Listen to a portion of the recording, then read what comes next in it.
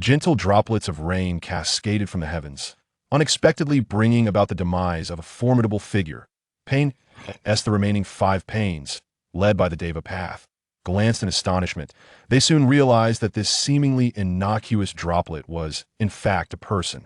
I found myself staring at the unsightly mess on the ground beneath me, involuntarily exclaiming a curse. Clad in a black robe adorned with dark crimson clouds, I pondered if this individual was merely indulging in cosplay. Fortunately, being a mercenary, I quickly regained my composure. Suddenly, I heard several piercing sounds slicing through the air. As I raised my gaze, I was taken aback to discover it was Pain. The Deva Path expressed his bewilderment, as my identity was supposed to remain entirely confidential. No one should have known to that moment. I was momentarily stunned, but it dawned on me that I had traversed into another realm. Although my combat abilities were commendable, confronting ninjas, especially those wielding the Rinnegan, would undoubtedly lead to my demise. While I contemplated how to feign ignorance and escape this predicament, the Deva Path's brow furrowed as he pronounced, "You must perish here." With that, the 5 pains brandished black rods and charged towards me. Just as I braced myself for an imminent end, my vision abruptly darkened, and I vanished from my original location. In the next instant, I found myself tumbling from a tree onto the ground. As I steadied myself and attempted to comprehend my sudden flight, a voice emerged from behind, inquiring, "Who are you?" I turned swiftly, my pupils dilating in shock, for before me stood Jiraiya and Naruto from the Shippuden series. Noticing my prolonged silence, Jiraiya instinctively shielded Naruto, preparing for confrontation. In a moment of desperation, I hastily fabricated a tale, claiming to be an orphan wandering the land of fire, who had merely stopped here to satiate my hunger by picking fruit. Losing my footing in the process, despite the fruits atop my head, Jiraiya remained skeptical. "You seem to be withholding information. I think it's best you accompany me for further questioning." With that, he flicked his white hair and formed a seal with 2 fingers, causing his hair to extend and ensnare me. The moment I sensed the absence of chakra emanating from my being, Jiraiya's caution lessened considerably. Perhaps the boy's words bore some truth. Nonetheless, he resolved to take me back. As the proximity to Konoha raised suspicions of espionage, I trudged behind Jiraiya and Naruto. Bound by ropes, a panel materialized in my mind. Ding. Host has survived a life-threatening crisis. The ultimate modifier has been successfully activated. Any attribute value can be directly elevated to max. Please select 1 attribute point gifted by the system. A woman's voice resonated in my head, igniting my interest. Yet, as I gazed at the myriad of attribute options, strength, agility, intelligence, physical resilience, and more, I was momentarily overwhelmed. Moreover, it appeared that even external elements could be modified. For instance, matters such as wealth and the favor of others that I rifled through my mental repository of modifiers. Yet ultimately, my gaze settled upon the aspect of learning ability. For once this innate talent reaches its zenith, I presumed that my capacity for learning would undoubtedly surpass even the prowess of the Sharingan. However, as soon as I made my decisive choice, I couldn't help but let out a silent exclamation of exhilaration within my heart. This was prompted by an inadvertent glance at Jiraiya's feet ahead of me. To my astonishment, in the next moment, my steps synchronized perfectly with those of Jiraiya. It seemed that merely observing was sufficient for me to learn. Could it be that mastering ninjutsu operated on the same principle? While I pondered this, I soon found myself at the gates of Konoha, Naruto's spirit's sword, and as I observed the dialogue between him and the village guards, realization dawned upon me. This was indeed the prologue to Naruto, Shippuden. Naruto and Jiraiya had just completed their training and were returning to the village after an absence of nearly 2.5 years. As Naruto strolled through the streets, he reflected aloud, prompting Jiraiya to nod in agreement. Yet, upon hearing the phrase 2.5 years, an inexplicable impulse stirred within me, causing my shoulders to involuntarily push forward. However, I quickly recognized that this was somewhat out of character and promptly restrained my actions. At that moment, Naruto halted abruptly in front of a telephone pole, discarding his backpack onto the ground. With chakra adhering to his feet, he ascended the pole effortlessly. Observing Naruto's movements, I instantaneously grasped the technique of chakra application. Moreover, with my learning ability maximized, the method for refining chakra materialized directly in my mind. Just then, a girl with pink hair came racing toward us. Upon closer inspection, I recognized her as Sakura, accompanied by a trio known as the Konoha Corps. Who was this person? Sakura inquired, diverting her attention toward me before she and Naruto had the chance to catch up. Naruto, however, promptly clarified, "This is a peculiar fellow we encountered on our way back. We were just about to bring him to Granny Tsunade." Barely had he finished speaking when Konohamaru called out to Naruto, transforming with a resounding thud into a voluptuous woman adorned with scant fabric.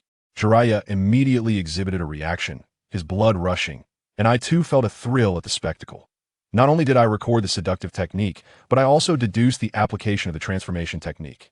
However, just as Naruto prepared to showcase his newly developed seductive technique against Konohamaru, Sakura delivered a swift punch to Naruto's head, sending him flying a considerable distance. "All right, Naruto, we need to find Tsunade," she declared, pulling me forward.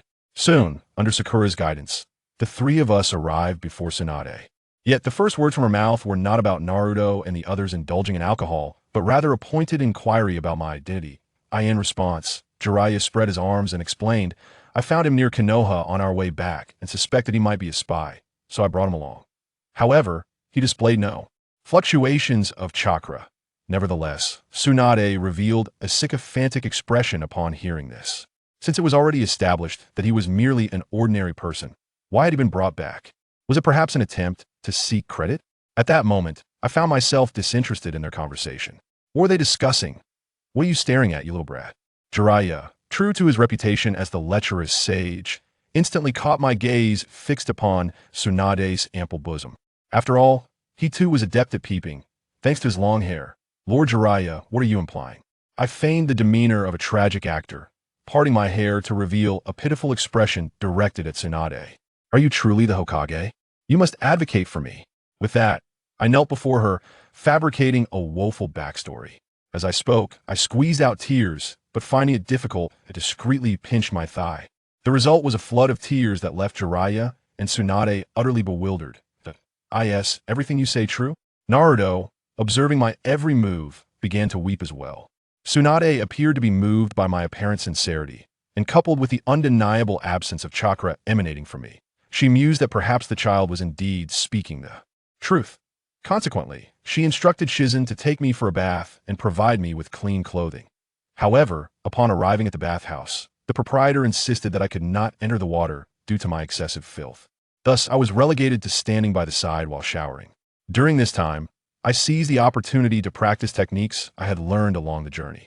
Whether it was the 3 life trees or chakra adhering to my body, even Jiraiya's previously employed Wild Lion's main technique, I executed them all with remarkable ease. Through Jiraiya and Tsunade's repeated scrutiny, I also acquired the method to sense chakra. Simultaneously, I discovered a remarkable ability within myself. I only unleash chakra when performing ninjutsu. When not utilizing such techniques, regardless of their attempts to perceive it, I appear to be an ordinary person devoid of any chakra fluctuations. Perhaps my power should not even be termed chakra, as it was inexhaustible. Just then I sensed someone approaching. In an instant, I dispelled the chakra beneath my feet, causing me to fall into the pool with a splash. "You little brat, did I not tell you not to enter the pool?" the proprietor scolded. "If it weren't for the Hokage's orders, I would never allow you in here," that he huffed and forcefully closed the door behind him. Watching his departing figure, I muttered, "You old fool, this is the end for you. I shall dismantle your establishment tonight." I exited the bathhouse. Shizen had already placed the clothes in the changing room. Yet, when I emerged dressed, he stood at the door, eyes wide in astonishment. "So handsome," he exclaimed, his mouth agape, unable to contain his admiration. Hearing this, I smiled and nodded, completely captivating Shizen, who blushed deeply at my smile. Just as the shy and blushing Shizen turned to announce her departure, the voice of the system echoed in my mind. "Ding! The second phase of the mission has commenced. Successfully courting Tsunade will grant you 1 modification of your talents." Upon hearing this, I furrowed my brow in contemplation. Courting Tsunade? What does that entail, Ding? Engaging in a romantic relationship with Tsunade or successfully seducing her both qualify as mission success. Currently, Tsunade's favorability rating was at a mere 10. I sighed heavily. It was no easy feat to win over a woman in her 50s. Had I known, I would have retained my initial modification points and directly increased her favorability towards me to 100. With this thought in mind, I inquired within my mind, can I preserve the opportunity for modification? Ding. Yes, you may. Instantly, a surge of excitement coursed through me. If I could indeed preserve this opportunity, then any future difficulties could be effortlessly resolved by adjusting the relevant attributes. Wouldn't that render me unparalleled? I could simply adjust the obedience levels of Uchiha Madara, Kagaya Otsutsuki, or the Sage of Six Paths to 100. However, just as I was lost in this daydream, Shizen halted her steps, announcing that we had arrived at our destination. A cunning smile crept across my face, and I noticed Shizen blushing even deeper. Observing her favorability jump by 18 made me ponder, goodness, I may not have even courted Tsunade yet, and am already securing Shizen. Soon, we arrived at the Hokage's office, where Tsunade was taken aback by the handsome figure before her. She had not expected such a charming young man. Yet, she quickly regained her composure. Truly, she was the Hokage. Despite my striking appearance, her favorability towards me did not budge. Thank you, Lady Hokage, for your generosity in funding my bath, I flatteringly remarked, almost fawning. However, Tsunade responded with a radiant smile. This is not charity, it amounts to 5,000, but I have no money, I exclaimed, rummaging through my pockets, which were as empty as my face was clean. Feigning confusion, Tsunade replied, if you have no money, then there's nothing to be done. Stay and work for me. So this was your intention, I thought to myself, realizing that Tsunade was quite the shrewd businesswoman. Nevertheless, this suited my purpose perfectly, as it would allow me to simultaneously fulfill my mission. But when I heard that interest would accumulate at a rate of 1 point daily, I protested, is this not usury? Why are you unwilling? Tsunade's expression darkened at my outburst. Seeing this, I immediately knelt on one knee, proclaiming, I am willing to serve you, Lady Tsunade. Now, that is the attitude of a good child, she replied, her expression softening once again. Ding. Skill in face-changing techniques has reached max. Is that even a skill? I thought, bemused by her impressive versatility. Thus, in order to repay my debt, I remained by Tsunade's side, temporarily taking on the role of her secretary. Meanwhile, Shizen was assigned to the hospital, which had been particularly busy recently. As for the little habits of Tsunade's daily life that Shizen passed on before her departure, I paid close attention, committing every detail to memory. After all, these are the shortcuts to successfully courting Tsunade in the future. Observing my ability to excel in the role of secretary indeed, even surpassing Shizen, Tsunade informed me that she had arranged for Kakashi to assess Naruto and Sakura's training results over the past 2 years, providing me with an opportunity to broaden my horizons. Do not falter when encountering ninjas in combat. Do not forget the one who has lost the title of Hokage. I am indeed most eager to participate, for I too can learn numerous jutsu. However, when Tsunade escorted me to the training ground, Naruto, Sakura, and Kakashi had already arrived. The examination remained unchanged. The objective was to seize the bells from Kakashi. Through their fierce battles, I absorbed a plethora of jutsu. Not only did I master the technique of throwing shuriken by observing their movements, but I also acquired the art of multiple shuriken and the technique of shadow clones. As dusk descended, I discreetly summoned a shadow clone, for I had vowed earlier that day to demolish the bathhouse. It was imperative that I fulfill that promise. My true self remained to study ninjutsu, while my clone transformed into a mysterious figure clad in a black cloak and mask, making its way to the bathhouse. As night fully enveloped the land, my clone initiated its mission. Perish, I proclaimed, adorned in my black cloak, as I leapt high into the air, delivering a powerful punch that struck the bathhouse with tremendous force. The entire structure collapsed instantaneously, reduced to rubble, leaving only a massive crater in its wake. Who are you? The bathhouse owner shouted, emerging just as the chaos unfolded, his heart shattering at the sight. Yet, I remained unfazed, effortlessly jumping atop a nearby utility pole. Bathed in the glow of the streetlights, my cloak billowing in the breeze, I dramatically declared, I am the king of the night, the malevolent enforcer, the embodiment of darkness. At that moment, my inner spirit surged to its zenith. Just then, members of the Konoha guard arrived, calling out to me on the utility pole. Observing this, I smugly retorted, a bunch of incompetent fools. Come and catch me if you can. With a resounding bang, I vanished from sight just a shadow clone. The Konoha ninjas exchanged glances, bewildered, having not even glimpsed my true form. Upon hearing the bathhouse owner refer to me as the king of the night, they were taken aback, realizing that a single punch had created such devastation. Captain Kamizuki Harunobu was equally astonished, pondering how few in the entire village possessed such power. The mention of a punch with such might led him to think of the current Hokage, Tsunade, and her extraordinary strength.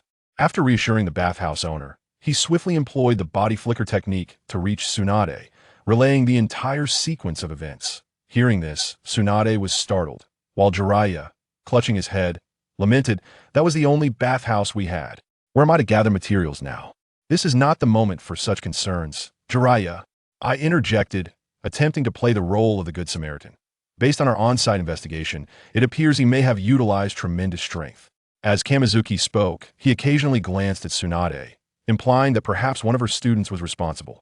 Tsunade furrowed her brow at the suggestion, knowing that only Sakura among her disciples possessed such formidable strength. "Let us investigate," she proposed.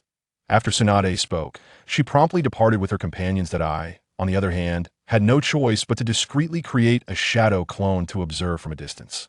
Soon, as several individuals approached the bathhouse and beheld the enormous pit before them, both Tsunade and Jiraiya expressed surprise.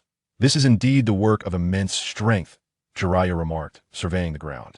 "Yet, the magnitude of this destruction appears to surpass yours."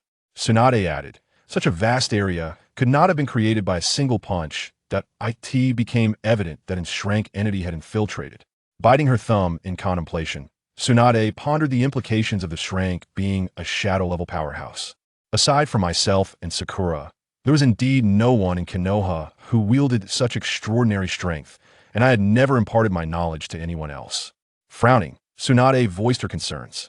However, Jiraiya scratched his head in response, suggesting, "Could it be that someone learned by observing you teach Sakura?" Before he could finish, Tsunade interrupted, dismissing the possibility. "That cannot be the case, for even if someone had attempted to learn in secret, they could not possibly possess such formidable power." At that moment, an Umbu member, Kamizuki-shun, alerted them that the individual in question was merely a shadow clone. Tsunade and Jiraiya exchanged grave looks, realizing that a mere shadow clone could exhibit such strength, indicating a being far more formidable than its rank. As the group contemplated their next course of action, a middle-aged man's voice unexpectedly resonated. "What do you intend to do about this?" Turning to the source of the voice, they saw Danzo approaching, flanked by a cadre of Umbu. "And what do you propose to do?" Tsunade retorted, her tone laced with irritation. "I have conducted an investigation," Danzo replied coolly. "There was only one individual who clashed with the bathhouse owner today." With that, he turned his gaze toward me, and in an instant, several Umbu members materialized, pinning me to the ground. At this moment, it was time for Yin Xiang to showcase an Oscar-level performance. "Why are you arresting me? What does this have to do with me? Tsunade, save me. Please." Yin Xiang shouted at Tsunade with his face pressed against the ground. "Stop it." Tsunade immediately shouted at the two Umbu, but they were directly subordinate to Danzo and completely ignored Tsunade's orders. "Danzo, what do you mean by this? Yin Xiang was with us at the time. Didn't Kamizuki Izumo say that what they saw was a shadow clone?" Danzo said calmly, his facial expression showing no signs of disturbance. No one other than him had a conflict with the bathhouse owner. "He's just an ordinary person without chakra." Tsunade shouted at Danzo. "Is he really without chakra? Or has he sealed it himself? We won't know until we try. Take him away." Danzo instructed the two Umbu, who pulled Yin Xiang up from the ground and marched him toward Danzo. "Tsunade, save me. I am innocent." Yin Xiang pleaded with a pitiful look at Tsunade. While thinking, Danzo is really something. He would rather wrongfully kill 100 than let one go. Do you suspect him of being a spy now? If he were a spy and had that kind of strength, wouldn't he have resisted by now? Tsunade pointed to the ruins nearby and didn't try to stop the two Umbu. As a Hokage, it was already embarrassing enough that she couldn't command the Umbu of her own village. Stopping them would be even more chaotic. What if he's just pretending to be pitiful to gain your sympathy? Just to get close to you and steal Konoha's secrets? Danzo retorted defiantly. This day is too thrilling. In just one day, I smashed Pain's clone, encountered Jiraiya, got captured, became Tsunade's secretary, and now I'm being caught by Danzo. The future is looking more promising. At this moment, Yin Xiang appeared to be panicking, but inside he was as steady as an old dog. He realized that Tsunade's favorability toward him had increased by 2 points. It seemed that his act of feigning pity had triggered Tsunade's protective instincts. However, when Danzo said that, Tsunade's inner feelings wavered, and her favorability instantly dropped by 5 points. "That bastard Danzo, I wish I could smash you to pieces," Yin Xiang thought to himself, "and while I'm at it, I'll pluck out your eyeballs." Now, in order to complete the task and gain a tribute point from the modifier, Yin Xiang could not directly resist. Otherwise, this task would be stuck here for a lifetime. Perhaps he could take this opportunity to increase Tsunade's favorability toward him. I think so too. We can let Danzo take him for interrogation and see. Jiraiya whispered to Tsunade at that moment. You old rascal. Yin Xiang felt like cursing. Why was Jiraiya siding with Danzo too? It made sense, as Jiraiya had always thought of himself as not a good person. It seemed he was much more cautious than Tsunade when it came to Danzo. If the interrogation ends and it has nothing to do with him, how will you compensate? Tsunade said, looking at Danzo. No, Tsunade, I haven't done anything. Upon hearing this, Yin Xiang understood that he needed to deliver a textbook-level speech as a weak party. Recently, the encoding issues had been severe, giving us more motivation to update faster. Please take a moment to exit reading mode. Thank you. Chapter 8. Moving into Tsunade's bedroom. Who are these people? Let go of me. Yin Xiang struggled in the hands of the umbu, and then an umbu directly struck him on the neck, knocking him out. Compensation? We'll talk about that when he is alive. Then Danzo took the umbu and Yin Xiang away. First, let us allocate funds from the village to rebuild the bathhouse. Then send people to strengthen defenses in Konoha to prevent the night god from appearing again. Tsunade watched as Yin Xiang was taken away, then said to Kamizuki Izumo. Yes. Kamizuki Izumo nodded and then left. Don't you think that Yin Xiang is the night god? Jiraiya asked after Kamizuki Izumo left. Of course not. Does he look like such a powerful person? Tsunade glanced at Jiraiya and said, this is an opportunity to suppress Danzo and diminish his arrogance, but poor Yin Xiang. At this moment, Yin Xiang was tied to a cross, and a bucket of icy water was poured directly over him. Yin Xiang exclaimed. In fact, he hadn't been knocked out at all. It was all an act. It's so cold, so cold. Lord Danzo, I'm really not the night god. Yin Xiang shouted to Danzo. Humph. Danzo snorted coldly and ignored Yin Xiang. He preferred to use the simplest method. He waved his hand, and an umbu ninja stepped forward and placed a hand on Yin Xiang's head. In an instant, Yin Xiang fainted for real this time. However, at the same time, he received a prompt in his mind that he had learned the mind transfer technique of the Yamanaka clan. The Yamanaka clan member explored Yin Xiang's mind, but unfortunately, Yin Xiang's brain had a modifier protection. Even if he managed to slip through, his consciousness remained, and he used the mind transfer technique to show him the images he wanted to see. The images were just as he had described to Jiraiya and Tsunade, a ruined family, homelessness, and so on. After a moment of exploration, the Yamanaka clan's umbu also withdrew their hand from Yin Xiang's head. At that moment, Yin Xiang woke up. What is happening? What's wrong with me? Yin Xiang opened his eyes and pretended to be confused. It's not him. The Yamanaka clan member shook his head and then told Danzo everything he had seen. Danzo immediately showed a disappointed expression. It seemed he had guessed wrong this time. However, as the leader of Root, he couldn't let it go just like that. He then waved his hand to the nearby umbu, and that umbu, holding a whip, came over and struck Yin Xiang with it. Yin Xiang immediately cried out in pain, followed by more lashes. You can leave, Danzo said to the Yamanaka clan's umbu. He nodded and left. In fact, he was not Danzo's subordinate, but was temporarily called in to help. The Yamanaka clan's Yamanaka F was currently on a mission outside. After leaving Root, he immediately went to the Hokage's office and told Tsunade everything he had seen in the cell. Tsunade slammed the table and stood up, heading directly to Root. By the time Tsunade arrived at Root, Yin Xiang had already been beaten to a bloody mess and had fainted. This time, he was truly unconscious. After all, Yin Xiang had only stolen the ninjutsu and had not enhanced his physical constitution. Since there has been no issues found, why not release him? Tsunade directly blocked the umbu's whip, snatching it from his hand and throwing it into the corner. Humph. Danzo snorted coldly and then stood up to leave with the umbu. At that moment, he couldn't explain anything. Tsunade hurriedly released Yin Xiang from the cross and carried him on her back, returning to her home to treat his injuries. Tsunade's healing abilities were indeed impressive. It wasn't long before Yin Xiang regained consciousness. When he saw the green chakra Tsunade was using to heal him, he instantly acquired all medical knowledge in his mind. Lady Tsunade. Yin Xiang weakly looked at Tsunade, who was covered in his blood. Don't speak yet. Tsunade told Yin Xiang and continued to treat him. What did I do wrong? Yin Xiang said in a weak voice, looking pitiful. Tsunade's heart ached. This child really hadn't done anything wrong. She didn't know if it was because she thought of her brother when looking at Yin Xiang, but in that moment, her favorability towards him increased by 10 points. You didn't do anything wrong. Don't worry, I'll seek justice for you. Tsunade comforted Yin Xiang. Yin Xiang closed his eyes and enjoyed the treatment from Tsunade, falling asleep shortly after. The next day, when Yin Xiang woke up, his injuries had mostly healed, and he could walk without any issues. He looked at the time. It was now 5 in the morning. He glanced around and found himself in a room with dark green sheets and a comforter. There were also Tsunade's clothes hanging on a nearby rack, especially her underwear, which was quite conspicuous. However, Yin Xiang hadn't stooped to that level. He figured this must be Tsunade's room. Yin Xiang walked out of the room and found Tsunade sleeping in the living room in her pajamas, so he took a blanket and covered her before sitting beside her, waiting for her to wake up. Once she opened her eyes, she would see him, and he had even covered her with a blanket. Surely, her favorability would increase. Yin Xiang didn't just wait idly. He also went out to buy groceries and cooked breakfast for her at Tsunade's house. With the blanket, companionship, and a loving breakfast, he was sure to win her over. That was what Yin Xiang thought.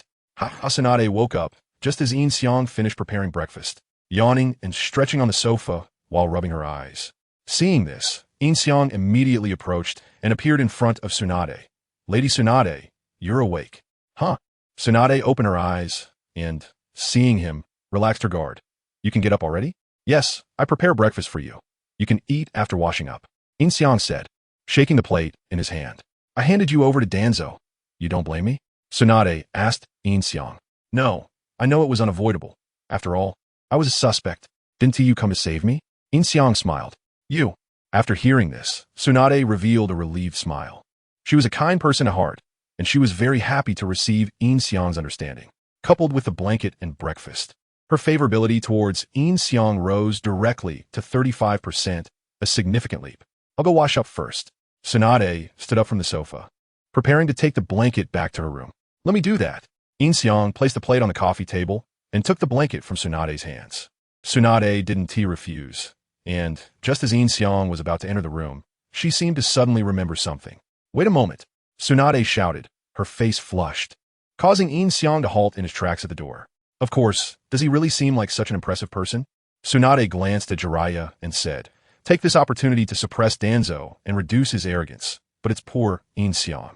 At this moment, Yin Xiang was trapped on a cross, and a bucket of cold water was poured directly over him. Yin Xiang exclaimed.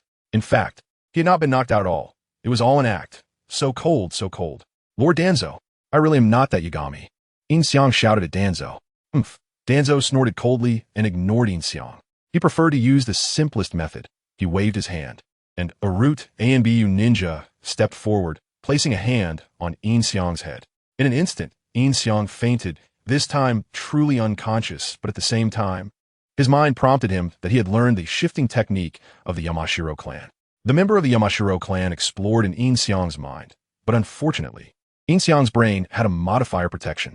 Even if he managed to blend in, Yin Xiang's consciousness remained, and he also used the shifting technique, allowing him to see the images he wanted to see. The images were just as he had described to Jiraiya and Tsunade: family broken, homeless, etc. After a moment of exploration, the Yamashiro clan's ANBU also removed their hand from Yin Xiang's head, and at that moment, Yin Xiang woke up. What happened? What is wrong with me? Yin Xiang opened his eyes and pretended to be confused. Not him. The Yamashiro clan shook his head, then told Danzo everything he had seen. Danzo's face immediately showed disappointment. It seemed he had guessed wrong this time.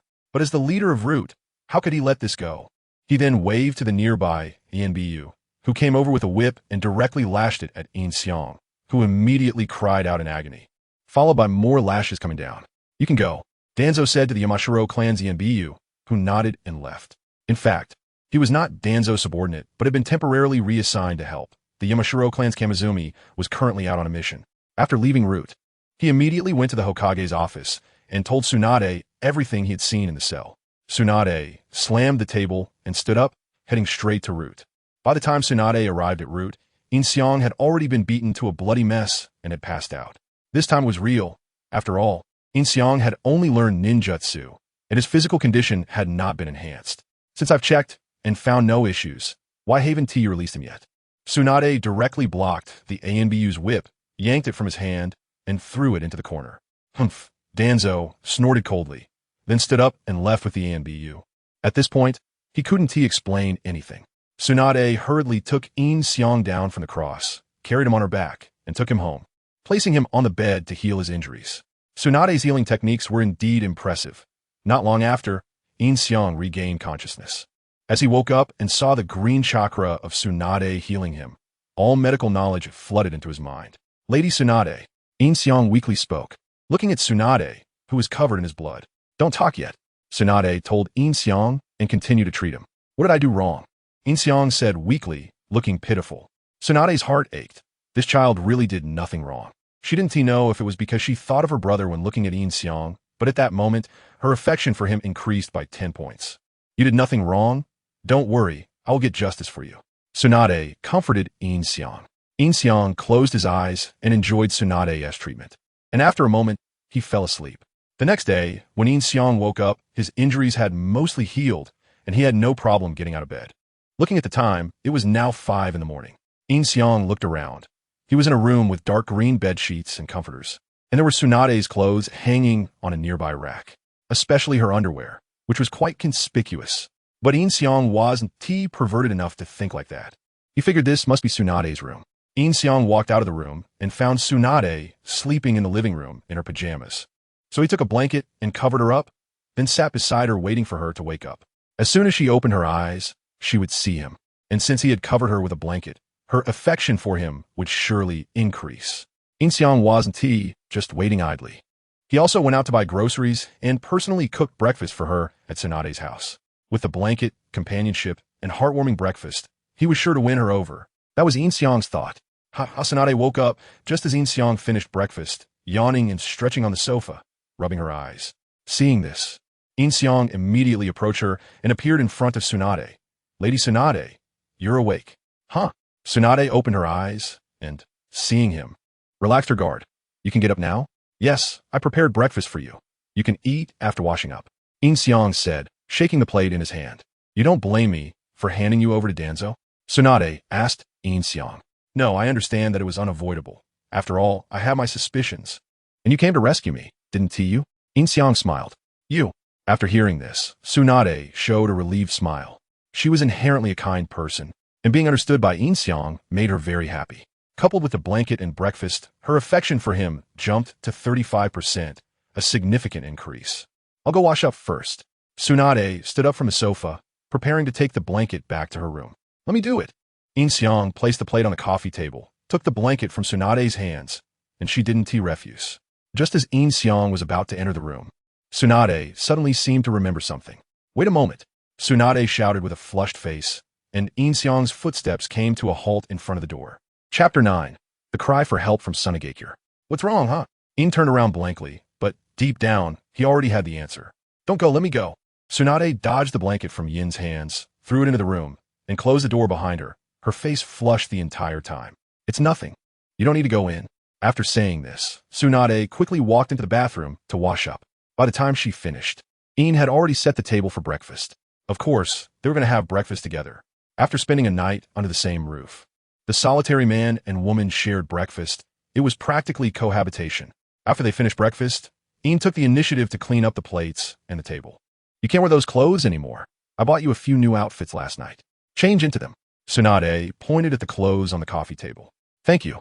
Lady Tsunade. Yin nodded and took the clothes into the bathroom, removing his blood-stained clothes and changing into the new ones, which were quite similar to his previous kimono. This morning, when Yin went out wearing the bloodied outfit, he attracted quite a few gazes. The two then headed to the Hokage building, and it was already 7:30. In half an hour, it would be Tsunade's working hours.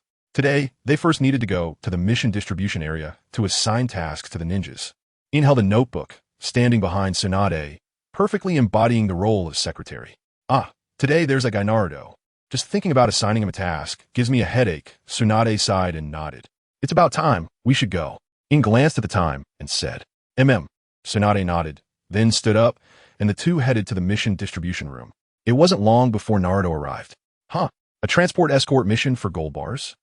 When Tsunade informed Naruto of the task, he was indeed dissatisfied. What? You not satisfied, kid? Tsunade supported her head with her hand and glanced at Naruto. This is totally a C-rank mission. I can't commend this kind of task. Naruto said to Tsunade.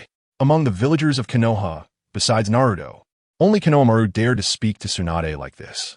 Kakashi and Sakura had expressions of expectation, as last night, Yin Shadow Clone learned many ninjutsu, including Fire Release, Great Fireball, Water Release, Water Dragon Bullet, and Earth Release, Earth Flow Wall. Unfortunately, he didn't get to see Naruto's Rasengan or Kakashi's Chidori. Perhaps because Kakashi had once taught Sasuke that Chidori was not meant to be used against comrades, Jiraiya had similarly told Naruto the same thing. Naruto managed to obtain the bell by revealing the ending of the Love Paradise, and thus, the three of them formed a team that no longer resembled the previous master-student relationship with Kakashi. Naruto, your mentality hasn't grown at all, Iruka said, feeling a headache. The task distribution was not solely Tsunade's job. Otherwise, she'd be overwhelmed every day. Naruto, considering this is your first mission since returning, I've assigned you an easy task. Tsunade's words were interrupted midway by Naruto. You don't need to meddle, Naruto said defiantly to Tsunade. Sakura quickly wrapped her arms around Naruto's neck, preventing him from speaking out. Sorry, sensei. I'll teach him a good lesson later. The details of the mission are all written here. Tsunade pushed the task details forward, not allowing Naruto to refuse. Yes, Kakashi stepped forward to take the task details. Really? The third Hokage was more understanding than you. Naruto muttered softly, stopped by Sakura. Huh? What did you just say? Tsunade shouted at Naruto with a dark expression. Enough. Sakura pulled Naruto's neck, almost choking him. Just then, the door to the room swung open, and a short-haired woman rushed in. She was from the code-breaking team, responsible for deciphering coded letters. Kakashi didn't even have time to take the task details before the woman dashed to Tsunade. What's wrong? Why are you in such a hurry? Tsunade asked upon seeing her. I've just received an urgent communication from Tsunade. This is the deciphered content. She handed the notebook in her hand to Tsunade. Tsunade's expression changed drastically after reading it, and Yin glanced at it as well. At that moment, Tsunade was sending a distress signal. The Akatsuki Organization had launched a surprise attack on Tsunade last night and kidnapped Gaara. What? Iruka was also shocked after reading it. What's wrong? Hearing it's a letter from Tsunade and seeing them so nervous, Naruto asked. The Kazekage of Tsunade has been kidnapped by an organization called Akatsuki. Tsunade didn't hide it from them. Upon hearing this, they were indeed all shocked. However, Yin was a bit pleased, just by glancing at the decipher code. He had learned the skill to interpret codes, and this encounter with the Akatsuki would allow him to learn plenty of ninjutsu. We have more intelligence regarding the Akatsuki, so Tsunade has sent us a request for assistance. Tsunade looked at Naruto and the others and said, while Yin directly crossed out the task for Kakashi's team regarding the Gold Bar escort mission. This is an emergency situation. There's no time to slowly select people. Moreover, some of you have already faced Akatsuki directly. Now, I am reassigning a mission to Kakashi's team. Immediately head to Tsunade, gather intelligence, report back to Konoha, and then follow Tsunade's command to assist them. Tsunade looked at the three members of Kakashi's team.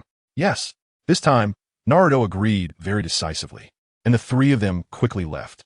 Since their destination was far, they needed to prepare their gear immediately. Tsunade naturally wasn't in the mood to issue missions here anymore and took Yin to the village gate to wait for Naruto and the others. It wasn't long before they arrived. Then we'll be off, sensei. Before leaving, Sakura said to Tsunade, who nodded. Hey, Naruto, off to carry on mission, huh? Just then, Jiraiya jumped down from the sky. Yeah, Naruto nodded and smiled. Be careful, Jiraiya instructed Naruto, then approached Tsunade. I just received news that the Kazekage of Tsunade was. I already know. I'm sending them to assist. Tsunade interrupted Jiraiya. Jiraiya was taken aback, looking at Naruto, then at Tsunade, and then spoke in a quieter voice. You know Naruto's connection to the Akatsuki, sending them.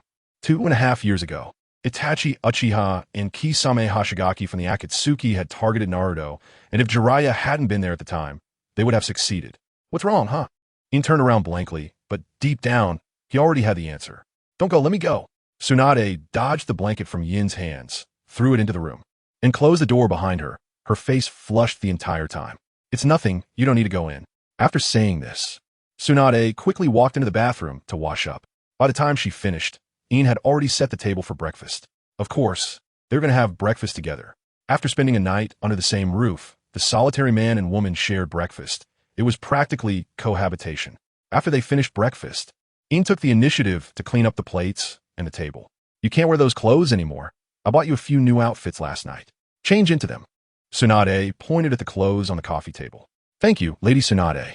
Yin Xiang nodded, took the clothes into the bathroom, removed his bloodstained clothes, and changed into a new outfit that was not much different from the previous kimono. This morning, When Yin Xiang went out in those bloodstained clothes, he attracted quite a few glances. The two then headed to the Hokage building, and it was already 7:30. In half an hour, Tsunade would start her work. They first needed to go to the mission issuing area to assign tasks to the ninjas. Yin Xiang held a notebook in his hand, standing behind Tsunade, perfectly embodying the image of a secretary. Ah, and there's that guy Naruto today. Just thinking about assigning him a task gives me a headache. Tsunade sighed and nodded. It's about time. We should go now, Yin Xiang said, glancing at the time. Tsunade nodded, then stood up, and the two headed to the mission issuing room. It wasn't long before Naruto arrived. A escort mission for transporting gold. When Tsunade informed Naruto of the task, he was indeed dissatisfied. What's wrong, kid? Aren't you satisfied?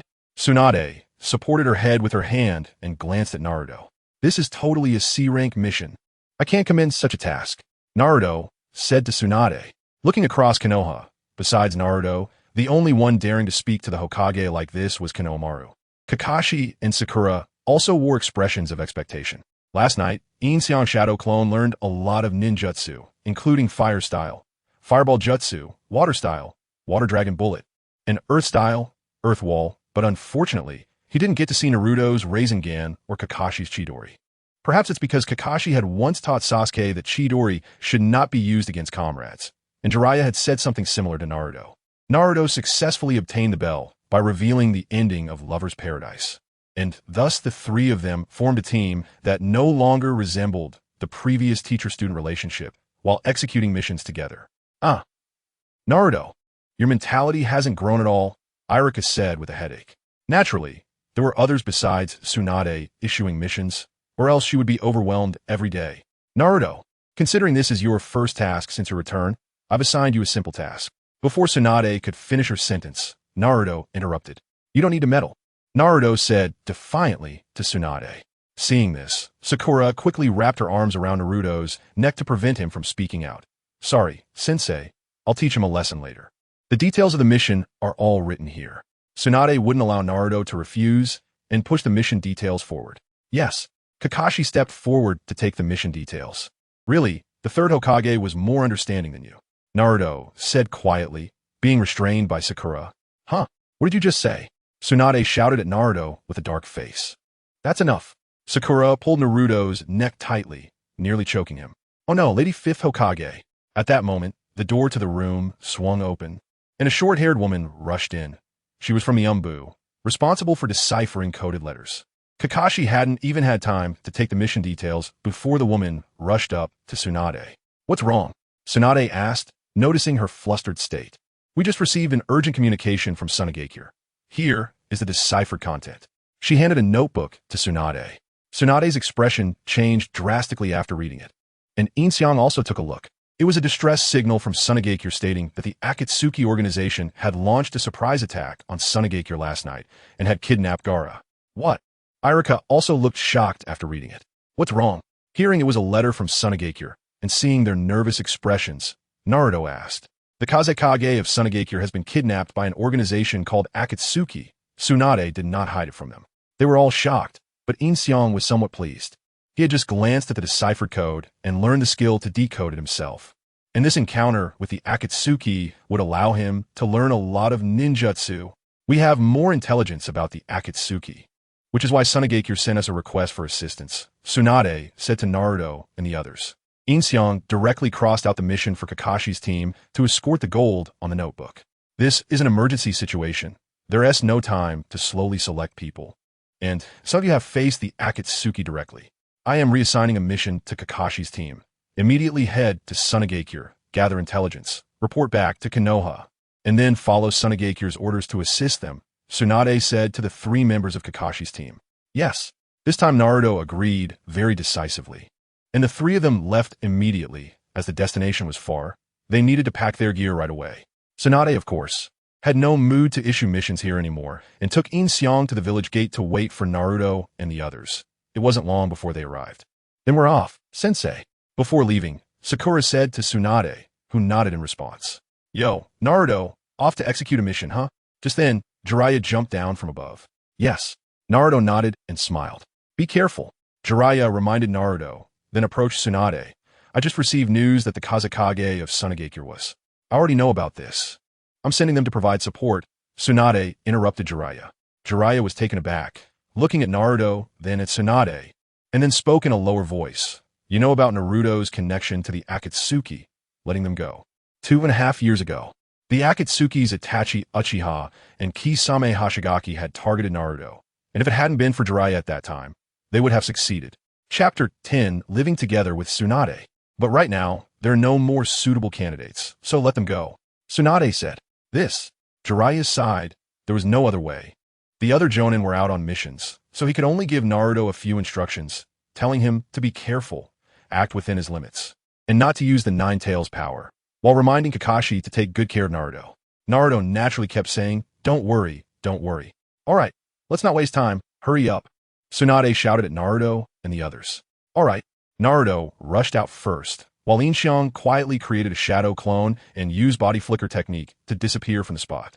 No one noticed this moment. After all, as the secretary of the Hokage, he couldn't apply to go with them since he had no chakra. Yin Xiang's lack of chakra could also be considered as infinite chakra, so his clone was essentially the same as his entire self and would not disperse chakra. Lord Jiraiya isn't coming with us? Yin Xiang looked at Jiraiya and asked, gradually recalling the plot at this point. Since Jiraiya was in Konoha, he should be going with them. So why wasn't he? I received other news from Akatsuki and need to investigate, so I can't go with them. Jiraiya looked at Yin Xiang. Since this kid could survive coming out from Danzo, it meant he would be fine, and Jiraiya also lowered his guard against Yin Xiang. I see. Yin Xiang nodded. All right, let's head back. There are still many documents to handle.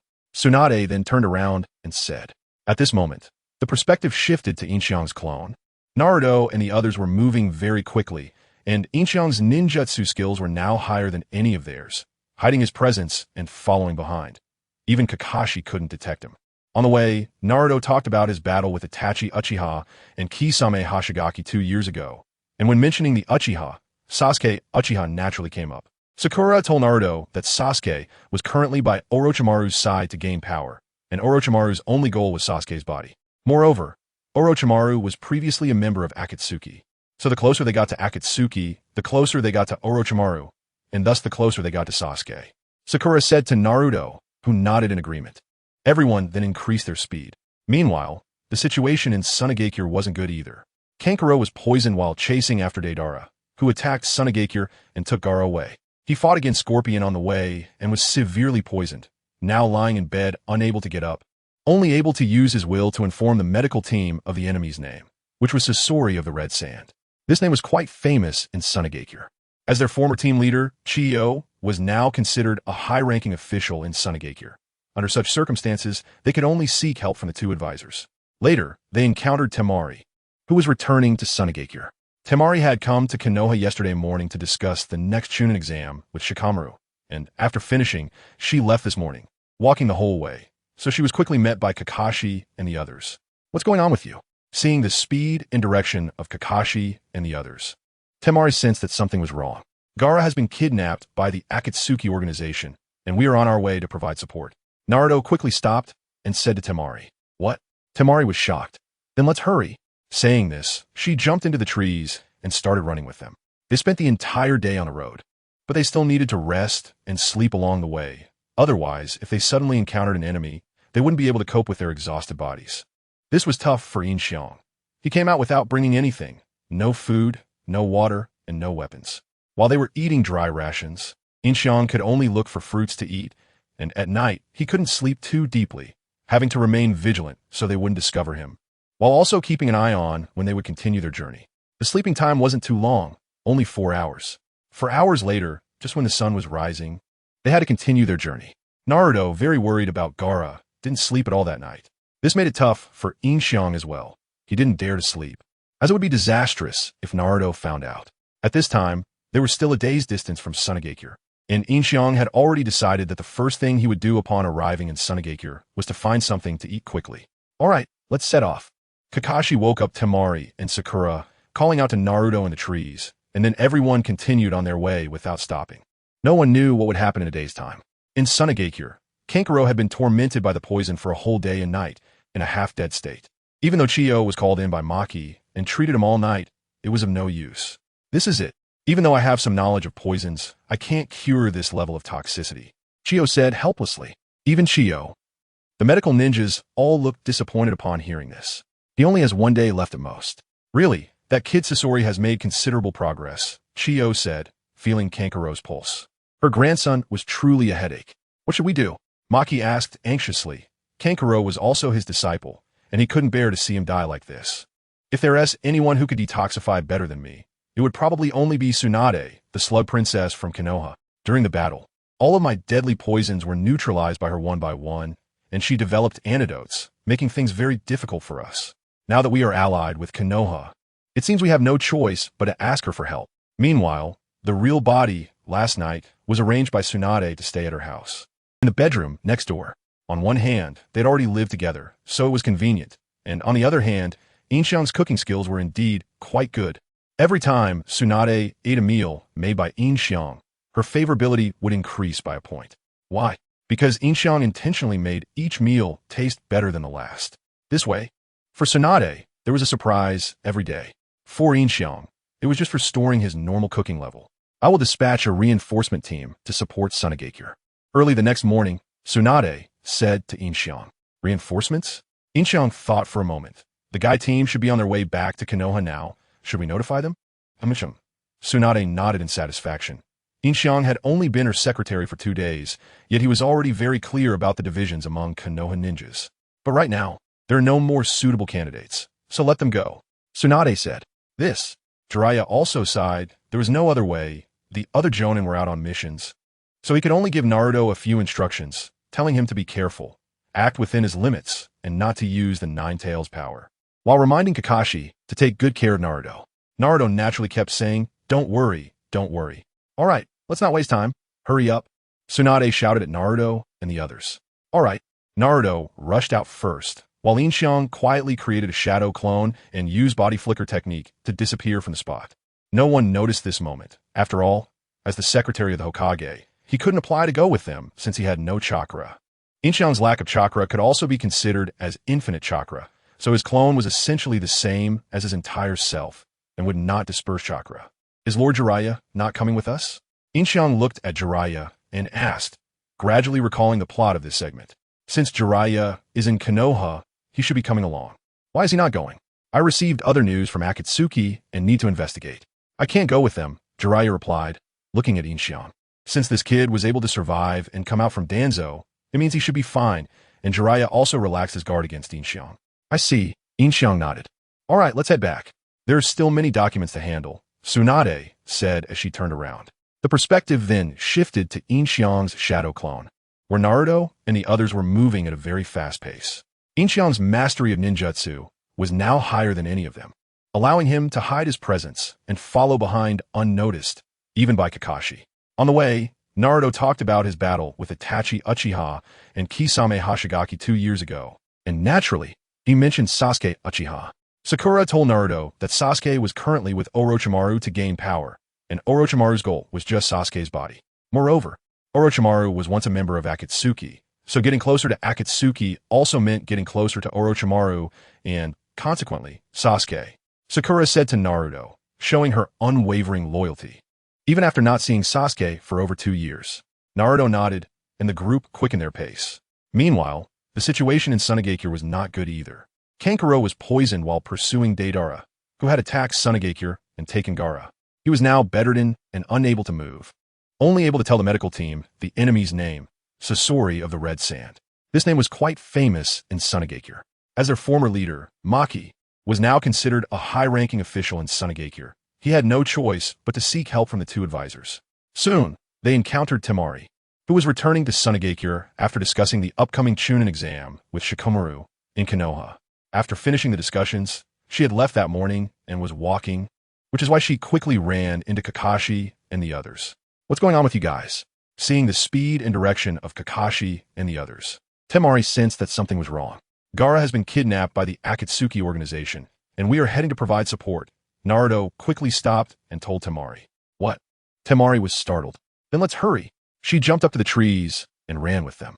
They spent the whole day on the road, but they still needed to rest and sleep along the way.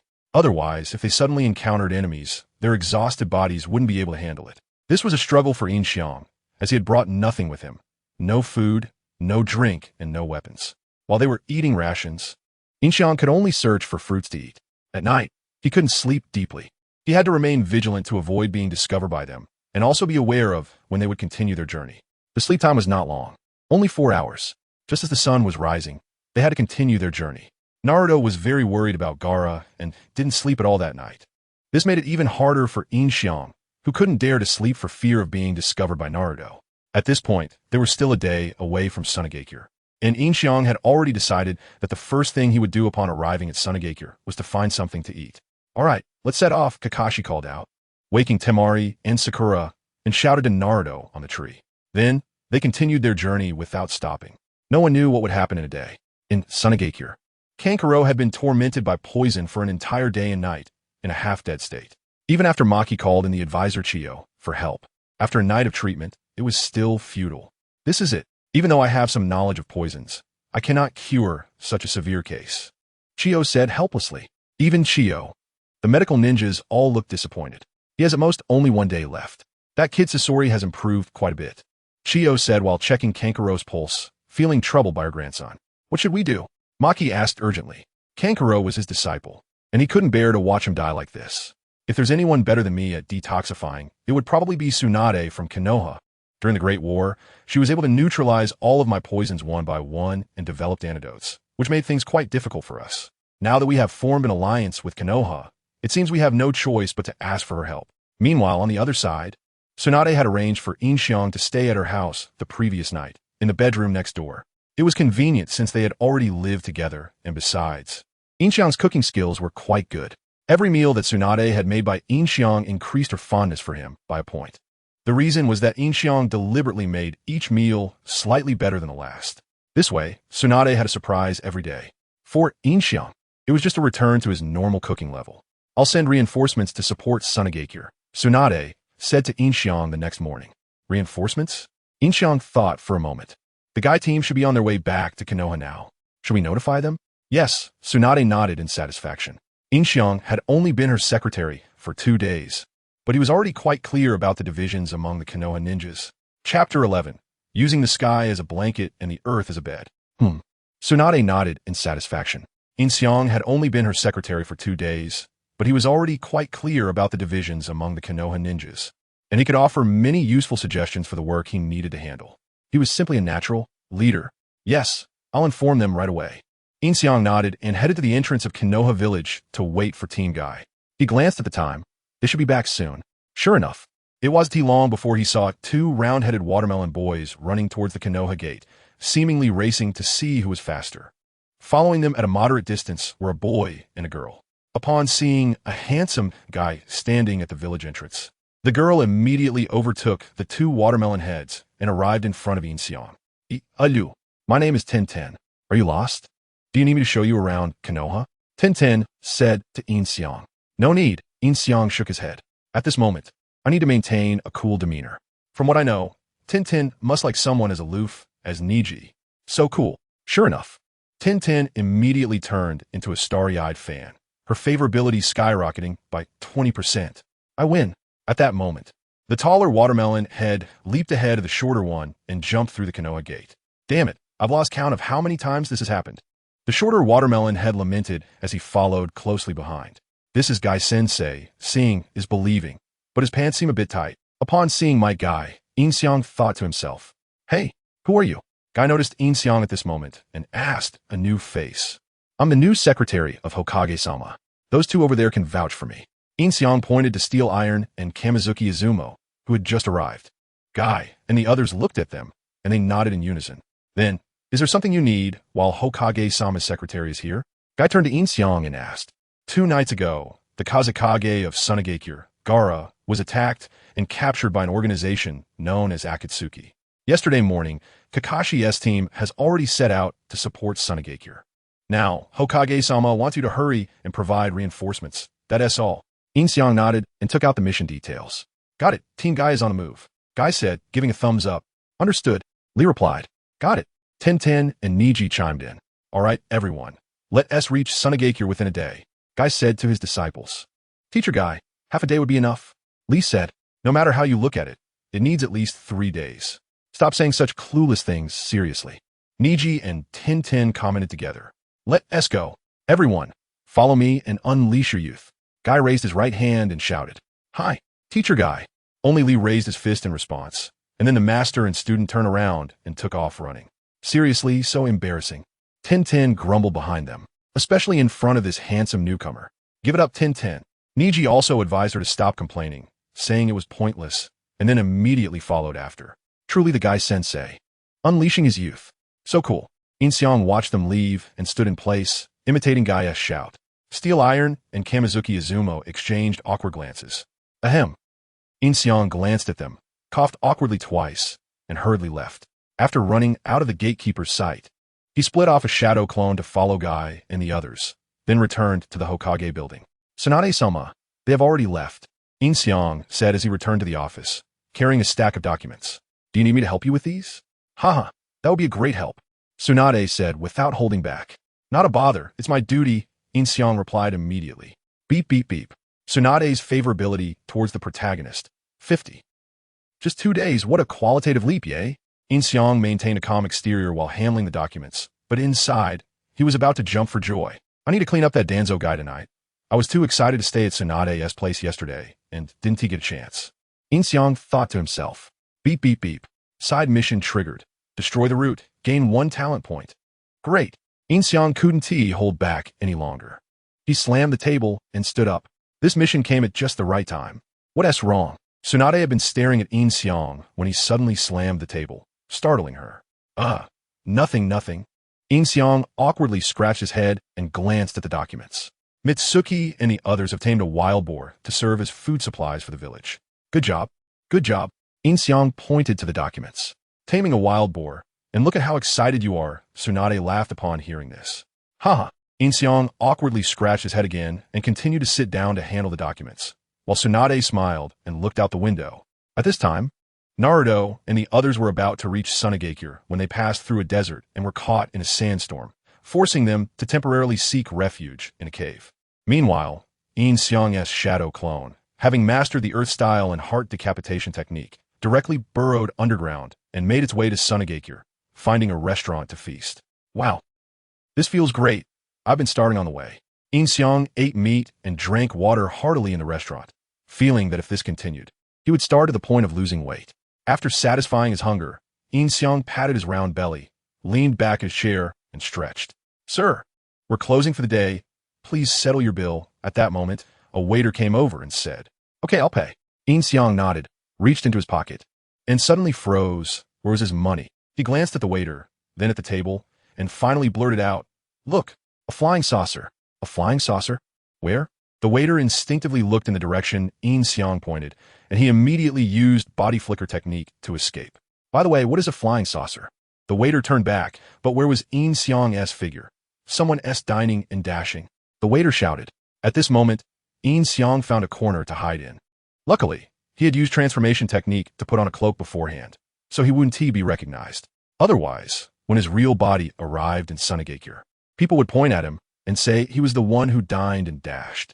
After a satisfying meal, of course, it was time to catch up on sleep. With no money, Yin Xiang simply used earth style to build a room and a bed right there, using the sky as a blanket and the earth as a bed, sleeping on the ground. Do you need me to take you around, Konoha? Tian said to Yin Xiang. No need. Yin Xiang shook his head at this time. I need to maintain my aloofness. From what I know, Tian must like someone as cool as Niji.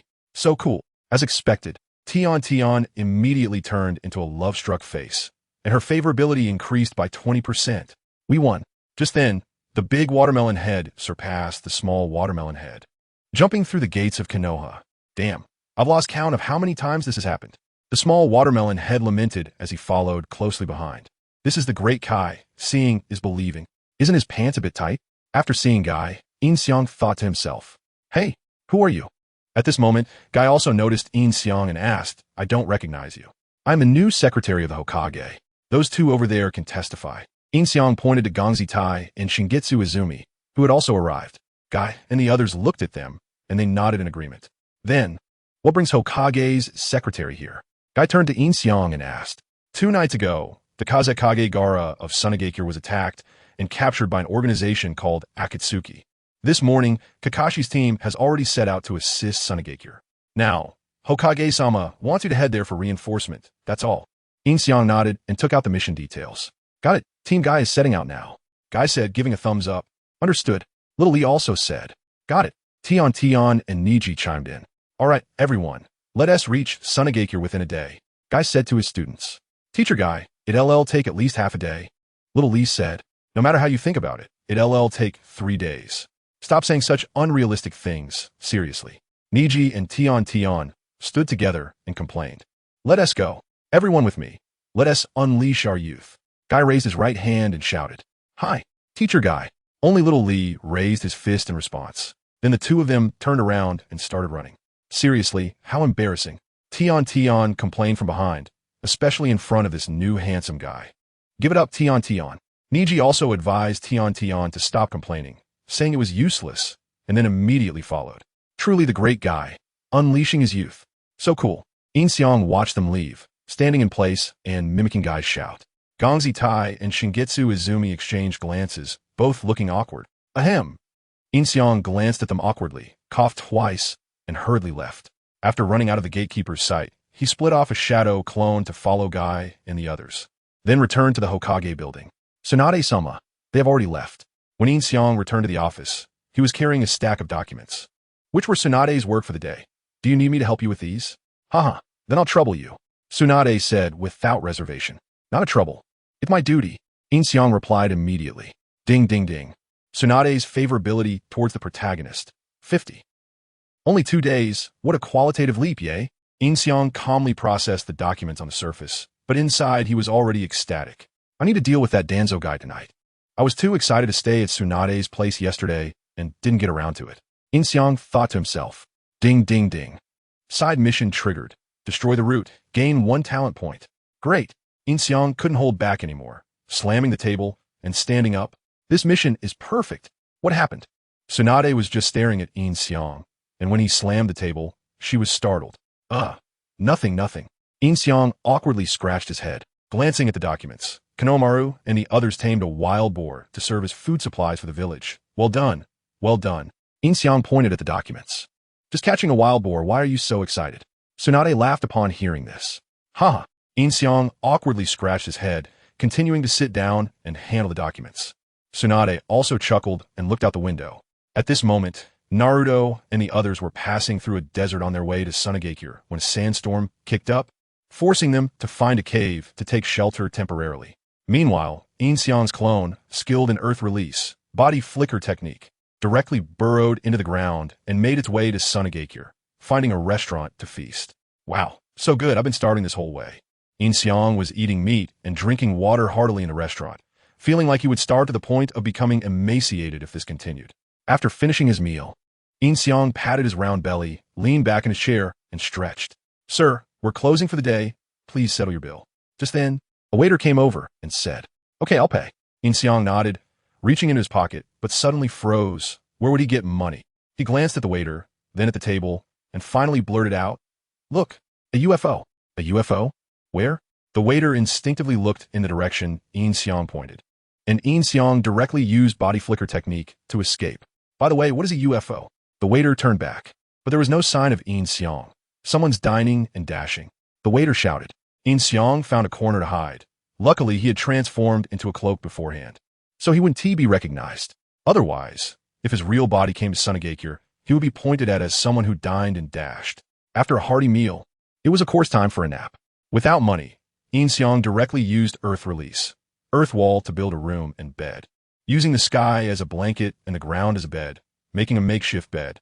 Chapter 12. Strike at the Root. After a hard day's work, Yin Xiang managed to give Tsunade a rare, leisurely, and pleasant day. By 9 o'clock in the evening, Tsunade went home with Yin Xiang. Yin Xiang prepared a late-night snack for Tsunade and also got her a small bottle of sake. These were all low-calorie foods that wouldn't cause weight gain, and the sake had a relatively low alcohol content, making it a perfect match for the dishes. Yin Xiang set everything on the table and said to Tsunade, Great. Tsunade nodded, eagerly took a sip, and exclaimed, Ah, so comfortable. After finishing a glass of wine, Tsunade said contentedly, I'm glad you like it. Yin Xiang replied with a smile. I'll take a break now. After you finish eating, just leave it on the table, and I'll clean up tomorrow. Yin Xiang told Tsunade. Sit down and drink a couple of glasses with me. Tsunade, urged Yin Xiang. I've never had alcohol before. Yin Xiang was anxious to find Danzo to take revenge. So he said, everyone has a first time. Just come and sit. Tsunade pointed to the chair in front of her. Okay, but I'll only have one glass. Otherwise, it will delay your plans for tomorrow. Yin Xiang sat down and said. Very responsible, Tsunade chuckled, then poured a glass for Yin Xiang, saying, come on, cheers. Yin Xiang clinked glasses with Tsunade and downed it in one go. Although Yin Xiang had drunk before, he had never tried the alcohol from this world. After finishing the glass, he frowned. The taste was like rice washing water, and the alcohol content was far inferior to the spirits he had in his past life. The liquor from his previous life was something you could drink from a bottle. Tsunade sake was barely enough to get stuck in his teeth. But Yin Xiang still made a painful expression and swallowed the drink, saying, this stuff is too bitter. Haha, look at your drinking capacity. You need to practice more with me in the future. Tsunade laughed at the sight. All right, I won't make it hard for you. Go rest. Okay. Yin Xiang nodded, stood up, and returned to his room, then used the shadow clone technique to have a clone pretend to sleep at home while he quietly slipped out through the window. Naturally, when dealing with Danzo, it was best for him to see it for himself at the first opportunity. Transformation. Yin Xiang used the transformation technique to turn into the night god. Then, using the darkness, infiltrated Danzo's root. The root was located in the woods of the training ground on the outskirts of the Hokage village, underground beneath a large tree. There was a secret passage here, and Yin Xiang smashed it with a punch, creating a large pit, and jumped down. Who goes there? The Umbu members immediately reacted, surrounding Yin Xiang in an instant. I am the king of the night, the evil. It's that night god, capture him, one of the Umbu members shouted, not waiting for Yin Xiang to finish.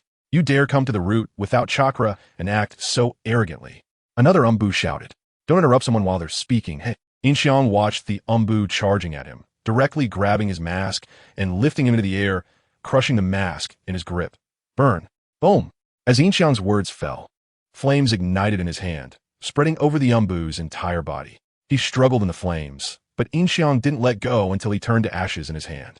After learning the great fireball technique, Yin Xiang had directly used his learning ability to practice it to the point where he could unleash flames without hand signs and at any position. It was terrifyingly powerful. The Umbu were astonished and stepped back 2 paces, glancing at each other before charging at Yin Xiang again. You don't know how to die. Yin Xiang saw this, and instead of being angry, smiled. He instantly appeared behind one of the Umbu and punched him in the spine. With enhanced strength, this person was surely dead. The Umbu hit by Yin Xiang spat out a mouthful of blood, then directly turned into a spray of blood in the air. Bang. The exploding blood splattered onto every Umbu. But Yin Xiang was not stained by a drop. Was it you who said, I had no chakra and dared to act so arrogantly? Yin Xiang instantly appeared behind the Umbu who had mocked him earlier and delivered a powerful kick, smashing him into the ground, breaking his mask and causing his eyes to pop out. Not a match. The remaining Umbu gulped nervously. That strange speed, could it be Flying Thunder God? No, just a simple body flicker technique. Yin Xiang's figure appeared before him, his hand already piercing through his chest. He looked down in disbelief, and the next moment, he watched as Yin Xiang pulled his heart from his body and crushed it before his eyes. He widened his eyes and knelt before Yin Xiang, collapsing forward. Run. The Root's Umbu were terrified by Yin Xiang's ruthlessness and turned to flee, but Yin Xiang would not let them escape. Are you looking for me? Why run? Yin Xiang shouted as he chased after them. He maintained a distance that was neither too close nor too far, never catching up to them, but also never letting them surpass him, scaring them into running faster. However, the faster they ran, the faster Yin Xiang chased. No matter how fast they ran, they couldn't shake off Yin Xiang. Cough. Not knowing how far they had run, they arrived at an underground intersection built of steel mesh. In the middle stood an old man with a cane who coughed, causing the fleeing Umbu to stop immediately. Yin Xiang looked up. It was none other than Danzo. Why are you running? Danzo calmly asked his subordinates, who exchanged glances, afraid to speak. They were indeed deserters. And deserters would not have a good ending under Danzo. Sure enough, more Umbu appeared next, directly eliminating the fleeing ones. You're that night god? Danzo raised his eyelids and looked at Yin Xiang. I am the king of the night, the evil. Kill him. Just as Yin Xiang was about to show off, Danzo gave the order directly, and over 20 Umbu surged towards Yin Xiang. I told you, let me finish speaking. Yin Xiang was truly angry now. This Danzo not only interrupted his speech, but also appeared to have a higher status than him. As the protagonist, how could he allow such a thing to happen? Yin Xiang immediately punched the steel frame, causing it to collapse. Danzo jumped up and stood on the overhead pipe, while the Umbu also jumped up, hanging from the pipe and running towards Yin Xiang. Fire style, great fireball technique. The leading Umbu used the great fireball attack on Yin Xiang. Water style, water dragon bullet. Yin Xiang formed hand seals with one hand and instantly used the water dragon bullet, which, when triggered in a place without water, was a powerful attack that sent all 20 Umbu flying. There is always a first time for everything, so when I call you, you come. Tsunade pointed to the chair in front of her and said, "All right, but I'll only have one drink, otherwise it will delay your plans for tomorrow," Yin Xiang said as he sat down. Very responsible, Tsunade laughed and then poured a glass for Yin Xiang. "Come on, cheers." Yin Xiang clinked glasses with Tsunade and down in one go. Of course, Yin Xiang had drunk before, but he had never tasted the alcohol from this world. After finishing one glass, he frowned. The taste was simply like rice washing water, and the alcohol content was far lower than that of white liquor. In his previous life, he could drink white liquor straight from the bottle. Tsunade's drink was barely enough to get stuck between his teeth. But Yin Xiang still put on a painful expression and swallowed. "This stuff is too bitter." "Haha, look at your drinking capacity. You need to practice more with me in the future," Tsunade said with a smile. "All right, I won't make it hard for you. Go rest." "Okay." Yin Xiang nodded, stood up, and returned to his room. Then he used shadow clone jutsu to make a clone pretend to sleep at home, while he quietly slipped out through the window. Taking care of Danzo was naturally best done when he could see it with his own eyes. Transformation. Yin Xiang used transformation jutsu and turned into night god. Then, taking advantage of the darkness, he infiltrated Danzo's root. The root was located in the woods of a training ground on the outskirts of the Hokage village. Beneath a large tree where there was a secret passage, Yin Xiang smashed down with a punch, creating a large pit in the secret passage, and jumped down from there. "Who goes there?" The Umbu members immediately reacted, and a dozen of them surrounded Yin Xiang. "I am the king of the night, the evil. It's that night god, capture him." One of the Umbu shouted as he charged at Yin Xiang before he could finish speaking. "You dare to be arrogant in the root, without even having chakra." Another Umbu shouted. "Don't interrupt others when they're speaking. Hey." Yin Xiang looked at the Umbu charging at him, directly grabbing his mask and lifting him into the air, squeezing hard until the mask shattered. "Burn." Boom. As Yin Xiang's voice fell, flames ignited in his hand, spreading across the Umbu's body. He struggled in the flames. But Yin Xiang didn't let go until he turned to ashes in his hand. After learning the great fireball technique, Yin Xiang had directly trained it to a level where he could unleash flames without hand signs, which was simply terrifying. The remaining Umbu were shocked and took 2 steps back, exchanging glances before charging at Yin Xiang again. "Do you not know how to die?" Seeing this, Yin Xiang smiled instead of getting angry, and with a quick body flicker technique, he appeared behind one of the Umbu and punched him in the spine. Using his monstrous strength, this person was surely dead. Huh! The Umbu that was hit spat out a mouthful of blood, then directly turned into blood water in mid-air. Bang! The exploding blood splattered onto every Umbu, but not a drop touched Yin Xiang. "Wasn't it you who said I had no chakra and dare to be arrogant?" Yin Xiang used body flicker technique again to appear behind the Umbu who had mocked him. Then, with a powerful stomp, he smashed him into the ground. His mask shattered and his eyeballs rolled out. Not a match. The remaining Umbu couldn't help but swallow hard. At strange speed, could it be Flying Thunder God? No, it's just a simple body flicker technique. Yin Xiang's figure appeared in front of him, his hand already pierced through his chest. He looked down in disbelief. In the next moment, he watched as Yin Xiang pulled out his heart and crushed it right in front of him. Ah! He widened his eyes, kneeling before Yin Xiang, then fell forward. "Run!" The Umbu of the root were terrified by Yin Xiang's cruelty and turned to flee. But how could Yin Xiang let them go? "Are you looking for me? Why are you running?" Yin Xiang shouted as he chased after them. He maintained a distance that was neither too close nor too far, never catching up to them, but they were too scared to slow down. The faster they ran, the faster he ran. No matter how fast they went, they couldn't shake off Yin Xiang. Cough! Not knowing how far they had run, they arrived at an underground intersection. This intersection was built with steel mesh, and in the middle stood an old man with a cane who coughed. The fleeing Umbu immediately stopped in their tracks. Yin Xiang looked up. Who else could it be but Danzo? "Why are you running?" Danzo calmly said to his subordinates, who exchanged glances, not daring to say a word. They were essentially deserters, and there was no good ending for deserters in Danzo's hands. Sure enough, more Umbu appeared and directly eliminated the fleeing ones. "You're that night god?" Danzo then raised his eyelids and looked at Yin Xiang. I am the king of the night, the evil. Kill him. Just as Yin Xiang was about to show off, Danzo directly ordered. And over 20 Umbu surged towards Yin Xiang. I told you, let me finish speaking. Yin Xiang was truly angry now. This Danzo not only interrupted him, but also seemed to have a higher status than him. As the protagonist, how could he allow such a thing to happen? Yin Xiang immediately punched down on the steel frame, causing the entire frame to collapse. Danzo immediately jumped up, standing on the upper pipe, and the Umbu also jumped up, hanging upside down on the pipe as they charged at Yin Xiang. Fire release. Great fireball technique. The leading Umbu directly used the great fireball technique against Yin Xiang. Water release. Water dragon bullet. Yin Xiang formed a hand seal with one hand and instantly unleashed the water dragon bullet, creating a powerful water dragon in a place without water, knocking all 20 of the Umbu away. Chapter 13. Kick Toby's head off. Earth style, earth wall. One of the Umbu, in a panic, used the earth wall technique. As soon as the earth wall appeared, it was directly collapsed by Yin Xiang's water dragon bullet. The power was too great. The earth wall was useless. The Umbu swam to the surface, standing on the water and shouting. At this moment, the route was turned into a river by Yin Xiang's water dragon bullet, and the Umbu swam up to stand on the water surface. Toby's expression changed. This person's casual water dragon bullet was already outrageous, and it actually triggered such a strong water dragon bullet in a place without water. Even the second Hokage couldn't do that. Fire style, fireball jutsu. This time, Yin Xiang used the fireball jutsu directly from his mouth. It was more than a fireball. It was like a meteor directly evaporating the river from earlier. The Umbu who had used the fireball jutsu against Yin Xiang was instantly turned to ashes. Most of the Umbu were also caught up in the fireball, and if Toby hadn't run fast, this fireball could have taken his life. How could the power of ninjutsu be so strong? The Umbu were stunned.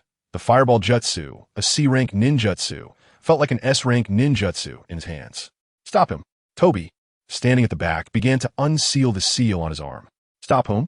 Yin Xiang instantly used body flicker technique to appear behind Toby, pulling out a kunai from Toby's pocket and pressing it against his neck.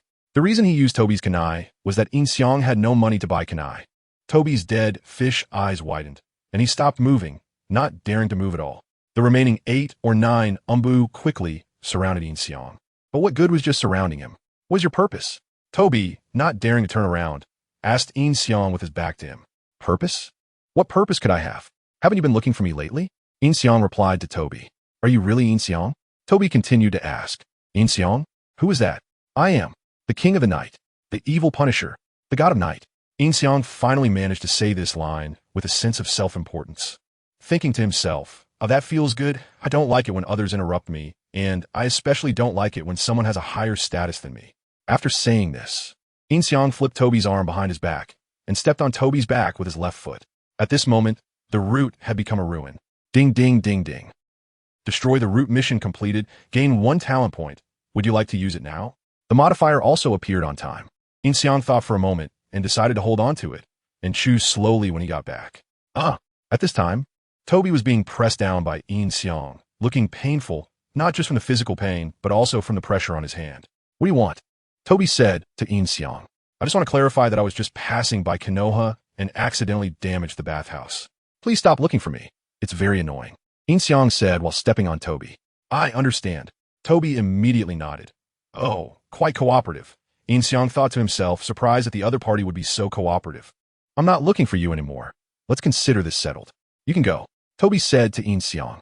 Yin Xiang thought for a moment. That dog thief, Toby must not have any good intentions. What would he do? Given Toby's nature, he was definitely trying to make Yin Xiang lower his guard and then take the opportunity to use the Sharingan in his right eye. This old man wants to control me with Shursue's Sharingan and use me for his purposes, huh? Yin Xiang couldn't help but smirk. Then bring it on. Send a Sharingan my way. Yin Xiang then lifted his foot off Toby and released him. Sure enough, the moment Toby was freed by Yin Xiang, he tore off the bandage on his right eye and turned around to use the 3-tomo Sharingan to look at Yin Xiang, preparing to use Kodo Amatsukami. However, what he didn't expect was that the instant he turned around, he saw Yin Xiang's hand. Yin Xiang directly took advantage of the momentum to thrust his hand into Toby's eye, then pulled out the Sharingan and kicked Toby away. Bang! Toby crashed into the wall, kicking up a large cloud of dust. The Umbu, seeing this, rushed toward Yin Xiang, but Yin Xiang immediately ignited flames around his body, the temperature soaring, turning them into ashes. 7 died instantly, and the remaining one was on the verge of death. Of course, Yin Xiang wanted to leave a survivor to spread his story of bravado. Then, Yin Xiang directly dug out his right eye and placed Tobi's Sharingan in his eye socket. Using the medical ninjutsu, he learned from Tsunade to heal it. In just 2 seconds, his eye returned to normal. Yin Xiang crushed his original right eye, spinning the Sharingan in its socket, having fully adapted to it. Moreover, the moment Tobi tried to use the Sharingan on him, Yin Xiang had already mastered its usage. To what extent? He could directly turn the Sharingan into an ordinary eye. As the smoke dissipated, Tobi happened to see Yin Xiang changing his eye, covering his bleeding right eye with his hand and glaring at Yin Xiang with his remaining left eye. Yin Xiang was considering whether to kill Tobi. If he controlled Tobi with Konoha Tsukumi, would it be a loss? I have to admit, Tobi is quite adept at training but the he trained are only useful for himself. Also, Yin Xiang was confident that the he trained would definitely be better than Tobi's. With that thought, Yin Xiang pondered what use Tobi still had for him. It seemed there was none. Yin Xiang nodded, confirming his answer, then directly appeared in front of Tobi and kicked his head off in one swift motion, leaving behind a headless corpse. Afterwards, Yin Xiang used a kunai to cut off Tobi's arm, which was covered in Sharingan. Later, he could swap for Sharingan and even develop a few more Manjiki-s. Eventually, he could get an eternal Manjiki and obtain the Rinnegan, right? Then, Yin Xiang casually stepped over Tobi's corpse, searching through the rooms in the route, finding the nutrient solution jars he needed for his eyes, placing 10 Sharingans into 10 small jars, and then leaving the route. No matter which world's security forces, they always arrive last. When Kamizuki Izumo and the others arrived, all that was left was a scene of devastation, a headless, armless corpse, and a barely breathing Who did all this? Kamizuki Izumo exclaimed in surprise at the sight, even though most of the root members were out on missions. It shouldn't have turned into this state. Earth style, earth wall. One of the in a panic, used the earth wall technique. As soon as the earth wall appeared, it was directly collapsed by Yin Xiang's water dragon bullet. The power was too great. The earth wall was useless. The swam to the surface, standing on the water and shouting. At this moment, the root was turned into a river by Yin Xiang's water dragon bullet, and the swam up to stand on the water surface. Tobi's expression changed. This person's casual water dragon bullet was already outrageous, and it actually triggered such a strong water dragon bullet in a place without water. Even the second Hokage couldn't do that. Fire style, fireball jutsu. This time, Yin Xiang used the fireball jutsu directly from his mouth. It was more than a fireball. It was like a meteor directly evaporating the river from earlier. The who had used the fireball jutsu against Yin Xiang was instantly turned to ashes. Most of the were also caught in the great fireball, and if Danzo hadn't run fast, that fireball could have cost him his life. How could ninjutsu be so powerful? The were bewildered. The great fireball, a C-rank ninjutsu, felt like an S-rank in his hands. Stop him. At this moment, Danzo was at the back, starting to unlock the seals on his arms. Stop who? Yin Xiang instantly appeared behind Danzo, pulling out a kunai from Danzo's pocket and pressing it against his neck. The reason he used Danzo's kunai was that Yin Xiang didn't have money to buy his own. Danzo's dead fish eyes widened, and his hand froze, not daring to move at all. The remaining 8 or 9 quickly surrounded Yin Xiang. But what good was just surrounding him? What is your purpose? Danzo, not daring to turn around, asked Yin Xiang. Purpose? What purpose could I have? Haven't you been looking for me lately? Yin Xiang replied to Danzo. Are you really Yin Xiang? Danzo continued to ask. Yin Xiang? Who is that? I am. The king of the night. The evil punisher. The god of night. Yin Xiang finally got to say his cringy line, thinking to himself, oh, that feels good. I don't like it when others interrupt me. And I especially don't like it when someone has a higher status than me. After saying that, Yin Xiang reversed Danzo's arm behind his back and pressed down while stepping on Danzo's back with his left foot. At this moment, the root had become a ruin. Beep beep beep. Mission to destroy root completed, gained 1 talent point. Would you like to use it now? The modifier appeared on time. Yin Xiang thought for a moment and decided to keep it for later to choose slowly when he got back. At this moment, Danzo was being pressed down by Yin Xiang, looking pained, not just from physical pain, but also from his own hand. What do you want? Danzo said to Yin Xiang. I just want to clarify things. I was just passing through Konoha and accidentally broke the bathhouse. Please stop looking for me. It's very annoying. Yin Xiang said while stepping on Danzo. I understand. Danzo quickly nodded. Oh, quite cooperative. Yin Xiang thought to himself, surprised by the other party's compliance. I won't pursue it anymore. Let's consider this settled. You can go, Danzo said to Yin Xiang. Yin Xiang thought for a moment. That scoundrel Danzo must be up to something. What would he do? Given Danzo's nature, he must want to lower his guard and then take the opportunity to use the Sharingan in his right eye. This old man wants to control me with Shursue's Sharingan and make me his puppet. Yin Xiang couldn't help but curl his lips. Bring it on, let the Sharingan come. Yin Xiang then removed his foot from Danzo's body and released him. Sure enough, the moment Danzo was released, he tore off the bandage from his right eye and turned around to use the 3-tomo Sharingan to look at Yin Xiang, preparing to use Konoha Tsukumi. However, what he didn't expect was that the moment he turned around, he saw Yin Xiang's hand. Yin Xiang directly took the opportunity to thrust his hand into Danzo's eye and pulled out the Sharingan, kicking Danzo away with one foot. Bang! Danzo crashed into the wall, kicking up a large cloud of dust. The Umbu, seeing this, rushed to attack Yin Xiang, but he ignited flames all around him, the temperature soaring, turning them to ashes. 7 Umbu died instantly, and the remaining one was on the verge of death. Of course, Yin Xiang wanted to leave one alive to spread his exploits. Immediately afterward, Yin Xiang directly dug out his right eye and placed the Sharingan he pulled from Danzo's eye into his own eye socket. Using the medical ninjutsu, he learned from Tsunade to heal it. In just 2 seconds, his eye returned to normal. Yin Xiang crushed his original right eye, rotating the Sharingan in its socket, having fully adapted to it. Moreover, the moment Danzo attempted to use the Sharingan on him, Yin Xiang had already mastered how to use it. To what extent? He could directly turn the Sharingan into an ordinary eye. As the smoke dissipated, Danzo happened to see Yin Xiang changing his eye, covering his bleeding right eye with his hand, glaring at Yin Xiang with his remaining left eye. Yin Xiang was considering whether to kill Danzo. Would it be a loss if he controlled Danzo with Konoha Tsukumi?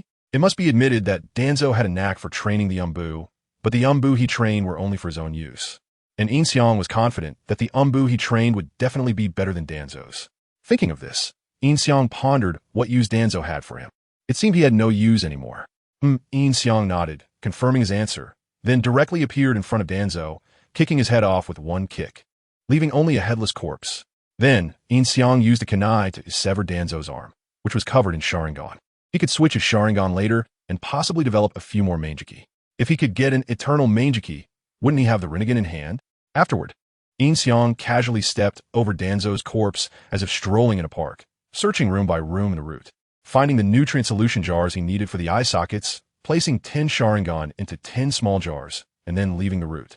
No matter which world's security forces, they always arrive last. By the time Kimizuki Izumi and the others arrived, all that was left was a scene of devastation, a headless, armless corpse, and an Umbu gasping for breath. Who on earth did this? Kimizuki Izumi exclaimed in surprise at the sight. Even though most of the route members were out on missions, it shouldn't have turned into such a state. Recently, the encoding has been severe, which gives us more motivation to update faster. Please take a moment to exit reading mode. Thank you. Chapter 14. The Movie King begins again when Yin Xiang quietly returned home. It was already 10:30. Tsunade had also gone back to her bedroom to sleep. Yin Xiang sneaked in through the window, and the shadow clone immediately disappeared. Bang, bang, bang. Bang, bang, bang. At that moment, the door of Tsunade's house was knocked on. In a hurry, Yin Xiang had no choice but to place the Sharingan he had brought back on his bed. When he came out, Tsunade was also wearing her pink spaghetti strap pajamas and had draped her coat over herself. Oh my, Lady Tsunade. Yin Xiang yawned and accidentally caught a glimpse of the 2 points faintly visible on Tsunade's chest, nearly causing his nose to bleed. Tsunade nodded, seemingly aware of Yin Xiang's gaze, and tightened her coat around herself. Bang, bang, bang. The knocking sound was getting more and more urgent. They're here, they're here. Yin Xiang quickly walked to the door and opened it. The visitor was Gongzi Tai. Huh. Gongzi Tai was taken aback when he saw that the doorkeeper was Yin Xiang, and he widened his eyes. There's a rumor going around that you are Tsunade's male pet. Is that true? Gongzi looked at Yin Xiang and said softly, what? Upon hearing this, Yin Xiang's eyes widened instantly. Without thinking, he knew that the person who said such a thing must be Jiraiya. I'm just staying at Lady Tsunade's place. Is there something you need at this late hour? I almost forgot the main thing. Isn't Lady Tsunade here? Yes, what is it? You can tell me. Yin Xiaoming asked knowingly. Just now, the route was attacked, and Danzo is dead. Copper Iron looked at Yin Xiang seriously and said, what the hell? Yin Xiang pretended to be shocked and shouted, This acting is definitely Oscar-worthy. What did you say? Tsunade quickly walked from the bedroom to the door upon hearing it. Lady Tsunade. Steele knelt down immediately after seeing Tsunade. We just rushed to the route, and there was only one survivor left. He told us that the murderer was Yagami. And then he breathed his last. Is it that Yagami again? Recently, Danzo has been pursuing him too closely. Did he go for revenge? Tsunade replied after hearing this. Ever since the last time he wronged Yin Xiang, Danzo has been quite dissatisfied and sent many Umbu to gather information about Yagami's whereabouts. They have been patrolling Konoha every night, looking for traces of Yagami, which has resulted in few people left at his headquarters, causing Yin Xiang to kill quite a few fewer people. Let's go take a look first. Yin Xiang turned to Tsunade and said, Tsunade nodded. I'll go change clothes. You go ahead first. Yin Xiang then said to Gongzi Tai. Yes. Gongzi Tai nodded and then disappeared in an instant. Yin Xiang also closed the door and went to change clothes. After Yin Xiang was done changing, Tsunade still hadn't finished. After waiting for about 2 minutes, she finally came out, a smile on her face. Danzo is dead. That's a good thing, right? Yin Xiang reacted to Tsunade's words. I've thought about it too. It's a good thing. From now on, Danzo's route can be dispatched at will. Tsunade nodded and said, but first, the two advisors need to agree. Yin Xiang replied, yes. But after all, Danzo has been part of Konoha for a long time. If he dies, there needs to be an explanation. Let's go. Tsunade then said to Yin Xiang and turned to walk out of the house, not doubting for a moment that Yin Xiang killed Danzo, as that was simply impossible. Yin Xiang's current identity was completely clean. Tsunade and Yin Xiang arrived at the location of route, where Konoha ninjas surrounded the area, along with many route Umbu. They had all returned after discovering that the restrictions on their tongues had disappeared, only to find Danzo dead. For a moment, they didn't know whether to be happy or how to react. Tsunade, what exactly is going on? As soon as Tsunade and Yin Xiang arrived, an old man and woman approached them. Naturally, the two advisors, Mitarashi Anko and Mito Gaiden. I just got here, I'm not sure, Tsunade said, looking at them dismissively. Do you know who the killer is? Mito Minyan asked. It is said that a person who calls himself the god of night always wears a black cloak, hiding his face, making it difficult to see his features. Tsunade said, since you know who the murderer is, then this person has killed the leader of the route in Konoha. Why not quickly issue a wanted notice for this person? Upon hearing this, Zhuanqin Xiaochun said. By the time Yin Xiang quietly returned home, it was already 10:30. Tsunade had also gone back to her bedroom to sleep. Yin Xiang sneaked in through the window, and the shadow clone immediately disappeared. Bang, bang, bang. Bang, bang, bang. Just then, the door of Tsunade's house was knocked on. In a hurry, Yin Xiang had no choice but to place the Sharingan he had brought back on his bed. When Yin Xiang came out, Tsunade was also wearing her pink camisole and had thrown on her coat. Oh my, Lady Tsunade. Yin Xiang yawned and inadvertently caught a glimpse of the 2 points faintly visible on Tsunade's chest, almost causing his nose to bleed. Tsunade nodded, seemingly noticing Yin Xiang's gaze, and tightened her coat around herself. Knock, knock, knock. The sound of knocking became increasingly urgent. They are here. They are here. Yin Xiang quickly walked to the door and opened it. The visitor was Gongzi Tai. Huh? When Gongzi Tai saw that the doorman was Yin Xiang, he was taken aback for a moment, his eyes widening. There's a rumor that you were Tsunade-sama's male pet. Is that true? Gongzi Tai looked at Yin Xiang and said softly, what? Upon hearing this, Yin Xiang's eyes widened instantly. Without thinking, he knew that the person who said such a thing must be Jiraiya. I'm just staying at Lady Tsunade's place. Is there something you need at this late hour? I almost forgot the important matter. Is Lady Tsunade not here? Yes, what is it? You can tell me. Yin Xiangming asked knowingly. Just now, the route was attacked, and Danzo is dead. Copper Iron looked at Yin Xiang and said seriously, what the hell? Yin Xiang pretended to be shocked and shouted, what a performance. Definitely an Oscar-worthy actor. What did you say? Tsunade hurriedly walked from the bedroom to the door after hearing it. Lady Tsunade. Steele saw Tsunade and immediately knelt down. We just rushed to the route, and there was only one survivor left. He told us that the killer was Yagami. And then he breathed his last. Is it that Yagami again? Recently, Danzo has been chasing him too closely. Did he go for revenge? After hearing this, Tsunade said, since the last time Yin Xiang was wronged, Danzo has been quite unhappy and has sent many Umbu to gather information about Yoru Shinjin. They patrol Konoha every night, searching for Yoru's whereabouts, which has resulted in very few people at his headquarters and has caused Yin Xiang to kill quite a few less people. Let's go take a look. Yin Xiang said as he turned to Tsunade. Tsunade nodded. I'll go change clothes. You go ahead first. Yin Xiang then said to Gongzi Tai, yes. Gonzi-tai nodded and then disappeared in an instant. Yin Xiang also closed the door and went to change his clothes. By the time Yin Xiang was done changing, Tsunade still hadn't finished. After waiting for about 2 minutes, she finally came out with a smile on her face. Danzo is dead. That's a good thing, right? Yin Xiang reacted to Tsunade's words. I have thought about it too. It's a good thing. From now on, Danzo's route can be dispatched freely. Tsunade nodded and said, but first, the two advisors need to agree. Yin Xiang replied, yes, but after all, Danzo is an elder of Konoha. If he dies, there has to be an explanation. Let's go. Tsunade then said to Yin Xiang, turning to walk out of the house, not doubting for a moment that Yin Xiang had killed Danzo, as that was simply impossible. Yin Xiang's current identity is quite clean. Tsunade and Yin Xiang arrived at the location of the route, surrounded by Konoha ninjas and many Umbu members. They all returned after discovering that the restrictions on their tongues had disappeared and found that Danzo was dead. For a moment, they didn't know whether to be happy or how to react. Tsunade, what on earth is going on? As soon as Tsunade and Yin Xiang arrived, an old man and an old woman approached Tsunade, naturally being the advisors, Kurunai Koharu and Mito Gaiden. I just got here, and I'm not sure. Tsunade replied perfunctorily as she looked at them. Do you know who the murderer is? Mito Gota and asked. They say it's someone who calls himself Yagami. Always dressed in a black cloak, covering his face, so you can't see his features, Tsunade said. Since you know who the murderer is, this person has killed the leader of the route in Konoha. Why aren't you quickly putting out a warrant for this person? Kurunai Koharu said after hearing this. Recently, the translation has been serious, giving us more motivation to update faster. Please take a moment to exit reading mode. Thank you. Chapter 15, Little Brat. Can I get hold of you? This time, Lady Tsunade has her reasons, and I will help you to enlighten her. So let her take charge this time. Yin Xiang said while crying.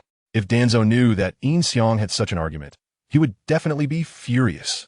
They are on such familiar terms, and even calling him a grandson, Danzo would want nothing more than to skin Yin Xiang alive and use his skin as shoe insoles. You child. Zhuang Qi Xiaochun looked at Yin Xiang with pity. I lost my parents in the war when I was young and never met my grandparents. Wandering until now. Originally, Grandpa Danzo was willing to take me as his grandson, and I was very happy, but who would have thought? Everything happened so suddenly. As Yin Xiang spoke, he cried louder. This performance by Yin Xiang was all to help Tsunade fend off Zhuang Qi Xiaochun and Mito Kage, thus increasing Tsunade's affection for him. Otherwise, he wouldn't be here mourning for Danzo. Child, don't be sad. We will be your grandparents from now on. Zhuang Qi Xiaochun patted Yin Xiang's back, her eyes filled with kindness. In Yin Xiang's system, Zhuang Qi Xiaochun's affection for him was almost off the charts. Indeed, dealing with elderly people requires emotional attacks. Yes, we are willing to take you as our grandson, although we are not a couple, but we can discuss it separately. Mito Kage also said, No, you two must not say that. Yin Xiang hurriedly said, He really didn't want to be someone's grandson. My life is hard. I bring misfortune to my family. First my parents, then Grandpa Danzo. I don't want to drag you down too. Child, stop saying nonsensical things. We have experienced so many life and death situations on the battlefield. How could we be afraid of such superstitions?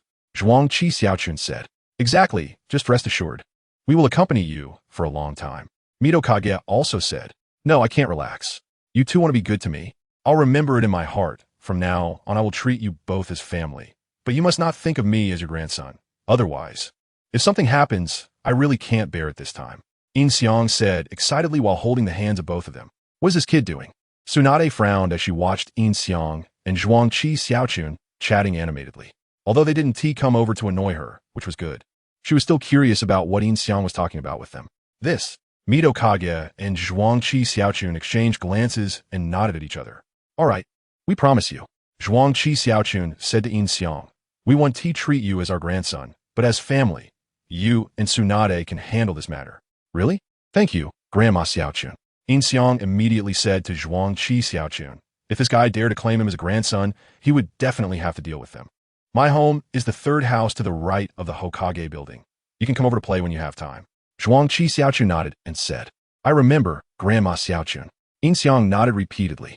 Then we will leave. Mito Kage also nodded, and the two of them glanced at Tsunade before leaving. Yin Xiang quietly wiped away the tears on his face and ran back to Tsunade, who had also almost finished handling things, first calling back all the root members, then emptying out the root headquarters, waiting for Tsunade to arrange everything. What did you say to them? Why did they leave? Tsunade asked Yin Xiang when she saw him back. They agreed to let you handle this matter alone. Yin Xiang said with a grin. Really? Tsunade's eyes widened in surprise. They were willing to let her handle this alone? Of course, why would I lie to you? Yin Xiang decisively nodded. And after hearing this, Tsunade's affection for Long Xiu increased to 60%. What exactly did you say to them? Tell me quickly. Tsunade leaned closer to Yin Xiang. Curious. Although Yin Xiang was only 17 or 18 years old, he was over 1 meter 80 tall. At this moment, when Tsunade leaned closer to him from the back, she looked like a little wife. I'll tell you later when we're alone. It's embarrassing to say it in front of others. Yin Xiang whispered in Tsunade's ear, causing her ears to turn red from his breath, and some indescribable feelings surged in her heart. Tsunade quickly took a step back, suppressing that feeling. All right. Tsunade nodded as if nothing had happened, but Yin Xiang smiled triumphantly. Just from that moment, Tsunade's affection increased by another 3 points. After handling things here, it was almost 1 o'clock. Yin Xiang and Tsunade returned home. Although Tsunade was very tired, she didn't forget to ask Yin Xiang what he had said to them. Yin Xiang honestly told Tsunade the whole story. Ha ha! Tsunade laughed and pounded the table. Danzo, and you hit it off? You really dare to say that? Ha ha ha ha. Ha! Wasn't he that to reassure the old man? Yin Xiang smiled. Still, they want to take you as a grandson. These two old geezers must have gone crazy from loneliness. Ha ha ha. Tsunade laughed while pounding the table. Keeping you as a secretary was indeed the right decision. Stop laughing at me. It's getting late. Let us get some rest. Yin Xiang pretended to be embarrassed and scratched his head. All right, all right. Tsunade nodded and then stood up, saying, I'm laughing so hard my stomach hurts.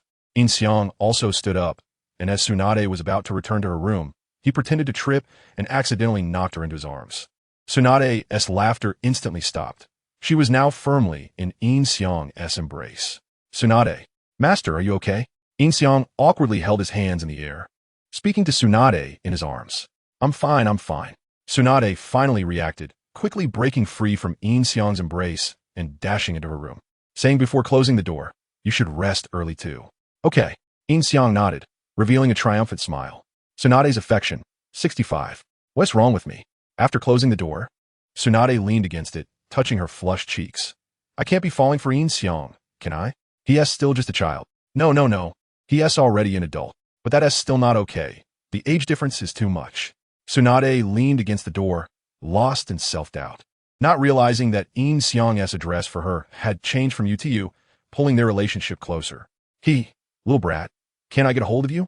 Yin Xiang thought to himself as he looked at Tsunade's room, then happily returned to his own room. It was time to give himself some talents. This time, Lady Tsunade has her reasons, and I will help you too to enlighten her. So let her take charge this time. Yin Xiang said while crying. If Danzo knew that Yin Xiang had such an argument, he would definitely be furious. They are on such familiar terms, and even calling him a grandson, Danzo would want nothing more than to skin Yin Xiang alive and use his skin as shoe insoles. You child. Zhuang Qi Xiaochun looked at Yin Xiang with pity. I lost my parents in the war when I was young and never met my grandparents, wandering until now. Originally, Grandpa Danzo was willing to take me as his grandson, and I was very happy, but who would have thought? Everything happened so suddenly. As Yin Xiang spoke, he cried louder. Yin Xiang's actions were all to help Tsunade fend off TZ and Mito Gate in, thereby increasing Tsunade's fondness for him. Otherwise, he wouldn't be here mourning in front of Danzo. Child, don't be sad. From now on, we'll be your grandparents, Tsunade said, patting Yin Xiang's back with a kind expression. In Yin Xiang's system, Tsunade's fondness for him was almost off the charts. It turns out that dealing with the elderly requires emotional attacks. Yes, we are willing to take you as our god-grandson. Although we are not a couple, we can each have our own way. Mito Gate In also said, No, please don't say that. Yin Xiang quickly replied. He really didn't want to be anyone's grandson. My life is hard. I bring misfortune to my family. First, it was my parents, then it was Grandpa Danzo. I don't want to drag you down. This child is just talking nonsense. We've experienced so much life and death on the battlefield. How could we be afraid of such superstitions? Tsunade said, That's right, just relax. We will definitely be with you for a long time, Mito Gaiden added. No, I can't relax. You two want to be good to me, and I will remember it. From now on, I will treat you both as my family, but you must not think of me as your grandson. Otherwise, if something happens, I really couldn't bear it. Yin Xiang said, excitedly holding their hands. What is this kid doing? Tsunade frowned as she watched Yin Xiang and Tsunade chatting enthusiastically.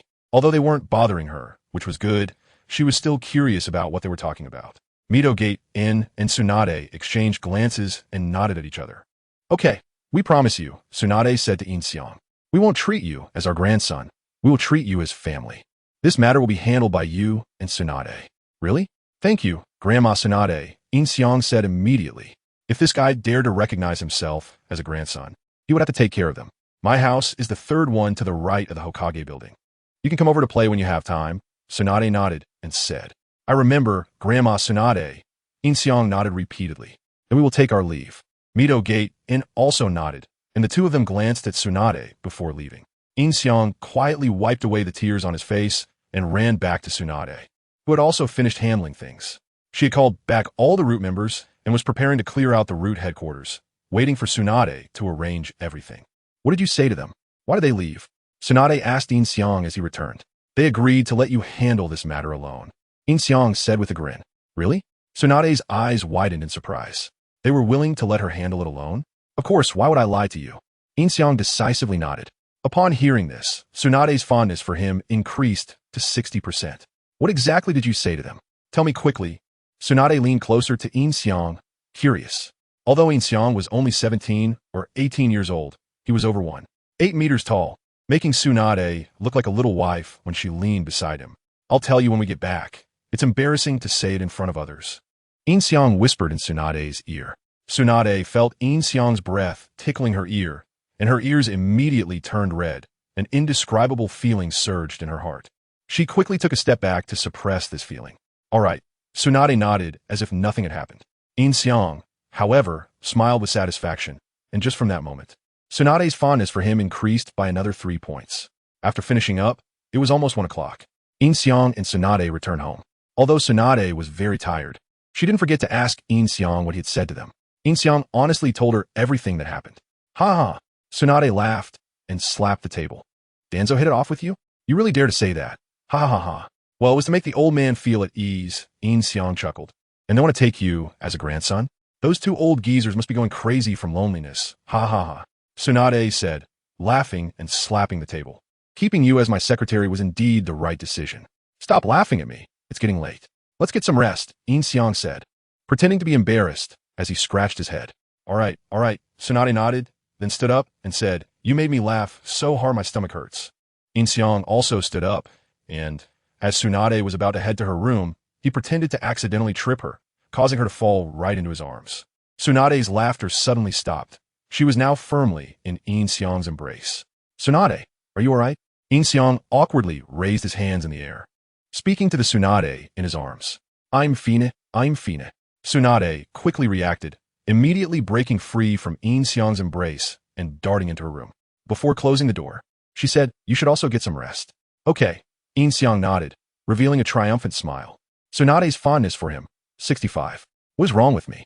Tsunade leaned against the door after closing it, touching her flushed cheeks. I won't start to like Yin Xiang, will I? He's still just a kid. No.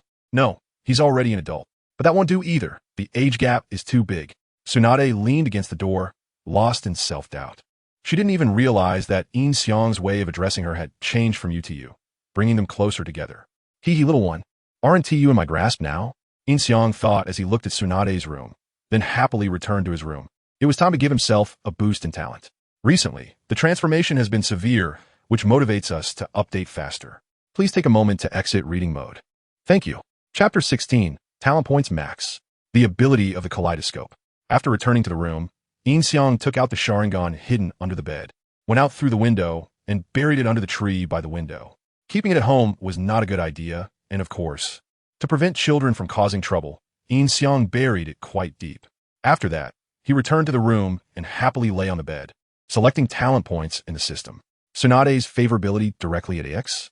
That would be too wasteful, although it could skip many processes and quickly obtain the next talent point. All his efforts over the years were almost enough.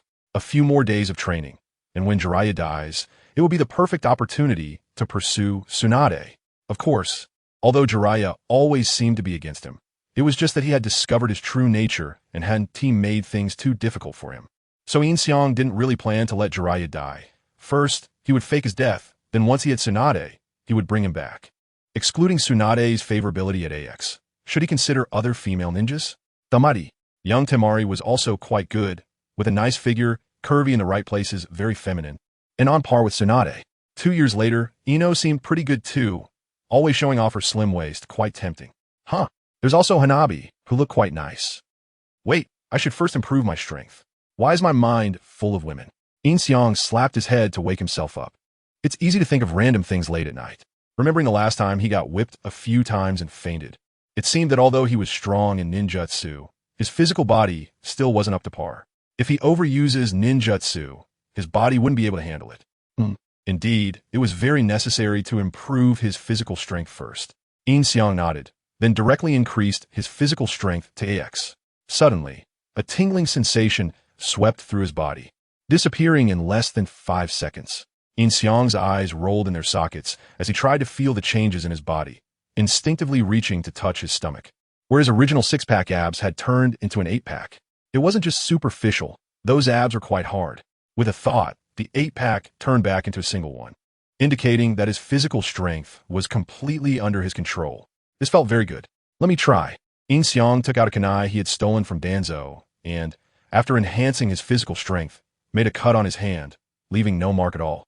Then he thrust it hard, and the kunai broke in half. Wow, this must be comparable to Susanoo. Seeing this, Yin Xiang was very satisfied and put the broken kunai away in the bedside drawer.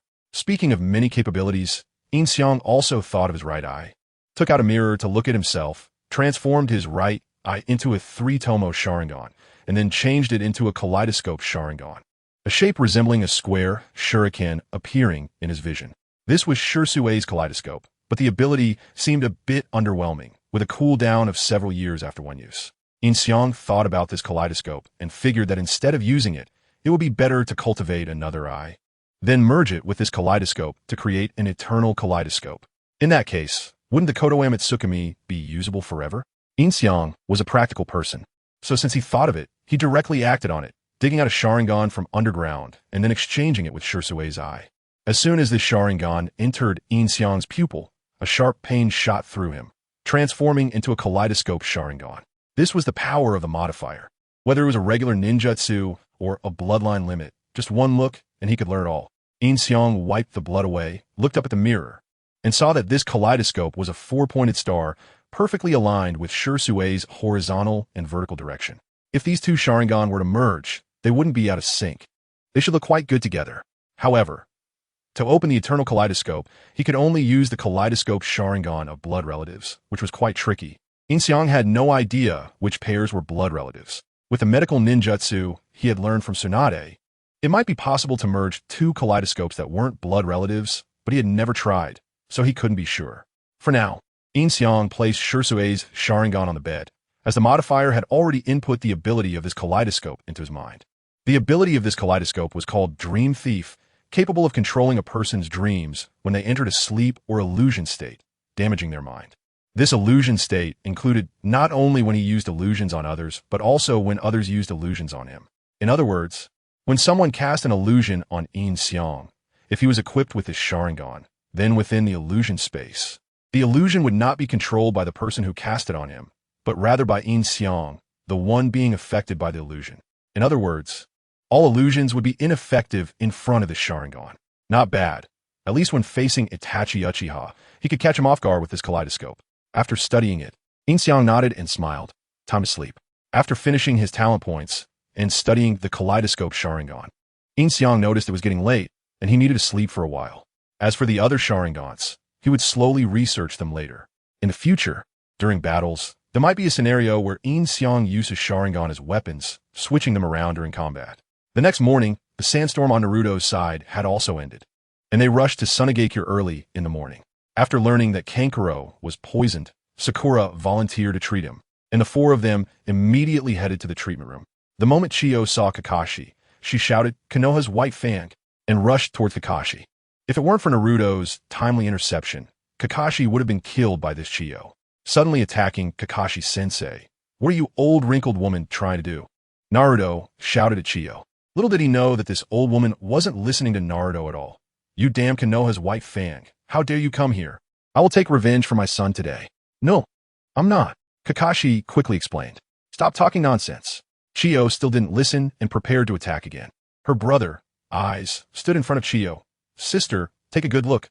Although he looks a lot like him, this kid is not Konoha's white fang. Young Kojiro is also quite impressive, with a good figure. Big where should be big, slim where should be slim, and she has a lot of femininity, rivaling Tsunade. 2 years later, Ino seems to be doing well too, always showing off her slender waist, which is quite tempting. Huh. And then there's Hanabi, who also looks pretty good. Wait a minute, I should focus on improving my strength first. Why am I thinking about women all the time? Yin Xiang slapped his head to wake himself up. It's easy to think about random things late at night, remembering the last time he passed out after a few lashes. It seems that although his ninjutsu has become quite strong, his physical condition is still lacking. If this continues, using too much ninjutsu will take a toll on his body. Indeed, it's very necessary to first increase my physical strength. Yin Xiang nodded and directly increased his physical strength to axe. Instantly, a tingling sensation swept through his body, and it disappeared in less than 5 seconds. Yin Xiang's eyes rolled in their sockets as he tried to feel where he had changed. He instinctively reached out to touch his abdomen. What was originally a block of abs had transformed into 8. Not just on the surface, these abs were incredibly hard. With a thought, the 8 abs turned back into 1. It seemed that his physical strength was completely under his control. This feels great. Let me give it a try. Yin Xiang took out a kunai he had swiped from Danzo and, after enhancing his physical strength, made a cut on his hand, leaving no mark. Then he stabbed harder, and the kunai snapped in half. Wow, this must be comparable to Susanoo. Seeing this, Yin Xiang was very satisfied and put the broken kunai away in the nightstand. Speaking of many abilities, Yin Xiang remembered his right eye, took out a mirror, and transformed his right eye into the 3-tomo Sharingan, then into the kaleidoscope Sharingan, a quadrilateral shuriken shape appearing in his vision. This is Shursue's kaleidoscope. But the ability seems a bit lackluster. It requires a cooldown of 10 years after one use. Yin Xiang thought about this kaleidoscope and figured that rather than using this one, it might be better to cultivate another eye and later fuse it with this kaleidoscope to create an eternal kaleidoscope. If that were the case, wouldn't the Kodoame Tsukumi be usable forever? Yin Xiang was a practical person. Since he thought of it this way, he directly took action, digging up a Sharingan from underground and swapping it with Shursue's eye. As the Sharingan entered Yin Xiang's pupil, he felt a sharp pain, and it transformed into a kaleidoscope Sharingan. This is the power of the modifier, regardless of whether it's a normal ninjutsu or a bloodline limit. Just by looking at it, you can learn it all. Yin Xiang wiped the blood away and looked up at the mirror. This kaleidoscope was a star shape, just not aligned with Shursue's horizontal and vertical directions. If these two Sharingan were to fuse, they would definitely not be incompatible. It should look quite nice. However, to activate the eternal kaleidoscope, you can only use a kaleidoscope Sharingan from a blood relative, which poses a problem. Yin Xiang had no idea which pairs were blood relatives. With the medical ninjutsu he learned from Tsunade, it's possible to fuse 2 kaleidoscopes that aren't from blood relatives, but since he hadn't tried it, Yin Xiang couldn't be sure. For now, he temporarily placed Shursue's Sharingan on the bed. The modifier had already input the abilities of this kaleidoscope into Yin Xiang's mind. The ability of this kaleidoscope is called Dream Thief, which can manipulate the dreams of a person in a sleep or jinjutsu state, causing mental damage. This jinjutsu state includes not only using jinjutsu against opponents, but also jinjutsu used by others on others, or by others on oneself. In other words, when someone uses jinjutsu on Yin Xiang, if he has the Sharingan equipped, then in the jinjutsu space, the jinjutsu is not controlled by the person using it against Yin Xiang, but rather by Yin Xiang, the one being affected. In other words, all jinjutsu is ineffective in front of the Sharingan. That's not bad. At least when facing Itachi Uchiha, using this kaleidoscope could catch him off guard. After studying it, Yin Xiang nodded and smiled, saying, "Time to sleep." After finishing his talents and studying the Mangeki Sharingan, Yin Xiang noticed it was getting late and he needed to rest for a while. As for the other Sharingans, he would take his time to study them later. In future battles, there might be a scenario where Yin Xiang uses the Sharingan like a weapon, switching between them during combat. The next morning, the sandstorm on Naruto's side had also ended, and they rushed to Sunagakure early in the morning. After learning that Kankuro had been poisoned, Sakura volunteered to treat him, and the 4 of them immediately headed to the treatment room. The moment Chiyo saw Kakashi, she shouted Konoha White Fang and charged at him. If it weren't for Naruto's timely intervention, Kakashi would have been seriously injured by Chiyo, suddenly attacking Kakashi-sensei. "What do you want, you wrinkled old lady?" Naruto yelled at Chiyo. However, the old woman didn't listen to Naruto. Damn, Konoha White Fang. How dare you come here? I will take revenge for my son today. No, I'm not. Kakashi hurriedly explained. Let's talk. Chiyo still wouldn't listen and prepare to strike again, but her brother, eyes, blocked her in front. Sister, take a good look. Although he looks very similar, this kid is not Konoha White Fang. Chapter 17 Yin Xiang met with Yin Xiang, and the atmosphere was quite awkward. It was still his younger brother's words that were effective. After Chiyo listened, she observed carefully and confirmed that it was indeed not the White Fang of Konoha. Moreover, the White Fang had died many years ago, and you were still crying bitterly back then because you couldn't avenge your son personally, right, sister? Said Zuki. What? I was just pretending to be confused. Ha. Chiyo suddenly remembered that Konoha was there to provide support and couldn't have a conflict with them. So she laughed awkwardly. Everyone looked embarrassed. Eventually, it was Kankuro's painful howls that broke the awkwardness. Let me treat him. Sakura immediately stepped forward, tying her hair back with her forehead protector, becoming serious. Kakashi-sensei, you all wait outside for now, she told everyone. The reason they had to wait for Kankuro was to confirm the direction in which Gaara was taken. All traces had been wiped clean, and they couldn't pursue. Upon hearing this, everyone retreated, leaving only the medical ninjas and Temari.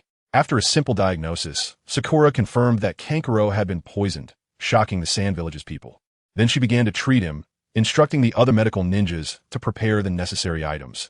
And then she started extracting the toxins from Kankuro's body. Basin after basin of clean water was turned into basins of toxins by Sakura. It took a long time to extract all the toxins, and this way, Kankuro was no longer in danger. Sakura was exhausted as well. Although she said she extracted everything, it was impossible to completely eliminate all toxins. There would still be some residuals inside, and these toxins had to be completely cleared. This was a complete display of Sakura's 2.5 years of training in medical ninjutsu. It proved that Sakura was indeed very suitable to be a medical ninja, organizing all the finishing touches and treatment work efficiently. Last night, Tsunade had already arranged for an eagle from the Sand Village to go back and send a message. Now Kakashi and the others had received the letter, which naturally stated that they had already sent Guy's team over for support. Yin Xiang, I'm hungry. Are you done? In Tsunade's office, Tsunade was leisurely sitting in her chair, while Yin Xiang was processing documents. The pile of documents that had accumulated over the days was all in front of Yin Xiang. As long as he finished these, there would be no more documents piling up afterward. Okay, I'll go make you some food. Yin Xiang nodded and put down his pen. The way they spoke now was completely devoid of honorifics, and Tsunade even had a hint of a spoiled tone. All right, Tsunade also nodded, watching Yin Xiang leave. The reason Tsunade called for Yin Xiang was that she wanted to eat the food he personally made. His cooking was simply better than any restaurant in Konoha. To save trouble, Yin Xiang had already arranged for a shadow clone to cook at home, so he could just bring it back. After some back and forth, Yin Xiang took about 30 minutes. After all, he had to leave enough time for cooking so as not to raise Tsunade's suspicions. When he returned, he handed the food to Tsunade and continued to process the documents himself. Tsunade looked at Yin Xiang, who was seriously handling the documents, then glanced at the food in her hand. Was she being a bit too demanding? You worked hard, Tsunade then said to Yin Xiang. Oh. Yin Xiang was taken aback for a moment, looking up at Tsunade. Not at all, it's not hard. Yin Xiang smiled, and Tsunade nodded and turned to eat. Although Yin Xiang couldn't see Tsunade's flushed face, her favorability towards him had already reached 70%. After Kankuro woke up, Naruto wanted to get his puppet. In his puppet, there were pieces of clothing fragments obtained after a fierce battle with Sasori. As long as he had this fragment, he could track down the location of Sasori and the others. Summoning Jutsu, Kakashi immediately formed hand seals to summon his dogs. Go find out where this person is. Kakashi placed the fragment of Sasori's clothing among the 8 ninja dogs, allowing them to sniff it. After confirming the scent, the 8 ninja dogs immediately scattered. Meanwhile, Akatsuki was currently absorbing the tailed beast within Gaara. If it weren't for the fact that the Phantom Dragon 9 Seals technique required 3 days to complete, they would have left long ago, and there would be no chance for Konoha support to arrive. A shadow clone located in the Sand Village had already rested and was spying on Kakashi and the others from the rooftop, with his ability to hide his presence. It was impossible for them to notice him. Pakken came and went the entire night, returning the next morning. Kakashi and Naruto had been arranged comfortable beds to sleep in, while Yin Xiang could only use the sky as a blanket and the ground as a bed, which was incredibly painful. Hurry up and let me learn those ninjutsu techniques so I can go back. This is too painful. after Pakin informed Kakashi of the location of the Akatsuki Organization. He was sent to find Guy and the others to regroup and lead them to the location of the Akatsuki Organization. It should be noted that Guy's team was entirely composed of ninjas proficient in taijutsu, and in terms of speed, they were indeed much faster than Kakashi and the others. Meanwhile, Yin Xiang was still suffering from hunger. After Kakashi and the others organized their gear, they regrouped with the Sand Village's people to prepare to rescue Gaara. However, on the way, Temari was stopped by Maki, who ordered her to stay back to guard the borders. Although Temari refused, it was an order from above, so she had no choice. In the end, Temari and her subordinates were left behind, and Chiyo came with them. This result was acceptable, as Chiyo's strength was still very strong. Guy's team had just prepared to take a break when they encountered Pakin. Wait, Guy. Pakin? Guy was slightly taken aback upon seeing Pakin. By Kakashi's order, our 8 ninja dogs dispersed to track the scent of Akatsuki, and we found that they have already gone to the land of rivers between Konoha and the Sand Village, which means that the closest to Akatsuki right now is you all coming from Konoha to the Sand Village, Pakin said to the group. I see. Lee nodded, while Tintin seemed a bit anxious, as she had heard that those guys were quite formidable. Please follow me. We can talk more about the details as we walk. Pakin continued to address the group. Just as Pakin was about to lead the way, he suddenly twitched his nose. How come there are other people's scents here? Oh no. Yin Xiang, who was hiding not far away, quickly burrowed underground to escape. He certainly couldn't withstand a kick from Guy. What? Where? Upon hearing this, Guy and the others became alert. It got away. After carefully sniffing, Pakin said, It might be Akatsuki's people. Let's speed up and go. All right. Guy nodded, leading Lee and the others to follow. Discovered? At that moment, a figure emerged from a tree beside them. It was a member of Akatsuki, Zetsu. Zetsu immediately used the projection technique to notify the members of Akatsuki. The enemy is heading towards our gathering place.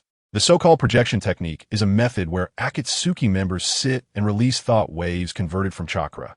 And as the command tower, Pain receives these waves, amplifies them, and then projects the illusions in specific places.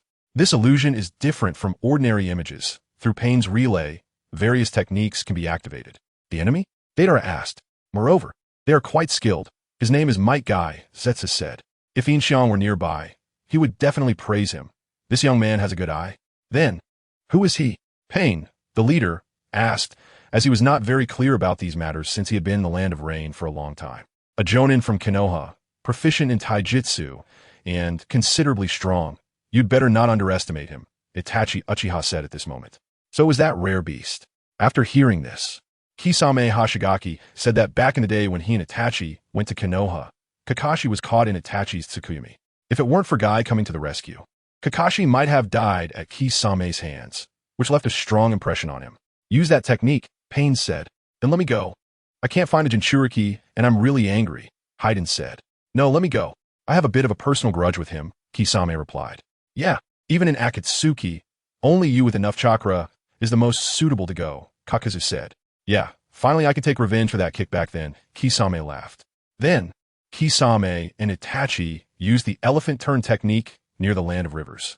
The so-called elephant turn technique is a ninjutsu where Pain distributes the chakra of Akatsuki members to living sacrifices to create an intricate entity to fight. The strength of the entity is determined by the amount of chakra allocated, and it can use the abilities of the original body. However, if the chakra runs out, the ninjutsu will automatically be, and the sacrifice will die immediately.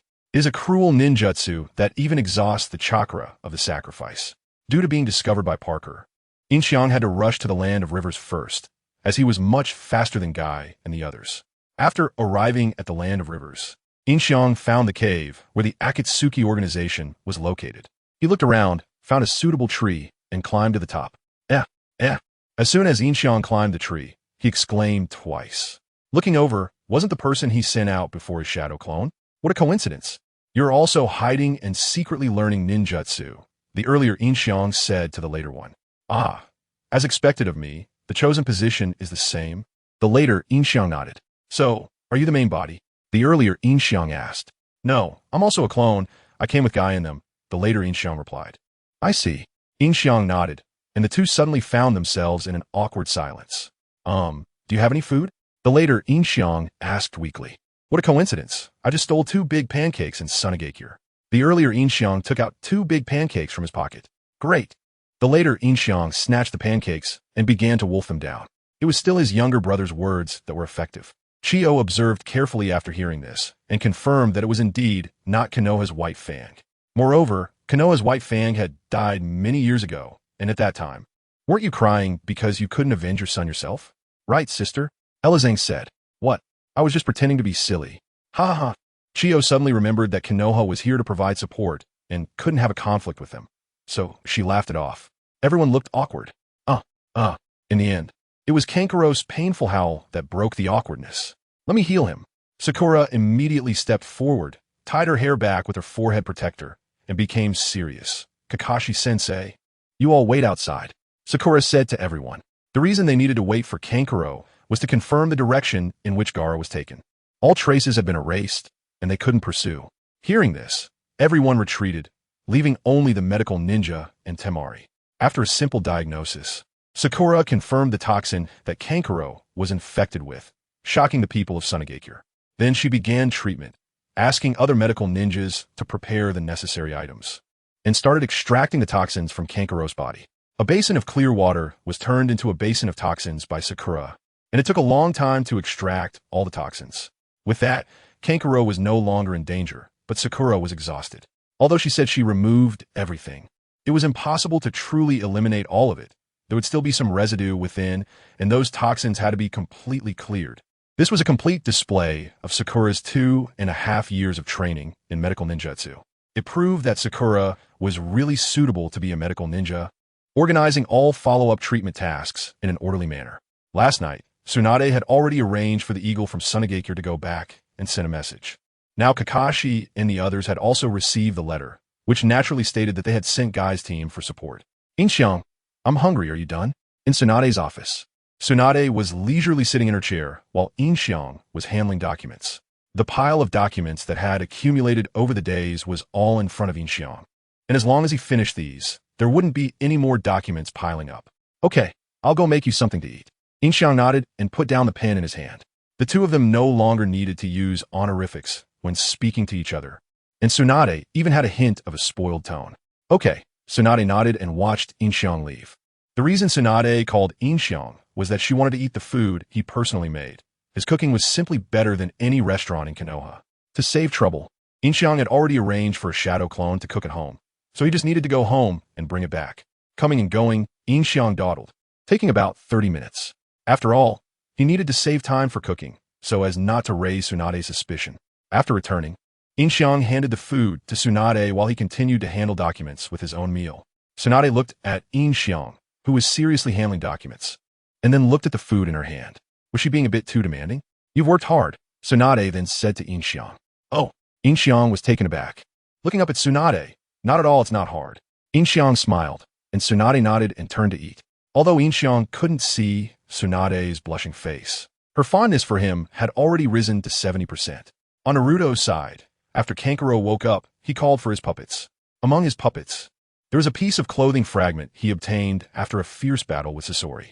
As long as he had this fragment, he could track the location of Sasori and the others. Summoning technique. Kakashi immediately formed hand seals to summon his dogs. Find out where this person is. Go. Kakashi placed a fragment of Sasori's clothing in the middle of the 8 Nin dogs, letting them sniff it. After confirming the scent, the 8 Nin dogs immediately scattered. Meanwhile, Akatsuki was currently absorbing the tailed beast within Gaara. If it weren't for the fact that the Illusion Dragon 9 Seals technique required 3 days to complete, they would have already fled far away and wouldn't be waiting for Konoha support. One of the clones in Tsunade had already rested and was spying on the roof where Kakashi and the others were. With his ability to hide his presence, it was impossible for them to discover him. Parker came and went all night, returning the next morning. Kakashi and Naruto were arranged to sleep comfortably in beds, while Yin Xiang had to sleep under the sky and on the ground, which was simply painful. Hurry up and let me learn those ninjutsu, so I can go back. This is too painful. After Parker informed Kakashi of Akatsuki's location, he was sent to meet up with Guy and the others, directly leading them to Akatsuki's location. Speaking of Guy's team, they were all ninjas proficient in taijutsu, and their speed was indeed much faster than Kakashi's team. Meanwhile, Yin Xiang was still suffering from hunger. After Kakashi and the others finished organizing their equipment, They met up with the Sand Hidden Village team to prepare for the rescue of Gaara. However, on the way, Temari was stopped by Maki, who instructed her to stay behind to guard the borders.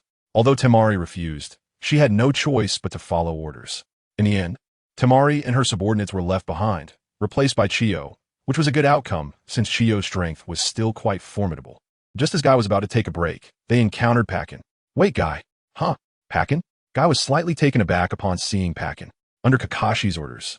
We 8 ninja dogs have been tracking the Akatsuki's scent, and we found out they've gone to the land of rivers between Konoha and the Sand Hidden Village. This means you guys, heading from Konoha to the sand, are the closest to them, Pakin explained. I see.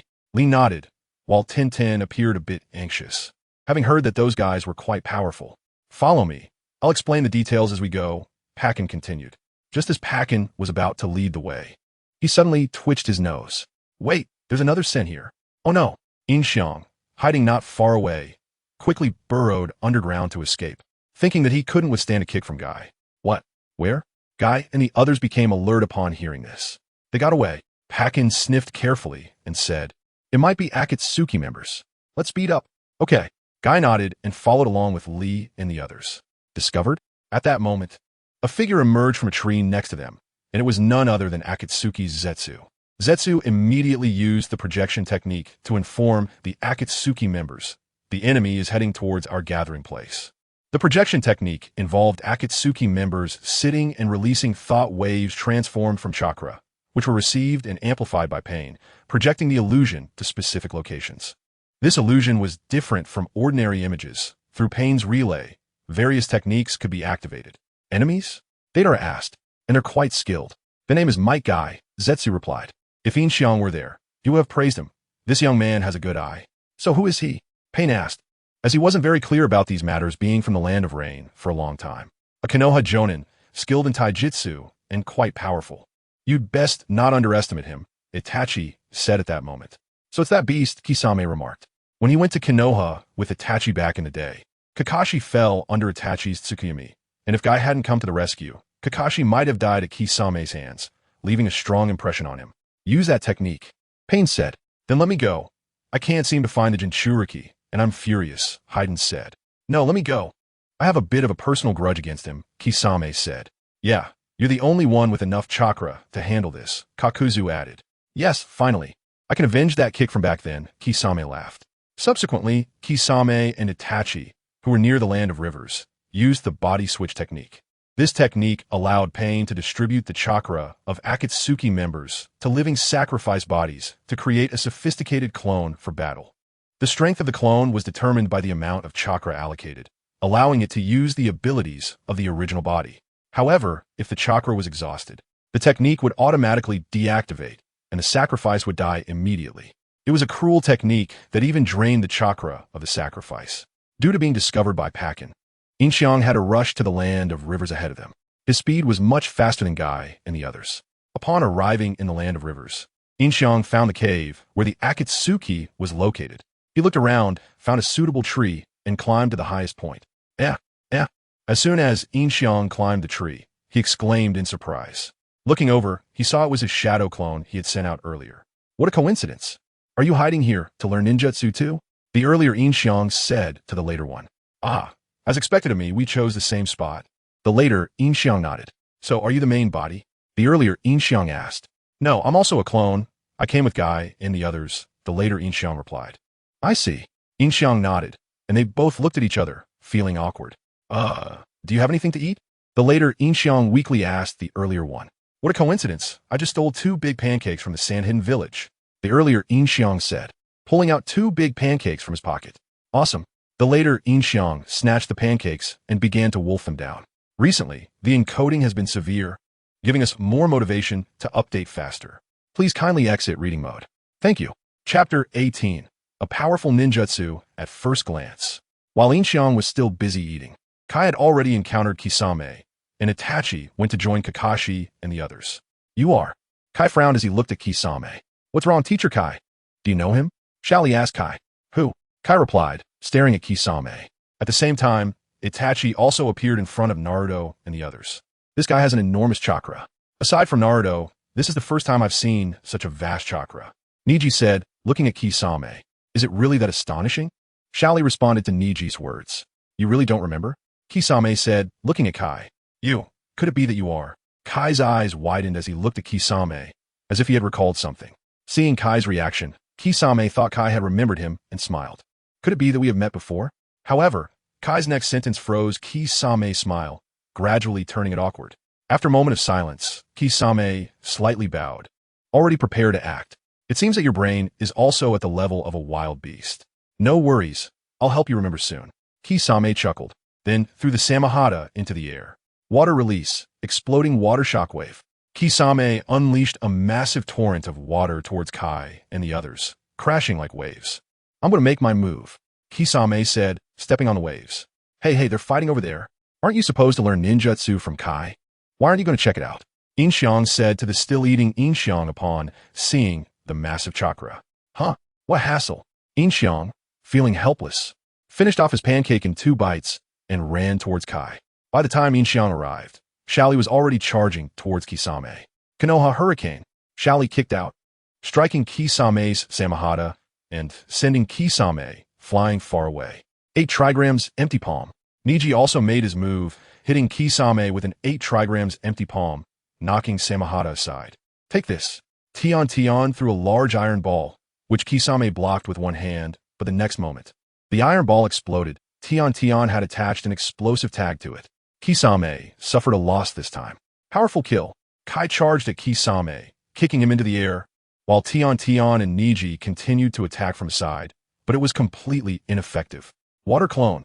Kisame, struggling to handle 4 opponents alone, used the water clone technique, which caught Niji, Xiaoli, and Tian in a water prison technique. Well done. Yin Xiang, hiding in a tree not far away, had just learned Konoha Hurricane and Konoha Great Whirlwind from their earlier exchanges, and even mastered Niji's 8 trigrams empty palm.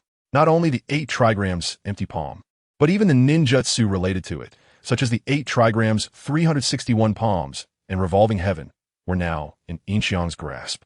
Although Yin Xiang didn't have Byakugan and couldn't see chakra points, he could identify every chakra point on a person the moment he examined them, which was no less effective than Byakugan.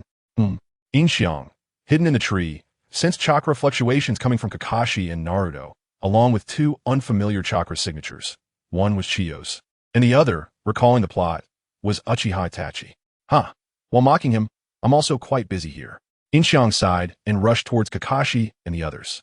While his clones were busy in a heated battle, Yin Xiang was preoccupied with dating Tsunade. In recent days, Tsunade had grown dissatisfied with Yin Xiang merely handling paperwork and cooking for her. She had started to ask him to feed her as well. As for why she was acting this way, even Tsunade herself didn't know. She suddenly felt like teasing Yin Xiang and casually asked him to feed her, not expecting him to drop everything without a moment's hesitation and come over to feed her. Surprised, Tsunade began to enjoy Yin Xiang's service. She didn't know what was happening to her. Was it the feeling of being in love? Yin Xiang, on the surface, remained calm and composed while feeding Tsunade, doing this to spare her embarrassment, but inside, he was already overjoyed.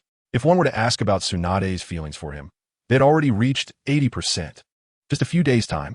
As expected, my skills in charming girls have not deteriorated at all. Yin Xiang silently cheered in his heart. I wonder how Naruto and the others are doing. While feeding, Yin Xiang said, they must be engaged in battle with the Akatsuki by now. Tsunade thought for a moment and replied. Meanwhile, the battle was intense. Kisame was like a ninjutsu machine, performing hand signs to create a massive waterfall, turning the entire desert into a lake, making it impossible for Kai and the others to get close. Itachi and Kakashi were in a stalemate, with Kakashi teaching Naruto and the others how to counter Itachi, emphasizing not to look into his eyes. Itachi didn't stop him, as he relied on more than just Jinjutsu. He didn't intend to harm them, only obstructing them as per Akatsuki's orders. Well done. Yin Xiang watched the battle between Kisame and Kai, constantly recording ninjutsu and feeling very excited. Come on, keep fighting, Yin Xiang urged, observing that Itachi and the others had started chatting, feeling quite anxious. At the same time, Yin Xiang realized that this was not the real body, but rather a technique of transformation. Yin Xiang learned this ninjutsu as well, but it didn't hold much significance for him since each of his clones possessed their full power. Water release, water shark bullet. Kisame formed hand signs, slamming his hands on the ground to create a water vortex, from which a shark charged towards Kai. It could be said that Kisame's chakra was indeed enormous. Boom! Kai clenched his fist and struck the water shark, dispersing it immediately, and then charged towards Kisame, with the two engaging in a fierce battle. However, Kisame took the opportunity to use a water clone to block Niji and the others. 8 gates. 6th gate. Opening the gate of view, a powerful chakra erupted from Kai, causing the surrounding water to be lifted into the air. At this point, Kai was serious, and Niji and the others used this opportunity to defeat Kisame's water clone. While Yin Xiang was still busy eating, Kai had already encountered Kisame, and Itachi had gone to join Kakashi and the others. You are. Kai frowned as he looked at Kisame. What's wrong, Teacher Kai? Do you know him? Xiaoli asked Kai. Who? Kai replied, staring at Kisame. At the same time, Itachi also appeared in front of Naruto and the others. This guy has an enormous chakra. Aside from Naruto, this is the first time I've seen such a vast chakra. Niji said, looking at Kisame. Is it really that astonishing? Xiaoli responded to Niji's words. You really don't remember? Kisame said, looking at Kai. You. Could it be that you are? Kai's eyes widened as he looked at Kisame, as if he had recalled something. Seeing Kai's reaction, Kisame thought Kai had remembered him and smiled. Have we met before? Kai's next sentence caused Kisame's smile to freeze on his face, gradually becoming a bit awkward. After a brief silence, Kisame slightly bowed, already preparing strike. It seems your precious beast head is also at the beast level. No witties.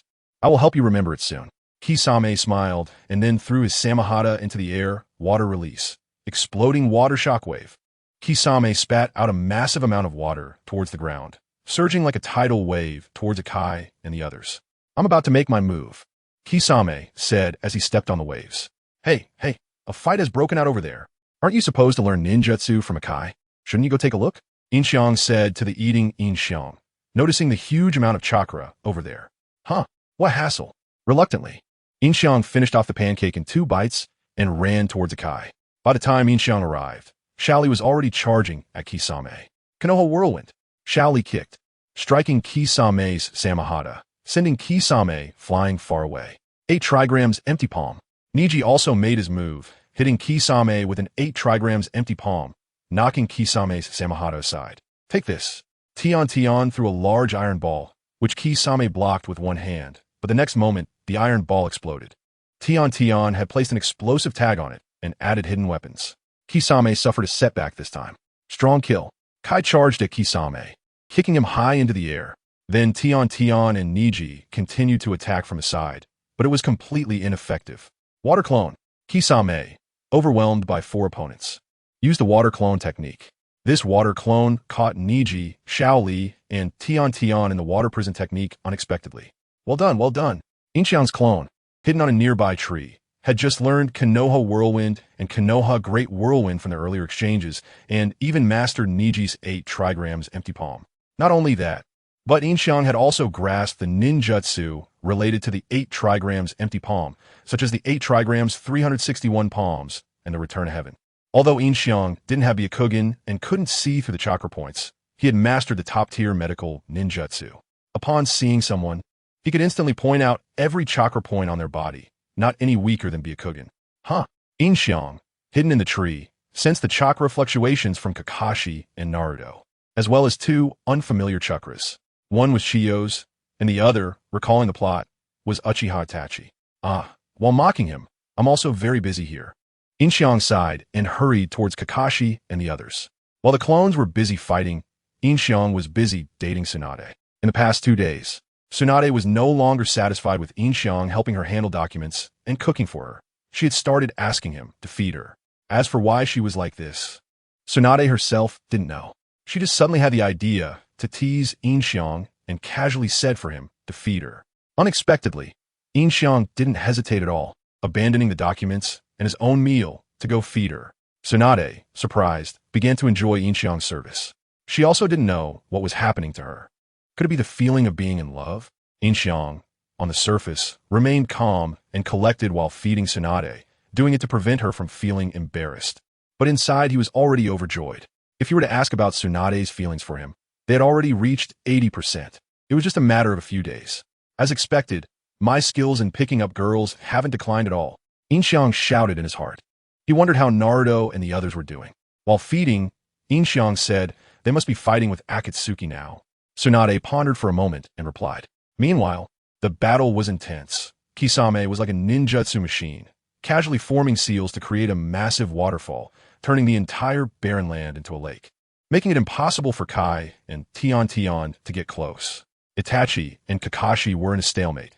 Kakashi was teaching Naruto and the others how to counter Itachi, emphasizing not to look into his eyes. Itachi didn't stop him. After all, he relied on more than just Jinjutsu and didn't plan to do anything to them, only following Akatsuki's orders to obstruct them. Well done, well done. Yin Xiang watched the battle between Kisame and Kai, continuously recording ninjutsu, feeling very excited. Come on, fight faster. Yin Xiang, watching Itachi, noticed they were chatting, feeling very anxious. At the same time, Yin Xiang realized that this was not the real body, but the body flicker technique. He learned this ninjutsu as well, but it didn't mean much to him since each of his clones possessed all of his power. Water release, water shark bullet.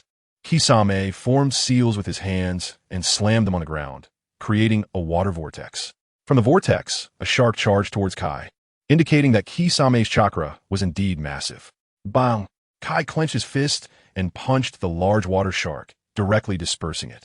Kai then continued to attack Kisame. The two of them engaged in a fierce battle.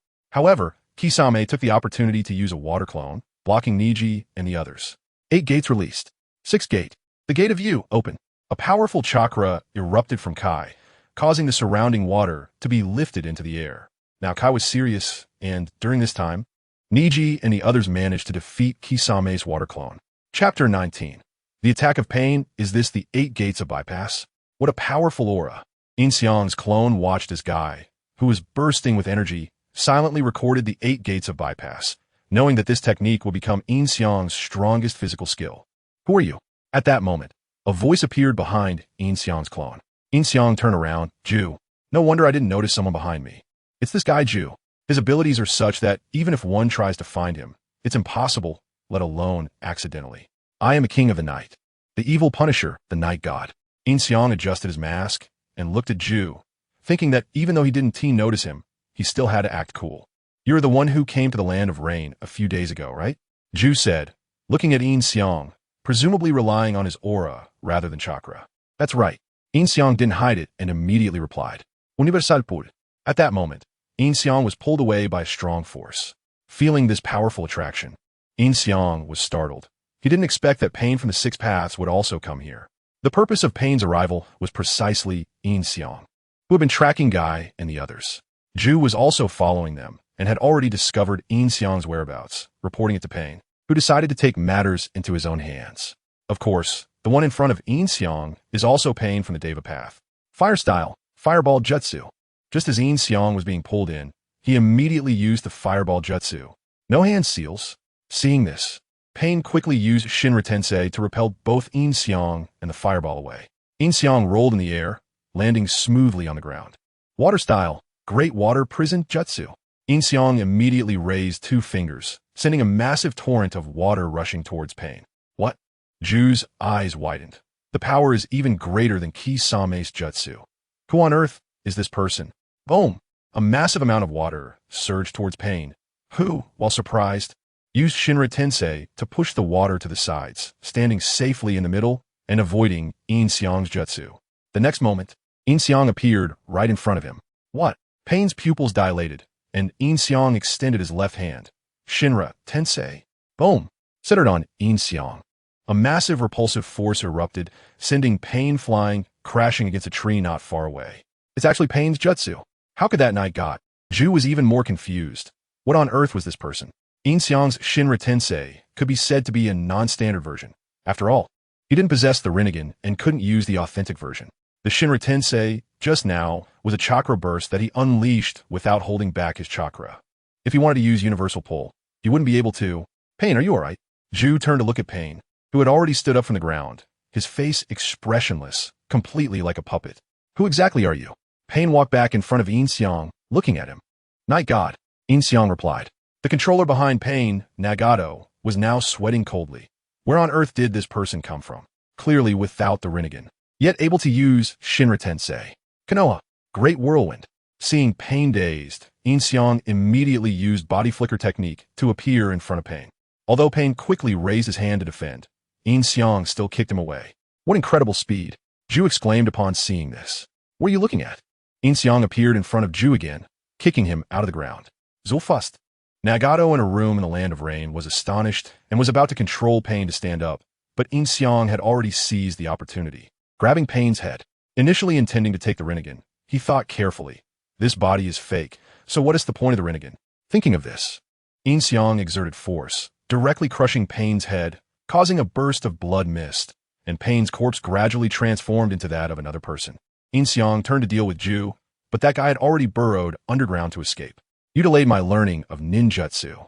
Yin Xiang kicked the corpse and hurried back to where Guy and Kisame were fighting. In an instant, he had taken down Pain. Nagato was astonished by the strength of that night god. Even though the body was fake, it could unleash the full power of the original, meaning that even if his own body were go, one Pain wouldn't be a match for that person. It seems we have a powerful opponent. In front of the Outer Path statue, Pain said to everyone, with all members of Akatsuki standing on the fingers of the statue, and the absorption of Gaara's tailed beast was about to enter its final stage. When Yin Xiang returned, Guy had already opened the 6th gate of the 8 gates of bypass, his overwhelming aura directly shattering the water created by Kisame, while Niji and the others were trapped by Kisame's water prison jutsu. Taking advantage of this moment, Niji used the 8 trigrams 64 palms to break the water prison, rescuing Tintin and Lee. Guy's aura stirred up several water columns, instantly appearing in front of Kisame. Sensing danger, immediately ran away. Guy quickly pursued. The battle on Itachi's side had also begun, starting with Itachi's Jinjutsu. Although Kakashi had told them not to look into Itachi's eyes, Itachi used just one finger to cast Jinjutsu on Naruto. Damn, this guy is too high level. I've learned it. Yin Xiang happily said from a distance. Boasting about the art of showing off, the Uchiha clan in Konoha seeks Itachi. After being caught in Itachi's Jinjutsu, Naruto suddenly went berserk, using the Rasengan in an empty area. Yin Xiang finally got to see the Rasengan he had been longing for. After recording the Rasengan in his mind, Yin Xiang tried to use it, then infused it with wind chakra, directly transforming it into a Rasen Shuriken. Yin Xiang quickly withdrew the Rasen Shuriken. If he continued, it would attract their attention. Noticing that Naruto was under Jinjutsu, Sakura and Shio immediately grabbed Naruto and injected chakra into him, disrupting Itachi's Jinjutsu. Although the process took only 7 or 8 seconds for Naruto, it felt like a long time in the Jinjutsu. Kakashi also attacked Itachi with Earth-style decapitation, which Itachi dodged by jumping, followed by a series of 6 hand seals, using Fire-style, Wind-fire. After Kakashi avoided it, he quickly formed hand seals again, sending a great fireball towards Naruto and the others. Is this the 8 gates of bypass? What a powerful aura. Yin Xiang's clone watched as Guy burst forth with energy, silently recording the 8 gates of bypass, knowing that this technique would become Yin Xiang's strongest physical skill. Who are you? At that moment, a voice appeared behind Yin Xiang's clone. Yin Xiang turned around. Zhu.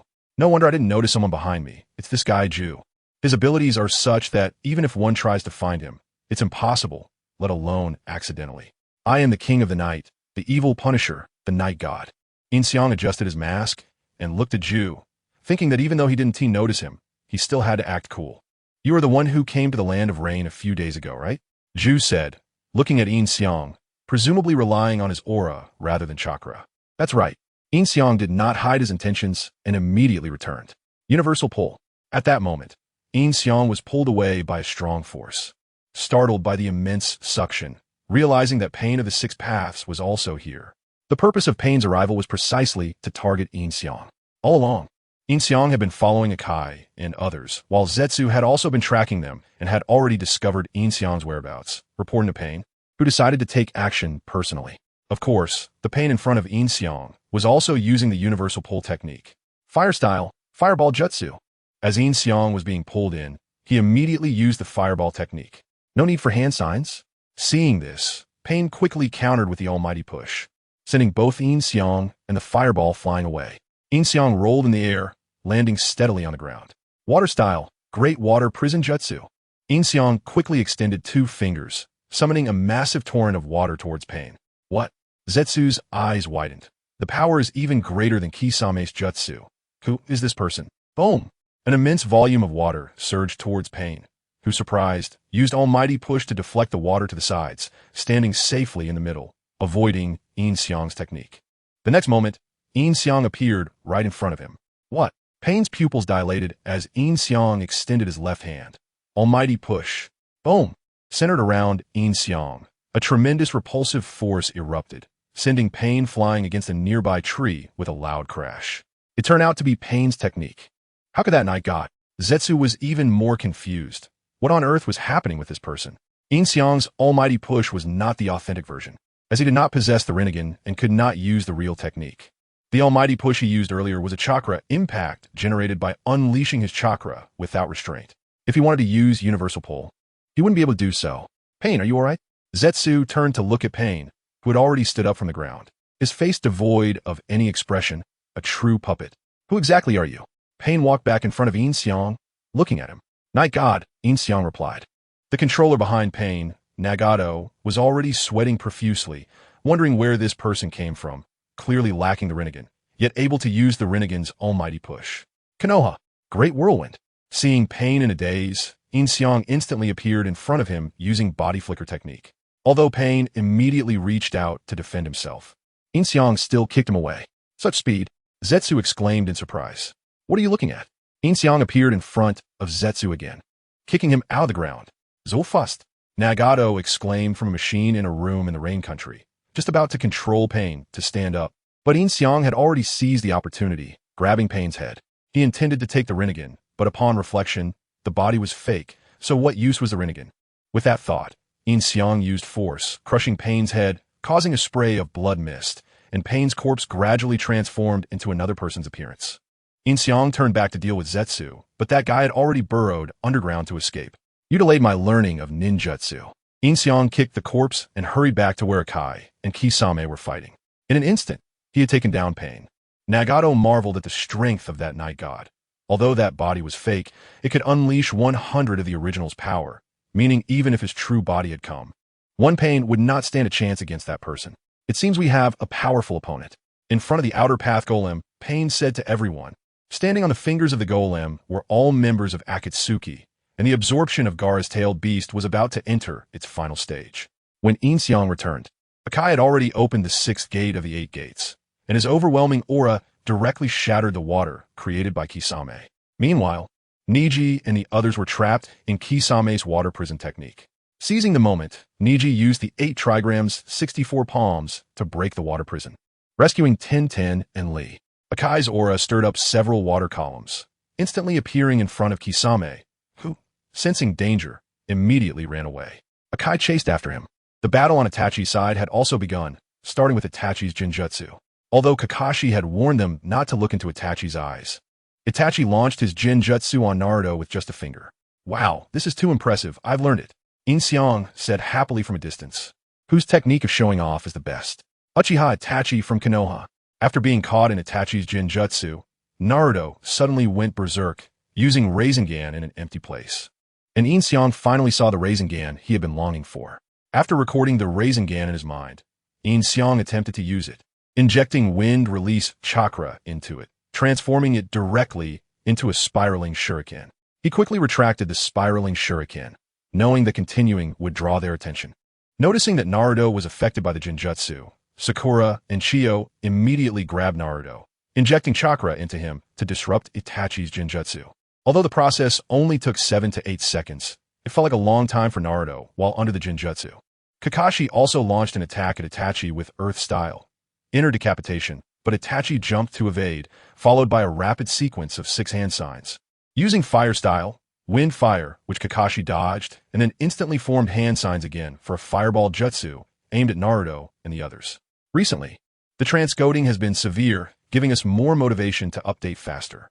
Please take a moment to exit reading mode. Thank you. Chapter 20. Leading the roots after Naruto and the others dodged the Great Fireball, Kakashi directly used the S-rank ninjutsu, Raikiri, which Yin Xiang had been longing for.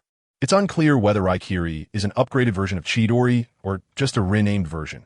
In Yin Xiang's impression, there was no indication that Raikiri and Chidori were the same ninjutsu, nor was there any statement that they were not. However, Yin Xiang didn't care about that. Learning it was what mattered. Kakashi used Raikiri to slide across the ground toward Itachi. But such a powerful S-rank ninjutsu was easily evaded by Itachi, who simply jumped high into the air. Taking the opportunity, Naruto attacked Itachi in mid-air with a Rasengan. Itachi showed no intention of dodging and was hit directly, but when the smoke cleared, Itachi was completely unharmed. Naruto took the chance to hide in the woods. The one he hit was still Itachi's shadow clone. They didn't even know when Itachi had formed the hand seals. At this moment, Kakashi also used the mist concealment technique, trying to hide from Itachi's ninjutsu. Can we stop this childish game of hide-and-seek, Kakashi? Itachi said calmly. Damn it, he tricked me again, Yin Xiang thought to himself, giving a thumbs up in his mind. When it comes to showing off, the Uchiha clan is the best. On the other side, Guy directly attacked with a move called Peacock, unleashing countless fiery fists on Kisame's face, knocking him to the ground. Moments later, all the water on the ground disappeared, indicating that the caster had been defeated. No wonder it's Guy. Yin Xiang quietly gave a thumbs up. Returning to Tsunade's side, she had finished her meal, and all the piled-up documents had been processed by Yin Xiang. From now on, as long as Tsunade completed her work on time, there would be no backlog of documents. By the way, all the Root members have returned. I plan to let you manage Root. What do you think? Tsunade said to Yin Xiang, who was stretching. This is a bit unexpected for Yin Xiang. Is that appropriate? Root is an important force in Konoha. As an outsider, I don't think I'm suitable, Yin Xiang replied. What's inappropriate? You're my secretary, directly under me. Managing Root is a matter of course, Tsunade smiled. Only yours? Yin Xiang seized on that wording, but they were not talking about the same thing. Right, Tsunade nodded, then paused for a moment, realizing something. You little rascal, now you dare to tease me, she said, blushing. Where's that coming from? I didn't. Yin Xiang immediately played dumb in response. All right, no more backtalk. Come with me to meet the members of Root now. Tsunade stood up and walked out. Okay. Yin Xiang nodded and immediately followed her. Later, I will teach you some methods to refine chakra. In any case, just start practicing ninjutsu slowly, Tsunade said on the way to Root. Does that mean I should call you master from now on? Yin Xiang joked. Sure, Tsunade smiled back. Then the two arrived at Root, which had been completely buried. All the Root members were waiting in the training ground, all dressed in masks and black cloaks, looking like a uniform group of Umbu. Upon seeing Tsunade, they all knelt down collectively. Is this everyone? Tsunade asked the gathered Umbu. Yes, replied the leading Umbu. After Danzo's departure, this person held the highest authority in the organization, and that person was Oil Woman Torian, a total of 120 people. 120 Umbu ninjas, that's impressive, Yin Xiang thought to himself. Having 120 Umbu is equivalent to 120 special Jonin or even Jonin, including elite Jonin. This truly is a strong force. From today onwards, the title of Root Organization is cancelled.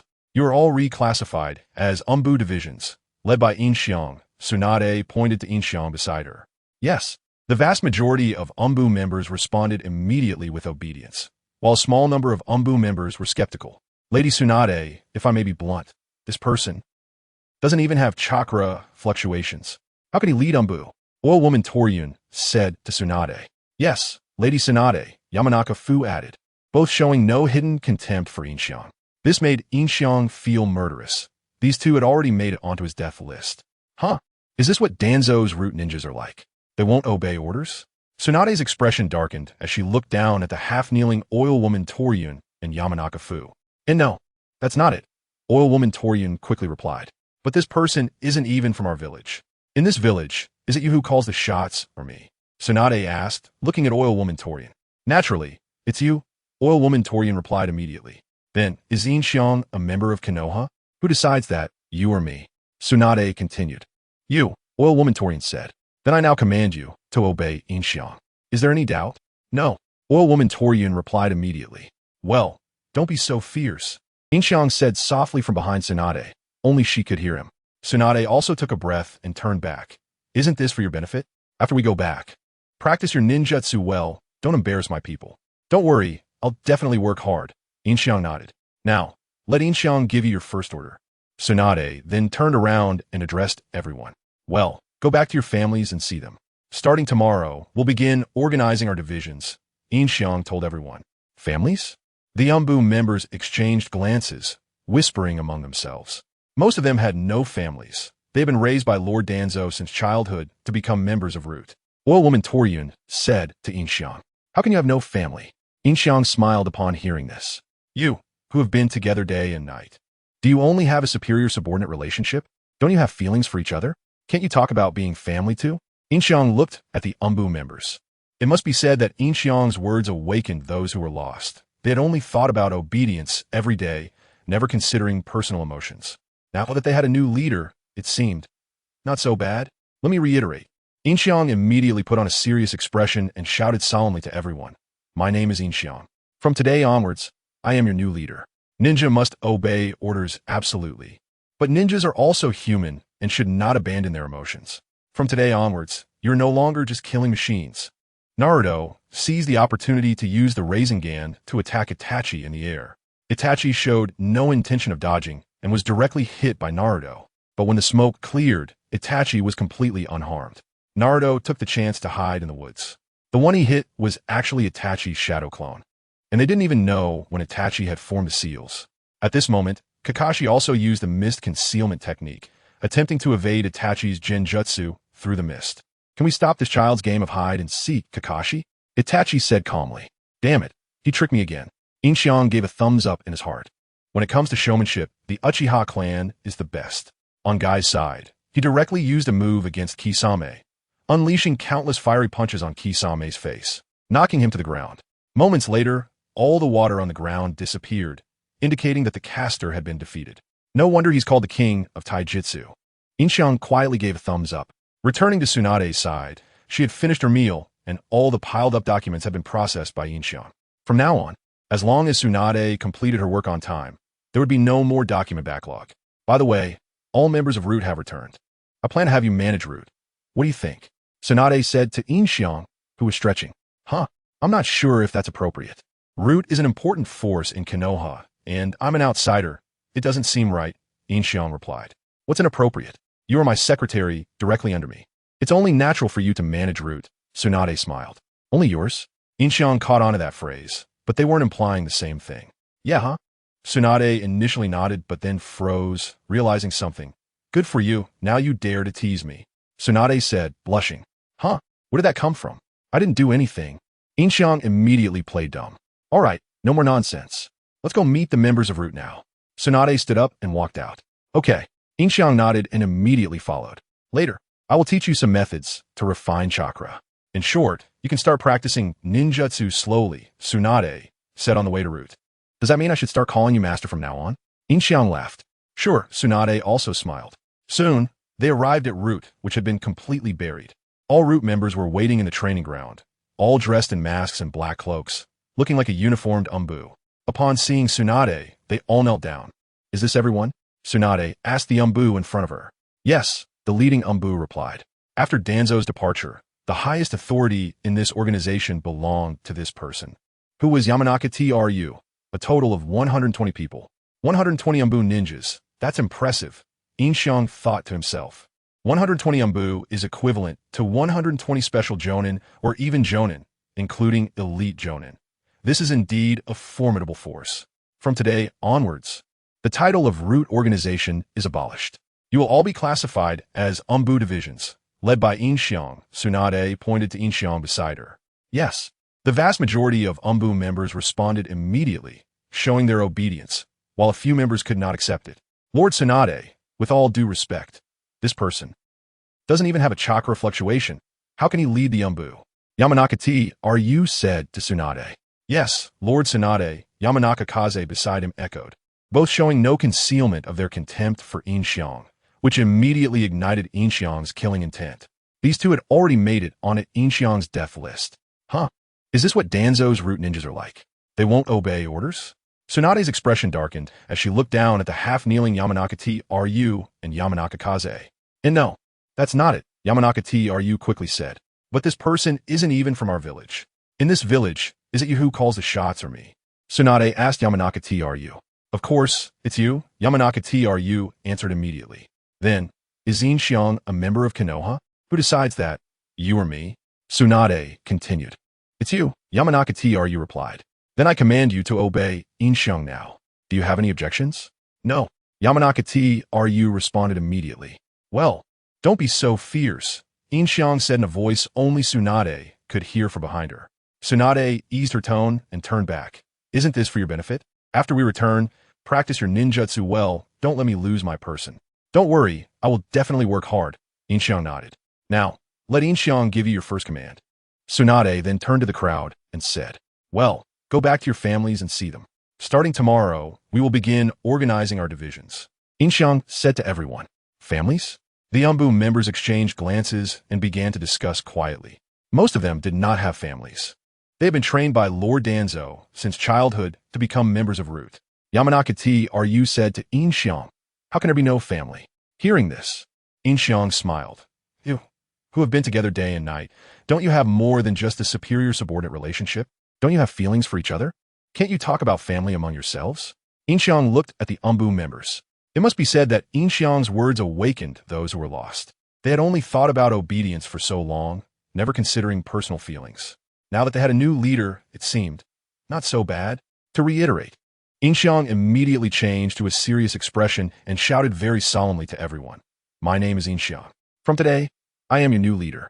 Ninja obedience to orders is absolute. But ninjas are also humans and should not abandon their emotions. From today, you are no longer just killing machines. Chapter 21 Conclusion Phase now. Take off your Umbu uniforms. Go drink, go eat, go party, go relax, understand? Yin Xiang shouted at everyone, exuding the aura of a special forces instructor from his previous life. Understood. The Umbu replied. I didn't expect him to be quite imposing when he gets serious, Tsunade thought to herself, looking at Yin Xiang like a little wife. Scatter. Yin Xiang shouted, and the 120 people immediately dispersed. Not bad. You got them to like you with just a few words. After the Umbu left, Tsunade said to Yin Xiang, hee, strike while the iron is hot. These guys long for a normal life. After the Umbu members scattered, Yin Xiang returned to his previous weak appearance and smiled, realizing that dealing with a sister complex like Tsunade required such a disguise. It's getting late. We should head back. Tsunade said, glancing at the setting sun. It's only 7 o'clock. You still have 3 hours until you can get off work. Yin Xiang replied, it doesn't matter. Today's work is already done. After hearing this, Tsunade took off running. Let's go to the tavern for drinks. Is it really okay to go drink while everyone else is working hard outside? Yin Xiang said, following Tsunade. They'll be fine. Tsunade said confidently. Meanwhile, Kakashi and the others had already defeated Itachi's clone, analyzing the fallen figure on the ground and discovering that it wasn't the real body. Chiyo also recognized it as a J-nin from their village. Looks like your side is finished too. At the same time, Kisame said from a distance. Both of them almost opened their eyes simultaneously. I've run out of chakra. Itachi nodded. About 30% of the chakra was used on the sacrifice. Although it's a convenient ninjutsu that can create our parallel bodies, the amount of chakra allocated isn't much, and correspondingly, the power and ninjutsu we can use are also limited. Kisame said, turning to Itachi. However, it's enough for stalling for time. Itachi said, and then the two shifted their focus back to the cave where Gaara was sealed. In the cave, the third eye of the outer path Geto-Mazo was about to open, indicating that Akatsuki had obtained 3-tailed beasts. After defeating the transformed Itachi Uchiha, Chiyo explained the Jinchuriki to Naruto and the others. And this was when Naruto finally learned that he was a Jinchuriki, which was the first time they had heard about Jinchuriki. Sakura was also very worried about Naruto upon hearing that he was a Jinchuriki. She didn't want Naruto to become a weapon of war. Zetsu, go dispose of the bodies of the two used for the transformation technique. Pain instructed Zetsu. Understood. Zetsu replied and immediately went to deal with the bodies. Itachi, tell me their numbers and characteristics. Pain continued looking at Itachi. The 4-person team consists of Konoha's Hatake Kakashi, Haruno Sakura, the Nine-Tails Jinchuriki Uzumaki Naruto, and the Suna's advisor Chiyo. Upon hearing Itachi mention Chiyo, Sasori was momentarily taken aback, not expecting Chiyo to also be there. He probably thought to himself, so you call on your parents when you can't beat me? Kai was also somewhat fatigued due to opening the 6th gate. Although he claimed he was fine, he still crashed into a tree. You don't look fine at all. Tintin, who had been waiting for him to fall from the tree, said, there's no way around it. I just used Morning Peacock, so we should find a place to rest. Niji said, looking at Kai, and reluctantly, they had to stop traveling. Naruto's side also temporarily settled down, waiting to contact the Akatsuki Organization tomorrow. They had been on the road for too long and were in poor condition. This rest lasted all night, and since they were close to the enemy, someone needed to get up and take turns keeping watch. The most exhausted were the Akatsuki members, who had been tirelessly extracting tailed beasts for several days without rest. All right, rest is over. In the middle of the night, Kai suddenly opened his eyes and shouted, waking everyone up It was now Niji's turn to keep watch. Kai-sensei, are you okay? Lee asked, looking at Kai. I'm already full of energy. What a refreshing wake-up. Kai gave Lee a thumbs up. Niji? Pakin looked up at Niji, who was on watch, signaling if they could continue traveling. No problem. My recovery speed is astonishing. Niji nodded. Pakin also nodded. Then looked at Tintin, and the remaining one was. I'm Fina. Tintin immediately nodded and stood up. Okay, to make up for the time lost during rest. We need to move at double the speed. Kai smiled at everyone. Yeah. Tintin was startled to hear Kai say this as soon as she woke up, almost scaring her back to sleep. Throughout the journey, they had been moving at full speed, and Tintin, being a girl, didn't have the same stamina as them. No, we need to move at triple the speed. That way, we can arrive before the scheduled time. Lee said, clenching his fist beside Kai. All right, everyone, this is a rare opportunity. Let us move at quadruple speed. After hearing Lee's words, Kai raised 4 fingers. Niji was shocked, and a drop of cold sweat fell from Tintin's forehead. Oh, what's wrong? Noticing the expressions of the 3, Kai asked. No way, that's impossible. Niji said helplessly. I've said it many times, don't come up with this trick again. Tintin exclaimed, raising her hands. Kai-sensei, that is why I said we should move at triple speed. Lee said after hearing the complaints from the others. Lee, that is not what we meant. Pakin couldn't help but retort. Then the 4 of them continued to travel at their previous speed in the dead of night, with not much time left until dawn. Meanwhile, the Akatsuki Organization was also entering the final phase. Soon, dawn would break, and Kai and the others, along with Naruto and the others, were still on their way, about to reach their destination. It's really uncomfortable. Niji suddenly said. What's wrong, Niji? Lee asked, looking at Niji. The enemy? Tintin also inquired. No, quite the opposite. I can't sense the enemy's presence at all, which makes me a bit puzzled. They were willing to use that kind of ninjutsu to delay our time. Niji shook his head. So, does that mean they no longer need to delay us? Tintin said hesitantly. Could be too late? Lee also said. Naruto also realized this. Thinking of Gaara's situation, and became even more anxious. His eyes turned into the Ninetail's eyes, and he couldn't help but speed up, almost leaving Kakashi and the others behind. Seeing Naruto so anxious, Chiyo was also puzzled. So Kakashi explained Naruto's situation to Chiyo, telling her that Naruto was a Jinchuriki, just like Gaara, and for Naruto, Gaara was a companion who understood the same pain. Now take off your Umbu uniforms, go drink, go eat, go party, go relax, understand? Yin Xiang shouted at everyone, exuding the aura of a special forces instructor from his previous life. Understood, the Umbu replied. I didn't expect him to be quite imposing when he gets serious, Tsunade thought to herself, looking at Yin Xiang like a little wife. Scatter, Yin Xiang shouted, and the 120 people immediately dispersed. You're doing well. Just a few words, and they already like you, Tsunade said to Yin Xiang after the Umbu left. Hee, strike at the vital point. What these guys yearn for the most is a normal person's life, Yin Xiang replied, switching back to his previous weak appearance after the Umbu members dispersed. To deal with someone like Tsunade, who is a protective older sister, you need this kind of disguise. It's getting late. We should head back, Tsunade said, glancing at the setting sun. It's only 7 o'clock. You still have 3 hours before you can get off work, Yin Xiang remarked. It doesn't matter. I've already finished today's tasks, Tsunade said, then immediately took off. Let's go to the tavern and drink. Everyone else is still out there working hard. Is it really okay for you to go drink like this? Yin Xiang followed Tsunade, asking. They'll be fine, Tsunade said confidently. Meanwhile, Kakashi and the others had already defeated Itachi's clone and analyzed the person lying on the ground, discovering that it was not the real body. Chiyo also recognized it as a high-ranking ninja from their village. Looks like your side is over too, Hoshigaki Kisame said from a distance, as both he and Itachi opened their eyes almost simultaneously. Yeah, I'm out of chakra, Itachi nodded. About 30% of the chakra was used on the sacrifice. Although it's a convenient ninjutsu to create our parallel bodies, the amount of chakra allocated is not much, and, consequently, the power and ninjutsu we can use are also limited. Kisame replied. However, it's enough for delaying time, Itachi said, and then both of them shifted their focus back to the cave where Gaara was sealed. In the cave, the third eye of the outer path golem was about to open, indicating that Akatsuki had obtained 3-tailed beasts. After defeating the Uchiha Itachi, who was using the transmigration technique, Chiyo explained the concept of the Jinchuriki to Naruto and the others. And this was when Naruto finally learned that he was a Jinchuriki. It was also the first time they heard about Jinchuriki. Sakura became very anxious upon hearing that Naruto was also a Jinchuriki. She didn't want Naruto to become a weapon of war. Zetsu, go dispose of the bodies of the two used for the transmigration technique. Pain ordered Zetsu. I understand, Zetsu replied and immediately went to handle the bodies.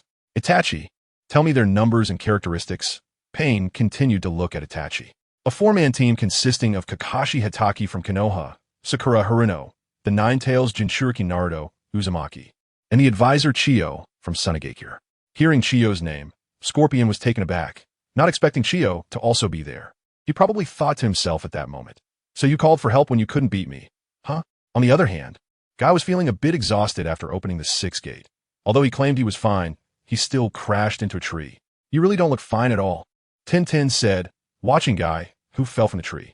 We have no choice. We just used Morning Peacock, so we should find a place to rest a bit, Niji said, looking at Guy. Thus, everyone reluctantly had to pause their journey. Naruto's group also temporarily settled down, waiting until tomorrow to contact the Akatsuki Organization. As they had been on the road for too long and were in poor condition, they ended up resting the entire night, and since they were close to the enemy, someone needed to stay up to keep watch. The ones who had it the hardest were the Akatsuki members. They had been extracting tailed beasts without rest for several days. All right, rest is over, Guy suddenly shouted in the middle of the night, waking everyone up, and it was Niji's turn to keep watch. Are you okay, Guy-sensei? Lee asked, looking at Guy. Yeah, I'm full of energy. What a refreshing wake-up, Guy said, giving Lee a thumbs up. Niji? Pakken looked up at Niji, who was on watch, indicating whether they could continue their journey. No problem. My recovery speed is amazing, Niji nodded. Okay, Pakken also nodded, then looked at Tintin. And the rest was? Yeah, I'm fine. Tintin immediately nodded and got up. All right, to make up for the time lost during rest, we need to proceed at double the speed, Guy said, smiling at everyone. Tintin almost got scared back to sleep when she heard Guy say that. They had been moving at full speed the whole way. As a girl, her stamina couldn't compare to theirs. No, we should move at triple speed, that way we can arrive ahead of schedule, Lee said, clenching his fists next to Guy. Okay, everyone, this is a rare opportunity. Let's go at quadruple speed, Guy said, extending 4 fingers after hearing Lee. Niji was taken aback, and a drop of cold sweat rolled down Tintin's forehead. Oh, what's wrong? Guy asked upon noticing the expressions of the three. That's impossible, Niji said helplessly. I've said it many times, don't pull this kind of trick again, Tintin exclaimed, spreading her hands. Guy-sensei, that's why I said to go at triple speed, Lee said after hearing everyone's complaints. Lee, that's not what we meant. Pakken couldn't help but retort. After that, the 4 of them continued their journey at the previous speed in the middle of the night, with dawn not too far away. Meanwhile, the Akatsuki Organization was also entering the final stage. Soon the sky brightened, and Guy and the others were still on their way, about to reach their destination. This feels uncomfortable, Niji suddenly said. What's wrong, Niji? Lee asked, looking at Niji. An enemy? Tintin also inquired. No, quite the opposite. I can't feel the enemy's presence at all, which makes me a bit suspicious. They were supposed to use that ninjutsu to delay our time. Niji shook his head. So you're saying there's no need to delay us anymore? Tintin said hesitantly. Could be too late, Lee added. On Naruto's side, he also realized this, and thinking about Gaara's situation made him even more anxious. His eyes turned into the Nine-Tails' eyes as he couldn't help but speed up, nearly leaving Kakashi and the others behind. Seeing Naruto so anxious, Chiyo was also puzzled, and Kakashi explained Naruto's situation to her, telling her that Naruto was a Jinchuriki, just like Gaara, and for Naruto, Gaara was a comrade who understood the same pain. Chapter 22. 5 Sealing Barriers, It's About to End. Pain looked at the eyes of the outer path golem, which had started to show pupils, and said. Gaara also began to feel disoriented, although it was stated from the beginning that he didn't know anything. At least he could still feel pain, but now he couldn't even feel that. The outer path golem drained the last drop of chakra from Gaara, and his pupils fully manifested in his eyeballs. Gaara fell to the ground, already a dead man. It took 3 days and 3 nights after all, Deidara said, putting down his hand from the hand seals. It's always like this, it's really annoying. Kisame also said as he lowered his hands. My shoulders are going to stiffen up. Haiden said, pinching his shoulder. Everyone worked hard. Pain looked at them symbolically and said, Momins late. Guy and the others finally arrived at the cave where they were, which had a large boulder blocking the entrance, with sealing symbols stacked on it. This is it. Guy looked at the boulder and said, Gaara is behind this rock. Pakken nodded and said, it looks like a barrier. Guy stepped forward and said, what should we do? Tintin asked. Let us charge in. Lee shouted at Guy. No, Guy shook his head and then turned back. Just then, Kakashi and the others arrived. So slow, Kakashi. I encountered a bit of trouble on the way. Kakashi stood up and said, Naruto, Sakura. Lee was very happy to see the two of them. Kakashi, the trouble you mentioned isn't about me, right? Chio glanced at Kakashi and said, Everyone. Naruto gave a thumbs up and shouted at Guy and the others. You all got here first. Sakura and the others walked up to Guy and the others, and Sakura said, Who is this old lady? Tenten looked at Chio and said, She's shooting TB from Konoha, right? This is Granny Chio, the advisor of Tsunade. Sakura introduced Chio to everyone. Please take care of me. Chio, who looked very old, but was still cheerful and optimistic, made a peace sign and smiled. Then let us get started, Kakashi. Guy looked at Kakashi and said, Kakashi nodded, and everyone looked at the rock behind them. Then let us do it. Niji, first check the situation inside. Guy said to Niji. Niji nodded and then used his Byakugan to investigate inside. It seemed to be a fairly large cave, but it wasn't very clear, and he couldn't grasp the exact situation inside. It seemed there were several people. Niji, is it Gaara? How is Gaara? Naruto shouted at Niji. Wait a minute. I'm looking. Niji continued to search inside the cave for Gaara and then saw him lying on the ground. Niji, Naruto shouted anxiously. Don't rush me. Niji said to Naruto, then continued to observe the situation inside the cave and saw the eyes of the outer path golem slowly closing. What is that? What is wrong? What is inside, Niji? Naruto anxiously shook Niji's body and asked, Let go of me. Niji first said to Naruto, and Naruto released Niji's arm. What did you see, Niji? Sakura asked. It's hard to express in words. Niji lowered his head and said, recalling the massive thing he had just seen.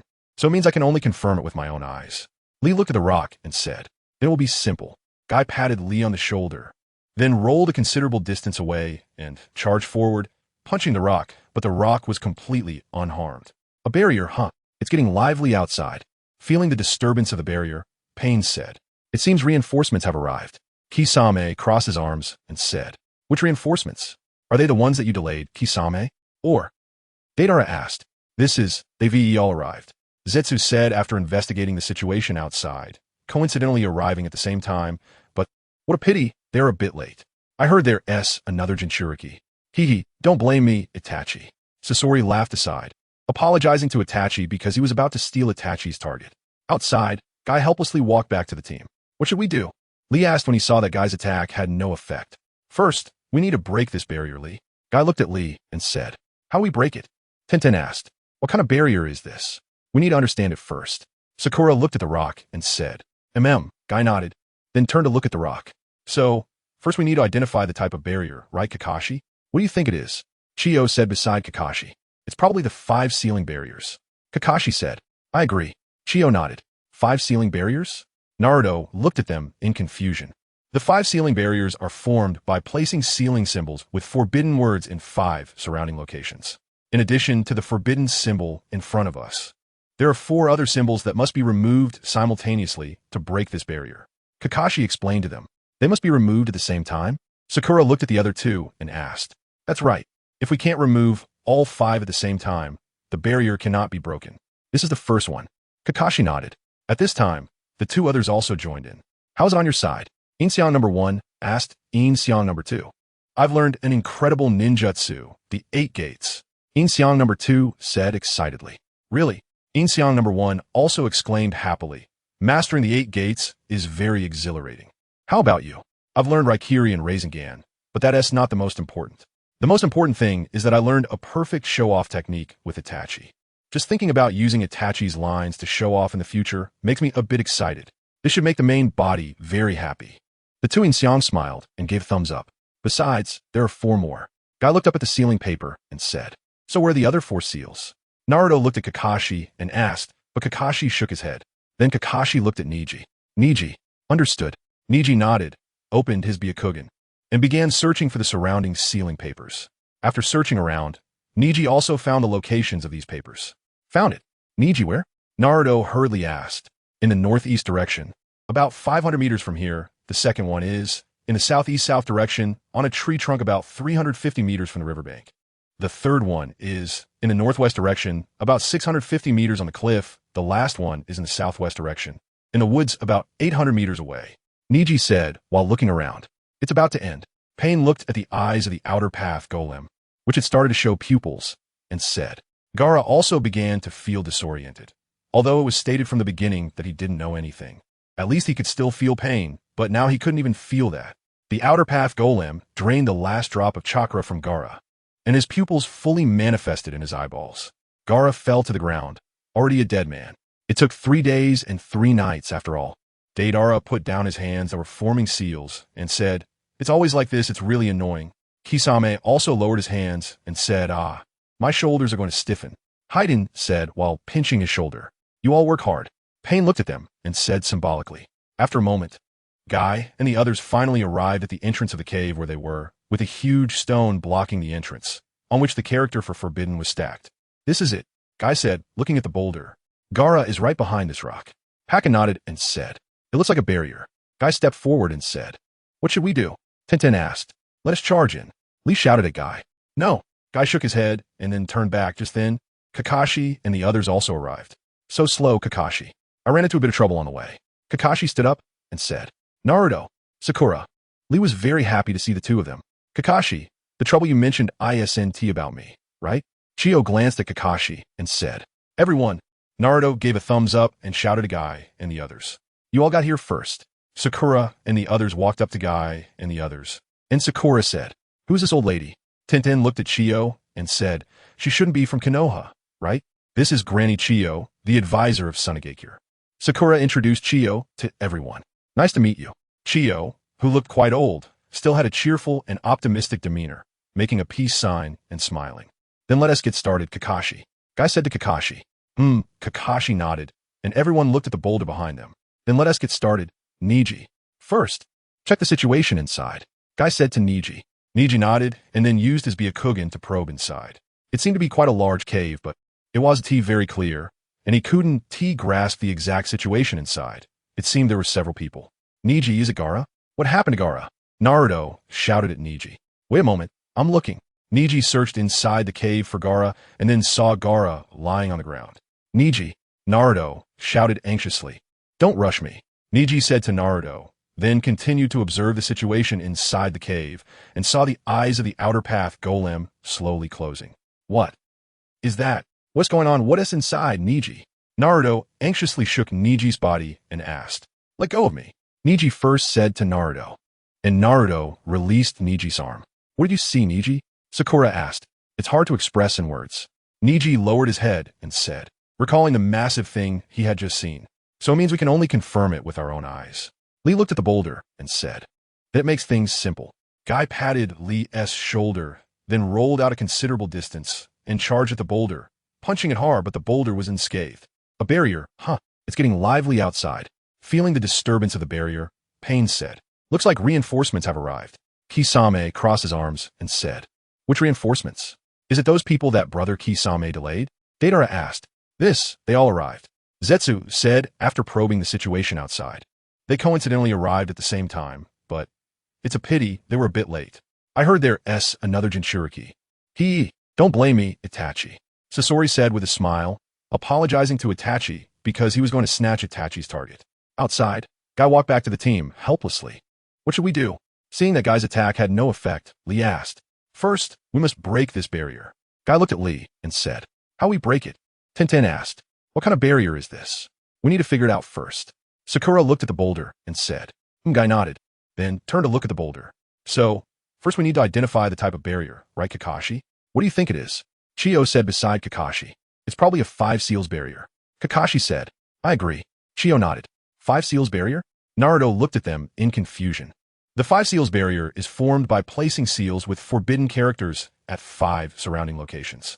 In addition to the forbidden character seal in front of us, there are 4 other seals that must be removed simultaneously in order to break this barrier. Kakashi explained to them. "It must be done simultaneously?" Sakura looked at the other two and asked. "Exactly. If we can't remove all 5 at the same time, the barrier cannot be broken. This is the first one." Kakashi nodded.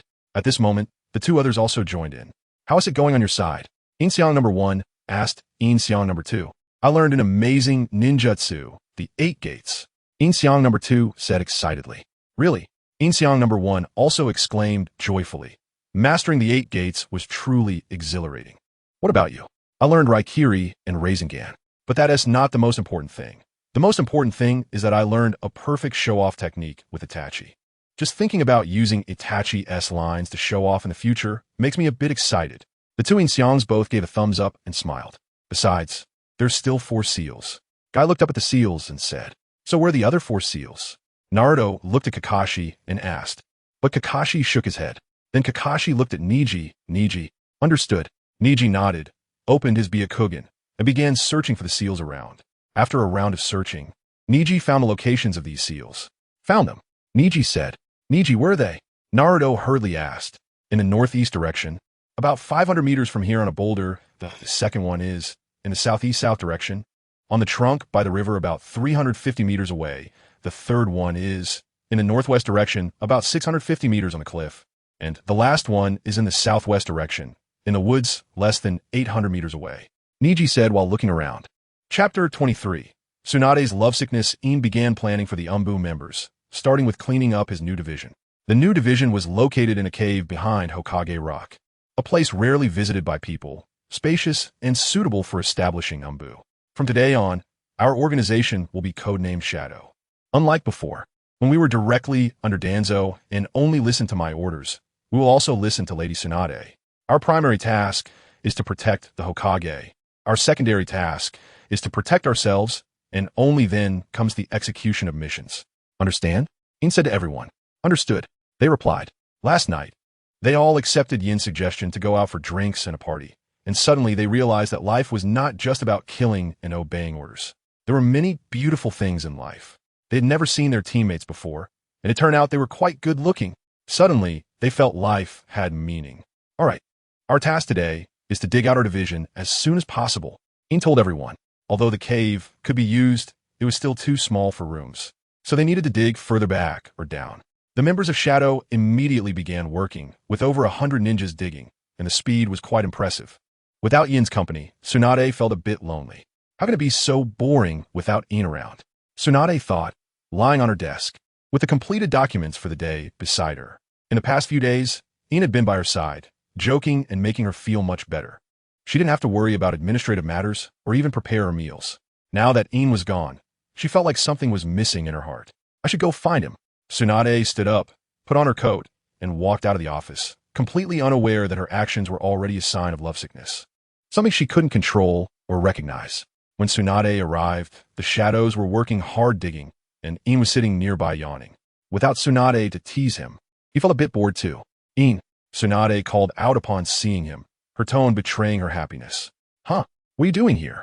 Yin immediately stood up to greet her, noticing her joy at that moment, and his favorability rating rose a little, now at 85%.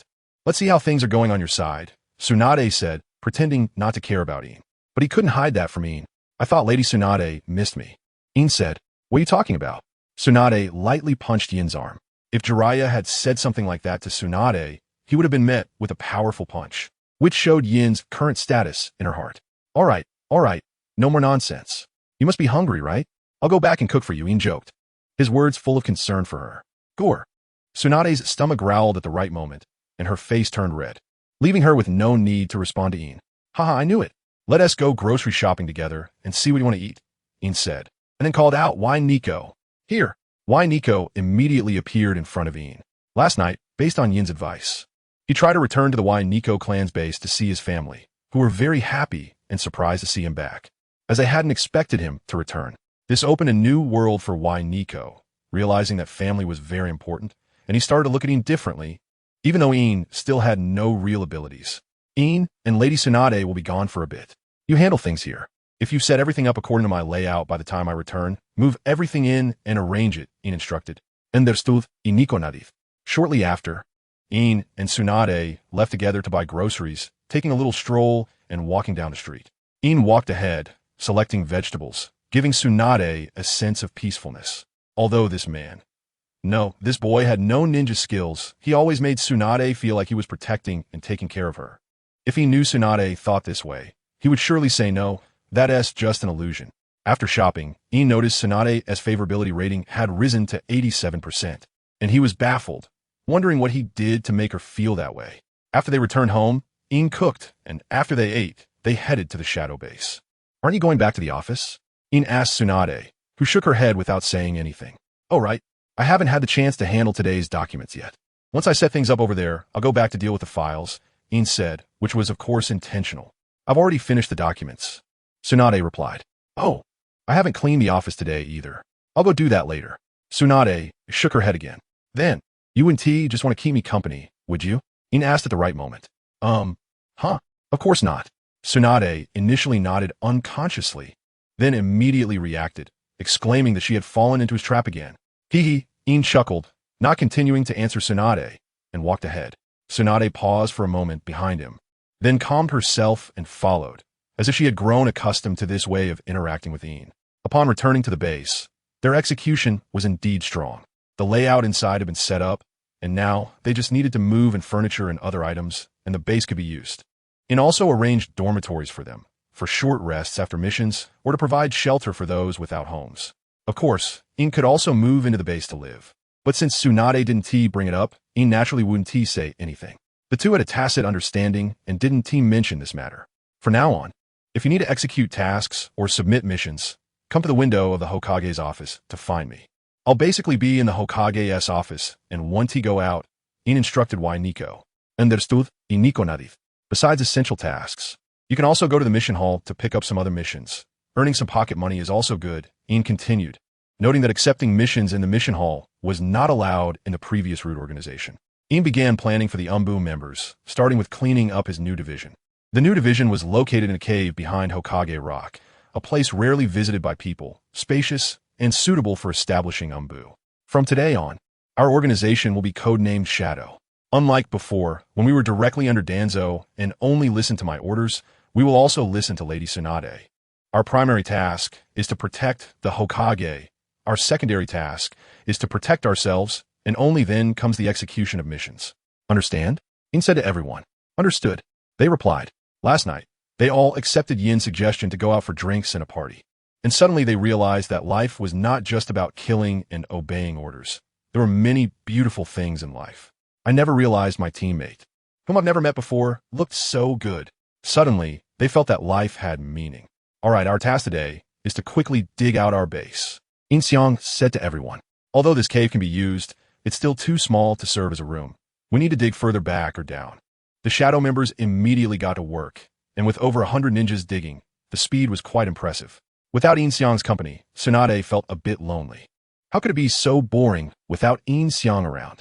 Tsunade leaned on the table, with today's completed documents beside her. In the past few days, Yin Xiang had been with her, joking around, which had improved her mood a lot. She didn't have to worry about administrative matters, and even meals were taken care of by him. Now that he was gone, she felt like something was missing inside her. I should go find him. Tsunade immediately stood up, grabbed her coat, and walked out of the office, completely unaware that her actions indicated she was lovesick, a feeling she couldn't control or even realize.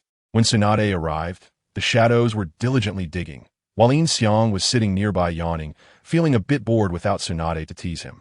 Yin Xiang, Tsunade called out when she saw him, her tone unable to hide her happiness. Huh? What are you doing here? Yin Xiang stood up immediately to greet her, and noticing the moment Tsunade was happy, his favorability increased a little more, now reaching 85%. Let us see how things are going on your side, Tsunade said nonchalantly, pretending not to care about Yin Xiang, but he could see right through her. I thought Lady Tsunade missed me, Yin Xiang said. What are you talking about? Tsunade lightly punched Yin Xiang on the shoulder.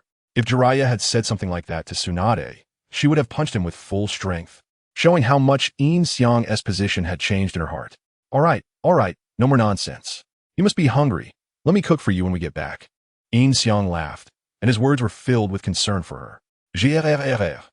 Tsunade's stomach growled at the right moment, and she blushed, no longer needing to respond to Yin Xiang. Ha, I knew it. Let us go buy some groceries together. Let us see what we want to eat. Yin Xiang then said, Oil Girl Taki.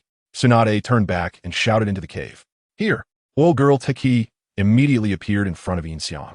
Last night, following Yin Xiang's advice, he visited the Oil Girl clan's base and met his relatives. They were all very happy and surprised, seemingly not expecting him to return. This opened a new world for Oil Girl Taki, realizing how important family is, and he started to change his view of Yin Xiang. Even though Yin Xiang still had no real abilities. I'll leave for a bit with Lady Tsunade. You take care of things here. If everything is arranged according to my layout before I return, move into furniture and set up. Yes, old girl Taki nodded. Then Yin Xiang and Tsunade left together to buy groceries, strolling a little and enjoying the day. As Yin Xiang walked ahead, choosing vegetables, he gave Tsunade a sense of tranquility. Although this boy had no ninja skills, he always made Tsunade feel like he was protecting and taking care of her. If Yin Xiang knew Tsunade thought this way, he would definitely say, no, that's just an illusion. After buying groceries, Yin Xiang discovered that Tsunade's favorability towards him had risen to 87%, leaving him puzzled about what he did to make her feel this way. After returning home, Yin Xiang cooked, and after they ate, they headed to the shadow base. Aren't you going back to the office? Yin Xiang asked Tsunade, who shook her head without saying anything. Oh right, I haven't had the chance to handle today's documents yet. I'll take care of that once I arrange things over there. Yin Xiang thought for a moment and said, of course, this was intentional. I've already taken care of the documents, Tsunade replied. Oh, I haven't cleaned the office today either. I'll go do that later. I've cleaned it myself. Tsunade shook her head again. Then, you're not just coming to keep me company, are you? Yin Xiang said at the right moment. Huh, of course not. Tsunade initially nodded absent-mindedly and then quickly reacted, shouting, I've been tricked by this kid again. Hee. Yin Xiang chuckled and didn't continue to answer Tsunade. Walking ahead instead, Tsunade paused for a moment behind him, then calmed down and followed, as if she had already gotten used to this way of interacting with Yin Xiang. When they returned to the base, their execution was indeed strong. The layout inside had been arranged, and now they just needed to move in furniture and similar items for it to be usable. Yin Xiang also arranged dormitories for them inside, to provide a place for short rests after missions or shelter for those without homes. Of course, Yin Xiang could also move into the base now, but since Tsunade didn't bring it up, he naturally wouldn't mention it either. Both of them tacitly avoided the topic. In the future, if you need to execute missions or submit tasks, come to the window of the Hokage's office to find me. I will mostly be in the Hokage's office and 1T be going out, Yin Xiang instructed Oil Girl Taki. Yes, Oil Girl Taki nodded. Aside from necessary missions, you can also go to the mission hall to take on some other tasks. Earning a little pocket money is good too, Yin Xiang continued, noting that taking missions from a mission hall was not allowed in the past. Recently, with the intense changes, we have more motivation to update faster. Please take a moment to exit reading mode. Thank you. Chapter 24, The Way of Men. Yes. Oil Woman Chigan nodded again. After finishing here, those who should hide will continue to hide, and those who should gather intelligence will continue to gather intelligence. Organize a list for me, clearly marking what they are currently doing, separating those with tasks from those without. Yes. Oil Woman Chigan nodded, expressing admiration for Yin Xiang's clear thinking. As for the situation in the Land of Rivers, everyone had already begun to break the 5 ceiling barriers. The members of Shao had also successfully absorbed the Shikaku from Gar's body. Except for Deidara and Sasori, the others were illusions that simply vanished. Deidara and Sasori needed to break out on their own. If they couldn't escape, they would die here, which didn't concern Nagato much. Confirm the battle content. After Kai's team finds the ceiling papers, they will stand by and wait until everyone has found theirs, then follow my instructions to remove them all at the same time. Understood? At that moment, Kai said. Everyone understood. Of course, Kakashi's team would also remove theirs simultaneously, so they could break the 5 ceiling barriers. As the barriers were removed, Sakura would smash the rock at the entrance, using that as a signal to suddenly storm in and retrieve Gaara. Kakashi said, and they were already in position outside, while Sasori and Deidara inside were growing impatient. Listen up, everyone, count to 3 and remove the seals together. Let's go. 1, 2, 3. Kai counted to 3, and then the 5 of them tore off the ceiling papers at the same time. Sakura also punched the rock, shattering it and successfully opening the entrance. Just as Kai and the others were about to leave, a person emerged from the stone wall. The grass, the water, and the trees in front of them, all were their own. Kakashi's entered the cave and saw Gaara, Sasori, and Deidara, with Gaara being sat on by Deidara. So, which one is the Jinchuriki? Deidara looked at the 4 in front of him, based on the characteristics left by Itachi before he left. The first one to shout would be the Nine-Tails Jinchuriki, waiting for the first one to shout. Seeing that Gaara was already dead, and Deidara was sitting on him while clenching his fist, "You bastards. I'll smash you to pieces too." Naruto shouted at Deidara and Sasori. The first guy to roar loudly is him. Sasori said, looking at Naruto. Looks like it. Deidara also looked at Naruto and smiled. That's Deidara and Sasori. The two Yin Xiang sat on a tree, chatting leisurely. I remember Sasori probably died here, right? Killed by Chiyo and Sakura. How frustrating. Yin Xiang number 1 chuckled. Sasori didn't want to fight his own grandmother, so it was like committing suicide. Yin Xiang number 2 said, "Oh, that doesn't matter. What's important is that we can learn the top puppet techniques of the Naruto world here. Later, I'll learn puppet techniques, and you follow Kakashi and them to chase Deidara." Yin Xiang number 1 said, "Why do I have to chase? Don't I have enough misfortune?" Yin Xiang number 2 said, "Then let's decide it the man's way." Yin Xiang number 1 said upon hearing this, "All right." Yin Xiang number 2 rolled up his sleeves, and the two of them simultaneously threw punches. Rock, paper, scissors. Yin Xiang number 1 retracted his scissors. "I lost. I'll accept my defeat and go chase. As expected of me, a man of my word. Jin Xiang no." 2 patted Yin Xiang number 1 on the shoulder and smiled. Just then, "Bastard, stop right there." Deidara rode a giant bird, flying out of the cave with Gaara, and Naruto immediately chased after them. "Sakura, Granny Chiyo, I'm counting on you for this guy." Kakashi quickly chased out, then stopped midway to say to Sakura and Chiyo, Got it." Sakura nodded. "Hurry up, loser." Yin Xiang number 2 patted Yin Xiang number 1 on the shoulder. TSK. Yin Xiang number 1 reluctantly chased after them. "Gaara, I'll rescue you," Naruto shouted, leaping from the pillar and punching Deidara. Deidara threw a clay bomb at Naruto, blowing him into the rock wall. In that instant, Yin Xiang had already mastered how to use Deidara's clay, directly acquiring Deidara's unique technique.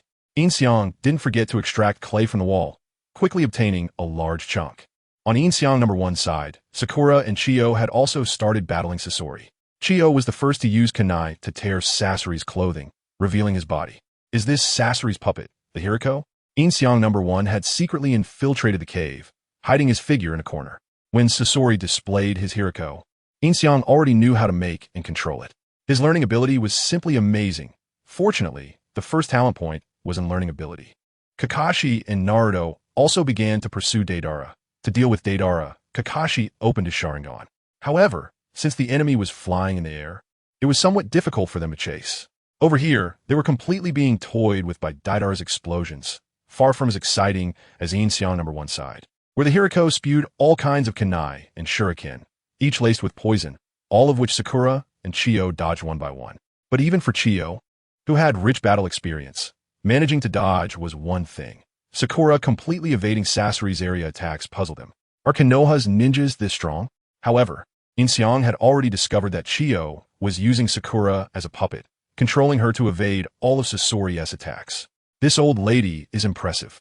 She can evade herself while controlling Sakura to dodge too. Her observational skills are no small feat, but it also benefits me. Yin Xiang smiled. Having learned this observational skill, he didn't even need to allocate points to his own observation talent. It directly upgraded to Axe. This was equivalent to getting a talent point for free. Under Chiyo's manipulation, Sakura delivered a powerful punch, smashing Sasori's Hiriko to pieces, from which a black figure emerged. This was Sasori's true body. "You finally came out." Chiyo looked at the shadow and said, "I traveled a long way just to see my grandson. I didn't expect it to come to this. Can't we catch up after 20 years? "Yes." Old woman Chigan nodded again. "After finishing here, those who should hide will continue to hide, and those who should gather intelligence will continue to gather intelligence. Organize a list for me, clearly marking what they're currently doing, separating those with tasks from those without." "Yes." Old woman Chigan nodded, expressing admiration for Yin Xiang's clear thinking. As for the situation in the Land of Rivers, everyone had already begun to break the 5 ceiling barriers. The members of Shao had also successfully absorbed the Shikaku from Gar's body, except for Deidara and Sasori. The others were illusions that simply vanished. Deidara and Sasori needed to break out on their own. If they couldn't escape, they would die here, which didn't concern Nagato much. Confirm the battle content. After Kai's team finds the ceiling papers, they will stand by and wait until everyone has found theirs. Then follow my instructions to remove them all at the same time. Understood? At that moment, Kai said. Everyone understood, of course. Kakashi's team also had to remove their seals at the same time, so that the 5 barriers could be. At the moment the barriers were, Sakura destroyed the rocks at the entrance, using this as a signal to suddenly rush in and retrieve Gaara. Kakashi said that they were already in position, while outside, Scorpion and Deidara were getting impatient. Listen up, everyone. On the count of 3, we'll remove the seals together. Let's go. 1, 2, 3. Kai counted to 3, and then the 5 of them tore off the seal paper at the same time, while Sakura smashed her fist against the rock. breaking it and successfully opening the entrance. But just as Kai and the others were preparing to leave, a person emerged from the stone wall in front of them. From the grass, from the water, and from the trees, they were all their own selves. On Kakashi's side, the four entered the cave and saw Gaara, Scorpion, and Deidara, with Gaara being sat on by Deidara. So, which one is the Jinchuriki? Deidara looked at the four in front of him, and based on the characteristics left by Itachi before he left, the first one to shout would be the Nine-Tails Jinchuriki, waiting for the first one to shout. Seeing that Gaara was already dead, and with Deidara sitting on him while clenching his fists, "You bastards! I'll smash you to pieces too." Naruto shouted at Deidara and Scorpion. The first one to shout angrily was indeed him. Scorpion looked at Naruto and said, "Looks like it." Deidara also looked at Naruto and smiled.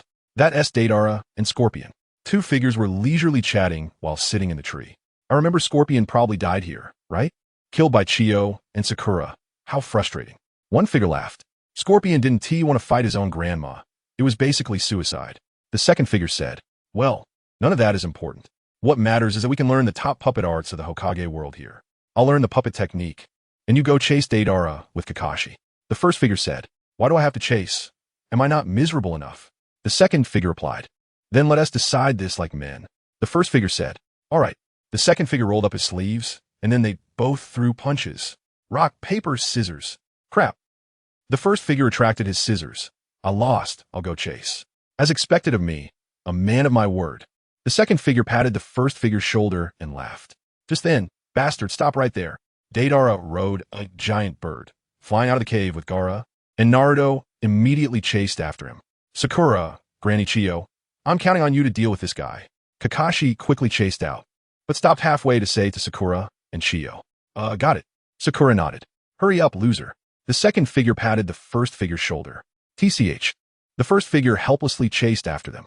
"Gaara, I will rescue you," Naruto shouted, jumping from a pillar and throwing a punch at Deidara, who threw a clay bomb at Naruto, directly blasting him into the rock wall. In that instant, the figure had already mastered how to use Deidara's clay, directly obtaining Deidara's unique technique. The figure also didn't forget to try extracting the clay from the wall, quickly pulling out a large chunk. On the first figure's side, Sakura and Chiyo had also begun their battle with Scorpion. Chiyo was the first to use a kunai to cut through Scorpion's clothes, revealing his body. "Is this the puppet Hiryu?" The first figure had secretly infiltrated the cave, hiding his figure in the corner, and when Scorpion displayed his Hiryu, the figure already knew how to make and control it. His learning ability was simply amazing. Fortunately, the first talent point was for learning ability. Kakashi and Naruto also began their pursuit of Deidara. To deal with Deidara, Kakashi directly opened his Sharingan, but since the enemy was flying in the air, it was a bit difficult for them to chase. On this side, they were completely being toyed with by Deidara's explosions, far less exciting than what the first figure was experiencing. The Hiryu shot out various kunai and shuriken, each of which was poisoned, all of which Sakura and Chiyo dodged one by one. But even if someone as experienced as Chiyo could dodge, Sakura completely evading Scorpion's barrage of attacks made Scorpion somewhat puzzled. Are the ninjas from Konoha really this powerful? However, the figure had already discovered that Chiyo was using Sakura as a puppet, controlling her to dodge all of Scorpion's attacks. This old lady is quite skilled, being able to dodge herself while also controlling Sakura to dodge. Her observation skills are not to be underestimated, but it also benefits me. The figure laughed. Having learned this observation skill, he didn't even need to invest in his observation talent point, directly boosting it to Axe. This was equivalent to getting a talent point for free. Under Chiyo's control, Sakura used her immense strength to smash Scorpion's Hiryu to pieces, for which a black figure jumped out. This was Scorpion's true body. "You finally came out." Chiyo looked at the black figure and said, "I traveled a long way to see my grandson, but I didn't expect it to come to this. After 20 years, can't we catch up a bit?" Chapter 25. A new mission at that moment. The head of Fei Lu who suddenly moved, soaring into the air, and countless shurikens shot out from his head. Chiyo immediately manipulated Sakura to evade. Some of the shurikens were even aimed at Yin Xiang's direction. Damn it. Yin Xiang quickly sidestepped to avoid them, realizing that his disguise had been discovered. Taking advantage of the fact that they hadn't noticed him yet, he immediately ran out. Was it an illusion? Chiyo looked in the direction where Yin had just hidden and thought to herself, "Sure enough, it's true. No wonder she's my grandmother. It's impressive that even the little girl could evade my attacks." After seeing through my attack, Grandma used her puppet technique to control the little girl with chakra strings. Scorpion turned his back to Sakura and Chiyo. Sakura, I really don't want to love him, but he is so handsome, has a nice voice, and even calls me little girl. Moreover, he was very thoughtful, even wrapping chakra threads around the tail of the crimson flow jade. I didn't expect that the movement of the tail would be sealed while I remained completely unaware. Wow. I tried my best to suppress my chakra so that it wouldn't be noticed, yet you managed to figure it out. Chiyo said. At that moment, In took the opportunity to once again hide in the previous position. Of course, it was you who taught me the puppet game. Scorpion turned around and said to Chiyo, placing his hand on the black cloth on his head. But the game ends here today. Chiyo said, yes, then, will you be able to take advantage of it easily? The scorpion pulled off the black cloth on its head and laughed. The moment the black cloth was removed, revealing the formation, Chiyo was stunned. How could this be? There is completely no change compared to before. Underneath the ugly appearance of the scorpion, there is a slightly less impressive but still astonishingly handsome face than that of Yin Xiang. What is going on? Sakura was also stunned. They knew that Scorpion had defected from Tsunade 20 years ago, but the boy in front of them looked nothing like a person in their 30s or 40s. Beep, beep, beep. The puppet technique of Chiyo Scorpion has been recorded, and a mission has been issued to capture Chiyo Scorpion. Reward, talent point X1. At this moment, the system chimed in, and not only Yin Xiang in the cave, but also Yin Xiang tracking Kakashi and Yin Xiang in Konoha all received this mission. Oh, it seems they have already encountered Scorpion. At this moment, Yin Xiang was busy teasing Tsunade's little wife when he received the task. I suppose the clones shouldn't know as well. Yin Xiang thought to himself, then decided to ignore it, confident that his clones could handle it. The report was completed and the arrangements were made. Wei and Suji came to Yin Xiang and said, all right, everyone can take a break. Those with immediate infiltration tasks can leave first. Yin Xiang said, understood. Wei and Suji nodded, handed the list to Yin Xiang. And what to get things done? Capturing Sasori of the Red Sand is really difficult. It can only be done through direct confrontation. After receiving the task, Yin Xiang thought about how Sasori's true body was reduced to just a heart. He understood that as long as he took the heart before Chiyo and Sakura found out, it would be fine. The challenge wasn't saving Sasori, but rather capturing him. Would this guy even listen to him? At this moment, Scorpion produced a scroll, from which emerged a puppet made from the corpse of the third Kazekage. Although Yin Xiang instantly learned how to create a third Kazekage puppet, this requires a human corpse for the human puppet technique. Scorpion, being the only puppeteer capable of transforming the deceased into human puppets, creates them with the chakra of the person in life, allowing him to retain all of their ninjutsu and bloodline limits, which is the greatest advantage of human puppets. Just then, the head of the fallen Chiyo suddenly moved, flying into the air, and countless sunbon shot out from it. Chiyo immediately manipulated Sakura to dodge. A few sunbon even shot in Yin Xiang's direction. Damn it. Yin Xiang quickly sidestepped to avoid them, but his disguise was now exposed. Taking advantage of the fact that they hadn't noticed him yet, he immediately ran out. Was it an illusion? Chiyo looked in the direction where Yin had just hidden and thought to herself, as expected, my grandmother is impressive. No wonder even the little girl could evade my attacks. After seeing through my attack, you used puppet techniques to control the little girl with chakra threads. Scorpion turned his back to Sakura and Chiyo and said, Sakura, I really don't want to love him, but he is so handsome, has a nice voice, and even calls me little girl. Moreover, he had considered everything thoroughly, even wrapping chakra threads around the tail of the scarlet flow pearl. I didn't expect that the movements of the tail would be sealed, and I was completely unaware of it. Wow, I've tried my best to suppress my chakra, so that it wouldn't be noticed. Yet you managed to figure it out, Chiyo said. At that moment, Yin took the opportunity to once again dive back into his previous hiding spot. Of course, the one who taught me the puppet game was none other than you. Scorpion turned around and said to Chiyo, placing his hand on the black cloth on his head. But the game ends here today, Chiyo said. Yes, so can you easily take what you want? Scorpion pulled off the black cloth on his head and laughed. The moment the black cloth was removed, Chiyo was stunned. How could this be? It hasn't changed at all compared to before. Beneath the ugly exterior of the Scorpion of the Red Sand, there was a face that was slightly less impressive than Yin Xiang's, yet still remarkably handsome. What was going on? Sakura was also stunned. They knew that Sasori had defected from Tsunade 20 years ago, but this boy in front of them looked nothing like someone in their 30s or 40s. Beep, beep, beep. The puppet technique of Sasori of the Red Sand has been recorded, and a mission has been issued to capture Sasori of the Red Sand. Reward, talent points X1. At that moment, the system chimed in. Not only Yin Xiang in the cave, but also the Yin Xiang tracking Kakashi and the Yin Xiang in Konoha received this mission. Oh, it seems they have already met Scorpion. At this moment, Yin Xiang was busy teasing Tsunade's little wife when he received this task. I suppose the clones should know as well. Yin Xiang thought to himself, then decided not to worry about it. His clones would definitely be able to handle it. The report was completed and the arrangements were made. Old girl Toraijin came to Yin Xiang and said, "All right, everyone can take a break. Those with covert missions that need to return immediately can leave first." Yin Xiang said, "Yes." Oil girl Toraijin nodded, handed the list to Yin Xiang, and went to carry out her tasks. Capturing the Red Sand Scorpion is really difficult. It can only be done through a direct confrontation. After receiving the task, Yin Xiang thought about the fact that Scorpion's true body was just a heart. He understood very well that as long as he took Scorpion's heart before Chiyo and Sakura discovered it, everything would be fine. The challenge wasn't saving Scorpion, but capturing him. Would this guy be willing to listen to him? At this moment, Scorpion took out a scroll, from which he summoned a puppet made from the corpse of the third Kazekage.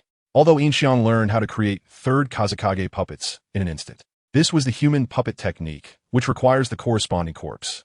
Scorpion is the only puppet master capable of transforming the deceased into human puppets. And these puppets are made with the chakra of the original person, allowing them to retain all the ninjutsu and bloodline limits of their former selves.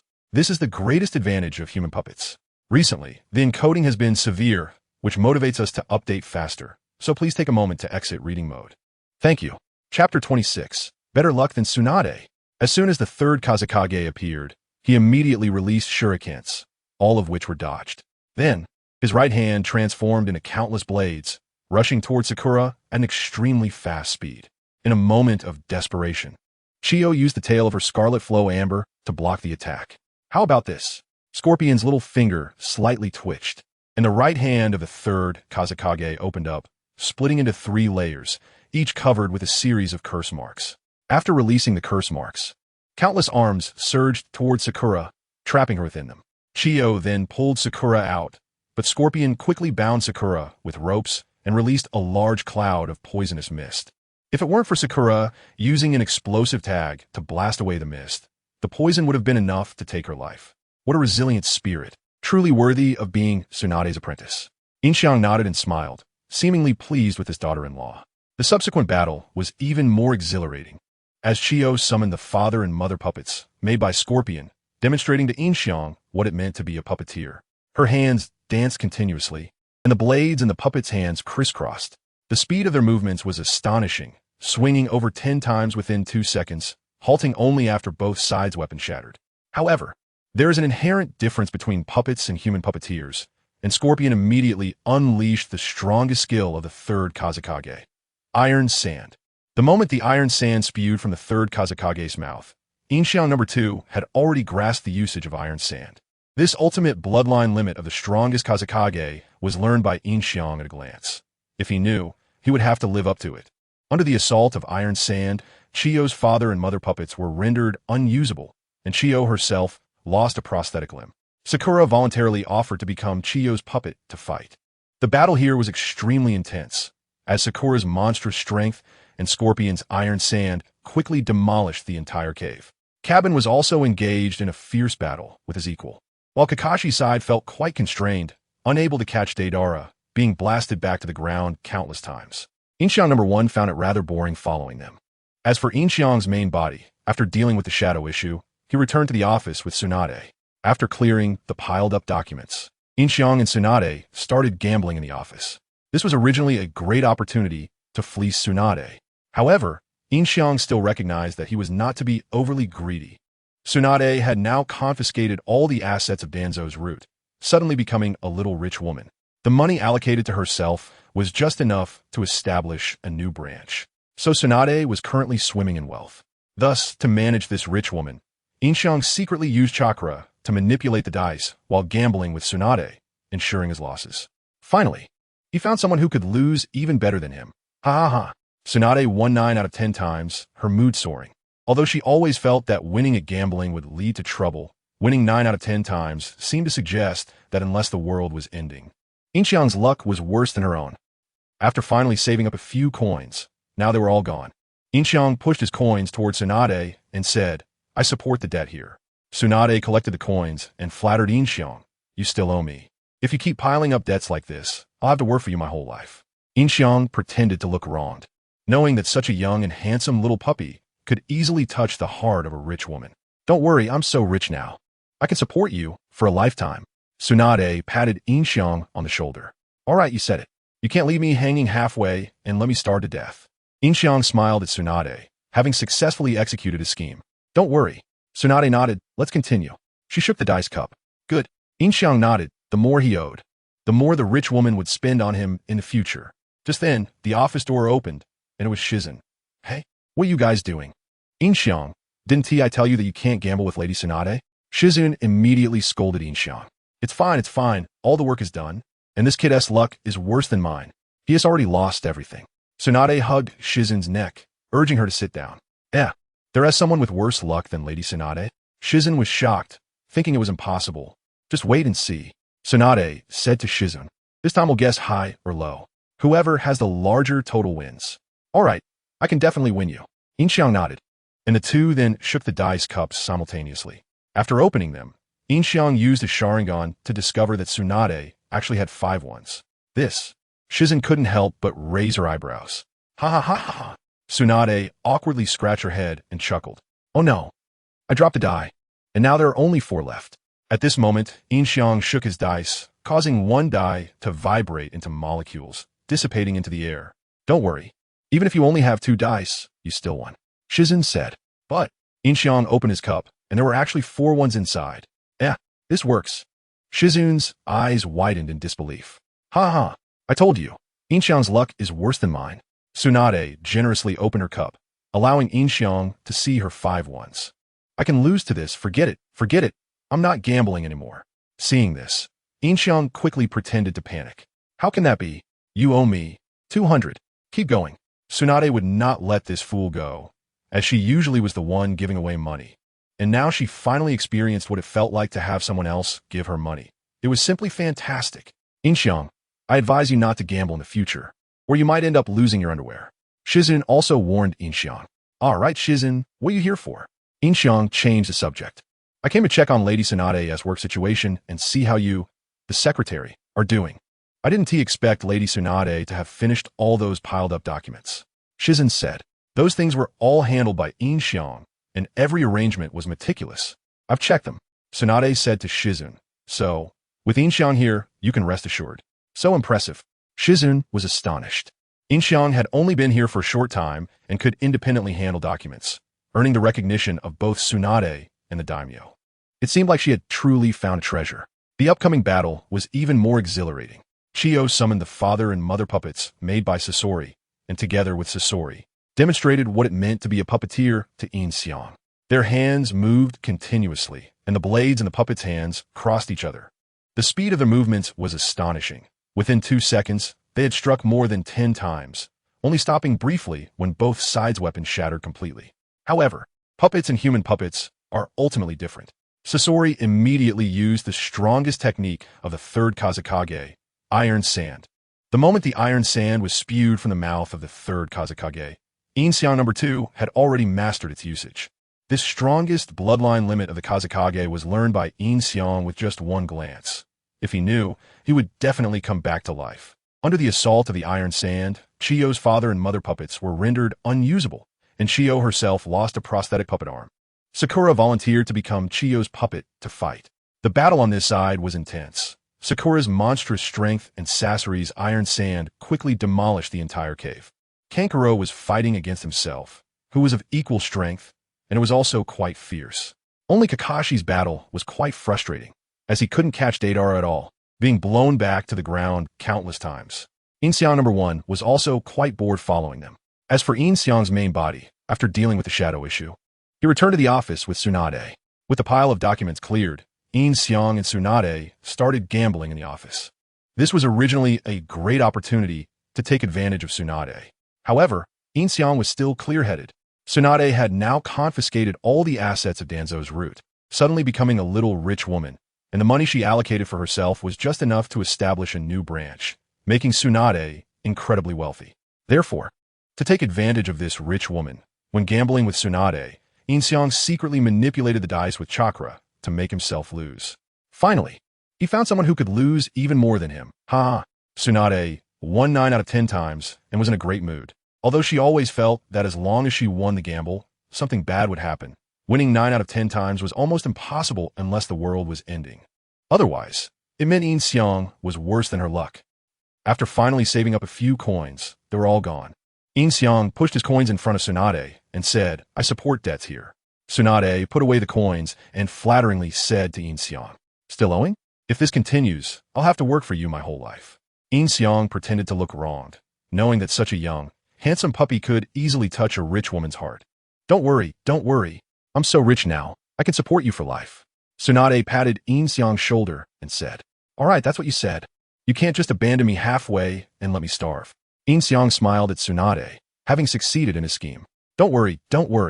Tsunade nodded. "Let's continue." Tsunade shook the dice cup. Okay. Yin Xiang nodded. The more he owed, the more the rich woman would spend on him in the future. Just then, the office door opened, and it was Shizen. "What are you guys doing?" "Yin Xiang, didn't I tell you not to gamble with Lady Tsunade?" Shizen immediately got angry at Yin Xiang. It's fine. The work has already been finished, and besides, this guy's luck is worse than mine. He's already lost everything." Tsunade hugged Shizen's neck and made her sit down. There is someone with worse luck than Lady Tsunade? Shizen was also taken aback. This was simply impossible. "Just watch," Tsunade said to Shizen. "This time, let's guess big or small. Whoever has the larger total with the dice wins." "Okay, I can definitely win you." Yin Xiang nodded, and the two then shook their cups simultaneously. After opening them, Yin Xiang discovered through his Sharingan that Tsunade actually had 5 ones. This. Shizen couldn't help but raise her eyebrows. Ha. Tsunade awkwardly scratched her head and laughed. "Oh no, I dropped a die, and now I only have 4 left." At this moment, Yin Xiang vibrated all his dice to 1 point with chakra, and 1 die was directly shattered into molecules, dissipating into the air. "Don't worry, even if you only have 2 dice, you still won," Shizen said. But Yin Xiang opened his cup, and to his surprise, there were actually 4 ones. This is possible? Shizen widened her eyes, unable to believe it. Ha! I told you, Yin Xiang's luck is worse than mine. Tsunade generously opened her cup to let Yin Xiang see her 5 ones. "I can lose to this. Forget it. I'm not gambling anymore." Seeing this, Yin Xiang quickly pretended to panic and shouted, "How can that be? You owe me 200. Keep going. Tsunade would not let this big loser go. Usually, she was the one giving away money. Now she finally experienced how it felt to have someone spend money on her, which was simply fantastic. "Yin Xiang, I advise you not to gamble in the future. Otherwise, you might end up betting your underwear away," Shizen also said to Yin Xiang. "All right, Shizen, why are you here?" Yin Xiang changed the subject. "I came to check on Lady Tsunade's work situation and to see how your secretary is doing." "I didn't expect Lady Tsunade to have finished processing so many documents," Shizen said. "Those things were all handled by Yin Xiang, and every arrangement was in order." "I have checked them," Tsunade said to Shizen. "So, with Yin Xiang here, you can rest assured." "So amazing?" Shizen was astonished. Yin Xiang had only been here for a short time and could independently handle documents, earning the recognition of Tsunade and the daimyo. It seemed they had indeed found a treasure. Chapter 27. The Astonishing Amount of Chakra. "Well, seeing Lady Tsunade safe and sound, I can relax now." Shizen nodded and said, still holding the little piglet, "Is this pig meant to be raised for food?" Yin Xiang asked, pointing at the piglet. The piglet widened its eyes at the words and began to struggle in Shizen's arms, as if preparing to run away from the man who had just spoken such threatening words. It's okay. Shizen patted the piglet's head to soothe it. "He's just joking. He can understand what I'm saying. Is he a summoning beast?" Yin Xiang asked upon seeing this. "Just an ordinary pet pig, not raised for eating," Tsunade said to Yin Xiang, also patting the piglet's head. "Although it's Tsunade's pet, most of the time it's Shizen who holds and takes care of it." "I see. It looks quite smart, has potential to be a summoning beast." Yin Xiang nodded and thought to himself, maybe he should also get a summoning beast to play with. After capturing Scorpion, turn him into a summoning beast.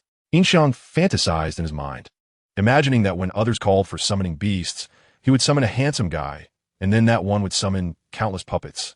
It sounded like a bit of fun. "Don't try to change the subject. Let's continue." Tsunade suddenly shouted at Yin Xiang, shaking the dice cup in her hand. "But I don't have any dice left." Yin Xiang pointed to his missing dice. "This thing." Tsunade picked up the dice in front of Yin Xiang, formed a hand seal, and directly created a shadow clone of the dice. Hey, is that how you use your ninjutsu?" Yin Xiang exclaimed upon seeing this. Here you go. Tsunade returned the dice to Yin Xiang.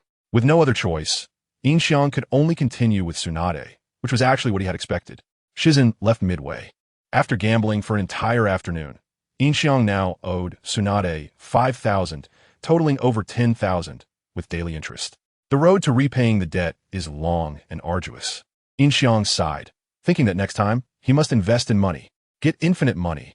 All right, don't be too sad. Winning or losing is common in gambling. Tsunade comforted Yin Xiang, but her expression couldn't hide her joy. She was smiling like a blooming flower. This is for you. Tsunade took out a piece of white paper from her pocket. What is this? Yin Xiang asked as he took the paper. Chakra test paper. It can test your chakra attributes. But I don't have chakra right now. Yin Xiang said. I forgot about that. So I'll teach you how to refine chakra now. Tsunade said, then stood up and went to the wall of the office. Come over and sit against the wall. Okay. Yin Xiang nodded, put away the chakra test paper, and walked in front of Tsunade, sitting down against the wall. Tsunade also sat down in front of Yin Xiang, their knees pressed tightly together. Listen carefully. Refining chakra is a type of energy produced by the perfect fusion of various energy components controlled by the human body.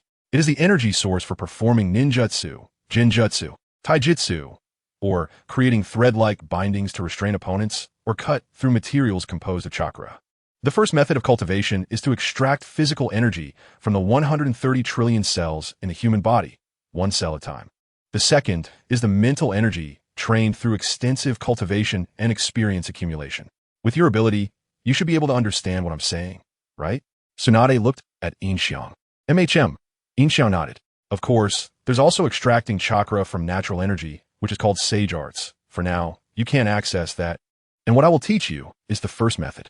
Over the following time, Tsunade explained in detail how to refine chakra, but at that moment, Yin Xiang wanted to say, if you could demonstrate it, I would understand. After about half an hour of explanation, Tsunade finally said, now I will demonstrate. Watch closely.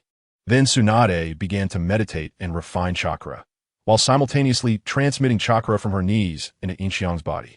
Yin Xiang also followed Tsunade's example and began to refine chakra. In an instant, a massive amount of chakra erupted from Yin Xiang, knocking Tsunade over. Oh no, I lost control. Yin Xiang thought to himself, but it was too late. This was the chakra he had just refined in that moment. This is true chakra, while what I used before could probably be called modified power, or maybe simplified to be called Azura power. This is. Tsunade was thrown back and sat on the ground, wide-eyed looking at Yin Xiang. Although Yin Xiang could go help Tsunade at this moment, he couldn't stop because he had already exposed himself, so he simply pretended he couldn't control this chakra. Such a massive amount of chakra. Tsunade stared at Yin Xiang, saying, Yin Xiang, quickly feel this chakra, grab hold of it, absorb it, and make it your own. In this situation, Tsunade shouted at Yin Xiang. Yin Xiang nodded, pretending to be in extreme pain, and began to slowly compress the chakra. Even the shadows Yin Xiang had arranged around Hokage sensed this power and rushed to the window to protect Tsunade and Yin Xiang, only to see that it was indeed their leader. Such a massive chakra. It seems we really underestimated the leader before. Old girl Taki said, watching Yin Xiang. This chakra is comparable to that of an elite Nin. Is it really his first time refining chakra? Mountain Wind said, looking inside. Under Yin Xiang's control, the leaking chakra slowly entered his body.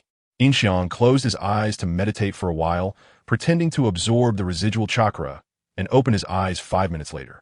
Great, it worked! Tsunade exclaimed excitedly to Yin Xiang. Yin Xiang first waved to the shadow members, signaling that they could leave, and after they left, Tsunade was so excited that she directly hugged Yin Xiang. You are simply a born ninja, achieving the chakra amount of an elite Nin on your first refinement. Yin Xiang was startled by this sudden hug, thinking that maybe Tsunade felt she had really found a treasure. With someone like this in Konoha, the future looks promising. Ultimately, it was still a matter of utility. But Tsunade was genuinely happy for Yin Xiang. After all, he had such a miserable childhood, never had enough to eat or sleep well. And after finally coming to Konoha, he was bullied by Danzo. Even his luck in gambling was terrible. Now, he could finally have his own power to protect himself. If we were to assess Tsunade's favorability towards Yin Xiang now, it had reached an astonishing 92%. Well, seeing Lady Tsunade safe and sound, I can relax now. Shizen nodded and said, still holding the little piglet. Is this pig meant to be raised for food? Yin Xiang asked, pointing at the piglet. The piglet widened its eyes at the words and began to struggle in Shizen's arms. as if preparing to run away from the man who had just spoken such threatening words. It's okay, it's okay. Shizen patted the piglet's head to soothe it. He's just joking. He can understand what I'm saying. Is he a summoning beast? Yin Xiang asked upon seeing this. Just an ordinary pet pig, not raised for eating. Tsunade said to Yin Xiang, also patting the piglet's head. Although it's Tsunade's pet, most of the time, it's Shizun who holds and takes care of it. It looks like you have great potential to be a spirit beast. Very clever indeed. Yin Xiang nodded and thought to himself whether he should also get a spirit beast to play with. After capturing the scorpion, I could turn it into a spirit beast. Yin Xiang fantasized in his mind, imagining that when others called for their spirit beasts, he would summon a handsome guy, who in turn could summon countless puppets. It sounded quite fun. Don't try to change the subject. Let's continue. Tsunade suddenly shouted at Yin Xiang, shaking the dice cup in her hand. But I don't have a die anymore, Yin Xiang pointed out, indicating his lack of dice. This thing. Tsunade picked up the dice in front of Yin Xiang, formed a hand seal, and directly created a shadow clone of the die. Hey, is that how you use your ninjutsu? Yin Xiang exclaimed upon seeing this. Here you go. Tsunade handed the dice back to Yin Xiang. With no other choice, Yin Xiang continued with Tsunade, which was actually within his expectations.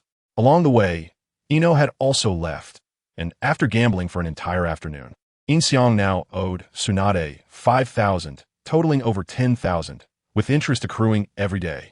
The road to repaying the debt is long and arduous, Yin Xiang sighed, thinking that next time he would definitely invest in money. All right, don't be too sad.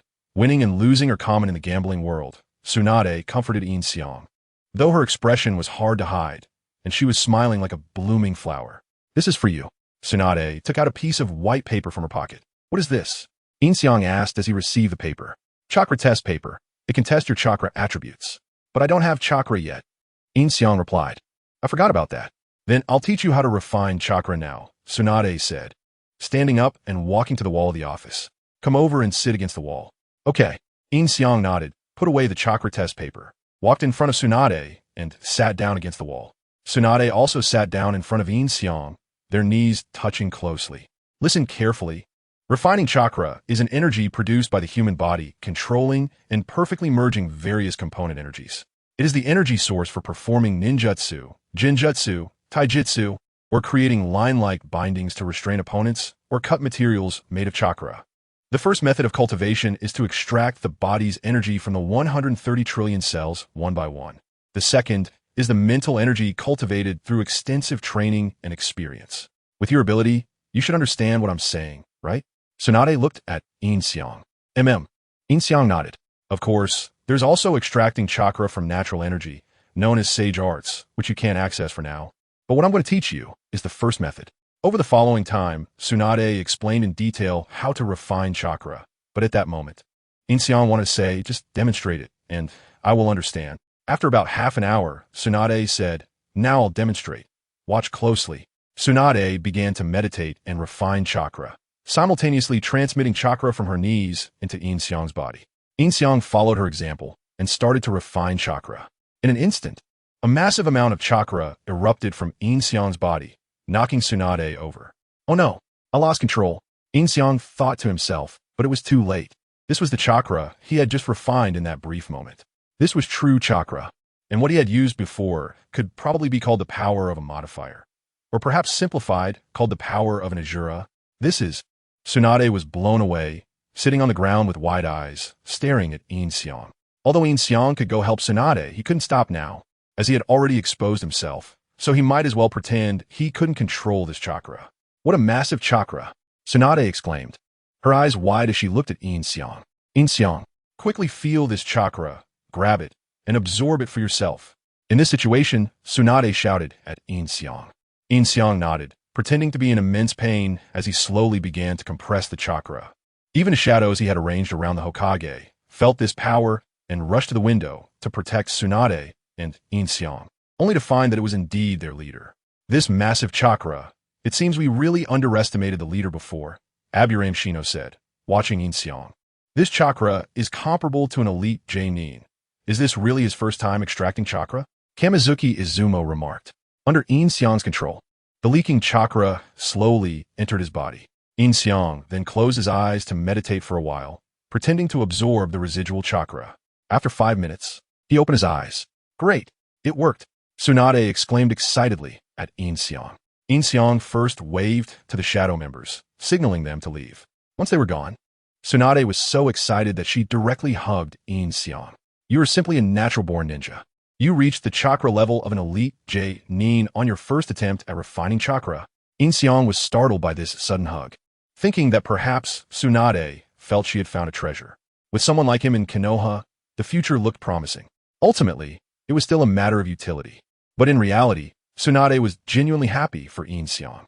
After all, he had such a miserable background, never getting enough food or sleep, and finally coming to Konoha only to be bullied by Danzo.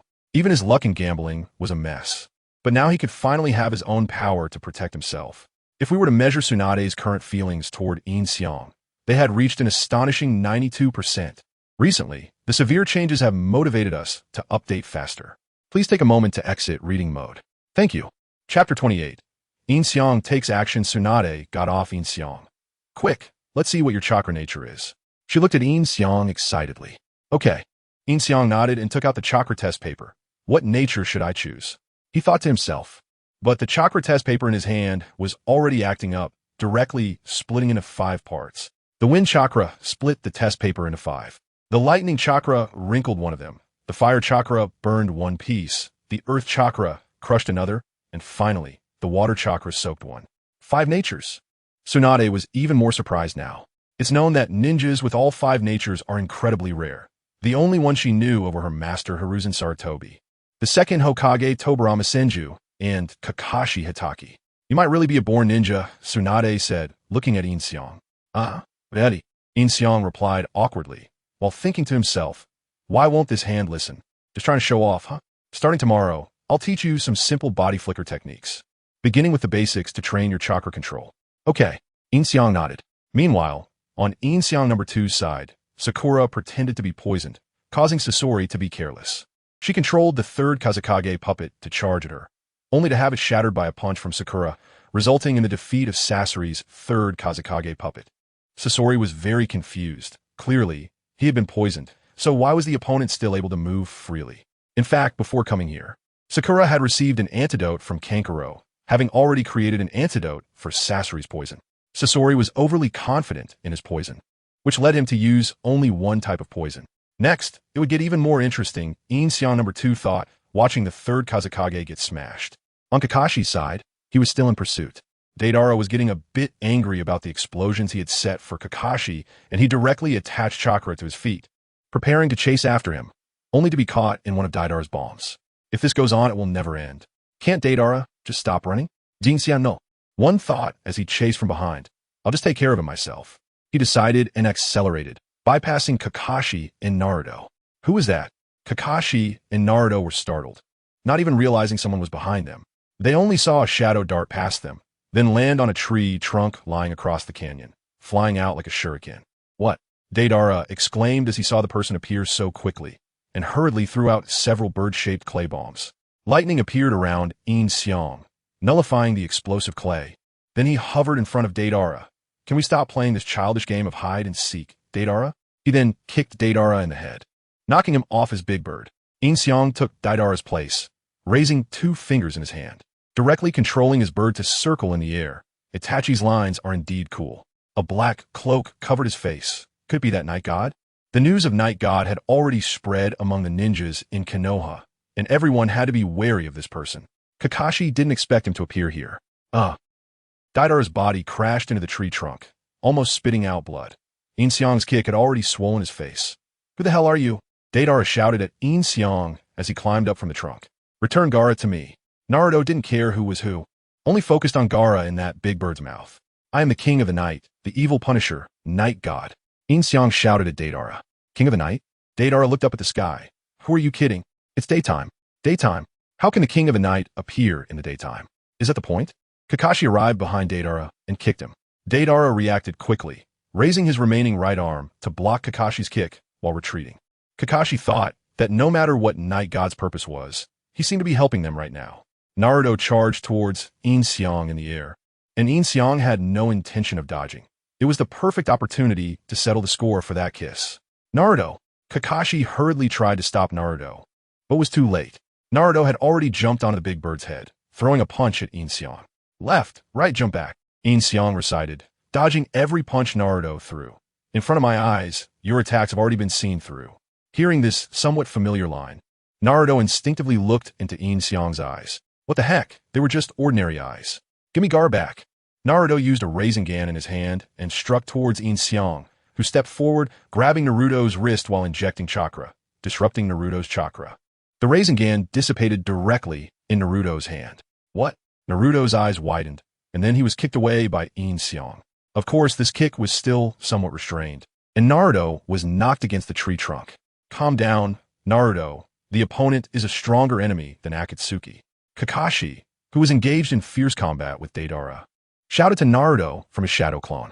He could also see that Night God's kick had clearly been restrained. Here you go, don't cause me any trouble. Yin Xiang leaped high, controlling the big bird to stop in front of Naruto. Why can this guy control my clay? Deidara looked at the big bird controlled by Yin Xiang with a puzzled expression, while he formed hand seals, preparing to make the big bird explode in front of Naruto. Huh, Deidara shouted, but the big bird showed no reaction. It completely lost control. Deidara was bewildered at this sight. Kakashi then attacked with Raikiri, and, at this distance, Deidara instinctively raised his right hand to block, realizing it was Raikiri, and hurriedly jumped away. Kakashi immediately threw a kunai, which was also blocked by Deidara. Then Kakashi picked up another kunai to pursue Deidara, and while he was still unsteady, he directly severed one of Deidara's arms. Ah! Deidara looked at his arm and wailed. Now I have to find a way to escape. Deidara thought to himself. After all, he had lost both arms. Deidara then jumped out of the canyon, running deep into the forest, while Naruto dug out Gaara's corpse from the big bird. Tsunade got off Yin Xiang. Quick, let's see what your chakra nature is. She looked at Yin Xiang excitedly. Okay. Yin Xiang nodded and took out the chakra test paper. What nature should I choose? He thought to himself. But the chakra test paper in his hand was already acting up, directly splitting into 5 parts. The wind chakra split the test paper into 5. The lightning chakra wrinkled one of them. The fire chakra burned one piece. The earth chakra crushed another. And finally, the water chakra soaked one. 5 natures. Tsunade was even more surprised now. It's known that ninjas with all 5 natures are incredibly rare. The only one she knew of were her master Hiruzen Sarutobi, the second Hokage Tobirama Senju, and Kakashi Hatake. You might really be a born ninja, Tsunade said, looking at Yin Xiang. Ah. Haha, really? Yin Xiang awkwardly smiled, while thinking to himself, why won't this hand listen to me? Just trying to show off, huh? Starting tomorrow, I will teach you some simple 3-body techniques, beginning with the basics to train your control over chakra. Alright, Yin Xiang nodded. Next, on Yin Xiang number 2's side, Sakura pretended to be poisoned, causing Scorpion to become careless, controlling the 3rd Kazekage puppet to charge at Sakura, only to have it shattered by a punch from Sakura. Thus, Scorpion's 3rd Kazekage puppet was defeated. Scorpion was very puzzled. Clearly, he had been poisoned, so why could the opponent still move freely? In fact, before coming here, Sakura had already produced the antidote to Scorpion's poison after being treated by Kanjiro. Scorpion was overly confident in his poison, which led him to only use one type of poison. Next, it would be even more powerful. Yin Xiang number 2 thought as he watched the 3rd Kazekage being shattered. Meanwhile, Kakashi was still in pursuit. Deidara was getting a bit angry after exploding something at Kakashi and directly infused chakra into his feet, preparing to catch up, only to be hit by one of Deidara's bombs. If this continued, it would never end.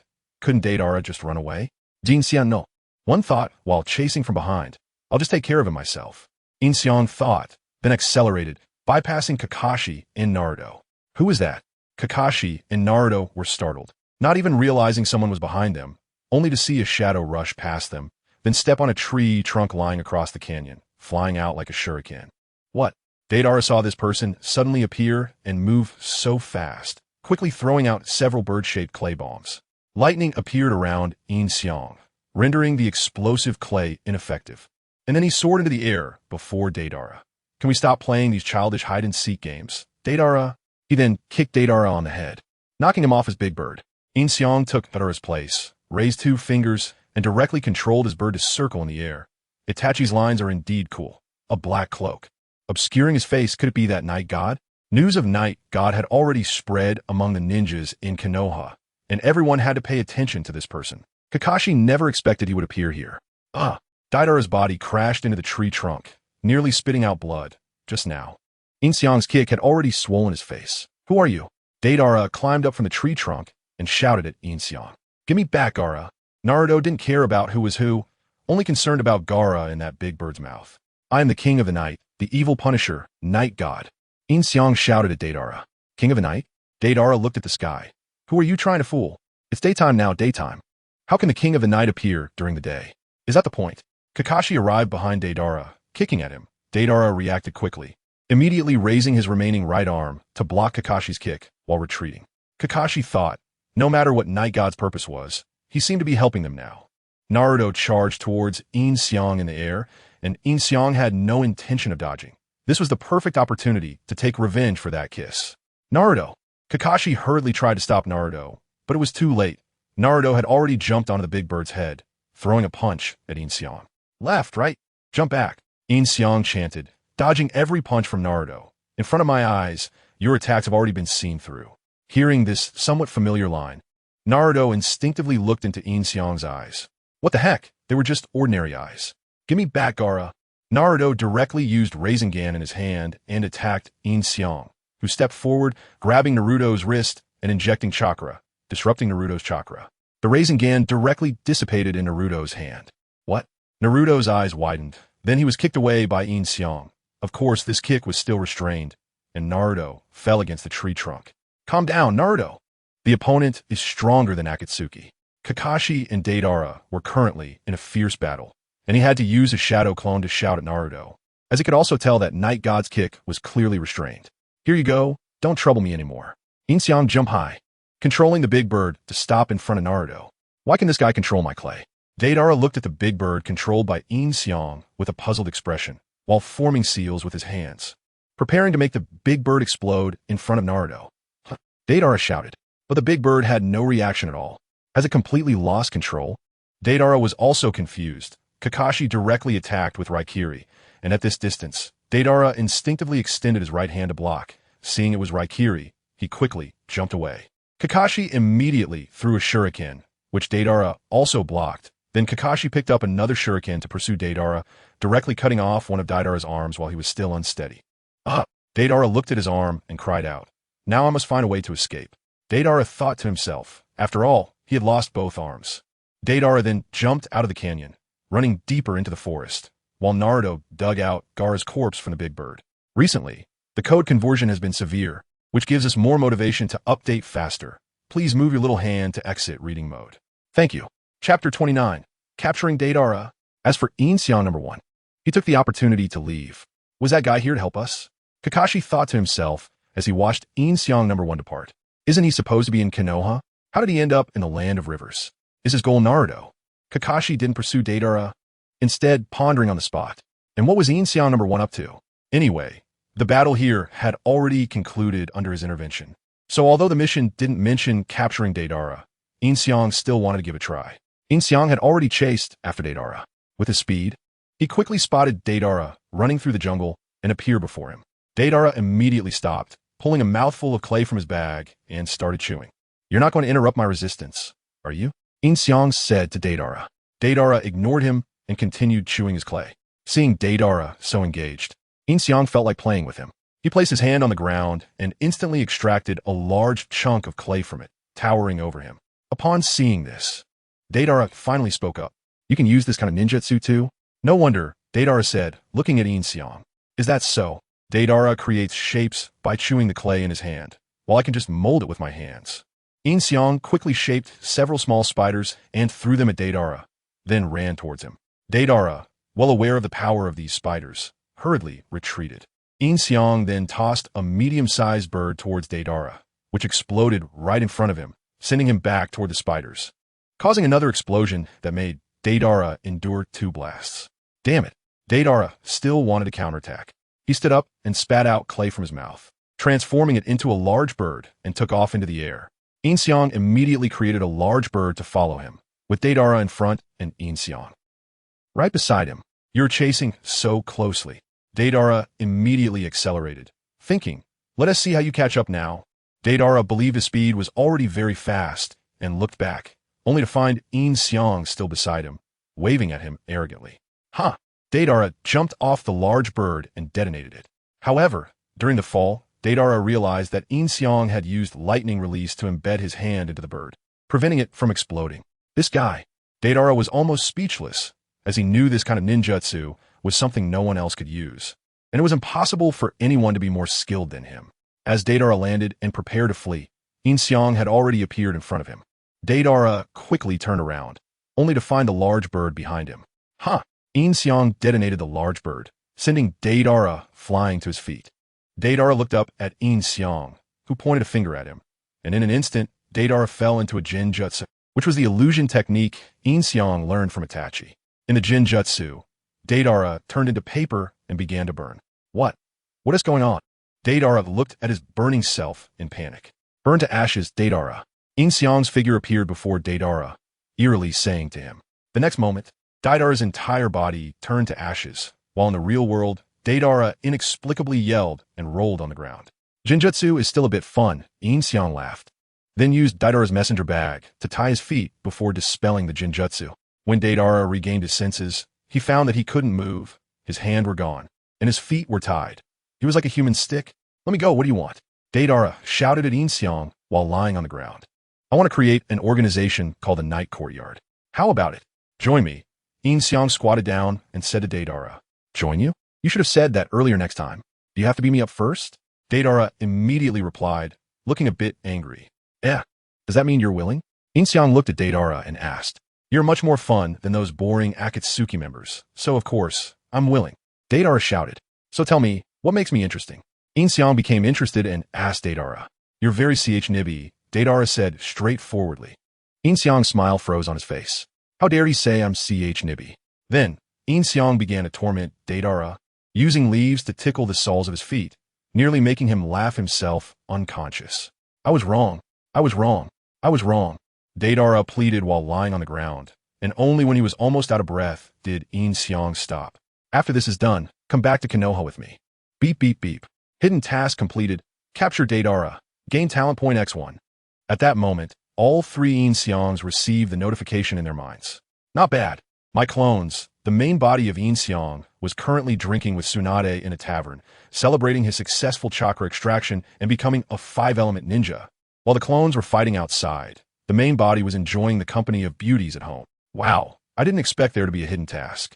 The main body should be very happy now, Yin Xiang number 1 thought. Capturing Deidara? He has already done over there. Yin Xiang number 2 thought as he saw that.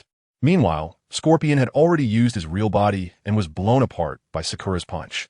Just when Sakura and Chiyo thought everything was over, Scorpion's disassembled body surprisingly reassembled again. Thus, the fourth battle began, and Chiyo took out her trump card, the White Secret Technique. According to Scorpion, this White Secret Technique had the power to destroy a city. The strength of a puppet master is judged by the number of puppets they can control. Truly impressive, Grandma Chiyo. However, as Scorpion spoke, he pulled out a scroll from behind, and countless puppets flew into the sky. Scorpion opened his chest to release chakra strings, controlling all the puppets. I have enough to destroy a country, Scorpion said, while praising Grandma Chiyo, using hundreds of puppets, which was somewhat humiliating. Red Secret Technique. 100 puppet performance. Let you all see how it's done. After Scorpion said this, the 100 puppets raised their weapons. Wow, it's blocking out the sky. Yin Xiang looked up at the hundreds of puppets and said, If I take these back, they should sell for a good price, right? How about we stop them here? Please give a good review. Please comment. Please vote. As for Yin Xiang number 1, he also took the opportunity to leave. Was that guy here to help us? Kakashi thought to himself as he watched Yin Xiang number 1 depart. Isn't he supposed to be in Konoha? How did he end up in the land of rivers? Is his goal Naruto? Kakashi didn't pursue Deidara, instead pondering on the spot. And what was Yin Xiang number 1 up to? Anyway, the battle here had already concluded under his intervention, so although the mission didn't mention capturing Deidara, Yin Xiang still wanted to give it a try. Yin Xiang had already chased after Deidara. With his speed, he quickly spotted Deidara running through the jungle and appeared before him. Deidara immediately stopped, pulling a mouthful of clay from his bag, and started chewing. You're not going to interrupt my resistance, are you? Yin Xiang looked at Deidara and said. Deidara ignored Yin Xiang and continued to chew on his clay. Seeing Deidara so energetic, Yin Xiang was eager to play with him. He placed his hand on the ground and instantly extracted a large chunk of clay from the ground, taller than himself. Seeing this scene, Deidara finally spoke up. You can use this kind of ninjutsu too. No wonder, Deidara said to Yin Xiang. Is that so? Deidara created a shape using the mouth in his hand, while Yin Xiang directly shaped the clay with his hands. Soon, he molded several small spiders and threw them at Deidara, running towards him. Deidara, well aware of the power of these spiders, quickly retreated. Yin Xiang then threw a bird of moderate size towards Deidara, which exploded right in front of him, sending him back to where the spiders were. And then it exploded again, making Deidara endure 2 explosions. Damn it. Deidara wanted to counterattack, stood up, and spat out clay from his mouth, transforming it into a large bird, standing on top of it and taking to the air. Yin Xiang immediately made a large bird to follow him, with Deidara in front and Yin Xiang beside him. Try to catch me now. Deidara immediately accelerated. Now let's see how you catch up. Deidara thought his speed was very fast, but when he looked back, Yin Xiang was still right next to him, and he arrogantly waved his hand at him. Huh. Deidara jumped directly off the large bird and detonated it. However, during the fall, Deidara discovered that Yin Xiang had used lightning release to insert his hand into the large bird, preventing it from exploding. This guy, Deidara, was almost speechless. He knew that no one could use such ninjutsu, and that no one could be more skilled than him. As Deidara landed and prepared to flee, Yin Xiang had already appeared in front of him. Deidara hurriedly turned around, but behind him was the large bird that Yin Xiang had created earlier. Huh. Yin Xiang detonated the large bird, directly blowing Deidara down to his feet. Deidara looked up at Yin Xiang, who pointed a finger at him. In an instant, Deidara fell into a Jinjutsu, which was the Jinjutsu Yin Xiang learned from Itachi. In the Jinjutsu, Deidara turned into a piece of paper, burning. What? What's going on? Deidara looked at his burning self, panic on his face. Burned to ashes, Deidara. Yin Xiang's figure appeared in front of Deidara, eerily saying to him. The next moment, Deidara's entire body turned to ashes, while the real Deidara began to scream and roll on the ground. Jinjutsu is still a bit fun. Yin Xiang laughed, then used Deidara's messenger bag to tie his feet, finally releasing the Jinjutsu. When Deidara regained his senses, he found he couldn't move, his hands were gone, and his feet were tied. He was like a human stick. Let me go, what do you want? Deidara shouted at Yin Xiang while lying on the ground. I want to create an organization called the Night Courtyard. How about it? Join me. Yin Xiang squatted down and said to Deidara, Join you? You should have said this earlier. Do you have to beat me up first? Deidara immediately replied, looking somewhat angry. Yeah, does that mean you're very willing? Yin Xiang looked at Deidara and said, You're much more fun than those dull Akatsuki members, of course. I'm willing. Deidara shouted, Tell me, what makes me interesting? Yin Xiang became interested and asked Deidara, You're very middle school. Deidara said very straightforwardly. Yin Xiang's smile froze on his face. He actually dared to say I was middle school? Then Deidara was subjected to a round of torture by Yin Xiang, who frantically tickled Deidara's soles with leaves, almost making him laugh himself unconscious. I was wrong. Deidara lay on the ground, pleading for mercy, and just as he was about to laugh himself to death, Yin Xiang finally stopped. After this, come back to Konoha with me. Ding, ding, ding. Hidden mission completed. Subdue Deidara. Gain talent point X1. At that moment, 3 of Yin Xiang's clones received the notification in their heads. Not bad, my clones. The main body of Yin Xiang was currently drinking in a tavern with Tsunade, celebrating that Yin Xiang successfully refined chakra and was a ninja with 5 attributes. The so-called clones were fighting hard outside, while the main body enjoyed beautiful women at home. What a surprise. I didn't expect there to be a hidden mission. The main body should be very happy now, Yin Xiang number 1 thought. Subduing Deidara? He had already finished over there. Yin Xiang number 2 thought after seeing this. Meanwhile, over here, Scorpion had already used his true body and was blown up by Sakura's punch. Just when Sakura and Chiyo thought everything was over, Scorpion's shattered body actually began to reassemble again. Thus, the 4th battle commenced, and Chiyo also brought out her trump card, White's secret technique. According to Scorpion, this White's secret technique had the power to destroy a city. The strength of a puppeteer is determined by the number of puppets they can control. Truly worthy of Granny Chiyo, but as Scorpion spoke, he took out a scroll from behind, and countless puppets flew into the air. Scorpion opened his chest and released chakra threads, controlling all the puppets. This is a number that can destroy a country, Scorpion said while praising Granny Chiyo, using hundreds of puppets, which had a somewhat humiliating meaning. Red secret technique. 100 puppets performance. Let's see you experience it. After Scorpion said this, the 100 puppets raised the weapons in their hands. Wow, it's blocking out the sky. Yin Xiang looked up at the hundreds of puppets and said, If I bring this back, It should sell for a lot of money, right? Why not let them stop here? Seeking good reviews. Seeking comments. Seeking votes. Recently, the conversion has been severe, which gives us more motivation to update faster. Please take a moment to exit reading mode. Thank you. Chapter 30. Controlling the Scorpion of the Red Sand. While Yin Xiang was still contemplating, the battle among the three had already begun. The puppeteers of Chiyo were noticeably superior in craftsmanship compared to Scorpion's creations, and their combat power was impressive as well. On Scorpion's side, although he had a large number of puppets and could control them all, with over 100 puppets, it was impossible to manage them all at once.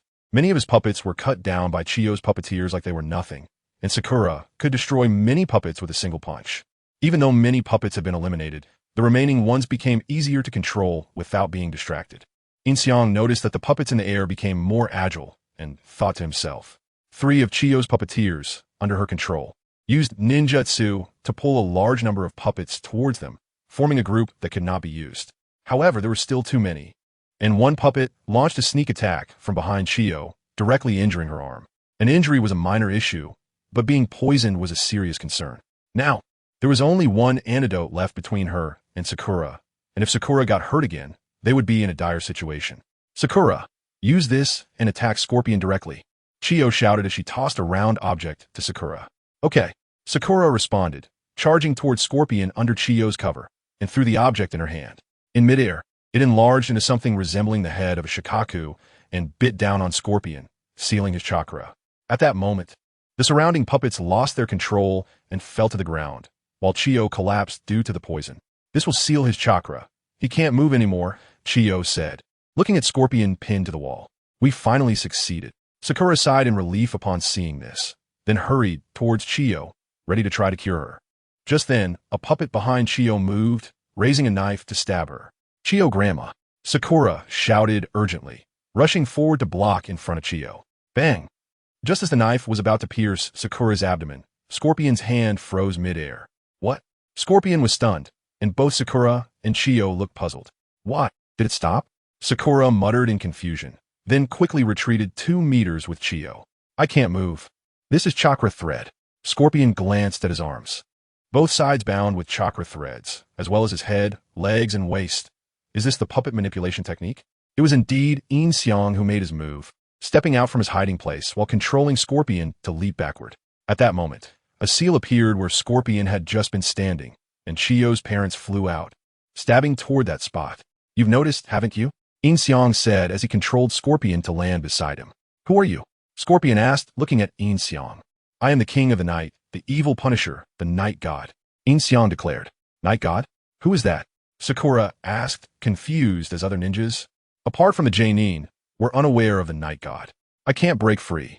This puppet technique is stronger than Chiyo grandma's and mine. Scorpion tried to struggle against Yin Xiang's chakra threads, but couldn't escape. The power held him firmly. What do you mean he noticed? Sakura asked Yin Xiang. Scorpion had long discovered the trap I set. But he came here on purpose, Chiyo said from behind Sakura, injecting the antidote into her body. You mean, this guy? Sakura looked at Scorpion in surprise, realizing that he still retained some humanity. What do you want? Scorpion asked Yin Xiang. Isn't it obvious? To save you. Yin Xiang gestured to the earlier trap and said to Scorpion, why save me? Scorpion continued to question. Sakura, the other party seems to be here to save Scorpion. Get ready to fight, Chiyo said, using chakra threads to control all the remaining puppets that could still move. And Sakura nodded, preparing for battle. Hey, I just saved your life, and you're already ready to fight? Yin Xiang chuckled at the scene. Do you have anything else to say to them? If not, come with me. Yin Xiang then looked at Scorpion. Scorpion was silent for a moment, then turned to Sakura and the others. As a reward for defeating me, I will tell you this. 10 days from now, at noon, you should go to the Tenchi Bridge in Kusagakure. What do you mean? Sakura asked Scorpion. Don't you want to know about Orochimaru? 10 days from now. You will meet me there, Scorpion stated.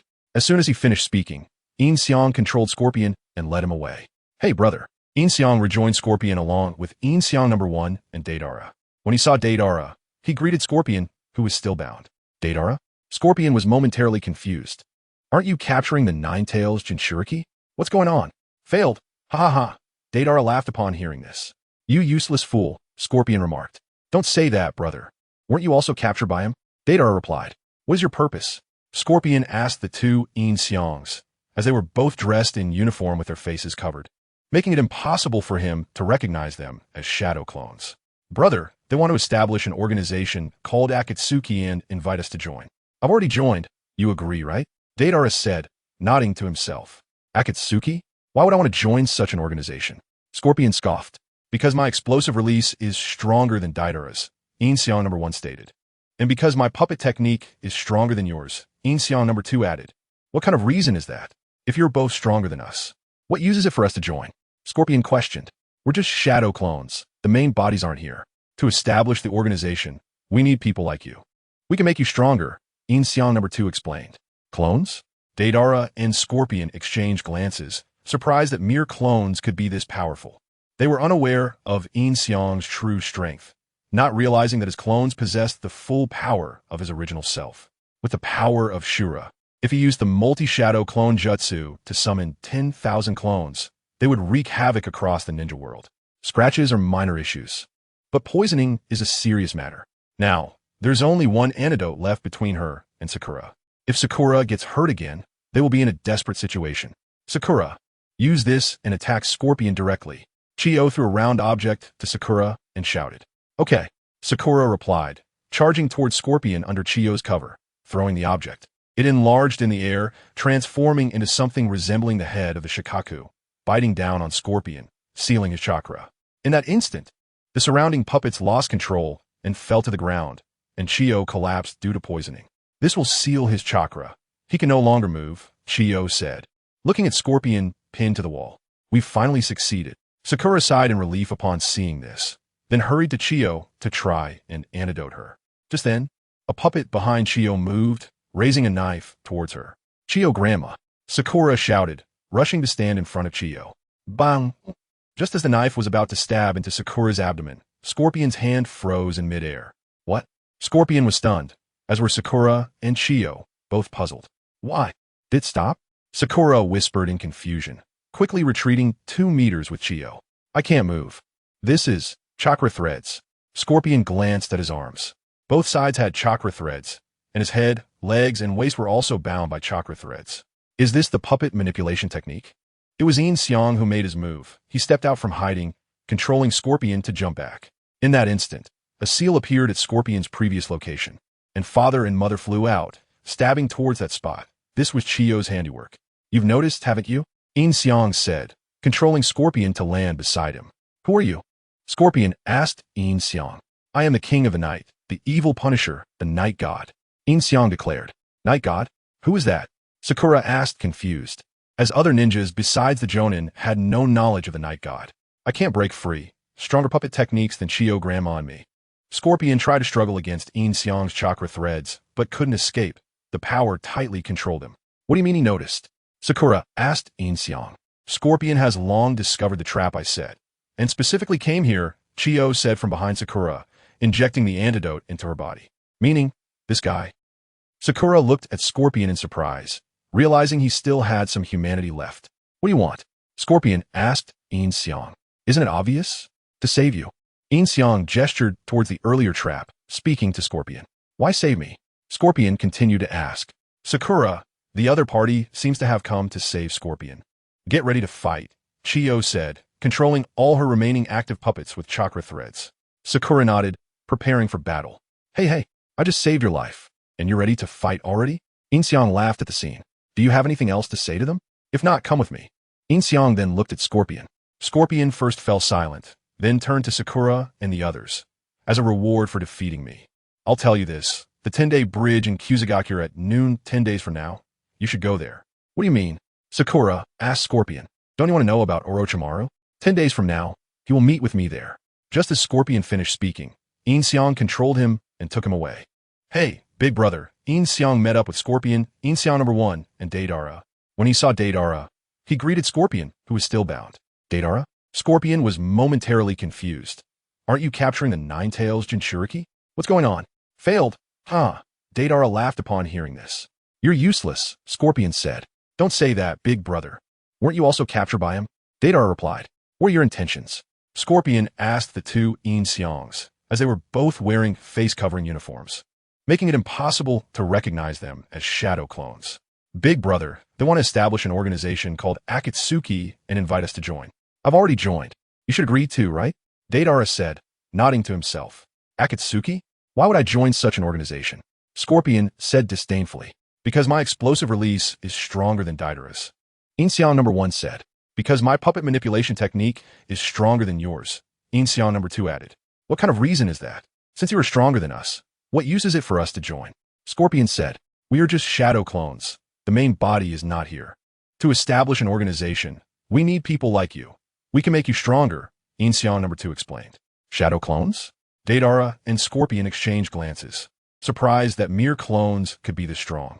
They were unaware of Yin Xiang's true power, not knowing that his clones possessed the full strength of his main body. With the power of Azura, using multiple shadow clones, if 1,000 Yin Xiangs appeared, the ninja world would surely be devastated. Chapter 31. To act or not to act? That is a question worth considering. I have no reason to join this nonsensical organization, Scorpion said as he sat down on the ground. The two Yin Xiangs exchanged glances, both feeling quite helpless. This was somewhat expected. What to do? Yin Xiang and Yin Xiang went aside to discuss. How about we take it back first and let the main body deal with the headache? Yin Xiang number 2 suggested. These two truly are Yin Xiang's shadow clones, both equally worn out after a year. Good idea. Yin Xiang number 1 nodded in agreement. Let's seal him first, take out the heart, and directly seal the body into the scroll, Yin Xiang number 2 said. Do you have a scroll? Yin Xiang number 1 said excitedly. Hurry and get it. Let me seal him. I don't have any scrolls. I can't even afford to eat. Yin Xiang numero 2 replied. The two Yin Xiangs were immediately speechless and fell silent. Just then Deidara spoke up, and the two Yin Xiangs looked at him. I have one. Deidara pointed to his backpack. Deidara! Scorpion yelled at Deidara. What good teammate. The two Yin Xiangs nodded in unison, and then Yin Xiang no. One took out a sealing scroll from Deidara's bag. You seal it here. Gaara is dead. I remember Chiyo wanted to use that reincarnation jutsu to bring him back. That jutsu is worth learning, right? Yin Xiang number 2 said. What do we need to learn such things for? The main body can use his life to resurrect people? Yin Xiang number 1 said. That's true. Yin Xiang number 2 nodded in agreement. Then the two directly sealed Scorpion into the scroll, holding Scorpion's heart in their hands. So, who will be responsible for taking them back? Yin Xiang number 1 asked Yin Xiang number 2. The two exchanged glances and understood, simultaneously rolling up their sleeves, choosing the masculine approach. If I had known, I should have just run away. In the end, the loser was still Yin Xiang number 1, while Yin Xiang number 2 happily dispelled his clone and returned to the main body, leaving only Yin Xiang no. One to use Deidara's jutsu to create a large bird to fly back. Ha ha! You're indeed very interesting, Deidara laughed behind Yin Xiang. Shut up. Yin Xiang turned around and glared at Deidara, feeling quite displeased. These two useless guys. Yin Xiang immediately received all the information transmitted back from the clone. This clone learned Kisame's jutsu, the 8 gates, Shinra Tensei, puppet manipulation, and the creation techniques for human puppets and ordinary puppets. But most importantly, it learned iron sand. Truly worthy of me, I actually threw the difficult problem for myself to handle. At this moment, Yin Xiang was taking care of the drunken Tsunade, helping her into her room and removing her coat. His hand accidentally brushed against Tsunade's sensitive areas, causing Yin Xiang's body to react slightly. Gulp. Yin Xiang couldn't help but swallow, staring intently at the alluring sight in front of him. Who could resist this? No, it's not the right time yet. Yin Xiang swallowed again, forcefully suppressing his desires. His favorability hadn't reached 100 yet. Who knows if he would ruin everything by making a move on Tsunade now. He had to wait until he was completely sure before taking action. After covering Tsunade with a blanket, Yin Xiang hurriedly exited her room. If this continued, he would really make a move. Yin Xiang quickly returned to his room, took out Shursue's Sharingan from under the bed, and thought that the simplest and fastest way to deal with Scorpion was to use Kodo Amatsukami. Yin Xiang directly replaced his eye with his Sharingan, and then used Shadow Clone Jutsu to meet up with his clone. Speaking of which, after getting them, where should he put them? Yin Xiang thought while sitting on the bed. He was currently broke and had no resources to prepare a base outside, other than robbing. He really had no other way. Then Yin Xiang dispelled the shadow clone he had just sent out and created another clone, instructing it to go to the border of the Land of Fire to rob a usable town, village, or base, and then meet up with Yin Xiang number 1. The Yin Xiang clone immediately set off to do so. Not long after, Yin Xiang's clone arrived at the border of the Land of Fire. It was a small village. Yin Xiang looked around. The village at night was always quiet. Only the sound of insects could be heard. This village looked very backward, with houses made of mud, not suitable for a base. If it were to be a base, it would have to be a cave or something like that. Yin Xiang thought for a moment, left the village, and went further to the border where there were many peaks. He navigated between the peaks and finally stopped in a canyon between two large mountains, where there was a cave halfway up the mountain. Yin Xiang immediately jumped inside, and in front of him was a nest of snakes. Time to eat meat. At this moment, in the land of rivers, the battle between Kai and his group and Yin Xiang's clone had also ended. Deidara and Scorpion had been dealt with by Yin Xiang, and, at this time, the Sand Village's people had just arrived. After Sakura and the others reunited with Naruto and the others, they saw the already dead Gaara. As expected, Chiyo used her reincarnation jutsu, sacrificing her own life to bring Gaara back to life. Not only Temari and Kankuro, but most of the elite and mid-level shinobi from the Sand Village rushed over, almost using the entire nation's strength to rescue Gaara. However, it was a bit too late. Everyone was excited about Gaara's resurrection while mourning Chiyo's death. At this moment, the happiest person was none other than Yin Xiang. He took out the money Tsunade had given him to buy groceries from his pocket, directly using the hidden mission, subdue Deidara to get talent points, modifying the money to 9999, 999, 9999, close to infinite money, and all this large amount of money was stored in the modifier space. This was an unexpected joy. He didn't expect to activate such a space. And now Yin Xiang's little secrets had a place to hide, directly putting all 10 pairs of Sharingan into this space. The feeling of having money is great. Yin Xiang murmured to himself while looking down, then raised his head with a blissful expression, only to find a pair of large eyes above him. Huh? Yin Xiang ducked out from under that pair of large eyes and saw Tsunade staring at him intently. What are you daydreaming about? Before Yin Xiang could speak, Tsunade suddenly fell onto his bed and fell asleep. This, Yin Xiang couldn't help but raise an eyebrow. Wasn't this tempting him to commit a crime? To act or not to act? That is a question worth considering. And Yin Xiang's hand slowly reached towards that pair of large eyes that had blocked his view earlier. I have no reason to join this nonsensical organization, Scorpion said as he sat down on the ground. The two Yin Xiangs exchanged glances, both feeling quite helpless. This was somewhat expected. What to do? Yin Xiang and Yin Xiang went aside to discuss. How about we take it back first and let the main body deal with the headache? Yin Xiang number 2 suggested. These two truly are Yin Xiang's shadow clones, both equally worn out after a year. Good idea. Yin Xiang number 1 nodded in agreement. Let's seal him first. Take out the heart and directly seal the body into the scroll, Yin Xiang number 2 said. Do you have a scroll? Yin Xiang no. One said excitedly. Hurry and get it. Let me seal him. I don't have any scrolls. I can't even afford to eat. Yin Xiang no. 2 replied. The two Yin Xiang were suddenly speechless and fell into silence. Just then, Deidara spoke up, and the two Yin Xiang looked at him. I have it. Deidara pointed to his backpack. Deidara. Scorpion shouted at Deidara. What good teammate. The two Yin Xiang nodded in agreement, and then Yin Xiang no. One took a sealing scroll out of Deidara's bag. Then you seal it here. Gaara is dead, and I remember Chiyo wants to use that resurrection ninjutsu to bring him back. This kind of ninjutsu is worth learning, right? Yin Xiang number 2 said. What's the point of learning this? The body uses its own life to resurrect others? Yin Xiang número 1 replied. That's true. Yin Xiang number 2 nodded in agreement. Then the two directly used the scroll to seal Scorpion inside, holding Scorpion's heart in their hands. So, who will be responsible for sending the two of them back? Yin Xiang number 1 looked at number 2. The two exchanged glances and understood, simultaneously rolling up their sleeves and choosing the masculine approach. If I had known, I would have just run away.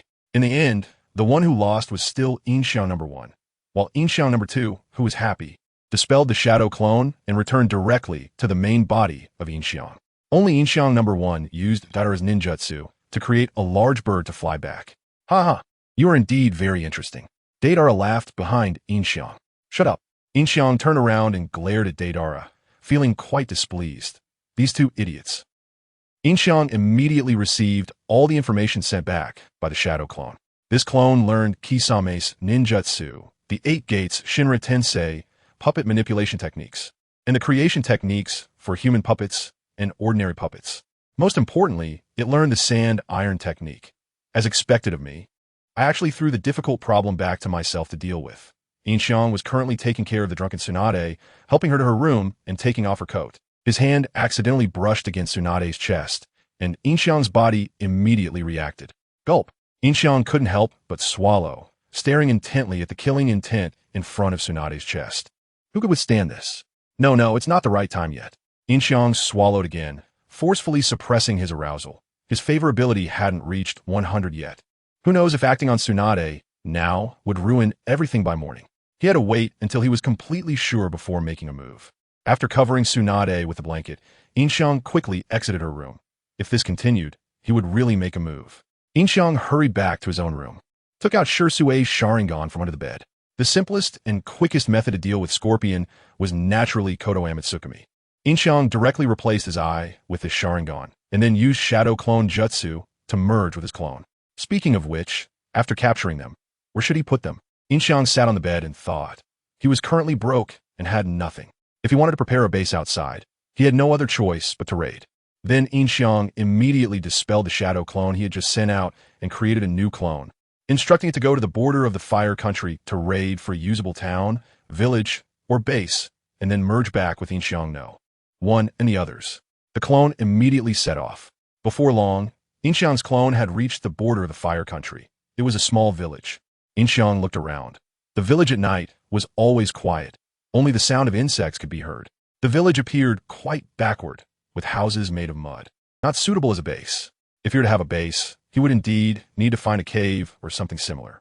After thinking for a while, Yin Xiang left the village and ventured further to the border, where there were many peaks. He navigated between the mountains and eventually stopped in a valley between two large mountains. Halfway up the mountain, there was a cave. Yin Xiang jumped inside and was met with a nest of snakes. Time to feast. At this moment, in the land of rivers, the battle between Akai and his team and Yin Xiang's clone had also ended. Deidara and Scorpion had both been dealt with by Yin Xiang, and the Sand-Hidden Village's people had just arrived. After Sakura and the others reunited with Naruto and the others, they saw the deceased Gaara. As expected, Chiyo used her resurrection ninjutsu, sacrificing her own life to bring Gaara back to life. Not only Temari and Kankuro, but most of the elite and middle ninjas from Sunagakure had come, almost using the entire nation's power to rescue Gaara. However, they were a bit too late. Everyone was excited about Gaara's resurrection, but saddened by Chiyo's death. At this moment, the happiest person was only one, Yin Xiang. He took out the money Tsunade had given him for groceries and directly used the hidden task, subdued Deidara to obtain the talent points, modifying the money to 9999, 999, 9999, close to infinite money, and all this vast amount of money was stored in the modifier space. This was an unexpected joy. He didn't expect to activate such a space. And now Yin Xiang's little secrets had a place to hide. He directly put all 10 pairs of Sharingan into this space. The feeling of having money was exhilarating. Yin Xiang lowered his head and murmured, then raised his head in ecstasy, only to find a pair of large eyes above him. Huh? Yin Xiang crawled out from under the large eyes and saw Tsunade staring at him intently. What are you so entranced by? Before Yin Xiang could speak, Tsunade suddenly fell onto his bed and fell asleep. This, Yin Xiang couldn't help but raise an eyebrow. Wasn't this tempting him to commit a crime? To act or not to act was a question worth pondering. Yin Xiang's hand slowly reached towards the pair of large eyes that had blocked his view earlier. Recently, the encoding has been severe, giving us more motivation, and updates will be faster. Please kindly exit reading mode. Thank you. Chapter 32. Entering the Thieves' Den, a very poor thieves' den. At this moment, Tsunade let out a moan and grabbed Yin Xiang's hand, pressing it firmly against her chest. Yin Xiang immediately felt goosebumps all over his body. The sensation was simply indescribable. If he didn't make a move now, was he still a man? Thinking of this, Yin Xiang's hand began to wander, needing a bit on her chest. Damn. With this move, Yin Xiang's excitement was definitely uncontrollable. At that moment, Tsunade seemed to sense something, her brows furrowing slightly as she rolled over and pinned Yin Xiang down, his hand now firmly pressed against her chest. Seeing Tsunade's reaction, Yin Xiang dared not move his hand anymore. If Tsunade woke up, wouldn't all his efforts go to waste?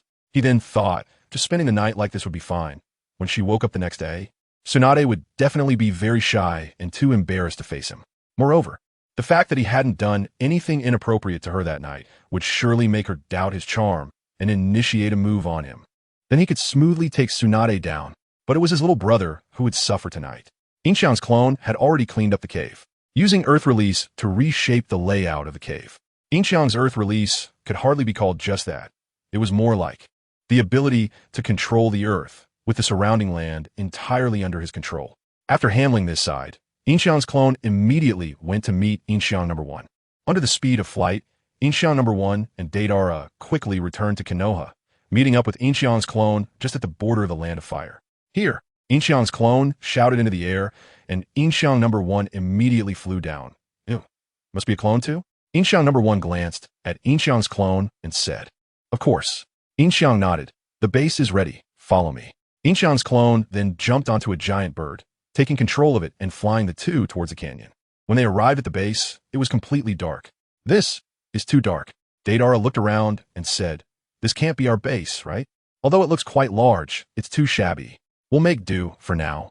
The things we need will be gradually supplemented." Yin Xiang's clone replied, "Where's Scorpion?" "Here." Yin Xiang no. One-handed over the heart and scroll. "Is there a way?" "Don't worry about it." "Don't worry? Did my main body already take down Danzo while I was gone?" Yin Xiang number 1 asked, surprised, since when he left, Yin Xiang hadn't even made a move against Danzo. "Well, you can withdraw for now." Yin Xiang's clone nodded, and Yin Xiang no. One also nodded, disappearing from the spot. Yin Xiang then used the scroll to release Scorpion's puppet body, first repairing it, and then placing Scorpion's heart inside. As soon as Scorpion opened his eyes, before he could say anything, Yin Xiang immediately used a genjutsu on him, issuing commands to obey Yin Xiang. "Brother Scorpion?" Deidara, lacking arms, intended to wave his hand, but ended up shaking his leg instead. "Get away, Deidara." Scorpion glanced at Deidara and said, "You're acting strange. I thought you'd resist." Deidara remarked, looking at Scorpion, "Resist? I will only obey Lord Yin Xiang." Scorpion said, first confused, then clarified, "Huh? Your attitude changed too quickly. You even call him Lord now." Deidara was taken aback. Even if he obeyed Yin Xiang, it shouldn't be to the extent of calling him Lord. This is the power of the Sharingan. Didn't you experience it firsthand? Yin Xiang turned back and looked at Deidara with the Sharingan, causing Deidara to take a few steps back, clearly having a shadow over Itachi's Sharingan. He had joined Akatsuki because Itachi had defeated him with just one glance. "Don't stare at me with that thing." Deidara's facial expression became unnatural as he lowered his head, not daring to look at Yin Xiang's Sharingan. Yin Xiang then put away his Sharingan. "I've done a simple repair. Now you find materials and repair yourself properly. And also make 2 arms for Deidara." Yin Xiang instructed Scorpion. "Understood." Scorpion nodded, feeling his body. Although he said it was a simple repair, this body had basically returned to its original state. "Let's leave it like this for today. There are tables, beds, and chairs inside. You two can make do for now. Starting tomorrow, I will arrange normal furniture here." Yin Xiang said to the two, referring to the things he had created with Earth Release. "Understood." Scorpion replied, "Well, the treatment here is still not as good as Akatsuki. At least in Akatsuki, there was a soft bed to sleep on." Deidara complained. "Okay, then everyone sleeps on a soft bed from now on, and you can sleep on the floor." Yin Xiang said, looking at Deidara, "Brother Scorpion, let's squeeze together." Deidara immediately called out to Scorpion, "Get lost." The response was simple yet forceful. After Yin Xiang's clone finished instructing them, he disappeared with a bang. "Joined a very poor organization." "Huh?" Deidara remarked. "This organization can't just be us two, right?" Scorpion looked at Deidara and said, "From the current situation, there seems to be a leader whose appearance is still unknown." "A clone, huh?" Deidara nodded. Sigh. Scorpion sighed upon hearing this. What kind of thieves' den was this? The next morning, Yin Xiang was awakened by Tsunade's scream. Tsunade screamed and then kicked Yin Xiang. Bang!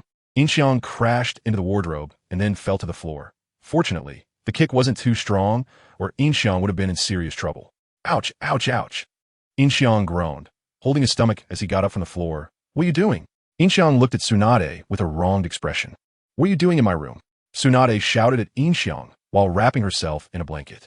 "Sister, take a good look. This is my room," Yin Xiang said to Tsunade. Only then did Tsunade look around and realize that this was indeed Yin Xiang's room. She glanced at her clothes. Although they were a bit messy, they were still intact. "You didn't do anything weird to me, did you?" Tsunade shouted at Yin Xiang. "What weird thing could I do?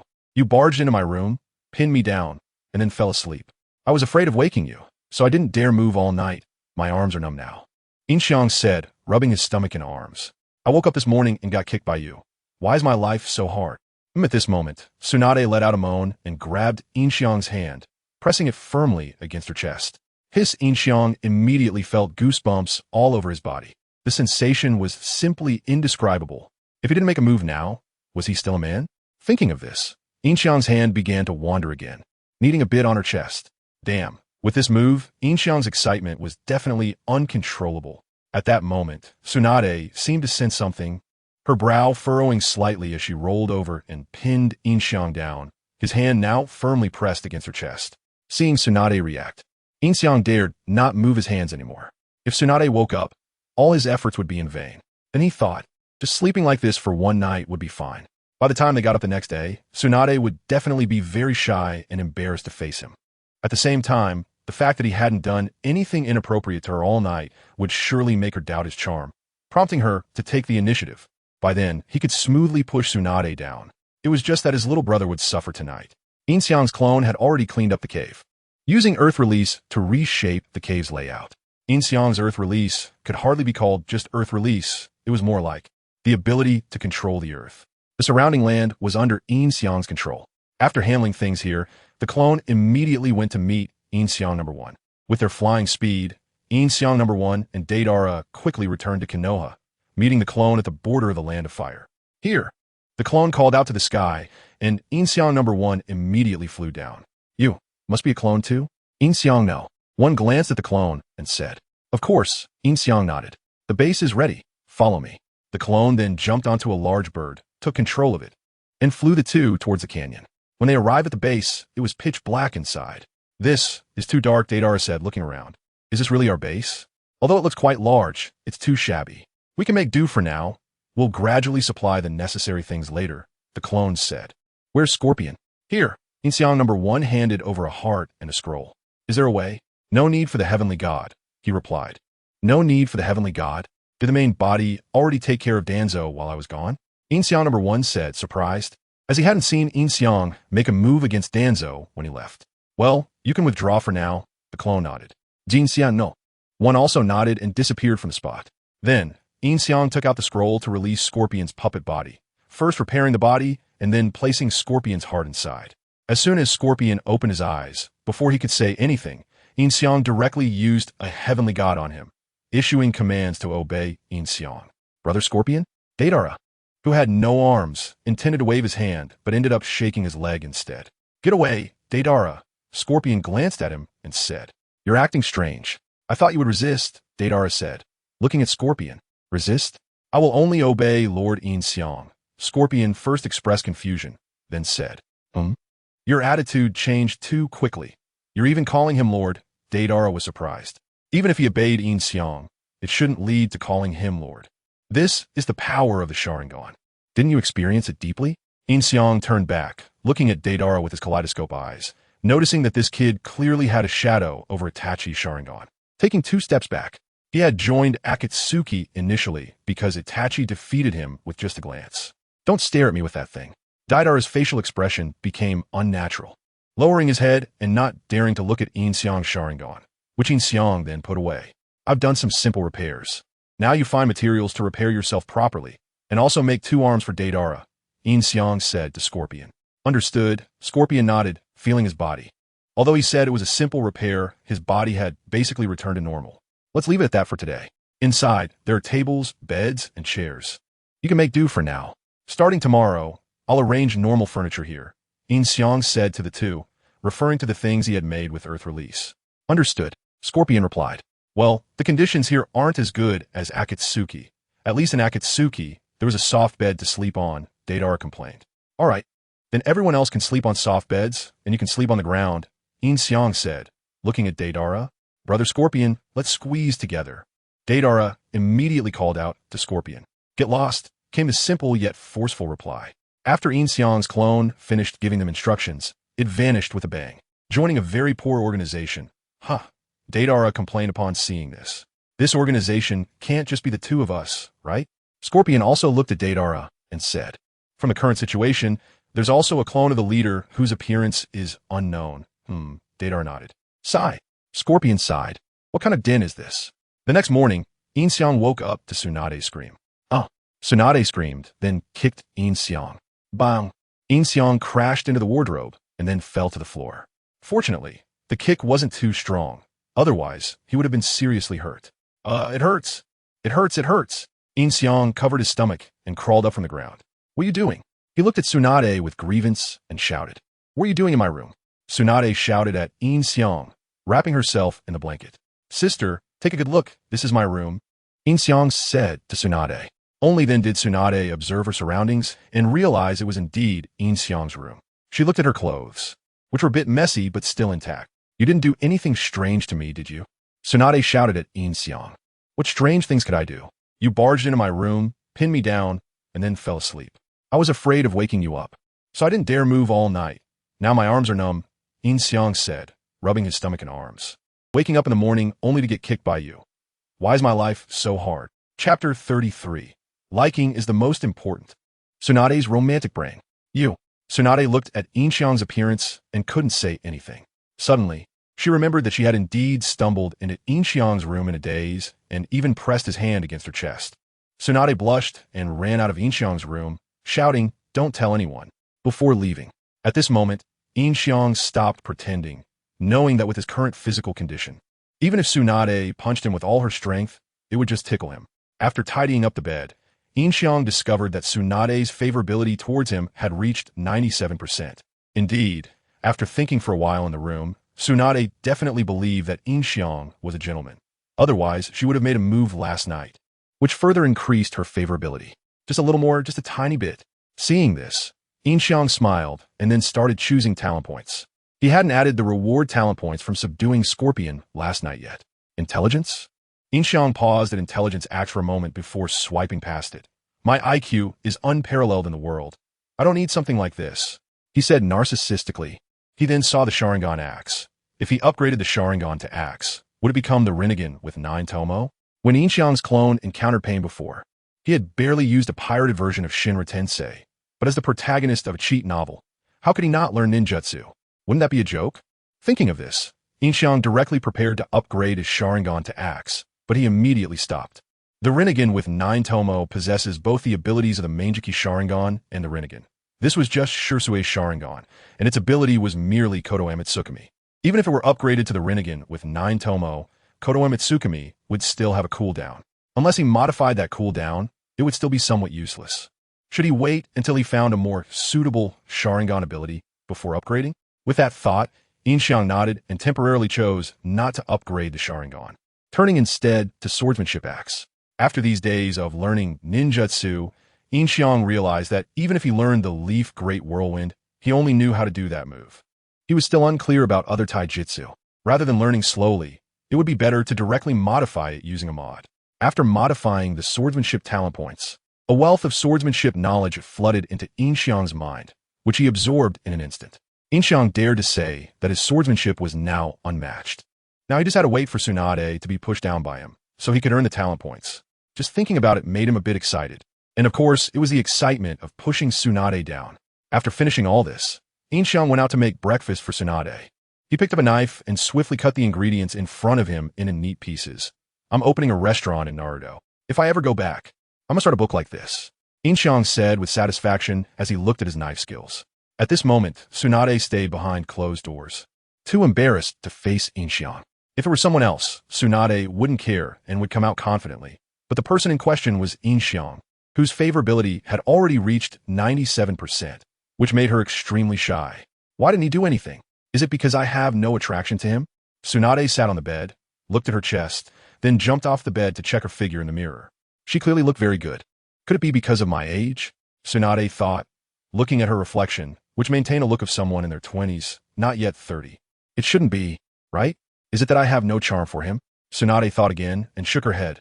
What am I thinking? Yin Xiang is still a child. This is so wrong. At that moment, 2 small Tsunades appeared beside her, visible only to Tsunade. Angel Tsunade said, "Yeah, he's still a child. You two aren't suitable." Devil Tsunade said, "What's unsuitable about it? Liking someone is liking someone. Even if you can't get married in the end, you should first claim him as your own." Marriage? Hearing Devil Tsunade mention marriage, Tsunade blushed.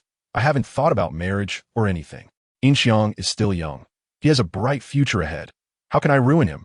Angel Tsunade immediately said, "Yeah, Yin Xiang is still young." Tsunade nodded in agreement. "Is age a problem? Liking is the most important." Devil Tsunade shouted, "Yeah, I think I really have started to like Yin Xiang." Tsunade nodded. But Angel Tsunade was about to speak, but Devil Tsunade punched her away, making her disappear. Liking is the most important. Tsunade was still immersed in the conversation and caught a whiff of the aroma of Yin Xiang's cooking. A wave of happiness surged in her heart. Hey!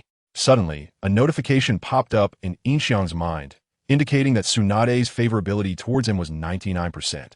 What on earth did she fantasize about in there? Yin Xiang couldn't help but raise an eyebrow and glance back at Tsunade's room.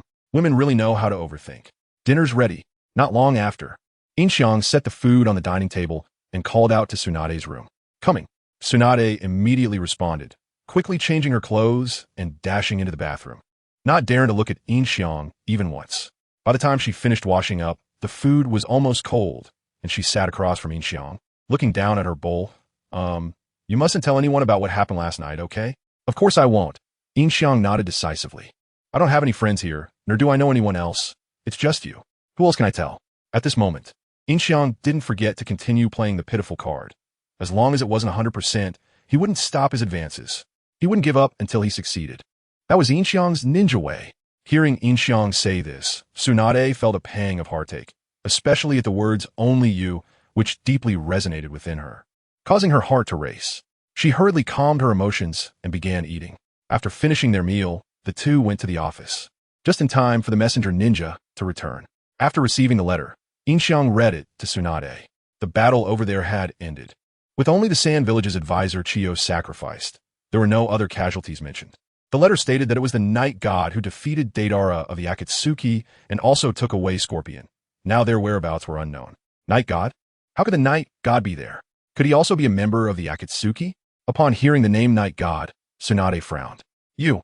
Tsunade looked at Yin Xiang, unable to say anything. She suddenly thought that she had indeed stumbled into Yin Xiang's room in a daze and even pressed his hand against her chest. Tsunade blushed and ran out of Yin Xiang's room, shouting, "Don't tell anyone," before leaving. At this moment, Yin Xiang stopped pretending. With his current physical condition, even if Tsunade punched him with all her strength, it would just tickle him. After tidying up the bed, Yin Xiang discovered that Tsunade's favorability towards him had reached 97%. Indeed, after thinking for a while in the room, Tsunade definitely believed that Yin Xiang was a gentleman. Otherwise, she would have made a move last night, which further increased her favorability. Just a little more, just a tiny bit. Seeing this, Yin Xiang smiled and then started choosing talent points. He hadn't added the reward talent points from subduing Scorpion last night yet. Intelligence? Yin Xiang paused at the intelligence axe for a moment and then swiftly moved on, saying, "My IQ is unmatched in the world. I don't need something like this," Yin Xiang said narcissistically. He then noticed the Sharingan axe and thought that if he upgraded the Sharingan, it should become the Rinnegan with 9 Tomo. Previously, when his clone encountered pain, although he awkwardly used a pirated version of Shinra Tensei as the protagonist of a cheat novel, how could he not learn ninjutsu? Wouldn't that be a joke? Thinking of this, Yin Xiang decided to upgrade his Sharingan to axe, but then he immediately stopped. The 9 Tomo Rinnegan possesses both the abilities of the Manjiki Sharingan and the Rinnegan, but this was just Shursue's Sharingan, and its ability was nothing more than Kodo Amitsukami. Even if he upgraded to the 9 Tomo Rinnegan, Kodo Amitsukami still has a cooldown unless he modifies that cooldown, otherwise it would still be somewhat lackluster. Should he wait until he finds a more suitable Sharingan ability to upgrade? With this in mind, Yin Xiang nodded and temporarily chose not to pursue the Sharingan, instead opting for swordsmanship axe. After days of learning ninjutsu, Yin Xiang realized that even if he learned the Leaf Great Whirlwind, he only knew how to perform the Leaf Great Whirlwind. He was still clueless about other taijutsu techniques. Rather than learning slowly, it would be better to directly modify his abilities. After modifying his swordsmanship talent points, a wealth of swordsmanship knowledge flooded into Yin Xiang's mind, and he absorbed it in an instant. Yin Xiang dared to say that his swordsmanship was now absolutely unmatched. Now, he just had to wait for Tsunade to be pushed down by him, so he could earn talent points. Just thinking about it made him a bit excited, especially about pushing Tsunade down. After doing all this, Yin Xiang went out to make breakfast for Tsunade. He picked up a knife and swiftly chopped the ingredients in front of him into neat pieces. "I'm opening a restaurant in the Naruto world. If I can go back one day, I must write such a book," Yin Xiang said contentedly as he looked at his knife skills. At that moment, Tsunade was staying behind closed doors, feeling too shy to face Yin Xiang. If it were someone else, Tsunade would definitely not care and would come out confidently. But the person in question was Yin Xiang, whose favorability had already reached 97%, making Tsunade extremely shy. Why hasn't he done anything? Is it because I don't attract him? Tsunade sat on the bed, looked at her chest, then jumped off the bed and checked her figure in the mirror. She looked perfectly fine. Could it be my age? Tsunade then thought, glancing at her appearance in the mirror, which looked like she was in her 20s, not yet 30. That shouldn't be the case, right? Is it that I lack charm for him? Tsunade thought again, then shook her head. What am I thinking? Yin Xiang is still a child. It's too sinful. At that moment, two little Tsunades, only visible to her, appeared beside Tsunade. Angel Tsunade said, yeah, he's still a child. You two aren't suitable. Devil Tsunade said, what's unsuitable about that? If you like him, you like him.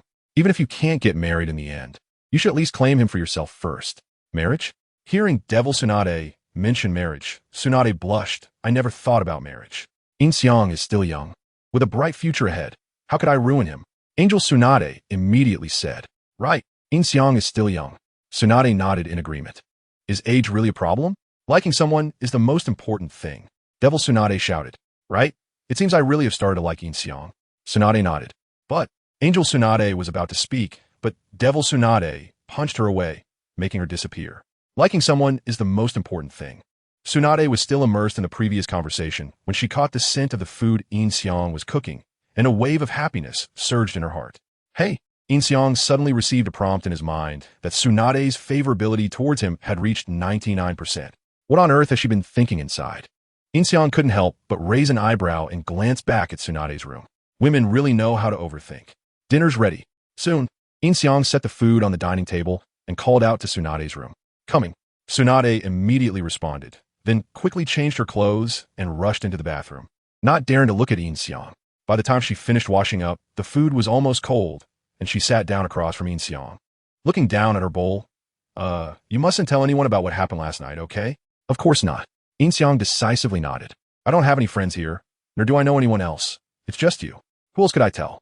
At this moment, Yin Xiang didn't forget to continue playing the pitiful card. As long as it wasn't 100%, Yin Xiang wouldn't stop his advances, not giving up until he succeeds. That is Yin Xiang's ninja way. Hearing Yin Xiang say this, Tsunade felt a pang of heartache, especially at the words only you, which deeply resonated in her heart, causing her heart to race. She quickly composed herself and began to eat. After finishing their meal, the two went to the office, just in time for the courier ninja, Hawk, to return. After Yin Xiang received the letter, he read it aloud to Tsunade. The battle over there had ended, with only the Sand Village's advisor Chiyo sacrificed, and no other casualties. The letter mentioned that it was Yurino Kami who defeated Deidara of the Akatsuki and also took away the scorpion. Now their whereabouts are unknown. Yurino Kami? How could Yurino Kami appear there? Could he also be a member of the Akatsuki? Upon hearing Yurino Kami's name, Tsunade furrowed her brows. Chapter 34.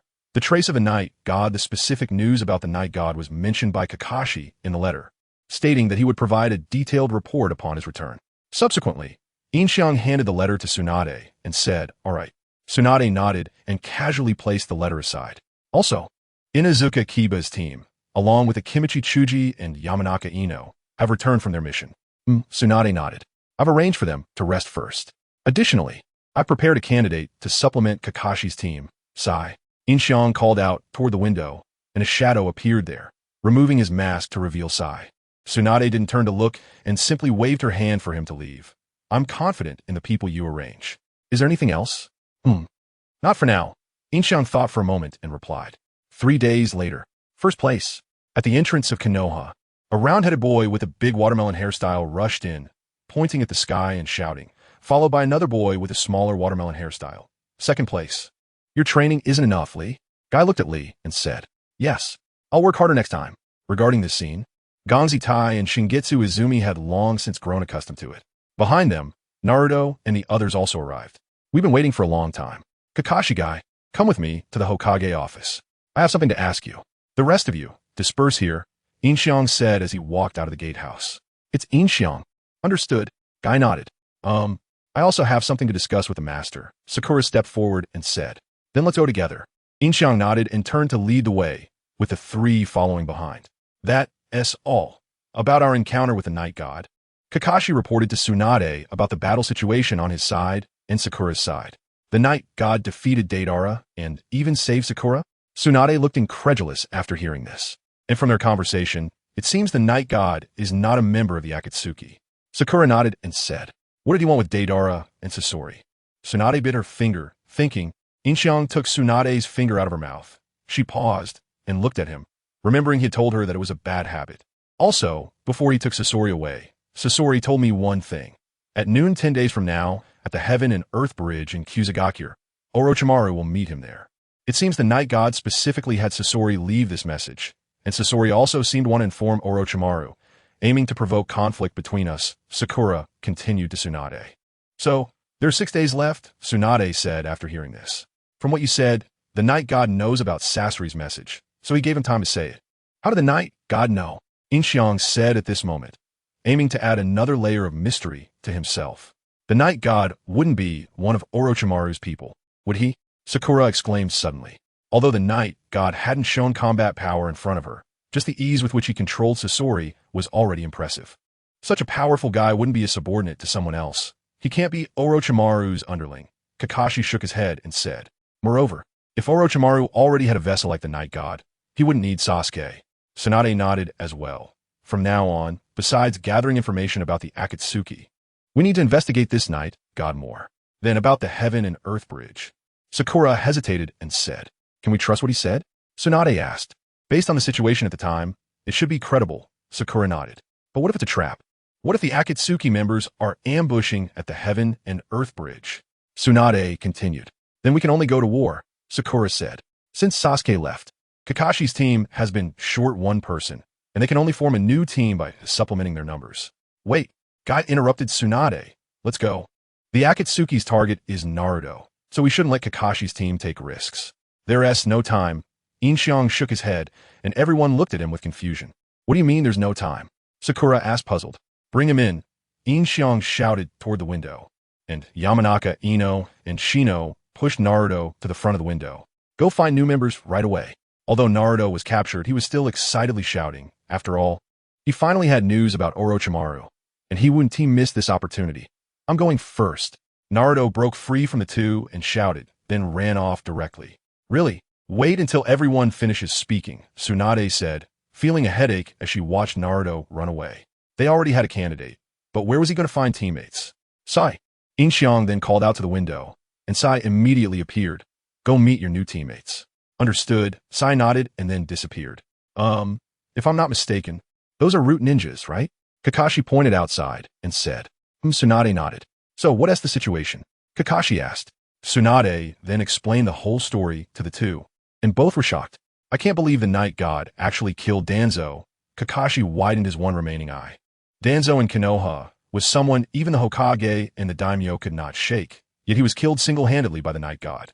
Yin Xiang listened to Tsunade and the others recounting their glorious deeds, feeling very excited. After all, those who live in legends are indeed very impressive.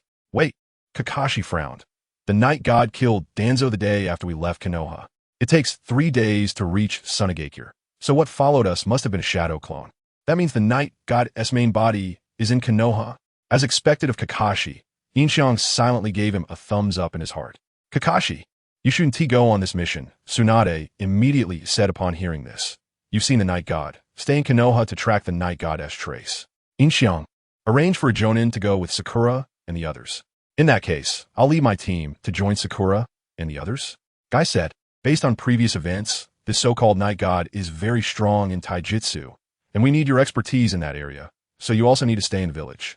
Yin Xiang will arrange suitable candidates. Tsunade looked at Guy and then signaled to Yin Xiang with her eyes. All right. Yin Xiang nodded, gave some instructions to Yamanaka Ino outside the window, and immediately left. The specific news about the Night God was mentioned by Kakashi in the letter, stating that he would provide a detailed report upon his return. Subsequently, Yin Xiang handed the letter to Tsunade and said, all right. Tsunade nodded and casually placed the letter aside.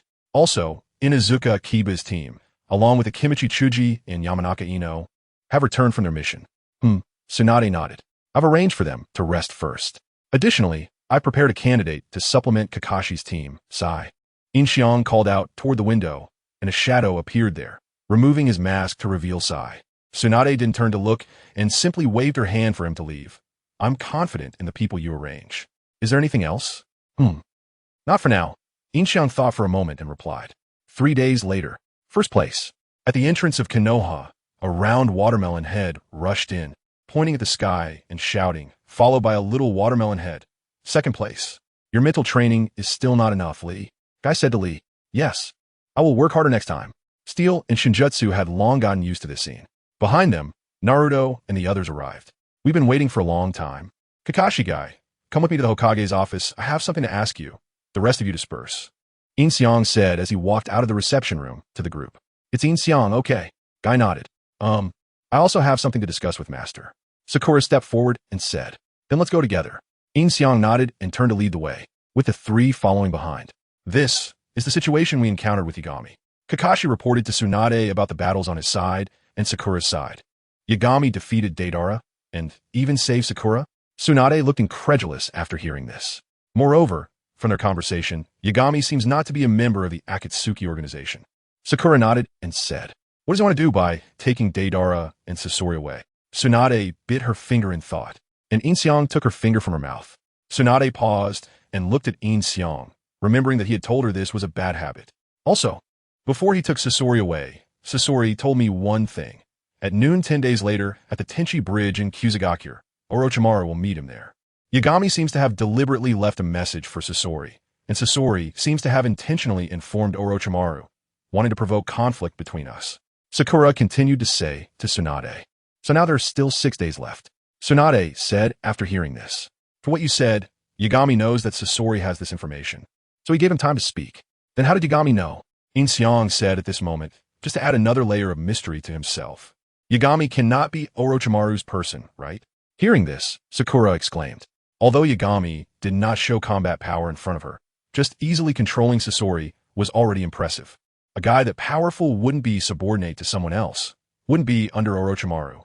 Kakashi shook his head and said, moreover, if Orochimaru already had a vessel like Yagami, he wouldn't need Sasuke. Tsunade also nodded. From now on, we need to investigate this Yagami in addition to the news about the Akatsuki. So about the Tenchi Bridge. Sakura hesitated to say, is what he said credible? Tsunade asked. From a situation at the time, it should be credible. Sakura nodded. What if it's a trap? What if the Akatsuki members ambush at the Tenchi Bridge? Tsunade continued. Then we can only go to war. Sakura said. Since Sasuke left, Kakashi's team has been lacking a person. We can only recruit new members to form a new team. Wait. Guy interrupted Tsunade's words. Let's go. The Akatsuki Organization's target is Naruto, so don't let Kakashi's team take risks. There's no time. Yin Xiang shook his head, and everyone looked at him with confusion. What do you mean there's no time? Sakura asked in confusion. Bring him in. Yin Xiang shouted to outside the window, and Yamanaka, Ino, and Nara Shikamaru immediately brought Naruto to the window. Go find new members right away. Although Naruto was captured, he was still excitedly shouting at this moment. After all, it was not easy to get news about Orochimaru, and he wouldn't miss this opportunity. I'm going first. Naruto broke free from the two and shouted, then ran off directly. Really, wait until people finish speaking. Tsunade felt a headache seeing Naruto run away. They already had a candidate. But where was he going to find teammates? Sai. Yin Xiang then called out to the window, and Sai immediately appeared outside. Go meet your new teammates. Yes. Sai nodded and then disappeared. If I'm not mistaken, those are Roots ninjas, right? Kakashi pointed outside and said, yes. Tsunade nodded. Then, what is the situation? Kakashi asked. Tsunade then explained the ins and outs of the matter to the two, and both were shocked. I didn't expect Yagami actually killed Danzo. Kakashi widened his only remaining eye. Danzo was someone in Konoha who could not be shaken even by the Hokage or the daimyo. Yet he was killed by the Yagami so easily. Yin Xiang listened to Tsunade and the others recounting his glorious deeds and was also very excited. After all, those who live in rumors are indeed very impressive. Wait, Kakashi frowned at this time. Yagami killed Danzo the day after we left Konoha, and it takes 3 days to reach Tsunagakure, so the one following us must be a shadow clone. This means Yagami's main body is in Konoha. As expected of Kakashi, Yin Xiang gave a thumbs up in his heart. Kakashi, you won't go on this mission. Tsunade immediately said upon hearing this. You have seen Yagami. Stay in Konoha to look for Yagami's traces.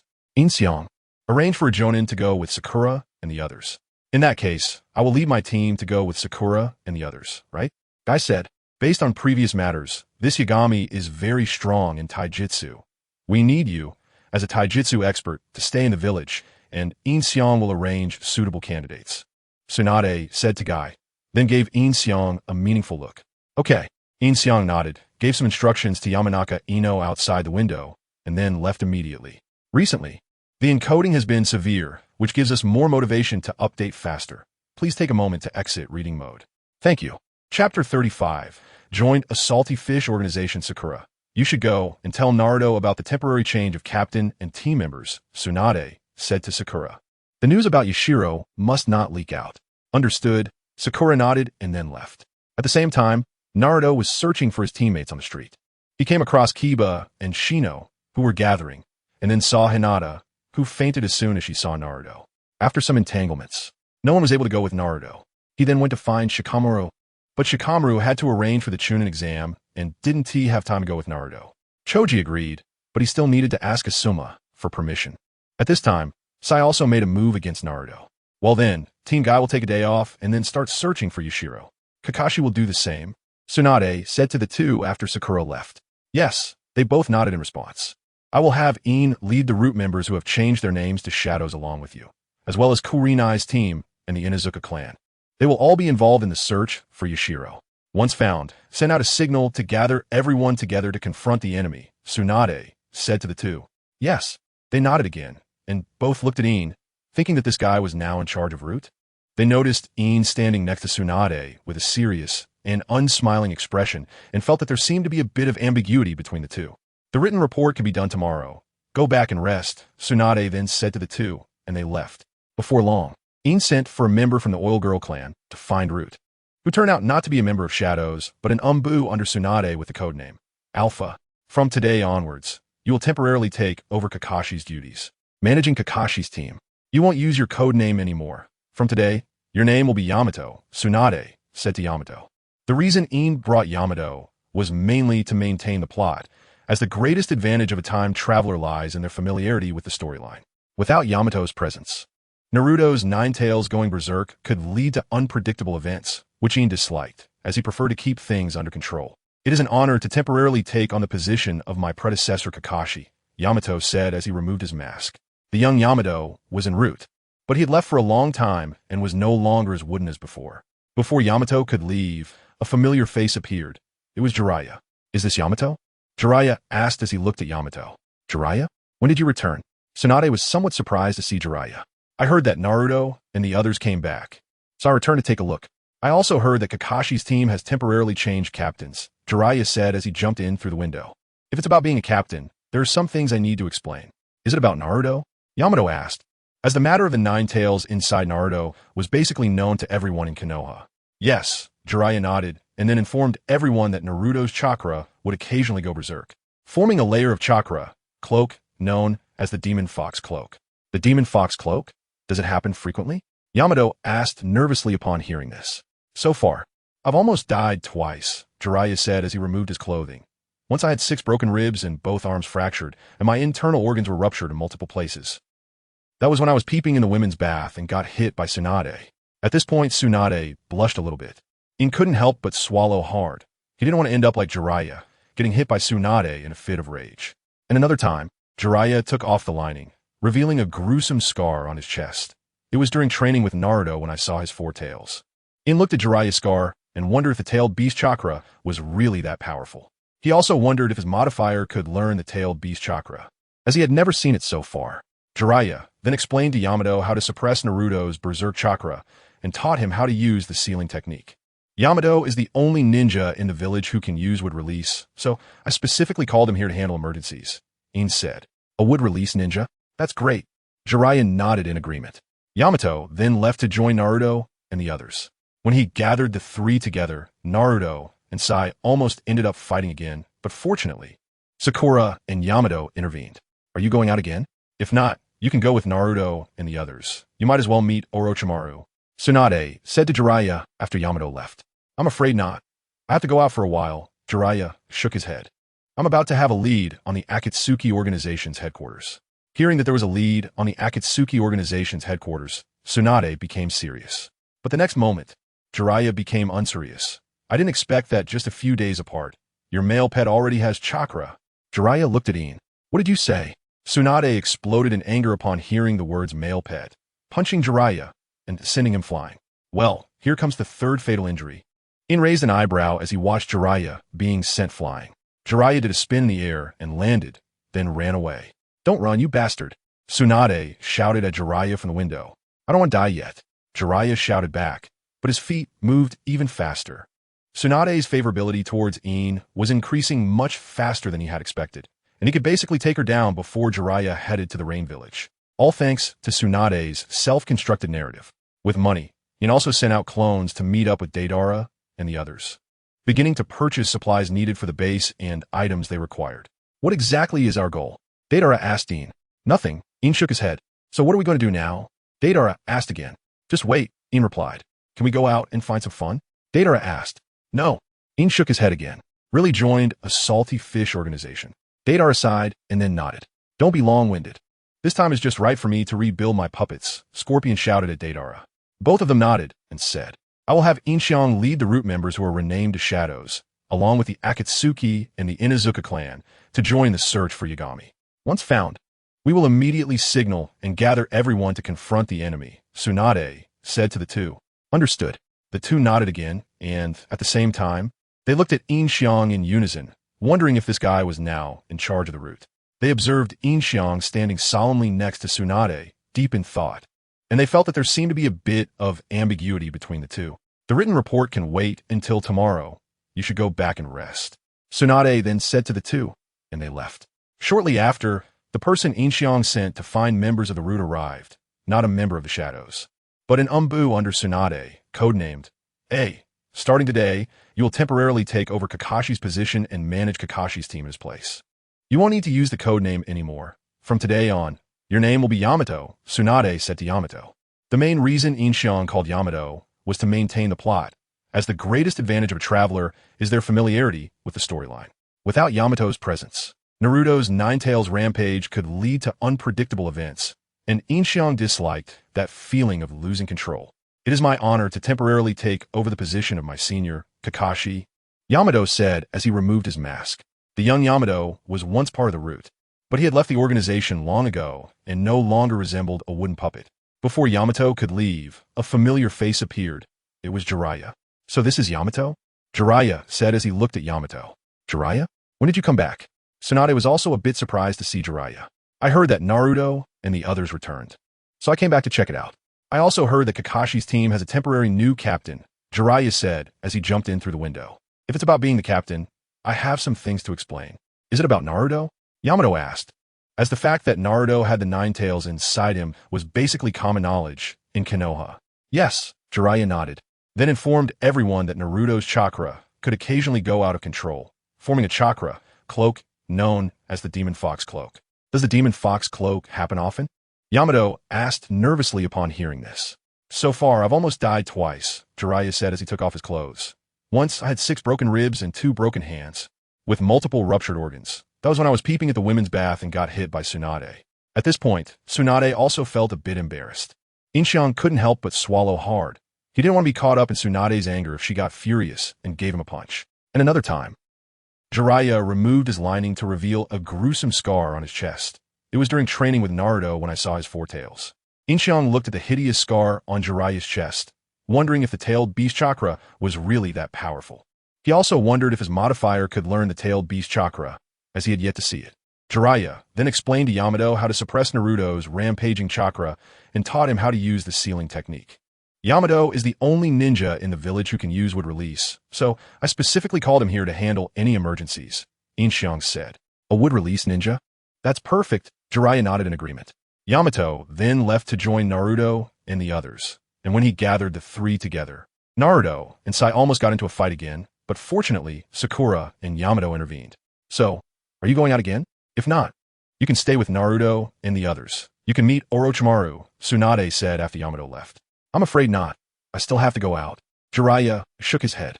"I'm getting closer to finding the Akatsuki's headquarters," Jiraiya said seriously. Upon hearing that there were leads on the Akatsuki's headquarters, Tsunade also became serious. However, the next moment, Jiraiya became unserious. "I didn't expect that just a few days apart, your male pet already has chakra." Jiraiya looked at Yin Xiang. "What did you say?" Tsunade exploded in anger upon hearing male pet and punched Jiraiya, sending him flying.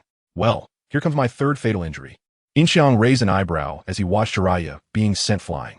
Jiraiya spun in the air and landed, then took off running. "Don't run, you bastard!" Tsunade shouted at Jiraiya from the window. "I don't want to die yet." Jiraiya shouted back while moving even faster. Tsunade's affection for him was growing much faster than he had expected, and he was basically able to win her over before Jiraiya headed to the Rain Village. Thanks to Tsunade's self-constructed narrative. With his wealth, Yin Xiang also created a shadow clone to meet up with Deidara and the others, starting to purchase items needed for their base and what they required. "What is our purpose, after all?" Deidara asked Yin Xiang. "Nothing." Yin Xiang shook his head. "So what are we going to do now?" Deidara asked again. "Wait," Yin Xiang replied. "Can we go out and find some fun?" Deidara asked. "No." Yin Xiang shook his head again. "I really joined a lazy organization." Deidara sighed and then nodded. "Stop the rambling. This is the perfect time to rebuild my puppets," Scorpion shouted at Deidara. "The recent coding has been severe, giving us more motivation to update faster. So please do your part and exit reading mode. Thank you." Chapter 36, Who Exactly Tricked Me? Please leave good reviews. You all need to pay attention to Sai. He grew up in the Rude Organization. Although he is quite capable, his personality is cold. His super beast imitation drawing can help you, but he is likely to make the most rational decision when you are in danger. Yin Xiang also reminded Sakura. The most rational decision? What does that mean? Sakura asked in confusion.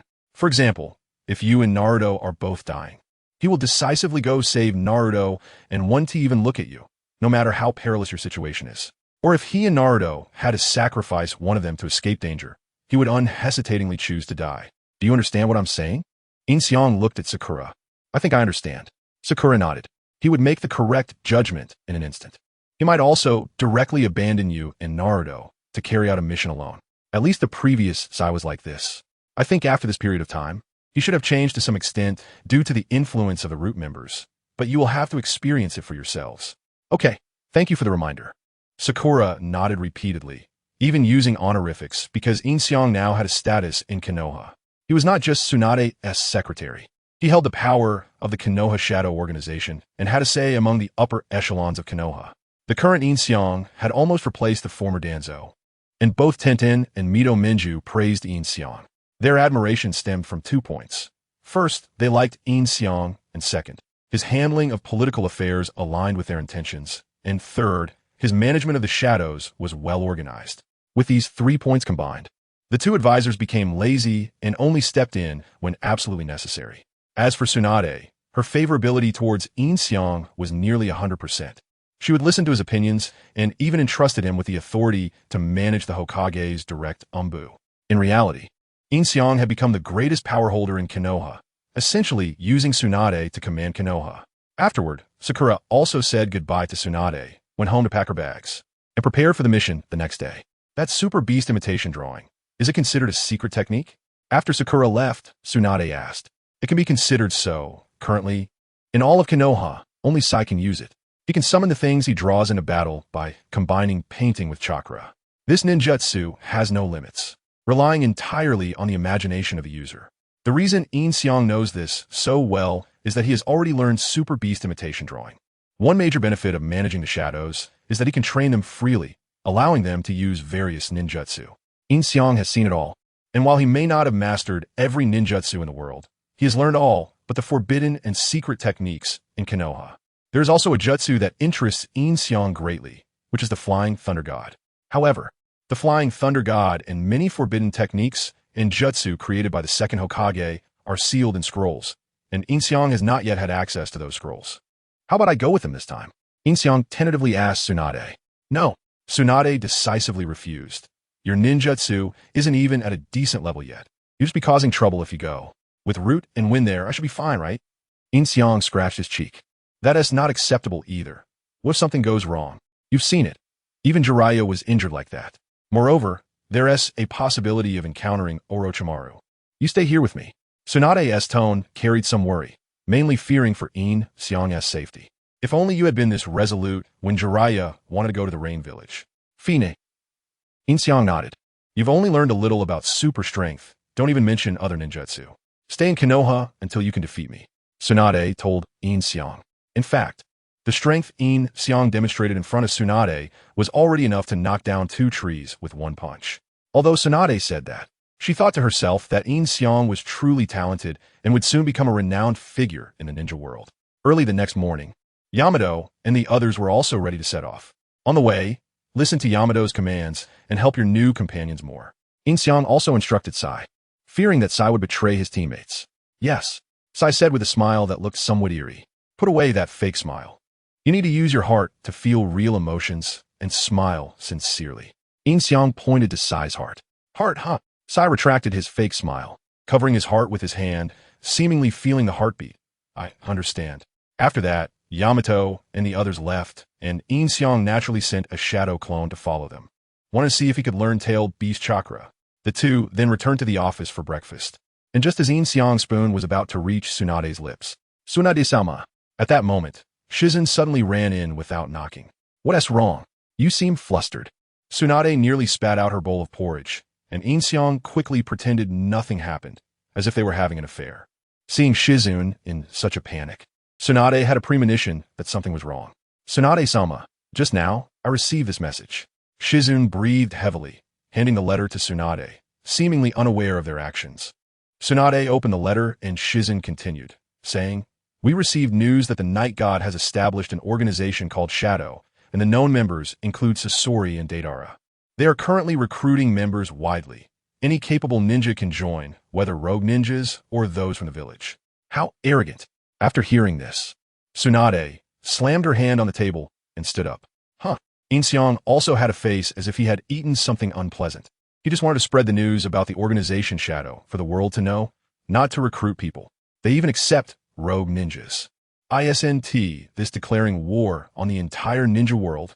Is this guy trying to oppose the entire ninja world? Tsunade immediately reacted, crumpling the letter in her hand.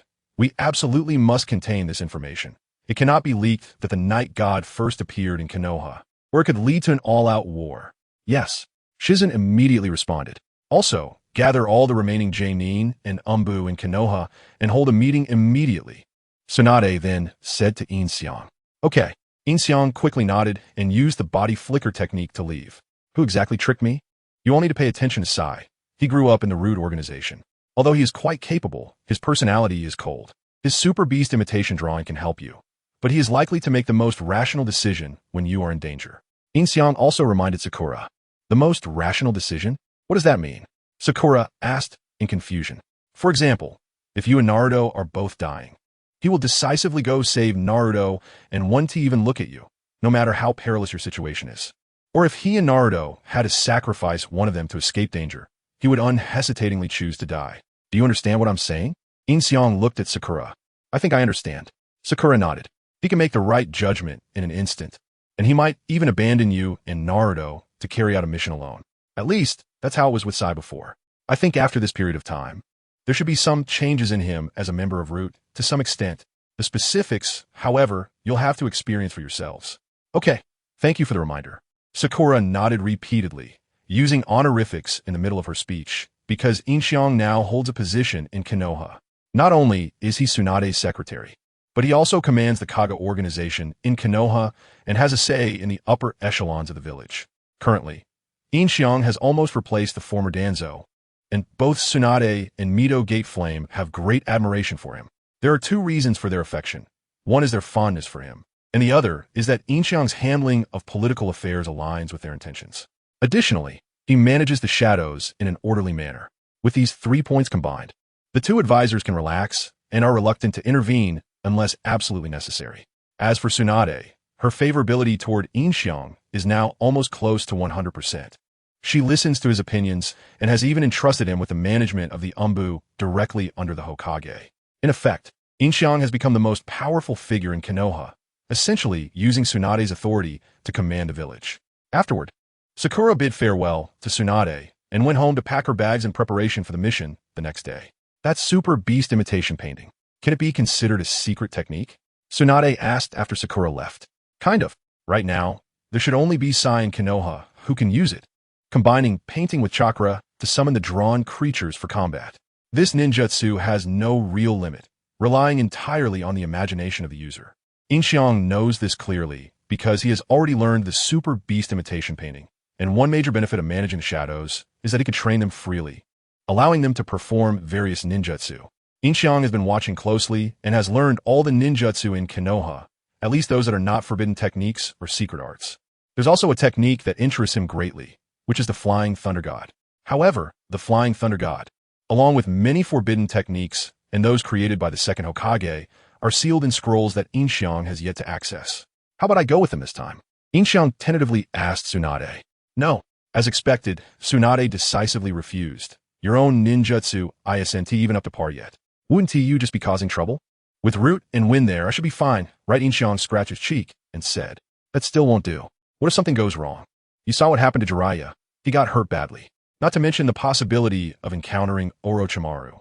Just stay by my side. Tsunade's tone had a hint of worry, primarily concerned about Yin Xiang's safety. If only you had been so resolute about Jiraiya going to the Rain Village back then. All right then. Yin Xiang nodded. You've only just learned a bit about your super strength, let alone other ninjutsu. Stay in Konoha until you can defeat me, Tsunade told Yin Xiang. In fact, the super strength Yin Xiang demonstrated in front of Tsunade was already enough to knock down 2 trees with 1 punch.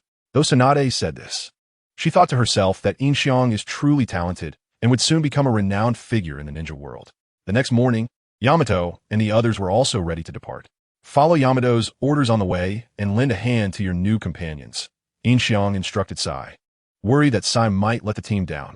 Yes, Sai replied with a smile that seemed a bit eerie.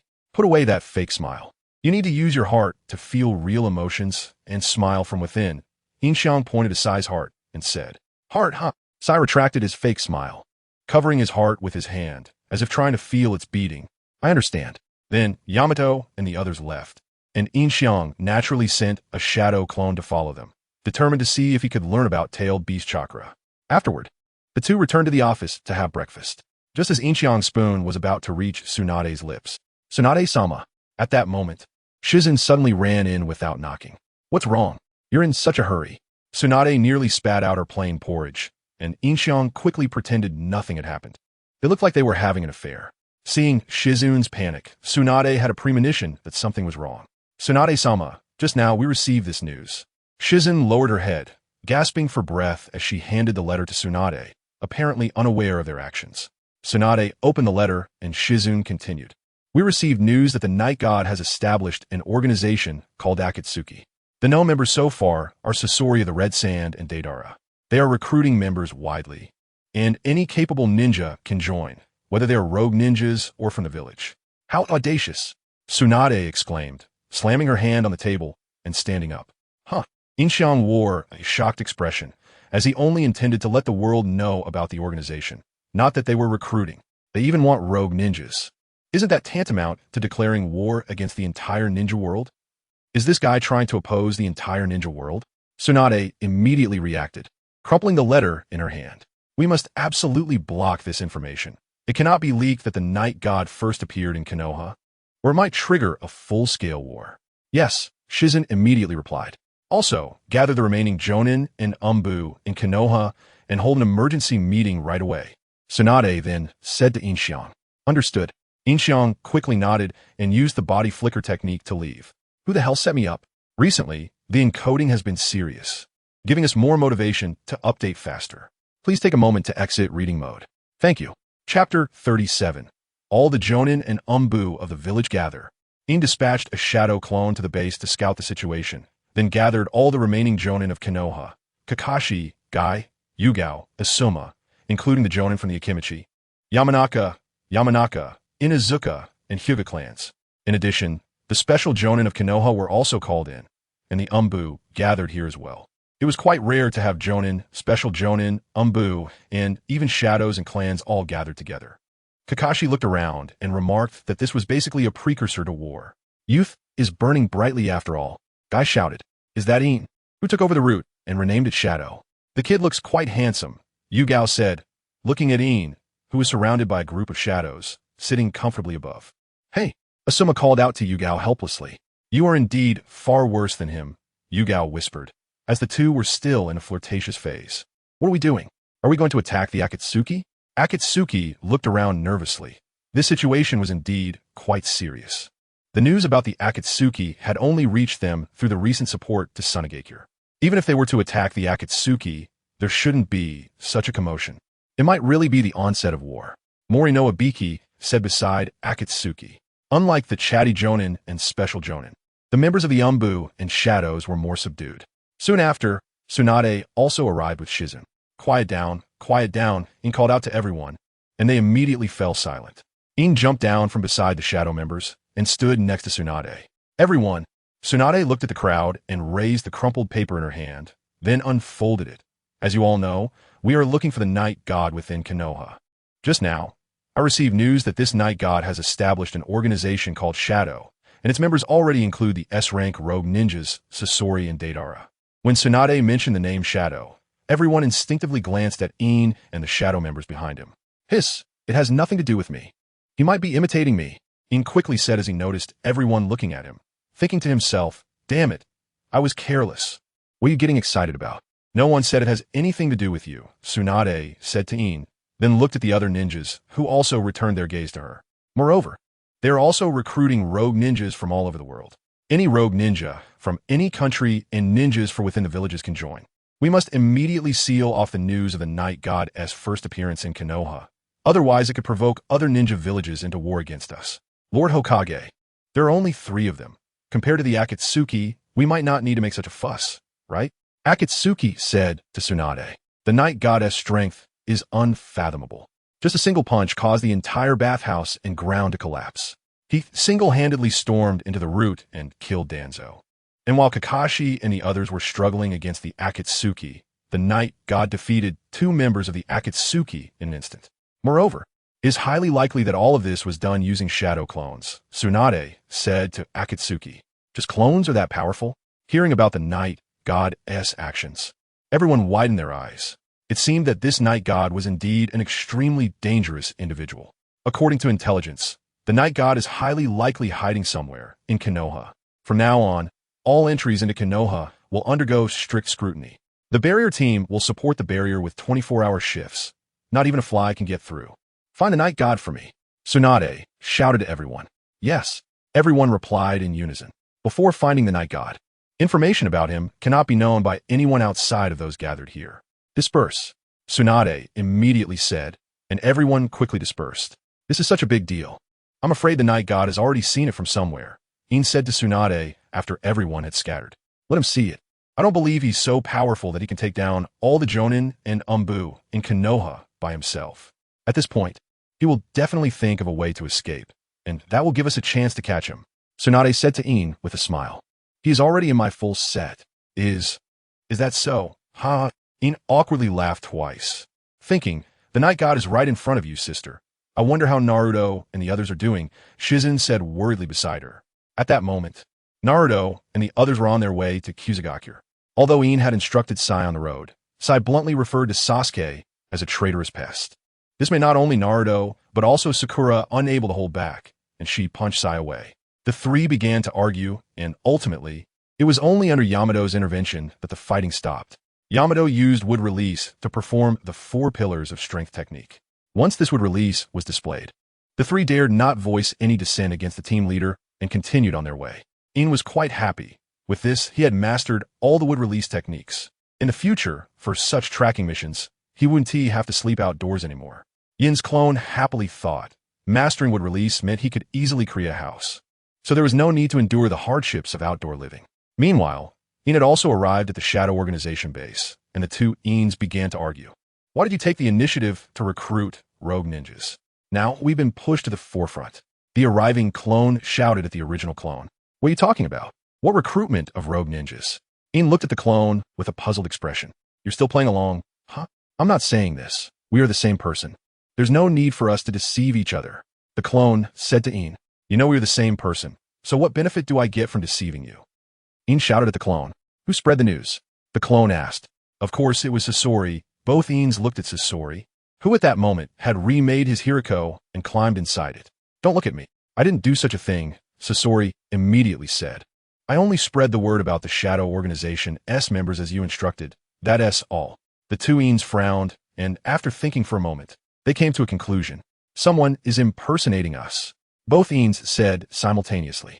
They spread the news the day before yesterday, and it had already been 2 days since then. Some people had begun to recruit under their names. and of course, it mainly relied on the names of the S-rank rogue ninjas, Sasori and Deidara. Sunset Hong looked at Yin Xiang, who was surrounded by shadow and sitting leisurely at a high place.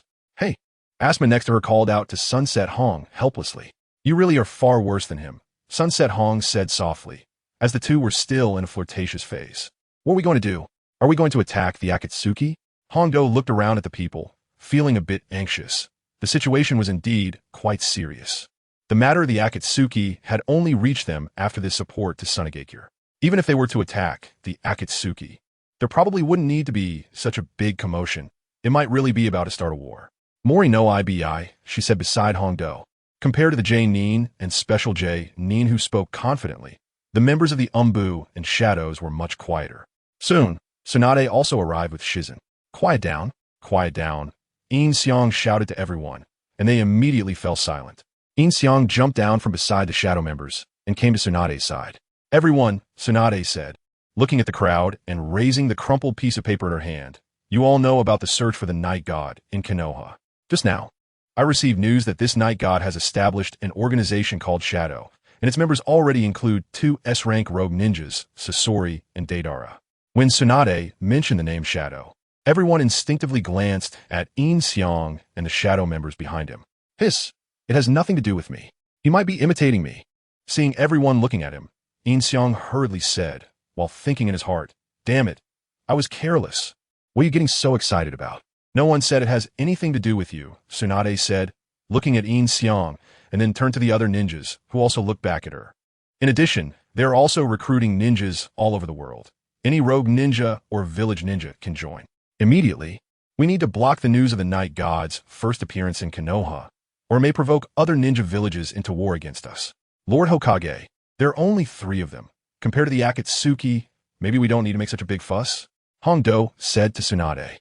"The night god's strength is unfathomable. Just one punch caused the entire bathhouse and ground to collapse. He single-handedly broke into the root and killed Danzo.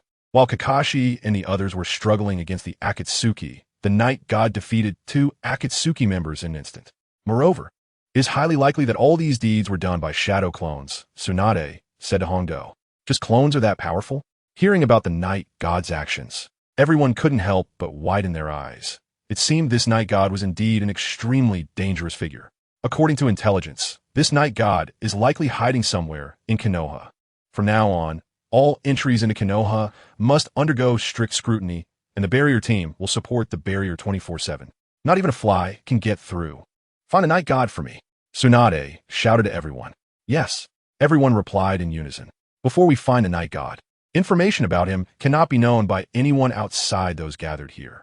Disperse," Tsunade immediately said, and everyone quickly scattered, making such a big fuss. "I'm afraid the night god has already seen this from somewhere," Yin Xiang said to Tsunade after everyone had dispersed. "Let him see. I don't believe he can single-handedly take down all the J-Nin and Umbu in Konoha. At this moment, he will definitely think of a way to escape, and we can seize the opportunity to catch him." Tsunade smiled at Yin Xiang and said, "He is already in my grasp." Is that so? Ha ha ha ha. Yin Xiang awkwardly laughed twice. "The night god is right in front of you, big sister. I wonder how Naruto and the others are doing." Shizen said worriedly beside her. At this time, Naruto and the others were hurrying to Kusagakure. Although Yin Xiang had already instructed Sai on the way, Sai bluntly mentioned that Sasuke was a traitorous pest. This made not only Naruto, but also Sakura unable to hold back, and she punched Sai away. The 3 began to argue, but eventually stopped fighting under Yamato's intervention. Yamato used wood release to perform the 4 pillars of strength technique. Seeing this display of wood release, the 3 dared not voice any dissent against their team leader and continued on their way. Yin Xiang was quite happy with this. He had mastered all forms of wood release. In the future, for such tracking missions, he wouldn't have to sleep outdoors anymore. Yin Xiang's clone happily thought that with mastery of wood release, he could easily create a house, so there was no need to suffer through meals and sleeping outdoors. Meanwhile, Yin Xiang, who was heading to the Shadow Organization base, also arrived, and the 2 Yin Xiangs began to argue. "Why did you take it upon yourself to recruit rogue ninjas? Now we've been put on the spot." The arriving clone shouted at the original clone. "What are you talking about? What recruitment of rogue ninjas?" Yin Xiang looked at the clone with a puzzled expression. "Are you still playing innocent? I'm not saying. We are the same person. There's no need for us to deceive each other. The clone said to Yin Xiang, "You know we are the same person, so what benefit do I have from deceiving you?" Yin Xiang shouted at the clone. "Who released the news?" The clone asked. Of course, it was Sasori. Both Yin Xiangs looked at Sasori, who had already remade his Hiriko, and crawled inside it. "Don't look at me. I didn't do such a thing." Sasori immediately said, "I only spread the word about the members of the Shadow Organization as you instructed, nothing more." Both Yin Xiangs frowned, and after thinking for a moment, they came to a conclusion. Someone is impersonating us. Both Yin Xiangs said simultaneously. They spread the news the day before yesterday, and now 2 days had passed. People had already started to recruit using their names. Of course, this was mainly relying on the notoriety of the S-rank rogue ninjas Sasori and Deidara. Chapter 38. The base of the imposter Scorpion. Go investigate who did it, Yin Xiang said, looking at Scorpion. Understood, Scorpion nodded, slowly moving out with his bulky body. Hurry up, both Yin Xiangs shouted simultaneously. Scorpion darted out from the heavy shell of Fei Lu Hu, using his true form to accelerate. His 6 long arms gripping the walls as he moved, resembling Marvel's Dr. Octopus. Now, Deidara and Scorpion had also agreed to wear black hoods, cloaks, and masks. Their bodies had changed as well, making it hard for ordinary people to recognize Scorpion. What about Deidara? Yin Xiang's clone asked. He's out capturing ninja puppets for Scorpion. He hasn't returned yet, Yin Xiang replied. All right, let's clarify this matter quickly. Konoha is in an uproar. All the Jonin and Umbu from the village have been dispatched. It's likely that even the original body S Shadow clone would have a hard time getting out. I have more information, so I'll stay. You go back. Yin Xiang's clone stated.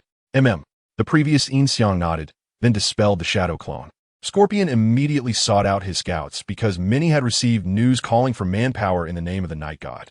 Upon hearing that Scorpion and Deidara were present, many rogue ninjas gathered towards Longyin Village, easily discovering that the person disguised as the Night God was in Longyin Village. Longyin Village is a small village located between the land of fire and the land of lightning.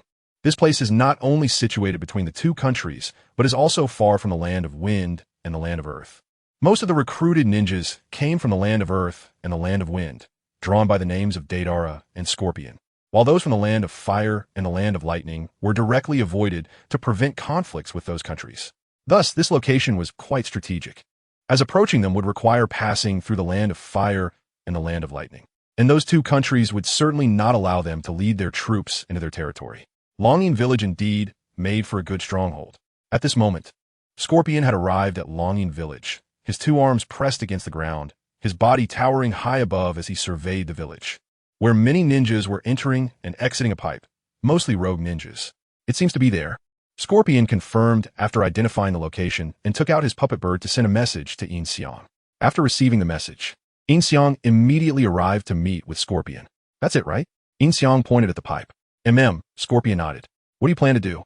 I intend to kill everyone I see and hang their heads on the walls of their countries, making them understand that these people have nothing to do with me.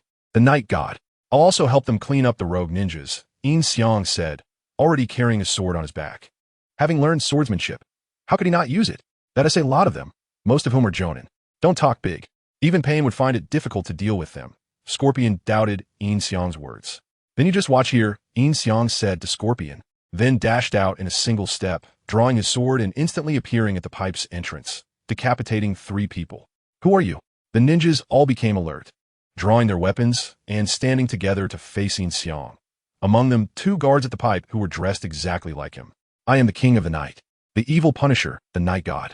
Yin Xiang stood upright from a bent position, wiping the blood off the blade of his sword between his forearm and upper arm. The blade glimmering coldly, complemented by the 3 headless corpses at his feet, sending chills down spines. If I remember correctly, those 3 were all Jonin from the land of Earth, right? You killed them with 1 strike, not even giving them time to react. The other 2 ninjas whispered among themselves. What? You're the Night God?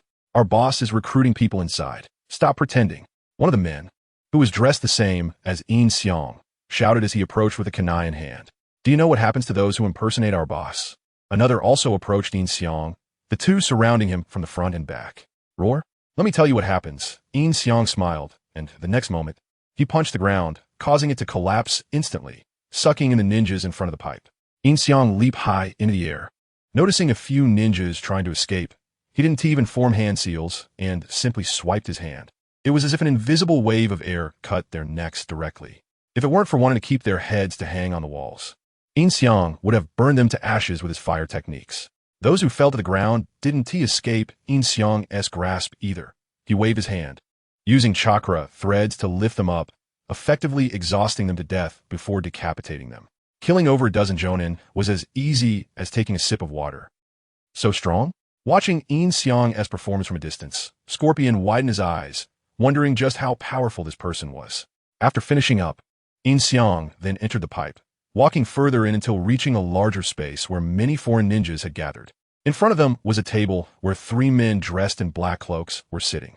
The one sitting in the middle had his feet propped up on the table, leaning back in his chair, looking quite relaxed. Oh, have new people arrived? The ninjas also noticed Yin Xiang walking into the pipe and turned to look. His sword is stained with blood. Doesn't he look like someone here to join the Akatsuki? One ninja reacted quickly, pulling out a kunai, prompting others to follow suit. Drawing various weapons, Yin Xiang began counting heads, pointing at each person in order. 1, 2, 3, 4. It seems our visitor is not friendly. Boys, kill him, the man in the middle instructed the ninjas. Why are you counting down to your death? One ninja, slowly approaching Yin Xiang, was a rogue ninja from Tsunade, judging by his forehead protector. Are you counting how many of your grandfathers you've killed? The next moment, a head dropped to the ground. 17, 18, 19. Yin Xiang continued counting. What? Did he do that? So fast. We didn't even see him make a move. The other ninjas panicked at the sight, realizing this guy looked quite formidable. What's there to be afraid of? There are so many of you. Attack! The man in black in the middle clearly felt a bit flustered, shouting at the ninjas. Fire style. Phoenix fire technique. He caught the fire and extinguished it with his hand. Under the shock of everyone, he looked at the ninja who had used the technique. 35. It begins. Scorpion, go investigate who did it, Yin Xiang said, looking at Scorpion. Understood. Scorpion nodded, slowly moving out with his bulky body. Hurry up. Both Yin Xiangs shouted simultaneously. Scorpion darted out from the heavy shell of Fei Lu Hu, using his true form to accelerate, his 6 long arms gripping the walls as he moved. Resembling Marvel's Dr. Octopus. Now, Deidara and Scorpion had also agreed to wear black hoods, cloaks, and masks. Their bodies had changed as well, making it hard for ordinary people to recognize Scorpion. What about Deidara? Yin Xiang's clone asked. He's out capturing ninja puppets for Scorpion. He hasn't returned yet, Yin Xiang replied. All right, let's clarify this matter quickly. Konoha is in an uproar. All the jonin and umbu from the village have been dispatched. It's likely that even the original body as shadow clone would have a hard time getting out. I have more information, so I'll stay. You go back, Yin Xiang's clone stated. The previous Yin Xiang nodded, then dispelled the shadow clone. Scorpion immediately gathered his spies here, as many people had received news about the gathering of personnel under the name of the Night God. Upon hearing that Scorpion and Deidara were present, many rogue ninjas began to converge on Longyin Village, easily discovering that the person disguised as the Night God was indeed in Longyin Village. Longyin Village is a small village located between the land of fire and the land of lightning, far from the land of wind and the land of earth. Most of the recruited ninjas came from the land of earth and the land of wind, drawn by the names of Deidara and Scorpion, while those from the land of fire and the land of lightning were avoided to prevent conflicts with those countries. Therefore, choosing this location was quite strategic, as approaching them would require passing through the land of fire and the land of lightning, and those 2 countries would never allow them to lead troops into their territory. Longyin Village is indeed a good place to establish a base. At this moment, Scorpion had arrived at Longyin Village, with both arms resting on the ground, his body towering high in the air as he observed the village. Many ninjas were coming in and out of the pipeline, most of whom were rogue ninjas. It seemed that was the place. After confirming the location, Scorpion took out his puppet bird to send a message to Yin Xiang. Upon receiving the letter, Yin Xiang immediately came to meet with Scorpion. Is that it? Yin Xiang pointed at the pipeline. Yes, Scorpion nodded. What do you plan to do? I plan to kill everyone I see and hang their heads on the walls of their country, so they know these people have nothing to do with me. The Night God. I'll also help them clean up the rogue ninjas, Yin Xiang replied, already carrying a sword on his back since he had learned swordsmanship. How would he not use it? Most of them are jonin. Don't talk big.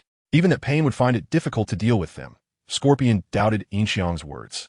Then just watch, Yin Xiang said to Scorpion, then dashed out in a flash, drawing his sword and instantly appearing in front of the pipeline, decapitating 3 people.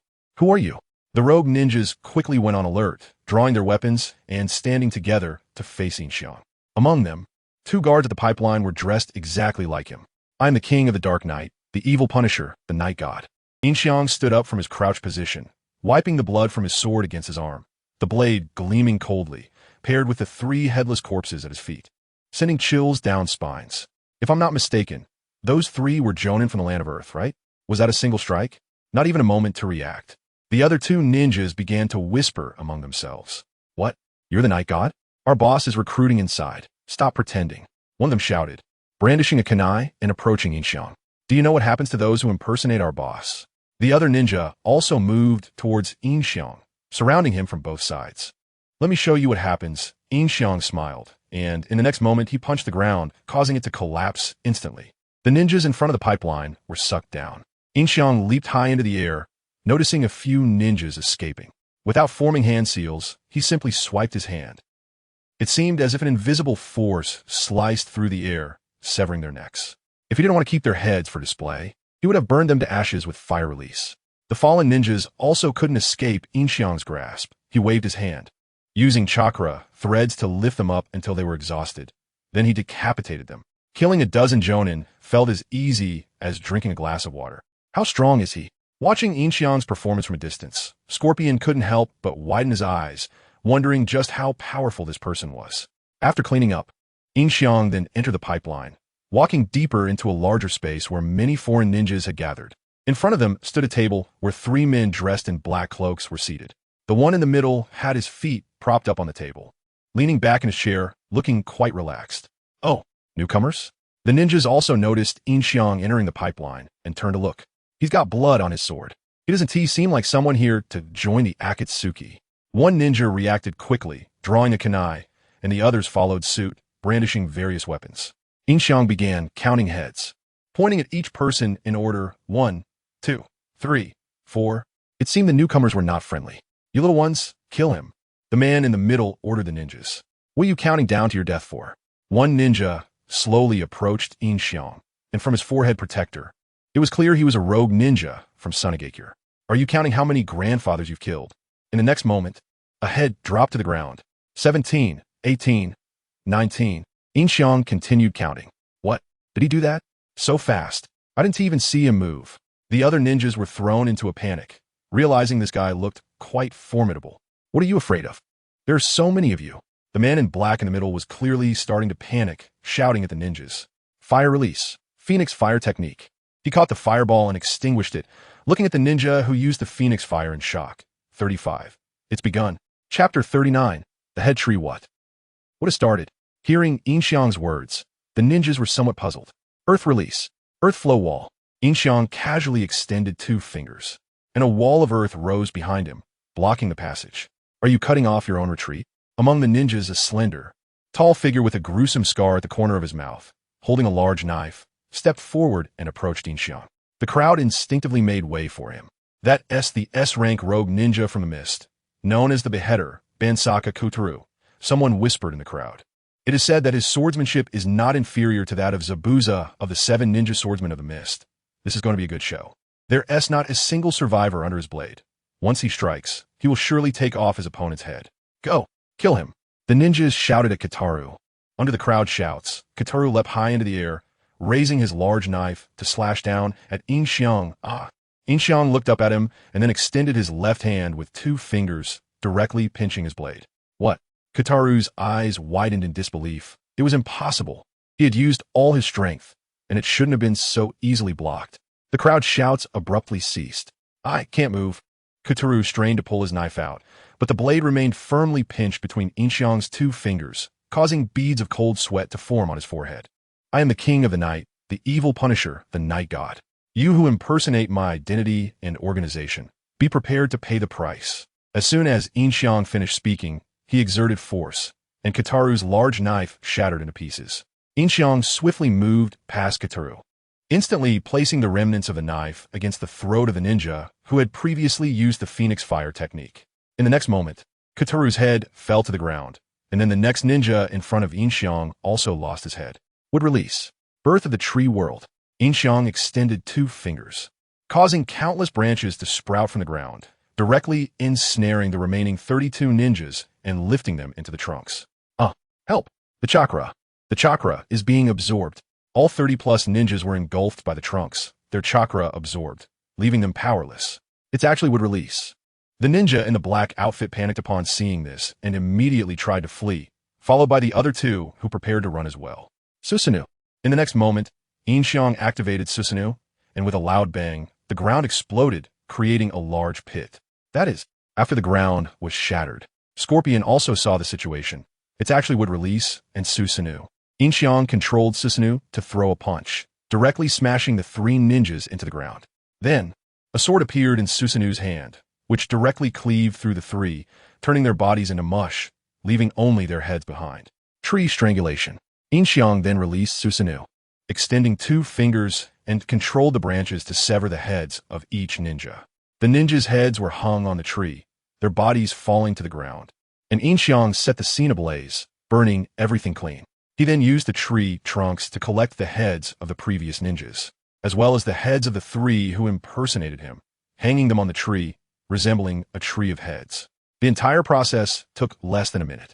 Scorpion walked over to the bloody head tree, noticing that there wasn't a single corpse left on the ground. Everyone was left with just their heads. Yin Xiang, with his knife covered in blood, inscribed 4 large characters on the tree. Impersonators dead. Another would release, and Susanoo. Who exactly are you? Scorpion looked at the head tree, feeling no particular emotion, as he was also a killer. He was more curious about Yin Xiang's strength. The king of the night, huh? Yin Xiang smiled and said, send a message to the 5 great nations, informing them of this place. Understood. Scorpion nodded. By now, it was already evening, and Konoha was shrouded in a mysterious feeling. Although the residents and lower ninjas did not know what had happened, they could see the rarely seen umbu and shadows rushing around the village. The Jonin also seemed busy, and one could feel that something was amiss. What on earth is going on? The Ino Shikicho trio was having a meal together, and seeing the ninjas passing by outside the window, Ino said. After 2.5 years, Ino had grown into a beautiful woman, with a mature image combined with a romantic mindset, plus her slender waist. It was only natural that when Ino appeared in front of Yin Xiang, she would become his next target. Maybe there are spies infiltrating the village. Shikamaru thought for a moment and realized, and they're quite strong. The fact that they didn't notify us means they are not something we can handle, right? Choji said, stuffing roasted meat into his mouth. So let's not worry about it. Let us just enjoy our meal. Eating is the most important thing. I really can't deal with you. Shikamaru gave Choji a speechless glance, then anxiously looked out the window. The Chunin exams are about to start. This situation is really troublesome. Meanwhile, Yin Xiang and Tsunade were at a tavern, engaging in their daily drinking routine. After 10 bottles of alcohol, Tsunade was completely drunk and had passed out. Oh no, Lady Tsunade is drunk again. When Yin Xiang called the owner to settle the bill and saw Tsunade like this, he was not surprised. Yeah, Yin Xiang nodded with a smile. But little brother, your alcohol tolerance is quite impressive. You're not drunk at all. The owner praised Yin Xiang. Not bad, not bad. Yin Xiang nodded, thinking to himself that with this watered-down rice washing, it would be strange if he could get drunk. He then picked up Tsunade, feeling her curves, and his wicked thoughts arose again. His current favorability had already reached 99. Just tonight, Yin Xiang thought to himself, didn't he believe that there was a 1% chance that Tsunade would get angry? After bringing Tsunade back home, Yin Xiang directly removed her coat, then placed her in her own room, covered her with a blanket, and returned to his own room, waiting for Tsunade to come to him. Given Tsunade's nature, she would definitely come after drinking too much. This time, Yin Xiang had only stripped down to his underwear. As long as Tsunade dared to come, he would cooperate. And even if Tsunade was unhappy, she would have nothing to say. Before long, there was indeed a knock on Yin Xiang's door. Tsunade, now wearing her pajamas, sleepily walked towards him, her ample curves noticeable, causing Yin Xiang to swallow hard. Under the shouts of the crowd, Hotaru jumped high into the air, raising his large sword and slashing down towards Yin Xiang. Yin Xiang glanced up at him and then extended 2 fingers of his left hand, directly pinching Hotaru's sword. What? Hotaru's eyes widened in disbelief. It was impossible that he could block his full-force attack so easily. The crowd's shouts fell silent. I can't move. Hotaru exerted force with his hands, trying to pull the sword out, but the blade remained firmly pinched between Yin Xiang's fingers, making Hotaru break into a cold sweat. I am the king of the night, the evil punisher, the night god. You who impersonate my identity and organization, be prepared to pay the price. As soon as Yin Xiang finished speaking, he exerted force, and Hotaro's sword shattered into pieces. Yin Xiang swiftly moved past Hotaro, instantly placing the sword against the neck of the ninja who had previously used the Phoenix Flower Fire, and in the next moment, Hotaro's head fell to the ground, followed by the ninja in front of Yin Xiang. With style, Birth of the Trees, Yin Xiang extended 2 fingers, causing countless branches to sprout from the ground, directly lifting the remaining 32 ninjas into the trunks. Help! My chakra is being absorbed. Over 30 ninjas were engulfed by the trunks and had their chakra absorbed, leaving them completely powerless. It's actually with style. The black-clad figure in the middle panicked and attempted to flee, with the other 2 following suit. Susanoo. The next moment, Yin Xiang activated Susanoo, and with a loud bang, the ground exploded, creating a large crater. That was, after the ground was broken, Scorpion also saw the situation over there. It was indeed with style and Susanoo. Yin Xiang controlled Susanoo to punch down, directly smashing the 3 to the ground. Then a sword appeared in Susanoo's hand, striking down on the 3, turning their bodies into mush, leaving only their heads behind. Treat binding death. Yin Xiang then released Susanoo, extended 2 fingers, and controlled the branches to take down each ninja's head. The heads were hung on the trees, while the bodies fell to the ground. Yin Xiang then set fire to everything, burning it all clean.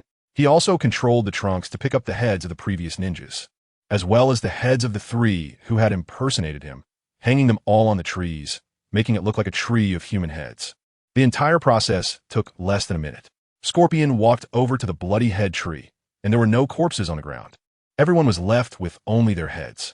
Yin Xiang, with his sword stained in blood, wrote 4 large characters on the tree. Impersonators die. With both with style and Susanoo. Who exactly are you? Scorpion looked at the head tree, feeling no emotional turmoil. After all, he was also a man who had killed countless people. But he was more curious about Yin Xiang's strength. The king of the night, huh? Yin Xiang smiled and said, send a message to the 5 great nations, telling them about this place. Understood. Scorpion nodded. It was already evening, and Konoha was shrouded in a mysterious atmosphere. Although the residents and lower-ranking ninjas did not know what was happening, they saw the rarely seen umbu and shadows rushing around the village, and the higher-ranking ninjas seemed busy, creating a sense that something was amiss. What was going on? The Inoshikacho trio was having a meal together, and upon seeing the continuous passing shadows of ninjas outside the window, Ino said, after 2.5 years, Ino had blossomed into a beautiful woman, with an elegant figure and a romantic mindset, and given her slim waist, it was likely that when Ino appeared in front of Yin Xiang, she would become his next target. Maybe there are spies infiltrating the village. Shikamaru pondered for a moment and realized, and they are quite powerful.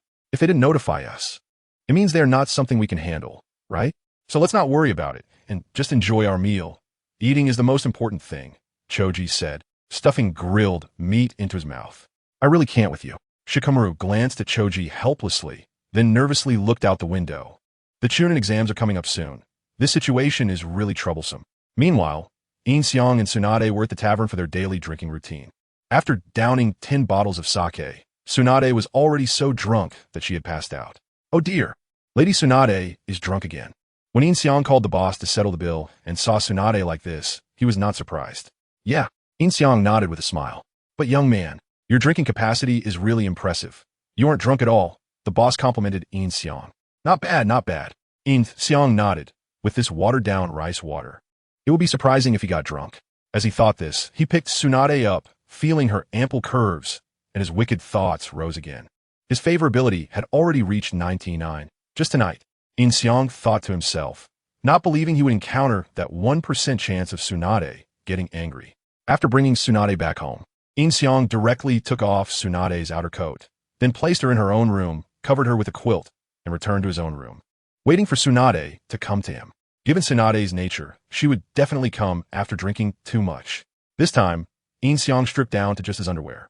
As long as Tsunade dared to come, he would cooperate fully. Even if she wasn't happy later, she would have no words to say. Before long, there was indeed a knock on Yin Xiang's door. Tsunade, having changed into her pajamas, sleepily walked towards Yin Xiang, her ample curves prominently displayed, making Yin Xiang swallow hard.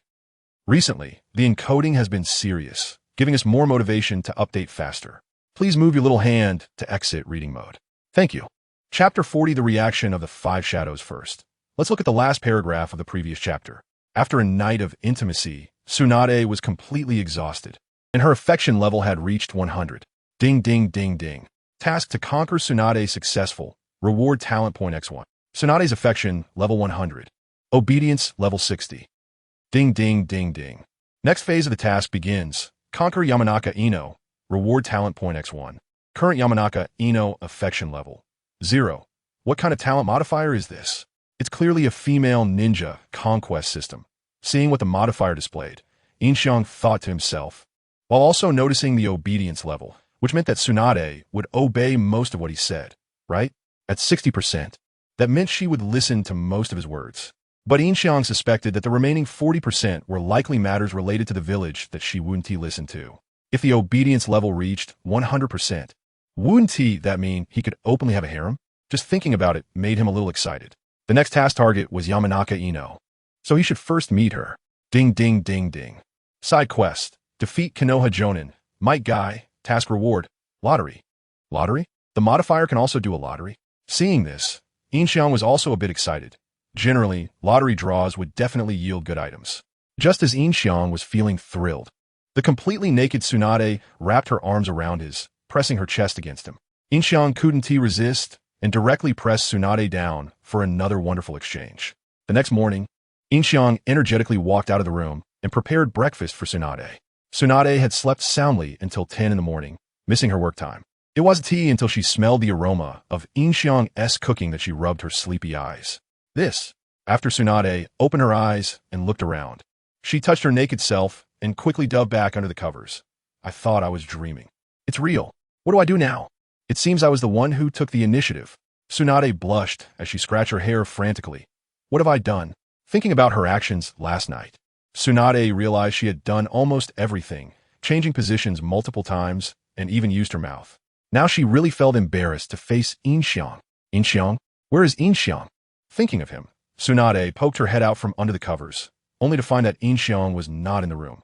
Could it be that I scared him away? With this thought, Tsunade jumped out of bed, not even bothering to put on clothes, and opened the door. Gee, good morning. Yin Xiang wanted to greet Tsunade, but unexpectedly, she ran out without clothes. Seeing him sitting at the dining table, Tsunade froze, and the two stared at each other for a long time. Finally! Tsunade let out a sharp scream. Her face flushed as she closed the door. Really? So bold. Yin Xiang raised an eyebrow and muttered to himself. Knock, knock, knock. Just then, there was a knock at Tsunade's door. Yin Xiang immediately went to open it, and a shadow member half knelt on the ground, handing him a letter before leaving. Yin Xiang opened the letter to check. It was about the Shadow Organization. The organization sent a message saying that the rogue ninjas from the 5 great nations were in Longing Village, and they had already dealt with them. They asked to send people to collect the bodies. Yin Xiang had already received the conversation content from 2 clones and knew that the impersonators had been dealt with. So he walked toward his room. A letter from the Shadow Organization has arrived. Do you want to come out and take a look? Yin Xiang called to the room. At this moment, Tsunade also opened the door, now wearing pajamas, and took the letter from Yin Xiang's hands. Last night. I know, don't worry. I want to say anything. Yin Xiang interrupted Tsunade. Tsunade nodded, her face still flushed, and then opened the letter. Yin Xiang breathed a sigh of relief. Not having to take responsibility for this was the best. After reading the letter, Tsunade became serious and stopped thinking about last night. Call Oil Girl and Yamanaka Ino. You all come with me to Longing Village. You're going in person? I can take them with me. You should stay in the village. Yin Xiang said upon hearing this. No, this could be a trap from the Shadow Organization. I have to go myself. Since the 5 great nations received this letter, I believe those guys will take action as well.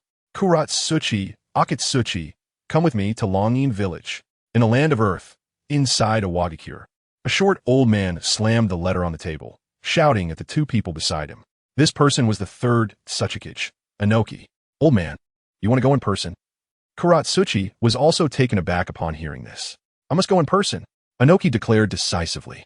At the same time, in Kumogakure, the 4th Reikage rushed out after reading the letter, and Darui and Kiki immediately followed. Gara from Sunagakure also headed to Longing Village with Temari and Kankuro, while Materumi from Kirigakure in the Land of Water also took CHJR and AO to Longing Village. Under Yin Xiang's prompting, a meeting of the 5 shadows was about to take place ahead of schedule. Tsunade and Yin Xiang quickly had a few bites of food, called for Yamanaka Ino and Wind, and took the 2 towards Longing Village. You 2, If you encounter danger, protect Lady Tsunade with all your strength. Don't worry about me, understand? Yin Xiang said to Yamanaka Ino and Wind on the way, still addressing Tsunade as lady in front of outsiders. Understood. Both of them were obedient and nodded decisively. Tsunade looked at Yin Xiang with gratitude, but now wasn't the time for that. The four hurried towards Longyin village. To hide his strength, Yin Xiang deliberately slowed down his pace. And the three also slowed down to match Yin Xiang's speed. Remember to hide behind me if there's danger. Tsunade whispered to Yin Xiang. What are you talking about? I'm a big man. How can I hide behind you? Upon hearing this, Yin Xiang immediately replied, of course, I'll be hiding behind Yamanaka, Ino, and Wind.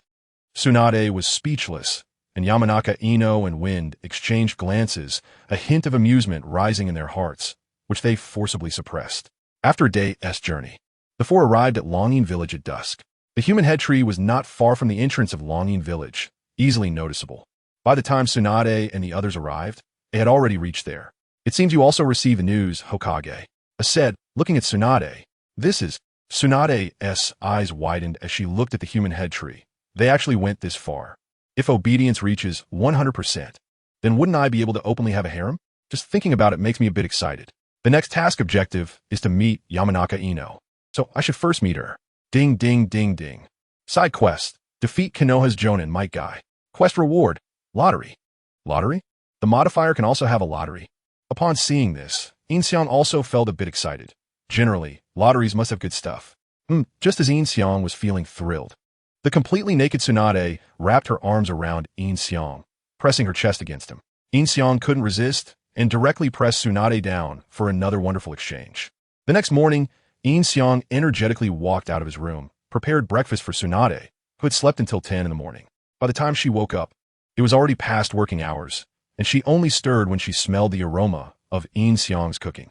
Tsunade opened her eyes and looked around, then touched her naked body, quickly diving back under the covers. I thought I was dreaming. It's real. It's real. What should I do now? It seems I was the one who took the initiative.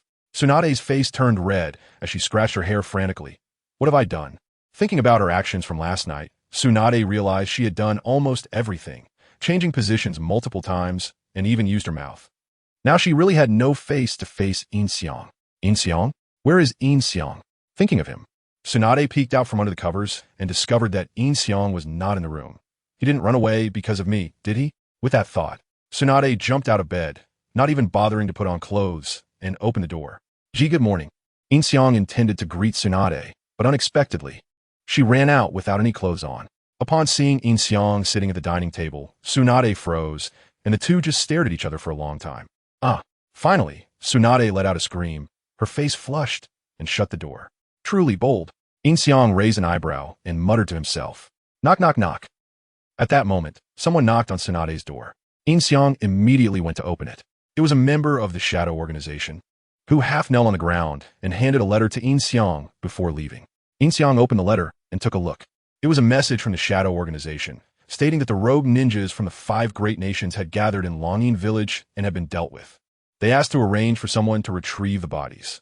Yin Xiang had already received the conversation content from 2 shadow clones and knew that the impersonators had been dealt with. So he walked toward his room. A letter from the shadows regarding the Shadow Organization has arrived. Do you want to come out and take a look? Yin Xiang said to the room. Tsunade opened her door at that moment, now wearing pajamas, and took the letter from Yin Xiang's hand. Last night. I know. Don't worry, I won't say anything. Yin Xiang interrupted Tsunade. Tsunade nodded with a flushed face, then opened the letter. Yin Xiang breathed a sigh of relief. He didn't have to take responsibility for this, which was the best outcome. After reading the letter, Tsunade became serious and no longer thought about last night's events. Call for Yamanaka and F. You all come with me to Longyin village. You're going in person? I can take them. You stay in the village. Yin Xiang said upon hearing this. No, this could be a trap from the Shadow Organization. I have to go myself. Since the 5 great nations have received this letter, I suspect those guys will take action. Akatsuki, come with me to Longyin village. In the land of Earth, inside a Wagakure, a short old man slammed the letter on the table and shouted at the 2 people next to him. This person was the 3rd Tsuchikage, Noki. Old man, you're going in person? Kuratsuchi exclaimed in surprise. I must go in person. Noki shouted decisively. Meanwhile, in Kumogakure, the 4th Reikage, dashed out after reading the letter, and Darui and Kiri immediately chased after him. In the Wind Village, Gaara also headed to Longing Village with Temari and Kankuro. In the Land of Water, Mei Terumi also headed to Longing Village with CHJ, R, and AO. Under Yin Xiang's encouragement, a summit of the 5 Kage was about to be initiated. Tsunade and Yin Xiang quickly had a few bites of food, called for Yamanaka and F, and set off for Longing Village. You too, if you encounter danger, protect Lady Tsunade with all your might. Don't worry about me, understood? Yin Xiang said to Yamanaka and F on the way, still addressing Tsunade as lady in front of outsiders. Understood. Both of them nodded decisively, being people who followed orders. Tsunade looked at Yin Xiang with gratitude, but now was not the time to be moved. The 4 of them rushed towards Longing Village at full speed. To hide his strength, Yin Xiang deliberately slowed down his pace, and the other 3 also slowed down to match Yin Xiang's speed. If you encounter danger, remember to hide behind me, Tsunade whispered to Yin Xiang. What are you talking about? I'm a big man. How can I hide behind you? Yin Xiang immediately replied, Of course I'll hide behind Yamanaka and F. Tsunade was speechless, and Yamanaka and F exchanged glances, a smile rising in their hearts that they had to stifle. After a day of travel, the group arrived at Longing Village by dusk. The head tree was not far from the entrance of Longing Village, easily noticeable. By the time Tsunade and the others arrived, it was already there. Looks like you received the news too, Hokage, said as he looked at Tsunade. This is... Tsunade stared wide-eyed at the head tree in front of her. They actually went this far. Chapter 41. The 5 Shadows Gather. The Night God appears. Looking at the trunk, AI pointed at the blood-written words on it. Sure enough, I knew you would come. At that moment, Terumi Mei landed between Tsunade and AI with Chuji and AO, while Inoki and Gaara also descended from the sky. Thus, the 5 shadows were assembled. Their respective guards became vigilant upon seeing each other, and they brought a handsome guy with them. Terumi Mei licked her lips upon seeing Yin Xiang, looking quite alluring, which made Yin Xiang a bit entranced. Terumi Mei's figure was comparable to Tsunade's, even surpassing her. She was taller and significantly younger than Tsunade. Ahem. Tsunade coughed twice, and Yin Xiang immediately pretended to look at AO. Why is that person covering one eye? Yin Xiang feigned curiosity, not realizing that Tsunade had already noticed his gaze fixated on Terumi Mei. It seems you all received the news. Inoki said to everyone, as the 5 shadows formed a semicircle around the tree with human heads. Is this the work of the night god? Temari looked at the tree filled with heads, shivering in fear. Look at the tree. It says impersonator's dead. Ao looked at the trunk and said. Everyone turned their attention to the blood writing on the trunk. It seems someone used the name of the night god to recruit rogue ninjas, and in a fit of rage, the night god killed them all. Most of these people were Jounin, and some were elite Jounin, which shows the night god's strength. Gaara observed the tree full of heads. I'm not afraid of you all laughing. Many people from our Lightning Village came to seek this person's support, but were mostly rejected. There are only 3 from the Lightning Village on the tree. AI said, looking at the heads on the tree. These 3 were the ones Yin Xiang had beheaded at the entrance of the pipe. They hadn't had the chance to enter. No one from Konoha, Tsunade said after scanning the surroundings. Our Iwagakure and Sunagakure have a larger number. Inoki remarked, looking at the tree. There are also some from Kirigakure. Terumi Mei added. So, who knows the origins of this night god? AI then looked at everyone, but no one spoke. A moment later, it was Tsunade who broke the silence. I have some intelligence about him. Everyone turned to look at Tsunade upon hearing this. When we supported Sunagakure last time, we encountered members of the Akatsuki Organization. Our village's Jounin Kakashi Hitaki and Sunagakure's advisor Chiyo were caught in a tough battle, Tsunade explained to everyone. Ultimately, it was this person who calls himself the Night God, who defeated the Akatsuki Sasori and Deidara in an instant and took them away. He wore a black cloak that covered his face with a hood, making it impossible to see his features. He defeated those 2 in an instant. Terumi Mei was also startled upon hearing this. Mizukichi, that is, Kataru. Ao also found the head of the S-rank rogue ninja named Kataru on the tree. That shocked expression. Could he have been defeated in one blow? Kataru's eyes were wide open, seeming not to realize that he was already dead. As for this tree, no one ever thought it would release ninjutsu. They just assumed the tree existed here all along, as no one could imagine that someone in the world could still use would release, including Yamato and others who were unaware. Regarding the Akatsuki Organization, would you be willing to disclose more information? Inoki asked Tsunade. Right now, it's just an alliance between Konoha and Sunagakure, and we are still in a hostile state with other countries. So Tsunade naturally didn't want to mention the Akatsuki Organization too much. Understood. Inoki observed Tsunade's reaction and expressed understanding. Then what about this night god? Apart from the Hokage, has anyone else seen him? AI asked everyone. Everyone shook their heads. At this moment, Temari stepped forward. I received information that there was someone who looked similar to the description of the Hokage, who dined and dashed in our Tsunade, and he also stole 2 buns. I can't confirm if it was the night god. Clone, you really embarrassed me. Yin Xiang felt his face flush with embarrassment upon hearing this. The perfect image he had built up, the fear he instilled in the hearts of the 5 shadows, was likely to be ruined by Temari's words. It's also my fault for not having money back then. Since he can establish an organization, he shouldn't be broke. It's probably just a coincidence. Yin Xiang ultimately decided to defend himself, saying to Temari, "Who are you?" Temari nodded and then asked, "Let's talk about this privately." Yin Xiang said to Temari, in front of so many big shots, saying he was just a secretary seemed too degrading, and saying he was the manager of the Hokage's shadow would attract too much ire. During this time, the earth, lightning, and water countries have suffered quite a bit from the shadow's disturbances. If his name were to be exposed, it might lead to a direct conflict. All right. Temari nodded as well. Beep, beep, beep. Temari's favorability increased by 5. The system prompted. It seems that being handsome really does have its advantages. Just a glance from Temari made her a bit smitten.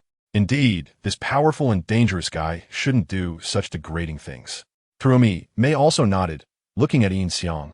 Her favorability increased by 1%. Since there is no more information, let us each deal with the heads of our village's rogue ninjas and disperse. AI said to everyone, as this guy was also impatient, since no one was willing to provide information about the night god. There's no point in lingering here. Come out and show off. Come out and show off with all the 5 shadows here. It's the perfect time to show off. Hurry out, Yin Xiang thought to himself, believing that his clone should share the same thoughts. And this was the right moment to make an appearance. Just as the 5 shadows were arranging their guards to claim the heads of their village's rogue ninjas, Yin Xiang's clone descended from the sky. Bang! With a loud noise, a shadow landed in front of the tree of heads, creating a huge pit in the ground and kicking up a cloud of dust. Everyone was startled by the tremor and took 2 steps back, shielding their eyes from the dust and looking towards the center. As the dust settled, everyone looked towards the center, where a black cloak covered the face with a hood. Wasn't he this the night god that Tsunade described? You bastard, are you the night god? AI shouted at Yin Xiang. I am the king of the dark night, the evil punisher, the night god. Yin Xiang drew his sword from his waist and pointed it into the air, speaking in an extremely ostentatious manner. Get behind me.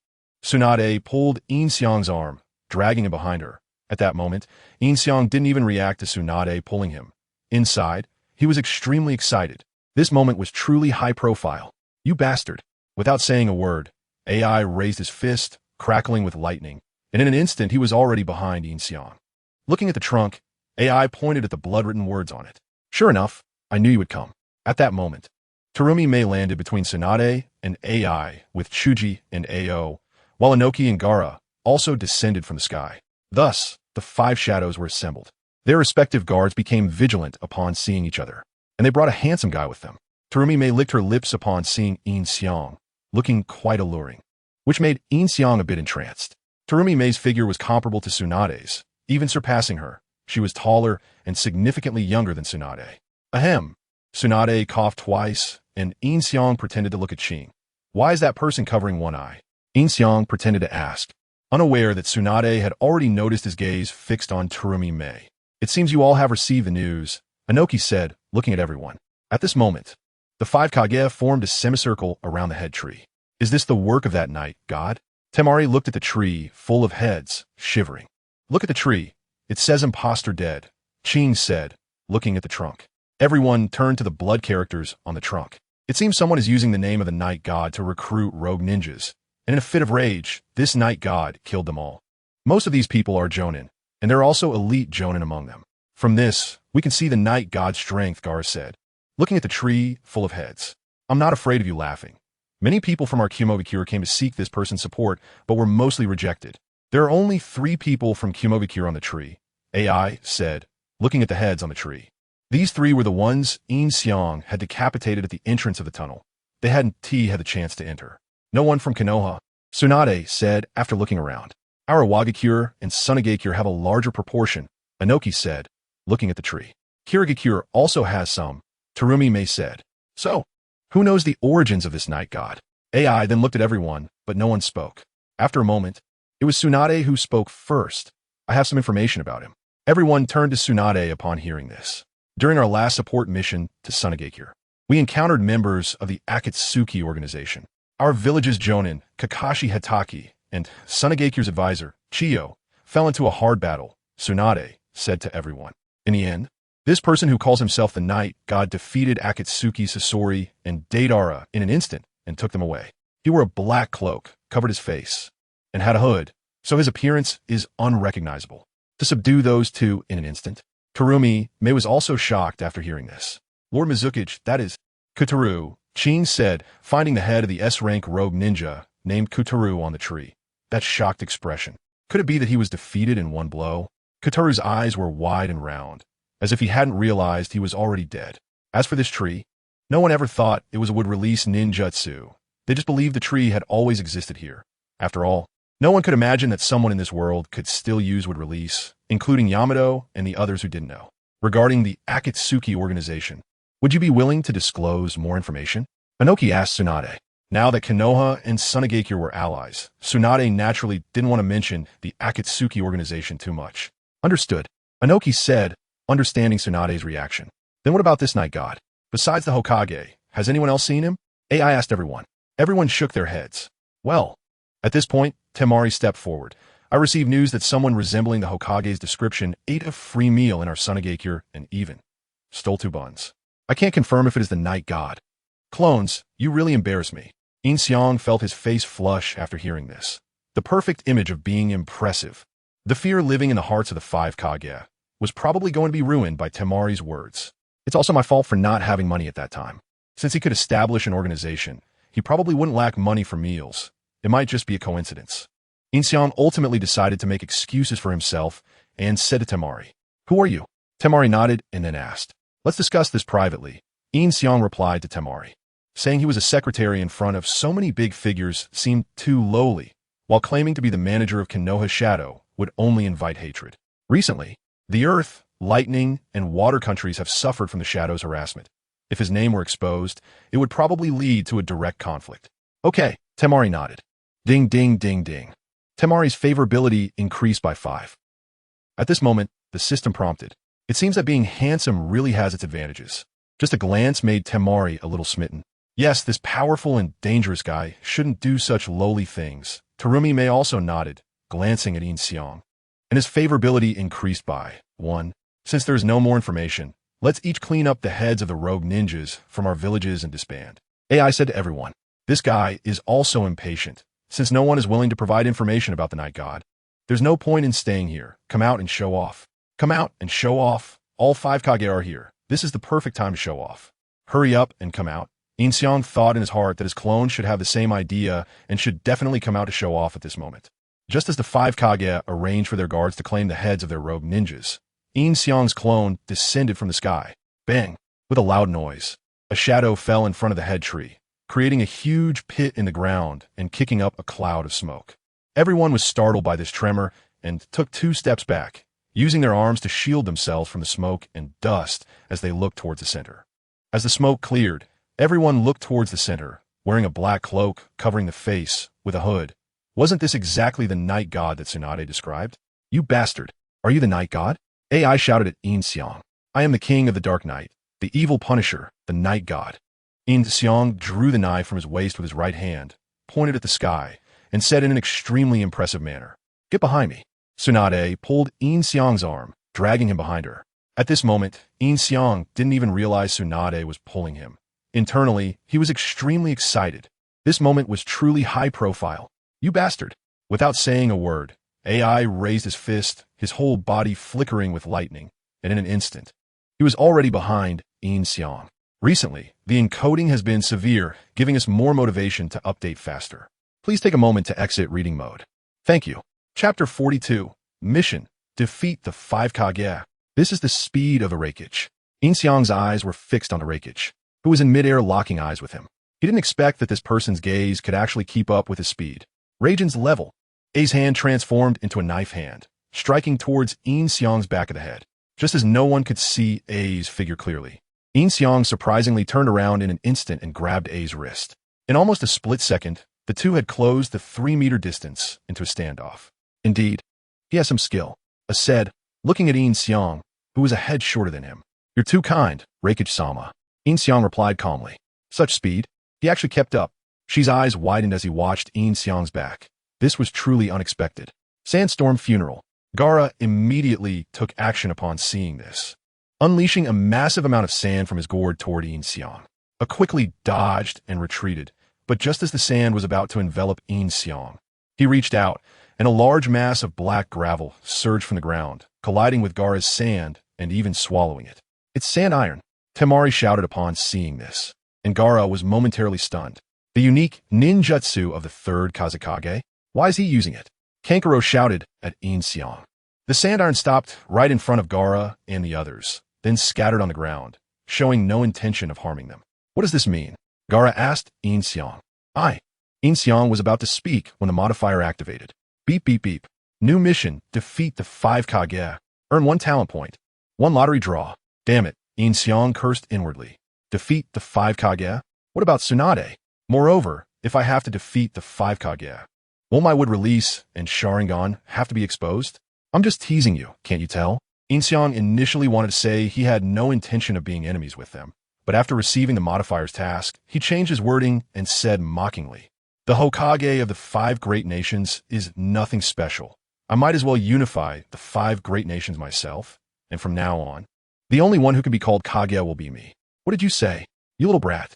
Inoki could not tolerate this and immediately began forming hand seals. Rock climbing technique. Inoki's arm transformed into a rock-like arm and smashed down towards Yin Xiang. Old man. Kuratsuchi shouted worriedly as she saw her grandfather rush in.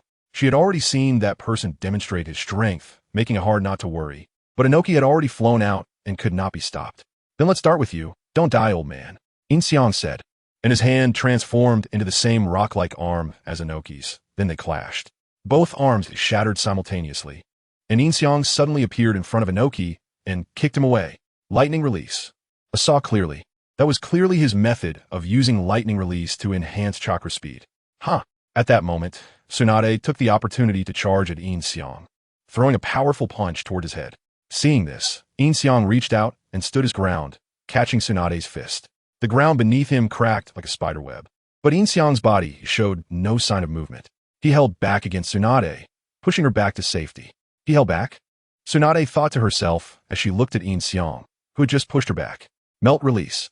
Melting monster technique. Madarumi also took action, using her melt release. Seeing this, Yin Xiang immediately also used melt release. The two techniques, both with strong corrosive properties, collided in midair and melted away. It seems he can learn everyone's ninjutsu, including bloodline limits. Madarumi said knowingly. The previous melt release was to test Yin Xiang. What is this? A secret technique? I asked. Secret technique? How much more advanced than that? Yin Xiang laughed and, in the next moment, was engulfed in lightning release, instantly appearing behind Raijin's level. Just like before. Only the person initiating the attack had changed. Yin Xiang's palm struck towards A's neck. Humph. A snorted coldly, his body crackling with electricity as he quickly distanced himself. Yin Xiang immediately redirected his hand, striking Darui behind A and sending him flying. If it weren't for Darui's quick reaction in raising his sword in defense, that strike would have cost him his life. Lightning Pear Blossom Blade. A quickly changed direction and attacked Yin Xiang's head with his elbow. Yin Xiang immediately used sand iron to create a block in front of him. A strike hit the sand iron, slicing it in half, but the force continued towards Yin Xiang's head. Clang. Yin Xiang didn't expect A's Lightning Pear Blossom Blade to be so powerful, so he simply stood still. A's attack struck Yin Xiang's neck, initially knocking his head off. But now Yin Xiang remained unfazed. Impossible. I was also shocked, looking at Yin Xiang. What kind of physical strength does it take to easily block this move? Is that all? Yin Xiang arrogantly said to A. Quicksand explosion. Gaara launched another attack, shattering the surrounding rocks. The ground gradually turned into a desert, and a sea of sand rushed towards Yin Xiang. A immediately retreated, and Yin Xiang glanced back at the head tree behind him. This thing cannot be destroyed. Would release. Birth of the trees. After hesitating, as the quicksand was about to arrive, Yin Xiang finally made his move, causing countless trees to grow from the ground. Rushing towards the quicksand, colliding with it and swallowing it while continuing toward the 5 Kage. The 5 Kage hurriedly retreated and jumped onto the trees in the distance. It's actually would release. Tsunade's eyes widened as she saw Yin Xiang's would release. Isn't this the unique ninjutsu of the first Hokage? Where did this guy learn it? Yin Xiang, playing his role, naturally played it all out and also said in shock, Hokage, now we can be sure this guy definitely came from your Konoha. Shouted to Tsunade after seeing the wood release, as he had never seen anyone other than the Senju clan use wood release. You can't say that. You saw it too. He can learn everyone's ninjutsu. Tsunade shouted back at A. Yin Xiang then stopped the birth of the trees and retracted all the trees back underground. Oh dear, the 5 Kage are scurrying around like little mice. This is the speed of the Reikage. Yin Xiang's eyes were fixed on the Reikage, who was in midair, locking eyes with him. He didn't expect that this person's gaze could actually keep up with his speed. Raijin's level. A's hand transformed into a knife hand, striking towards Yin Xiang's back of the head. Just as no one could see A's figure clearly, Yin Xiang surprisingly turned around in an instant and grabbed A's wrist. In almost a split second, the two had closed the 3-meter distance into a standoff. Indeed, he has some skill, A said, looking at Yin Xiang, who was a head shorter than him. You're too kind, Reikage-sama. Yin Xiang replied calmly. Such speed, he actually kept up? She's eyes widened as he watched Yin Xiang's back. This was truly unexpected. Sandstorm Funeral. Gaara, seeing this, immediately acted, releasing a large amount of sand from his gourd towards Yin Xiang. Upon seeing this, Ei quickly dodged and retreated. Just as the sand was about to envelop Yin Xiang, he extended his hand, and a large amount of black gravel surged from the ground, colliding with Gaara's sand and even swallowing it. It's magnetic sand, Temari exclaimed, and Gaara was momentarily stunned. The unique ninjutsu of the third Tsuchikage? Why is he using it? Kankuro shouted at Yin Xiang.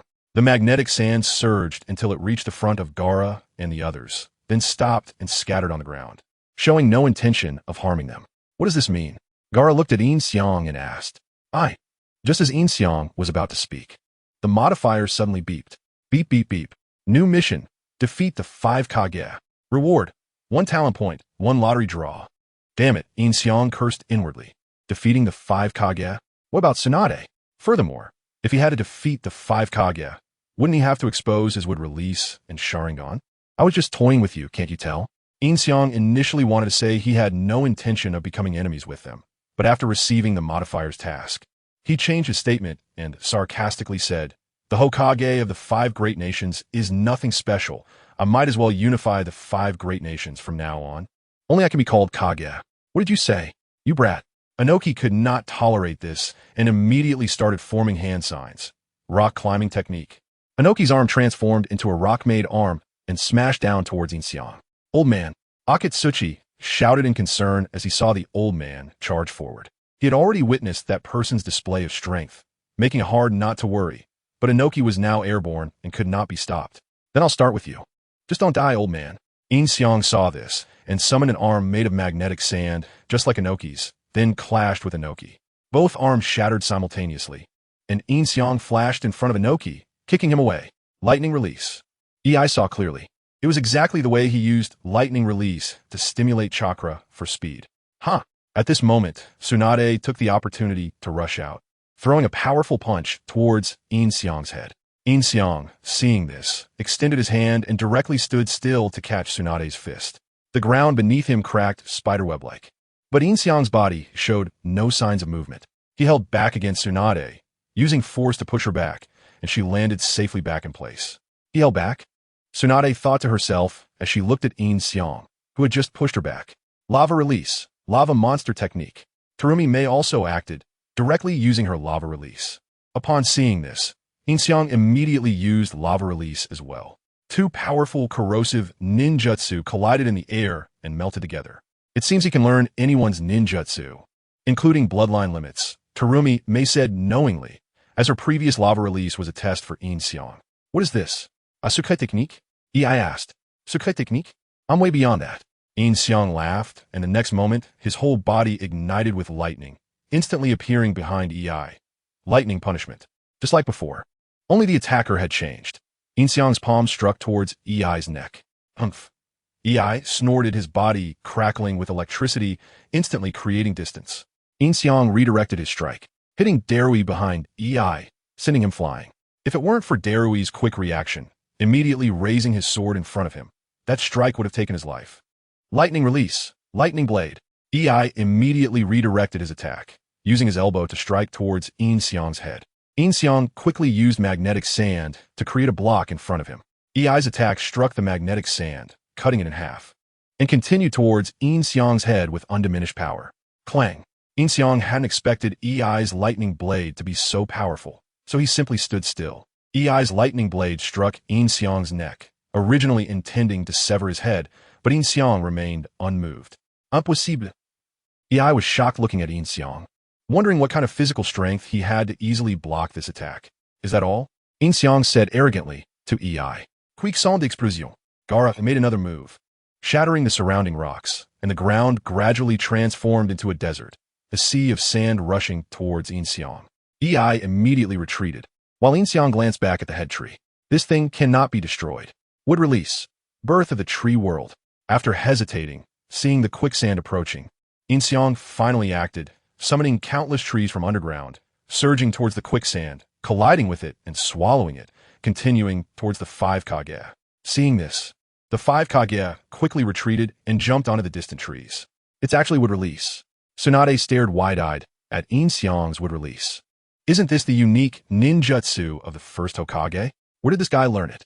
Yin Xiang, playing his role, also exclaimed in shock. Hokage. Now it can be confirmed that this guy definitely came from your Konoha. EI shouted at Tsunade upon seeing the wood release, having never seen anyone other than the Senju clan use it. You can't say that. You saw it too. He can learn everyone's ninjutsu, Tsunade shouted at EI. Yin Xiang then stopped the birth of the tree world and withdrew all the trees back underground. Oh dear, the 5 Kage are like little mice running for cover. Chapter 43, I come from the sky. We must temporarily unite. Now is not the time for mutual suspicion, Gaara shouted to everyone. Onite? Is that all you Suna have besides uniting? Inoki mocked after hearing this. Now is not the time to bicker with you. Gaara glanced at Inoki and said, I agree with the Kazekage. We must eliminate him here today, or he will surely become a disaster in the future, Meitorumi shouted. Agreed, Tsunade also said. Oomph. Lightning release, lightning bomb. I did not answer, but he demonstrated his willingness to unite through action. A charge towards Yin Xiang, bending his arms and smashing down towards where Yin Xiang was. Yin Xiang jumped to dodge, and the entire ground was struck by creating a huge pit. Coupled with Tsunade's earlier immense strength, this area had already been crushed into a ravine. If they kept hitting, it might turn into a cliff. Water release, water dragon bullet. Meitorumi immediately made her move, using the water dragon bullet in midair, sending a water dragon rushing towards Yin Xiang. Earth release, Doton, original world separation technique. Inoki also flew into the air, using his signature technique, the original world separation technique. After charging up, a transparent wave of light and the water dragon attacked Yin Xiang in a pincer movement. Yin Xiang immediately used lightning release to stimulate his chakra and jumped high into the air. At that moment, Tsunade leaped high and punched down towards Yin Xiang's head. The three of them surrounded him, and when Tsunade's punch hit Yin Xiang, he extended his arm to block it, but was knocked back to his original position.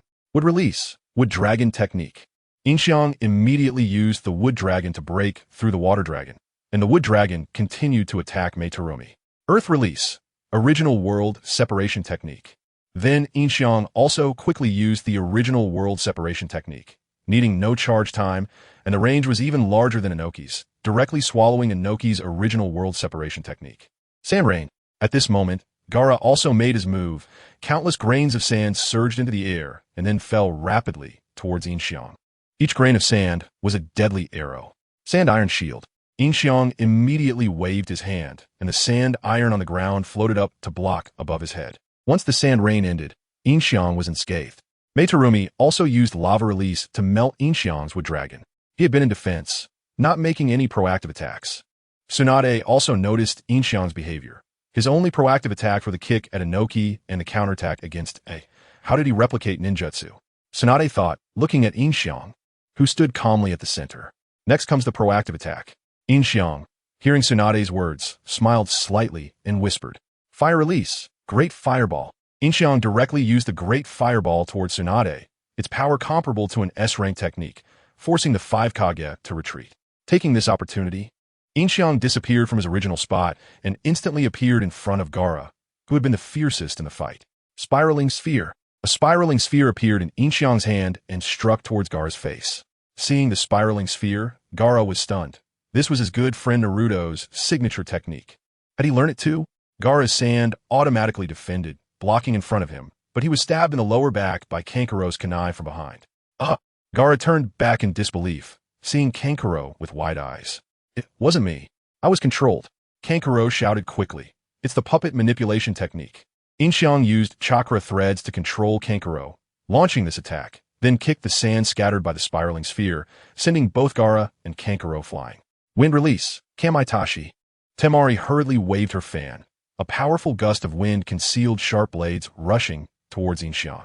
Yin Xiang directly grabbed the scythe-wielding Kamaitachi and crushed it in his grip. Wind release. Vacuum wave. Yin Xiang used vacuum wave, directly breaking through Temari's wind and hitting her. He avoided a fatal blow, but Temari's clothes were torn by the vacuum wave, leaving her in nothing but her underwear, exposing her. This guy. Tsunade landed and quickly crouched down, using her fan to cover herself. This was sheer humiliation. Gaara, are you okay? Gaara and Kankuro slid across the ground, crashing into a tree before stopping. Gaara's back was bleeding profusely, and Kankuro hurriedly tried to stop the bleeding. Can't you break free from his chakra threads? Gaara gritted his teeth and said despite the severe pain in his back. I didn't even notice. By the time I did, it was too late, Kankuro said, biting his lip. Water release. Water prison technique. Mei Terumi also used water release to extinguish Yin Xiang's great fireball. Earlier, Yin Xiang only made Tsunade back away to avoid injuring her. Let you jump around a bit more. Yin Xiang stood on the tree where Gaara and the others had been, thinking that the earlier attack wouldn't take Gaara's life. This won't do. Not only can we not defeat him, but our ninjutsu will also be continuously replicated, making him stronger. At this time, the remaining 4 Kage had gathered together, and their guards had not had a chance to attack at all. Darui had been knocked unconscious by Yin Xiang's earlier strike. Will the sealing technique work? Mei Terumi said at this time. With that speed, the sealing technique can't keep up. I shook his head. He knew better than anyone how fast he could run with lightning release added, and that guy seemed even faster than him. What on earth is this guy's background? Can anyone fill me in? Inoki looked at the 3. I come from the sky. Just then, Yin Xiang appeared beside them without them noticing, pointing at the sky and smiling. The 4 were startled and quickly scattered. This time, Yin Xiang charged toward Inoki. Earth release. Earth flow wall. Akatsuki quickly used earth flow wall behind Inoki in an attempt to block Yin Xiang. Yin Xiang directly used Inoki's ultra-lightweight rock technique to fly in the air and crash through Akatsuki's earth flow wall, grabbing Inoki's foot. So fast. Inoki widened his eyes and looked back. At that moment, Yin Xiang's body flickered with lightning, combining his ultra-lightweight rock technique with A's lightning release cells, which was why he had such speed. Then, regardless of Inoki's panicked expression, Yin Xiang directly tossed the old man out, crashing hard into Akatsuki's earth flow wall. Earth release. Original world separation technique. Yin Xiang then flew into the air, gathering chakra between his hands. Yin Xiang himself didn't need to gather chakra. He did this just to see Inoki's panicked expression. Sure enough, Inoki was in a panic, sweating profusely. We must temporarily unite. Now is not the time for mutual suspicion, Gaara shouted to everyone. Unite? Is that all you Suna have besides uniting? Inoki mocked again. Now is not the time to bicker with you. Gaara glanced at Inoki and said, I agree with the Kazekage. We must eliminate him here today, or he will surely become a disaster in the future. Mei Terumi shouted. Agreed, Tsunade also said. Lightning release. Lightning bomb. I did not answer, but he demonstrated his willingness to unite through action. A charge towards Yin Xiang, bending his arms and smashing down towards where Yin Xiang was. Yin Xiang jumped to dodge, and the entire ground was struck by creating a huge pit. With Tsunade's immense strength just now, the ground has already been shattered into a ravine, and if this continues, it might turn into a cliff. Water style, water dragon bullet. Terumi Mei immediately took action, launching a water dragon towards Yin Xiang in midair. Dust style, original world separation technique. Yama also flew into the air, using his signature technique, the original world separation technique. After charging up, a transparent wave of light and the water dragon attacked Yin Xiang in a pincer movement. Yin Xiang immediately stimulated his chakra with lightning style and jumped high into the air. At that moment, Tsunade leaped up high and punched towards Yin Xiang's head. The three attacked together. Tsunade's punch struck Yin Xiang, who raised his arm to block it, but was knocked back to his original position. Wood style. Wood dragon technique. Yin Xiang immediately used the wood dragon to break through the water dragon, and the wood dragon continued to attack Terumi Mei. Dust style. Original world separation technique. Then Yin Xiang also immediately used the original world separation technique, requiring no charge and having a wider range than Yama's, directly devouring Yama's original world separation technique. Sand rain. Gaara also took action at this moment. Countless grains of sand surged into the air and then fell rapidly towards Yin Xiang, each drop of sand rain being a deadly arrow. Sand iron shield. Yin Xiang immediately waved his hand, and the sand iron on the ground floated up to shield his head. After the sand rain ended, Yin Xiang was unharmed. Terumi Mei also used lava style to melt Yin Xiang's wood dragon. He had been on the defensive, not launching any active attacks. Tsunade noticed Yin Xiang's behavior. His only proactive attacks were the kick against Yama and the counterattack against AI. How did he manage to copy ninjutsu? Tsunade thought, looking at Yin Xiang, who stood calmly in the center. Now it was time for him to take the initiative. Yin Xiang, hearing Tsunade's words, smiled slightly and whispered, "Fire style, fireball jutsu." Yin Xiang directly unleashed a fireball towards Tsunade, its S-class power forcing the 5 Kage to retreat. Seizing this moment, Yin Xiang vanished from his original position and instantly appeared in front of Gaara, who had been the most aggressive just now. Rasengan. A Rasengan appeared in Yin Xiang's hand and struck towards Gaara's face. Seeing the Rasengan, Gaara was momentarily stunned. This was his good friend Naruto's signature jutsu. Had he learned it too? Gaara's sand automatically defended, blocking in front of him, but behind him, Kankuro's kunai stabbed into his lower back. Ah! Gaara turned back in disbelief to see Kankuro, his eyes wide. "It's not me. I was controlled." Kankuro shouted urgently. "It's the puppet jutsu." Yin Xiang used chakra threads to control Kankuro, launching this attack, then kicked the sand scattered by the Rasengan, sending both Gaara and Kankuro flying. Wind style, scythe weasel. Temari quickly waved her fan, sending a powerful wind with hidden blades towards Yin Xiang. Yin Xiang directly grabbed the scythe, weasel holding the scythe, and crushed it in his hand. Wind style, vacuum wave. Yin Xiang used a vacuum wave, breaking through Temari's wind attack and hitting her. He avoided any fatal injuries, but Temari's clothes were torn by the vacuum wave, leaving her in nothing but her underwear, exposing her completely. This guy. Tsunade landed and quickly crouched down, using her fan to cover herself. It was an outright humiliation. "Gaara, how are you?" Gaara and Kankuro had skidded a considerable distance on ground, stopping only when they crashed into a tree. Blood was flowing profusely from Gaara's back, and Kankuro hurriedly tried to stop the bleeding.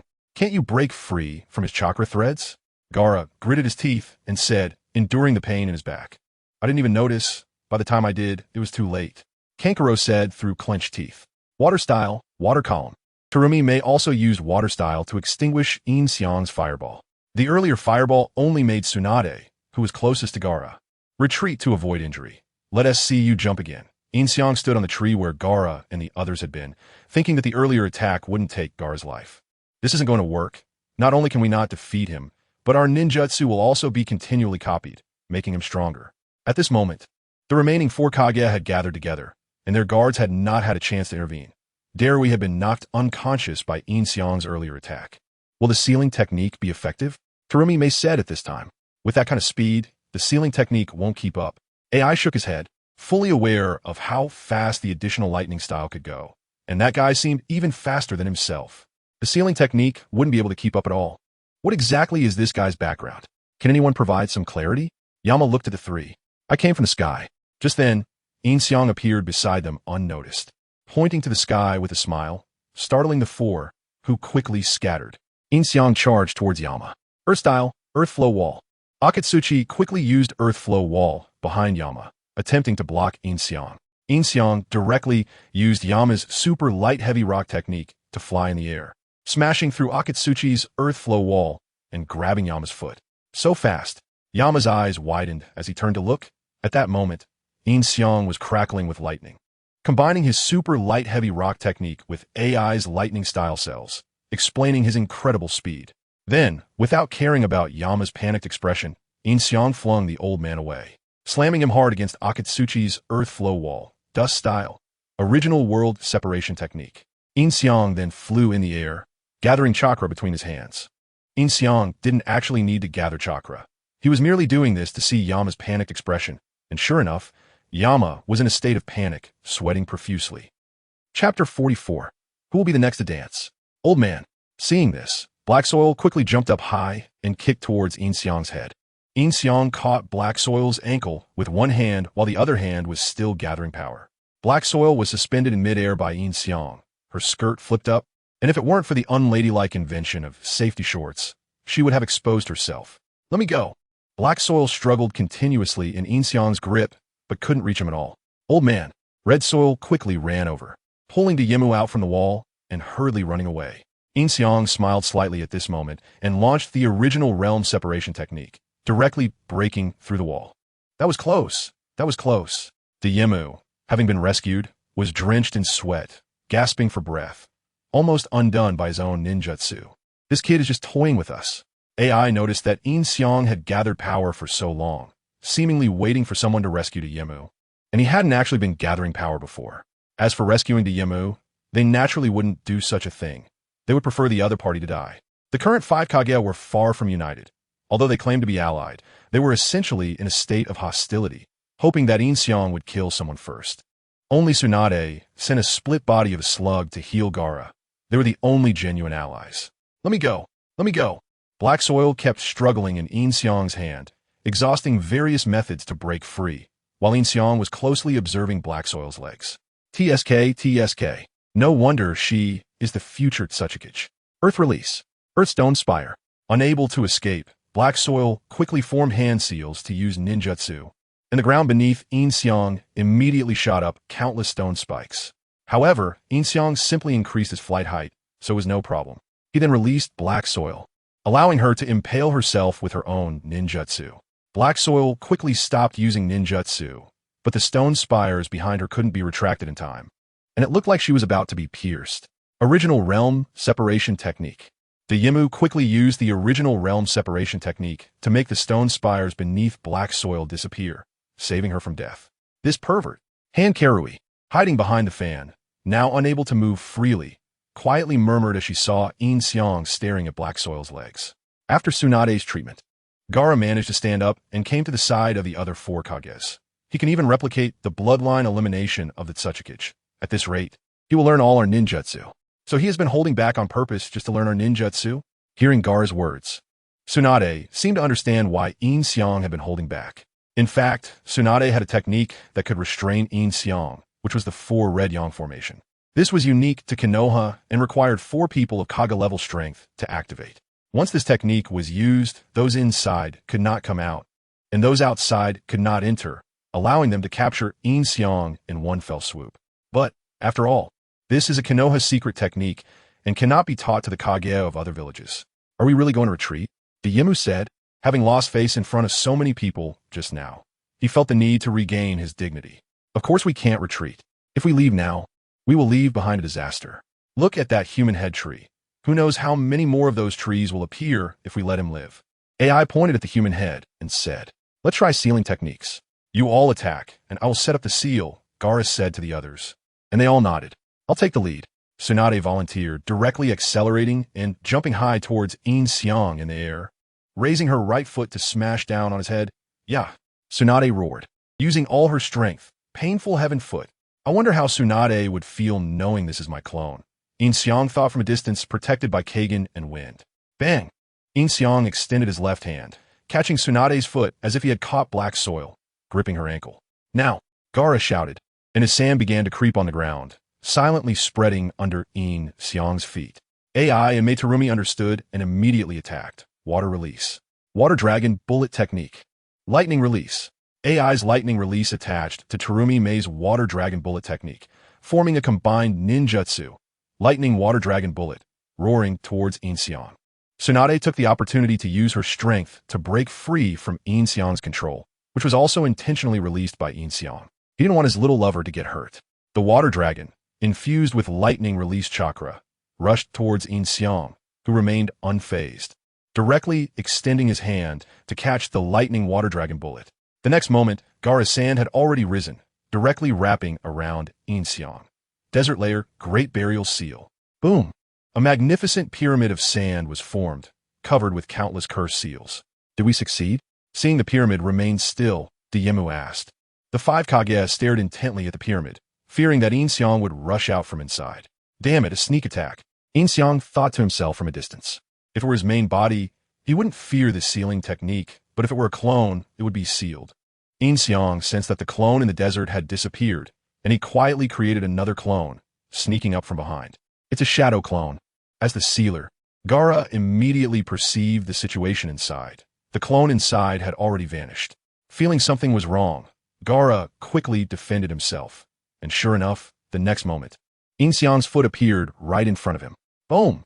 Gaara was kicked away by Yin Xiang, and then using the momentum from kicking Gaara in the face, Yin Xiang flipped over, accelerated with lightning release, and appeared in front of AI, landing a punch in his stomach, sending AI flying as well. The two of them were almost simultaneously sent flying. AI quickly landed on the ground, stabilizing himself with a few hard stomps, charging towards Yin Xiang and throwing a punch at him. Yin Xiang also extended a fist, and their fists collided, surprisingly matching each other. The two then engaged in a friendly taijutsu exchange, each punch hitting flesh. Yin Xiang's punches landed squarely. 5 punches hit AI's face, and 2 kicks struck the outside of AI's thighs, while AI's attacks were effortlessly dodged by Yin Xiang. Both of them erupted with powerful lightning release chakra, making it impossible for others to approach. Within 2 seconds, the two had exchanged blows no less than 20 times, fast enough to be nearly invisible. Too fast. This speed, Terumi May exclaimed in astonishment. It's impossible to tell who is at a disadvantage. Tsunade nodded in agreement. Then Yin Xiang seized AI's fist and directly threw him over his shoulder, sending him crashing into 4 or 5 large trees before finally stopping. So, who will be the next to dance? Yin Xiang then scanned everyone and asked, "Where's my ticket? Where's my ticket, old man?" Seeing this, Black Soil quickly jumped up high and kicked towards Yin Xiang's head. Yin Xiang caught Black Soil's ankle with one hand while the other hand was still gathering power. Black Soil was suspended in midair by Yin Xiang. Her skirt flipped up, and if it weren't for the unladylike invention of safety shorts, she would have exposed herself. "Let me go." Black Soil struggled continuously in Yin Xiang's grip, but couldn't reach him at all. "Old man." Red Soil quickly ran over, pulling Diemu out from the wall and hurriedly running away. Yin Xiang smiled slightly at this moment and launched the original realm separation technique, directly breaking through the wall. That was close. That was close. Diemu, having been rescued, was drenched in sweat, gasping for breath, almost undone by his own ninjutsu. This kid is just toying with us. AI noticed that Yin had been charging for so long, seemingly waiting for someone to rescue Inoki. Just now, he hadn't been charging at all. As for rescuing Inoki, they naturally wouldn't do such a thing. They wished for the other side to die. The current 5 Kage were not united at all. Although they said it was a coalition, they were actually in a hostile state, hoping that Yin would take out someone first. Only Tsunade had sent a split body of the slug to heal Gaara. They were the only true allies. "Let go of me! Let go of me!" Kuratsuchi struggled continuously in Yin's hands, trying every possible method to break free, but Yin was closely observing Kuratsuchi's legs. TSK. No wonder she is the future Tsuchikage. Earth-style, Earthstone spikes. Unable to escape, Kuratsuchi hurriedly formed hand seals to use ninjutsu, and countless stone spikes shot up from the ground beneath Yin. However, Yin simply increased his flying height, so it was no problem, and then he released Kuratsuchi, allowing her to be pierced by her own ninjutsu. Kuratsuchi quickly stopped the ninjutsu, but the stone spikes behind her couldn't be retracted in time, and it looked like she was about to be impaled. Original World Separation Technique. Inoki quickly used the original world separation technique to make the stone spikes beneath Kuratsuchi disappear, saving her from death. That pervert, Kankuro, who was hiding behind the fan, could no longer move freely and saw Yin staring at Kuratsuchi's legs, whispering to himself. After Tsunade's treatment, Gaara managed to stand up and approach the other 4 Kage. He can even replicate the bloodline elimination of the Tsuchikage. If this continues, he will learn all our ninjutsu. So he has been deliberately holding back just to learn our ninjutsu? Hearing Gaara's words, Tsunade seemed to understand why Yin had been holding back. In fact, Tsunade had a technique that could restrain Yin, which was the 4 Red Yang formation. This was unique to Konoha and required 4 ninja of Kage level strength to activate. Once used, those inside couldn't come out, and those outside couldn't enter, allowing them to capture Yin in one fell swoop. However, This was a Konoha secret technique, and couldn't be taught to the Kage of other villages. Are we going to retreat, just like this? Inoki said, having lost face in front of so many people. He had to regain his dignity. Of course we can't retreat. If we leave now, we'll leave a disaster behind. Just look at that head tree. Who knows how many more of those trees will appear if we let him go.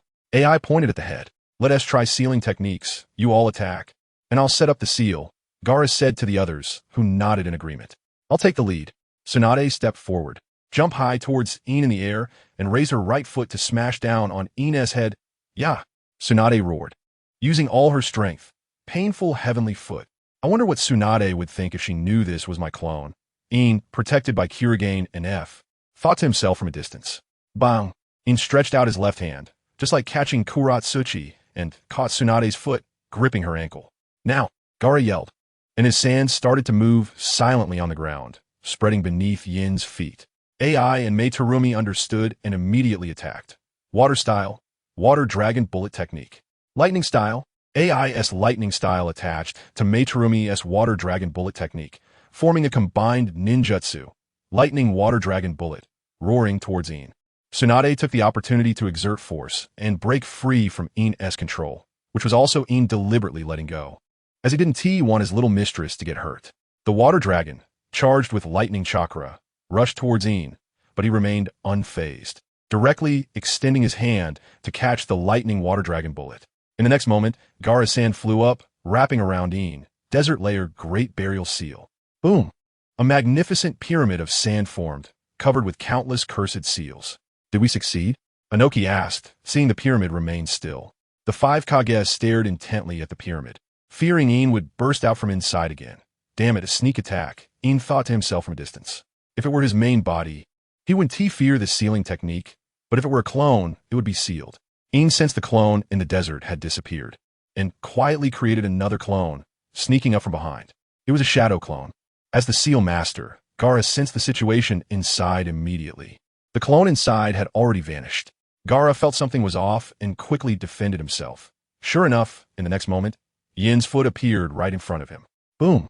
Gaara was kicked away by Yin, and then Yin used the force of kicking Gaara's face to flip over, accelerating with lightning style, appearing in front of AI, and punch him in the stomach, sending AI flying as well. The two of them flew out almost simultaneously. AI quickly steadied himself on the ground with a few powerful stomps and charged towards Yin, throwing a punch at him. Yin also extended a fist, and their fists collided, resulting in a stalemate. Then the two engaged in a friendly taijutsu exchange, fists hitting flesh. Yin's fists hit flesh. 5 punches landed on AI's face, and 2 kicks struck the outer side of AI's thighs, while AI's attacks were all easily dodged by Yin.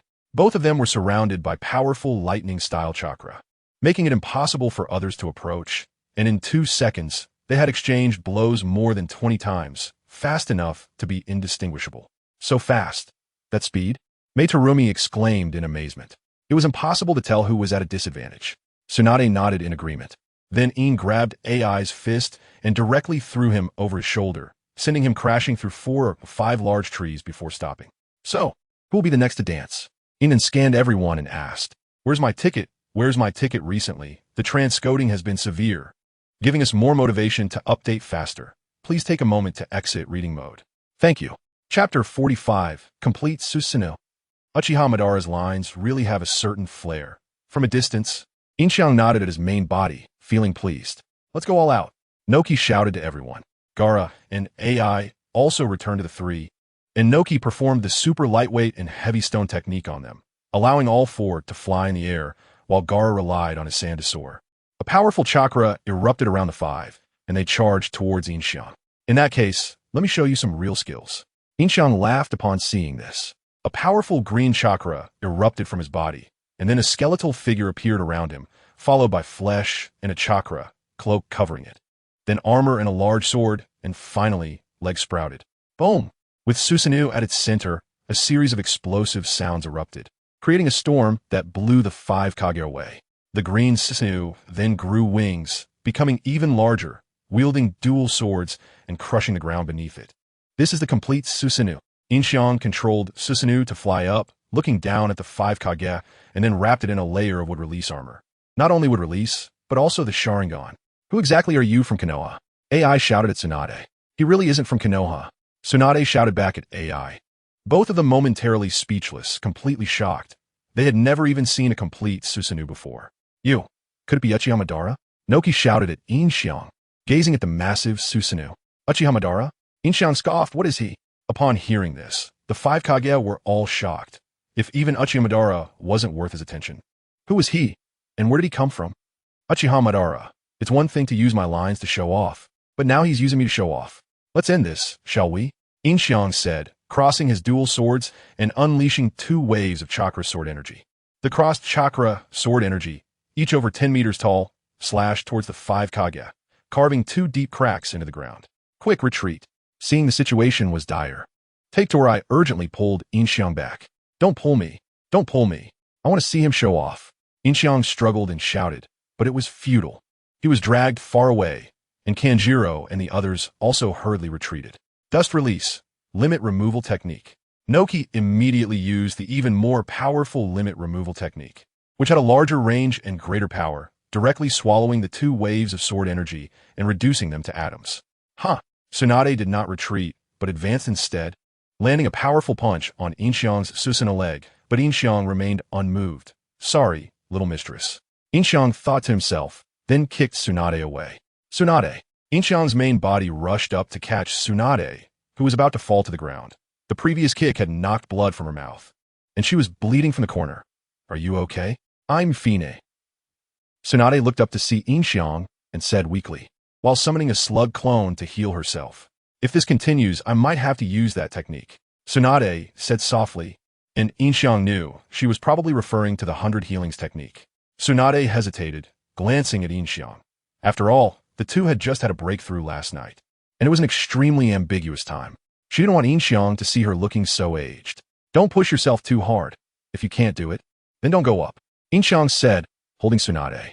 How can I not? After all, this guy came from Konoha. Tsunade quietly told Yin Xiang, standing up again with his support. You need to stay away from here. If I die here, then you. Stop talking about dying. You're not going to die. Yin Xiang covered Tsunade's mouth jokingly. How could he possibly let Tsunade die? Tsunade looked into Yin Xiang's eyes and somehow felt reassured, nodding. Stop flirting over there and come help. AI shouted towards Tsunade's side. He had just rushed in and used a lightning release, Thunderblade against Susanoo, and the result was predictable. It was completely ineffective, and he even got slashed by Yin Xiang, leaving a bloody mark on his chest. This guy is tough. He directly used lightning release to cauterize his own wound. Why doesn't he understand? Yin Xiang thought to himself, simultaneously giving a signal to his clone. AI was definitely going to suffer now, and the clone understood, flying straight towards AI. Come on. AI stood his ground, unleashing chakra without fear. Susanoo swung a sword horizontally at AI, who jumped to evade, only to vanish the next moment and reappear above Susanoo, stomping down and forcing Susanoo back to the ground, but the damage was minimal. Sand Binding Coffin. Gaara took the opportunity to use Sand Binding Coffin, binding Susanoo's legs. Quick, get away. Dust release. Limit removal technique. Noki shouted at AI, who immediately retreated. Yin Xiang quickly controlled the wood release armor to firmly grab AI's feet, blocking him in front of Susanoo. Damn it. AI used lightning release to cut through the wood release, but the wood kept pouring in endlessly. He couldn't cut through it all. This guy. Noki gritted his teeth. Rakage, you should sacrifice yourself for the ninja world. After saying this, the chakra in his hand became denser, ready to launch. I'll sacrifice your mom. AI shouted angrily in response. Rakage-sama. Keen nervously watched AI, but even if he went over, he wouldn't be able to help. Stop it, Suchikage. Gaara shouted at Noki. If we sacrifice the Rakage and can't take him down, we'll be in trouble. The handsome guy is right. You should stop. Madarumi also shouted at Noki. Damn it, at a time like this. This old man is actually someone who listens to advice, Noki thought as he canceled the limit removal technique. Upon seeing this, Yin Xiang directly threw AI out, slamming him hard against Noki. My back. In the moment of being hit, Noki heard a crack from his waist, and then was smashed along with AI against the rocks, creating a huge explosion. Before the others could react, wooden planks appeared beneath them, binding them tightly. No matter how they struggled, they couldn't break free. Don't joke around. This kind of thing. Tsunade used all her strength, and finally, the wooden planks let out a cracking sound as she pushed them apart, then punched towards Susanoo. Why must you do this? Yin Xiang helplessly said inside Susanoo, stabbing a sword through Tsunade's abdomen. With Susanoo at the center, a series of explosive sounds erupted, sending a storm that blew away the 5 Kage. The green Susanoo then grew wings, becoming even larger, wielding dual blades and crushing the ground with a stomp. This is the complete Susanoo. Yin Xiang controlled the Susanoo to rise into the air, looking down at the 5 Kage, and then wrapped it in a layer of wood release armor. Not only would release, but it also possessed Sharingan. Who exactly is he from your Konoha? AI shouted at Tsunade upon seeing this. He really isn't one of ours. Tsunade shouted back at AI, momentarily speechless, as they had never even seen a complete Susanoo before. You. Could it be Uchiha Madara? Inoki looked at the massive Susanoo and shouted at Yin Xiang. Uchiha Madara? Yin Xiang sneered after hearing this. What kind of thing is he? The 5 Kage were all shocked to hear this. If he doesn't even regard Uchiha Madara, who exactly is he and where'd he come from? Uchiha Madara, letting you use my lines to show off is one thing. But now you're using me to show off. Surrender, it's over. Yin Xiang said, crossing his dual blades and directly slashing out 2 chakra sword waves. The 2 cross chakra waves, each over 10 meters tall, sliced toward the 5 Kage, creating 2 deep cracks in the ground. Retreat. Seeing the situation was dire, Kurenai quickly pulled Yin Xiang back. Don't pull me. Don't pull me. I want to see him show off. Yin Xiang struggled and shouted, but it was no use. He was dragged far away, and Kankuro and the others also hurriedly retreated. Dust release. Limit removal technique. Inoki immediately used the more powerful limit removal technique, which had a larger range and greater power, directly engulfing the 2 sword waves and reducing them to atoms. Tsunade did not retreat, but advanced instead, delivering a powerful punch to the leg of Yin Xiang's Susanoo. However, Yin Xiang remained unmoved. Sorry, little mistress. Yin Xiang thought to himself, then kicked Tsunade away. Tsunade. Yin Xiang's real body rushed up and caught Tsunade, who was about to fall to the ground, as the kick had knocked the blood out of her. And blood was already flowing from her mouth. Are you okay? I'm fine. Tsunade looked up to see Yin Xiang and weakly said, simultaneously summoning a slug clone to heal herself. If this continues, I'll have to use that technique. Tsunade whispered, and Yin Xiang knew she was likely referring to the mitotic regeneration technique. Tsunade hesitated to look at Yin Xiang. After all, they had undergone a breakthrough last night, and it was a very ambiguous time, so she didn't want Yin Xiang to see her aging appearance. Don't push yourself too hard. If you can't do it, then don't go up, Yin Xiang said, holding Tsunade. How can I not? After all, this guy came from our Konoha, Tsunade quietly said to Yin Xiang, standing up again with his support. You must not get close here. If I die here, then you. What nonsense about dying? You won't die. Yin Xiang covered Tsunade's mouth, jokingly, as there was no way he could let Tsunade die. Tsunade looked into Yin Xiang's eyes and somehow felt reassured, nodding. Stop flirting over there and come help. AI shouted toward Tsunade as he had just rushed up and used the lightning release. Thunderblade on Susanoo. The effect was predictable. It was utterly useless, and he was even slashed by Yin Xiang's blade, leaving a bloody mark on his chest. This guy's also tough, directly using lightning release to cauterize his wound. Why doesn't this guy understand? Yin Xiang thought to himself while giving his clone a look. AI was definitely going to suffer now. And the clone understood and flew directly toward AI. Come on. AI was unafraid, standing his ground and bursting out chakra. Susanoo slashed horizontally at AI, who jumped to dodge, disappearing the next moment and appearing above Susanoo, stomping down to push Susanoo back to the ground, but the damage was minimal. Sand Binding Coffin. Gaara took the opportunity to use Sand Binding Coffin, binding Susanoo's feet. Quick, get away. Dust release. Limit removal technique. Inoki shouted at AI, who immediately retreated, while Yin Xiang controlled the wood release armor to firmly grab AI's foot, blocking him in front of Susanoo. Damn it. AI used lightning release to cut through the wood release, but an endless stream of wood release surged toward him, making it impossible to cut through. This guy. Inoki gritted his teeth. Reikage, you might have to sacrifice yourself for the ninja world. After saying this, the chakra in Inoki's hand became denser, and it looked like he was about to launch. I'll sacrifice your mom. AI shouted angrily. Reikage-sama. She looked nervously at AI, but even if he went over, he couldn't help. Stop it, Suchikage. Gaara shouted at Inoki. If we sacrifice Reikage and still can't take him down, we'll be in trouble. The handsome guy is right. You should stop. Materumi also shouted at Inoki. Damn it. At this moment, this old man was also someone who would listen to advice. Inoki released the limit removal technique, and upon seeing this, Yin Xiang directly threw AI away, smashing him hard into Inoki. My waist. The moment he was hit, Inoki heard a crack from his waist, and then both he and AI crashed into the rocks, creating a loud bang. Before the others could react, wooden planks appeared beneath them, binding them tightly, and no matter how they struggled, they could not break free. Don't joke around.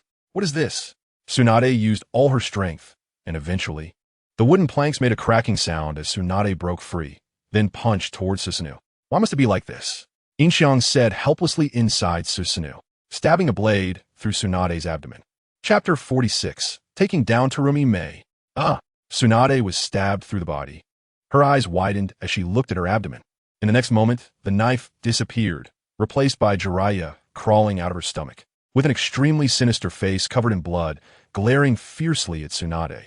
Tsunade, come with me. Jinjutsu. Though Tsunade was startled, she immediately realized it was an illusion. Release. Release. Even though she recognized it was an illusion, Tsunade's chakra was nowhere near as strong as Yin Xiang's, and she couldn't dispel the Jinjutsu on her own.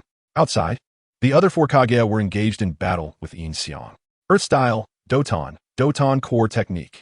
Inoki slammed his hands on the ground, causing the earth beneath Yin Xiang to tremble, and then four walls rose up, trapping Yin Xiang in the middle. Sandstorm burial. Gaara immediately followed up, pouring sand into the Doton core, attempting to bury Yin Xiang.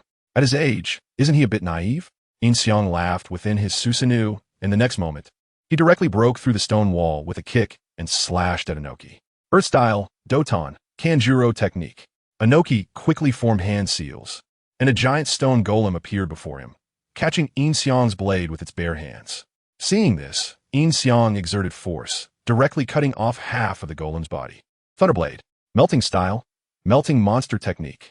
At this moment, both Terumi Mei and AI launched their attacks simultaneously, with AI using the Thunderblade to strike Yin Xiang's legs, forcing the Susanoo to kneel, while Terumi Mei's melting monster technique hit the head of the Susanoo.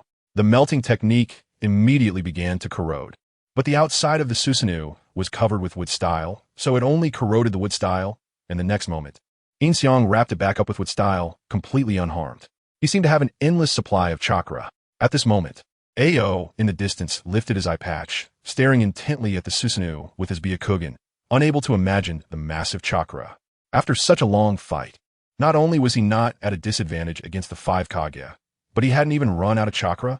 He had clearly used so many jutsu. Chojuro was also surprised to hear this. Hey, you two. Just then, Yin Xiang suddenly appeared in front of Ao, who froze in place, unable to move.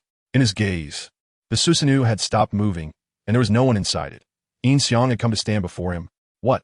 Chojuro hurriedly drew his twin swords, pointing them at Yin Xiang, only to be sent flying a great distance in the next moment. Why isn't he moving?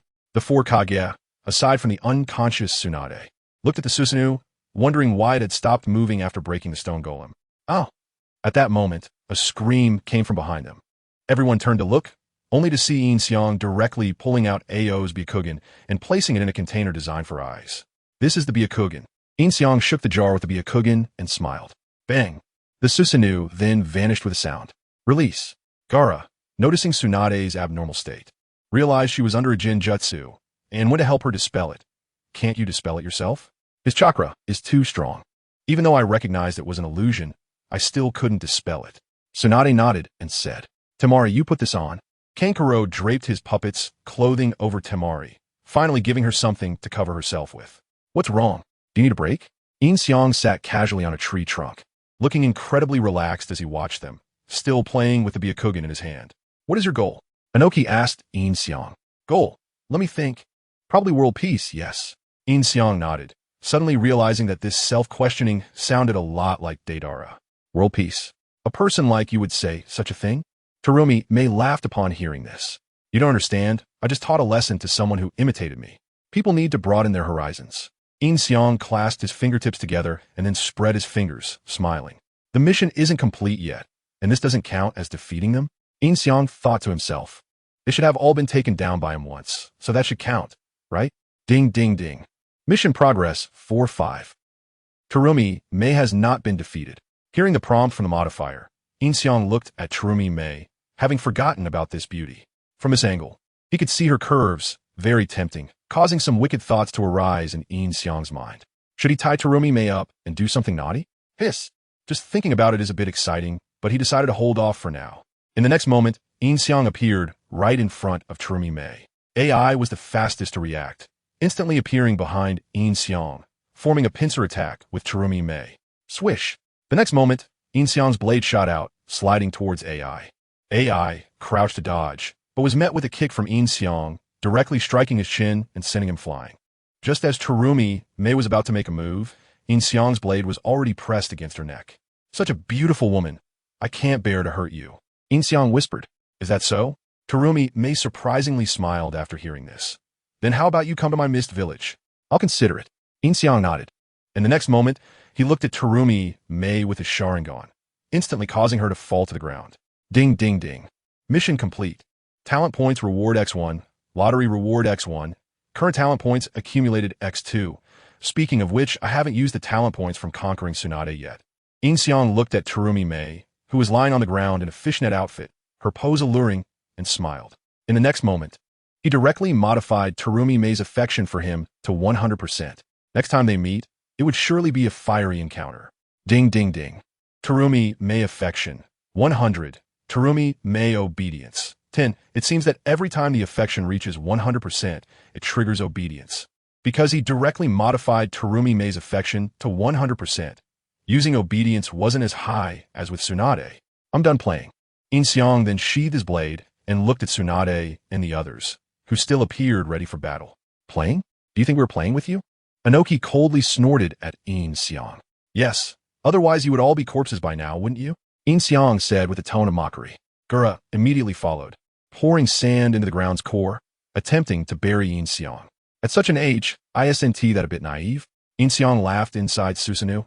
In the next moment, he directly broke through the stone wall with a kick and slashed at Noki. Earth release, double-layered technique.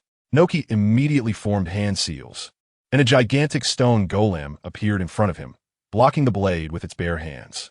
Seeing this, Yin Xiang exerted force in his hands and directly severed half of the golem's body. Lightning release, lightning cutter, melt release, melting monster technique. At this moment, Terumi, Mei, and A attacked simultaneously. I used lightning cutter to strike Yin Xiang's legs, forcing Susanoo to kneel, while Terumi Mei's melting monster technique hit Susanoo's head. The melting began to corrode, but Susanoo was surrounded by a layer of wood release, so only the wood release was corroded. The next moment, Yin Xiang wrapped himself up again with wood release, remaining unharmed. He seemed to have an endless supply of chakra. At this moment, Ao in the distance had lifted his eye patch, using his Byakugan to fix his gaze on Susanoo, unable to imagine such a massive chakra. After fighting for so long and not being at a disadvantage against the 5 Kage, did he still not run out of chakra? Clearly, he had used so many ninjutsu. CHJR was also surprised by this. Hey, you too. At this moment, Yin Xiang suddenly appeared in front of Ao, who was stunned and dare not move. In his gaze, Susanoo had stopped moving, and there was no one inside Susanoo. Yin Xiang had come right in front of him. What? CHJR hurriedly drew his twin swords, pointing them at Yin Xiang. But the next moment, they flew away, crashing a great distance. Why isn't he moving? The 4 Kage, except for the unconscious Tsunade, looked at Susanoo. Why did it stop moving after splitting the stone golem? At this moment, a scream came from behind them. Everyone turned to look, only to see Yin Xiang directly pulling out Ao's Byakugan and placing it in a nutrient container for eyes. This is the Byakugan. Yin Xiang shook the bottle containing the Byakugan and smiled. Bang! At this moment, Susanoo also vanished with a crash. Release. Gaara noticed Tsunade's abnormality and realized she was under an illusion. So he went to help her break it. Can't you break it yourself? His chakra is too powerful. I realized it was an illusion, but couldn't break it. Tsunade nodded and said, Temari, you put this on. Kankuro draped his puppet's clothing over Temari. Finally, she had something to cover herself with. What's wrong? Do you need a break? Yin Xiang sat down on a tree trunk, looking incredibly relaxed as he watched them all while playing with the Byakugan in his hand. What is your goal? Noki asked Yin Xiang. Goal? Let me think. Probably world peace, yeah? Yin Xiang nodded and suddenly realized that this self-questioning was quite similar to Deidara. World peace. Someone like you would say that. Terumi Mei laughed upon hearing this. You don't understand. I just taught a lesson to those who imitate me. People need to broaden their horizons. Yin Xiang clasped his left fingertips together and then opened his hand, smiling. The mission is still not complete. Hasn't that counted as defeating them? Yin Xiang thought to himself. They should have all been knocked down by him, at least once, right? Beep beep beep. Mission progress 4-5. Terumi Mei not defeated. Hearing the modifier's prompt, Yin Xiang looked at Terumi Mei, forgetting about this beauty. From this angle, he could see her curves, which was quite tempting, causing some wicked thoughts to arise in Yin Xiang's mind about whether to take Terumi Mei away and do something naughty. Hiss! Just thinking about it was a bit exciting, but he decided to let it go for now. The next moment, Yin Xiang appeared in front of Terumi Mei. A's reaction was still the fastest, instantly appearing behind Yin Xiang, forming a pincer attack with Terumi Mei against him. Swish! The next moment, Yin Xiang's knife was out, sliding toward A squatted down a dodge, but was met with a kick from Yin Xiang, directly striking his chin and sending him flying. As Terumi Mei was about to make a move, Yin Xiang's knife was already pressed against her neck. Such a beautiful woman. I can hardly bear to hurt you. Yin Xiang whispered. Oh really? Terumi Mei surprisingly smiled after hearing this. Then how about you come to my Kirigakure? Could be considered. Yin Xiang nodded. The next moment, he used a Sharingan to look at Terumi Mei, and in an instant, she collapsed to the ground. Beep beep beep. Mission completed. Talent points reward X1. Lottery reward X1. Current talent points accumulated X2. Speaking of which, I haven't used the talent point from conquering Tsunade. Yin Xiang looked at Terumi Mei, who was lying on the ground in a fishnet outfit, her posture alluring, and smiled. The next moment, he directly modified Terumi Mei's affection for him to 100. When they meet again, it will surely be a fiery encounter. Beep beep beep. Terumi Mei affection 100. Terumi Mei obedience 10. It seems that every time the affection reaches 100, it triggers obedience. Since I directly modified Terumi Mei's affection to 100, her obedience wasn't as high as Tsunade's. I'm done playing. Yin Xiang then sheathed his knife and looked at Tsunade and the others, who still looked ready to fight. Playing? Do you think we are playing with you? Noki coldly snorted at Yin Xiang. Yeah. Otherwise you would all be corpses by now, wouldn't you? Yin Xiang said with a tone of sarcasm. Chapter 47. Yin Xiang strikes back. Remember, do not disturb me again. The people I killed were all deserving of death. Yin Xiang said to everyone before disappearing from their sight. Longyin Village, after this battle, had become a wreck. The forest had turned into dead trees. The ground was filled with huge craters, and the entire village was engulfed in dust, gravel, and sand, reduced to ruins. There was only one thing that remained intact, the head tree, standing there unharmed. Katsumi stepped forward to break the illusion for Terumi Mei. She got up from the ground, her face flushed, still unaware of what she had seen in the illusion. Lord Mizukichi, Jur, and Ao hurried over to Terumi Mei's side, with Ao's eyes still bleeding. The guards of each Kage also gathered behind their respective leaders. How are you? Yin Xiang asked Tsunade. I'm fine. Tsunade shook her head while holding her stomach. She had just taken a kick from Susanoo, and among the Kages, only Terumi Mei was the least injured. Yin Xiang's illusion had made Terumi Mei experience being surrounded by 100 male lovers. Just thinking about it made it clear how comfortable she must have felt, and now she could barely stand. Go get the heads of our villagers. Ai stood up and said to she. Darui was still unconscious. Yes. She nodded and went towards the head tree. Just as her hand was about to touch the head, a flame ignited. It's a barrier. She quickly stepped back and told Ai. It seems he doesn't intend to let us take them. Noki said upon seeing this. He sent messages to the 5 great nations just to let them know that it wasn't him recruiting the rogue ninjas from each village, right? Gaara frowned and said, Another big trouble for the ninja world, Sai. Noki sighed. There's no one from our village. Let's go back. Yin Xiang assisted Tsunade and said. Tsunade nodded without saying a word. Wait. Just as Yin Xiang was about to leave with Tsunade, Noki called out to stop them. Yin Xiang turned back in confusion. You're the new administrator of Konoha, Yin Xiang, right? Noki looked at Yin Xiang and said. Hiss. Yin Xiang took a sharp breath. What does this guy know? Is there a traitor in the village? I'm not. Yin Xiang shook his head. Since things have come to this point, I won't hide it anymore. I do have a spy in your Konoha, but they have already been withdrawn. The first appearance of Yagami was in your Konoha, where he destroyed the bathhouse and killed that Danzo. Noki looked at Yin Xiang and said, I see. Well then, I am Yin Xiang. Yin Xiang nodded. Then in that case, you could die here.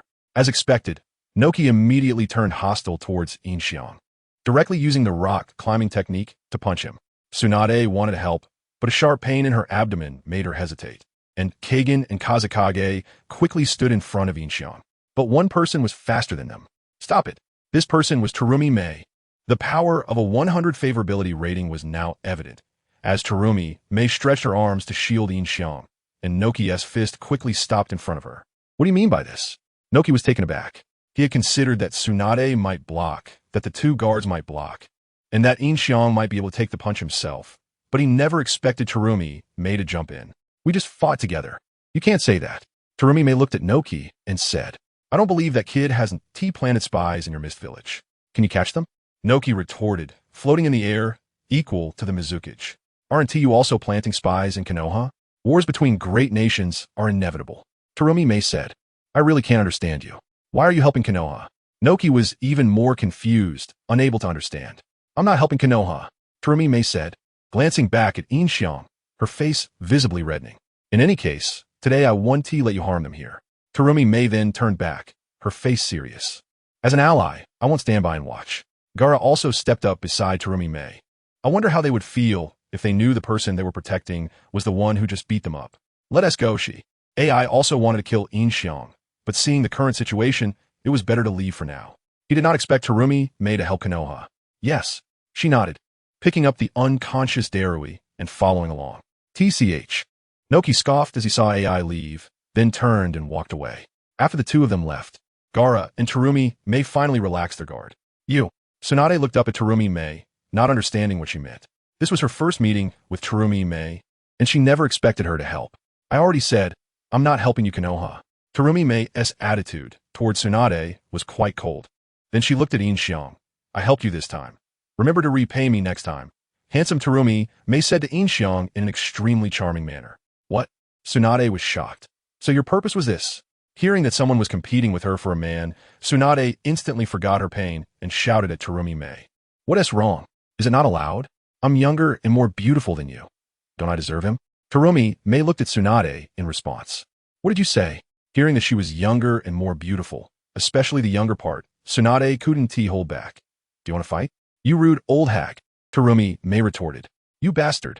Even Gaara had a dumbfounded expression on his face, raising an eyebrow. Women. Huh. So that is how it is. Gaara shook his head, then turned to leave. Let us go, Kankuro, Temari. All right. Lord Mizukage, calm down. Ao and Jur pulled at Terumi May's arms, shouting. Lord Hokage, you need to calm down too. Kagen and Kazekage also held onto Tsunade's arms.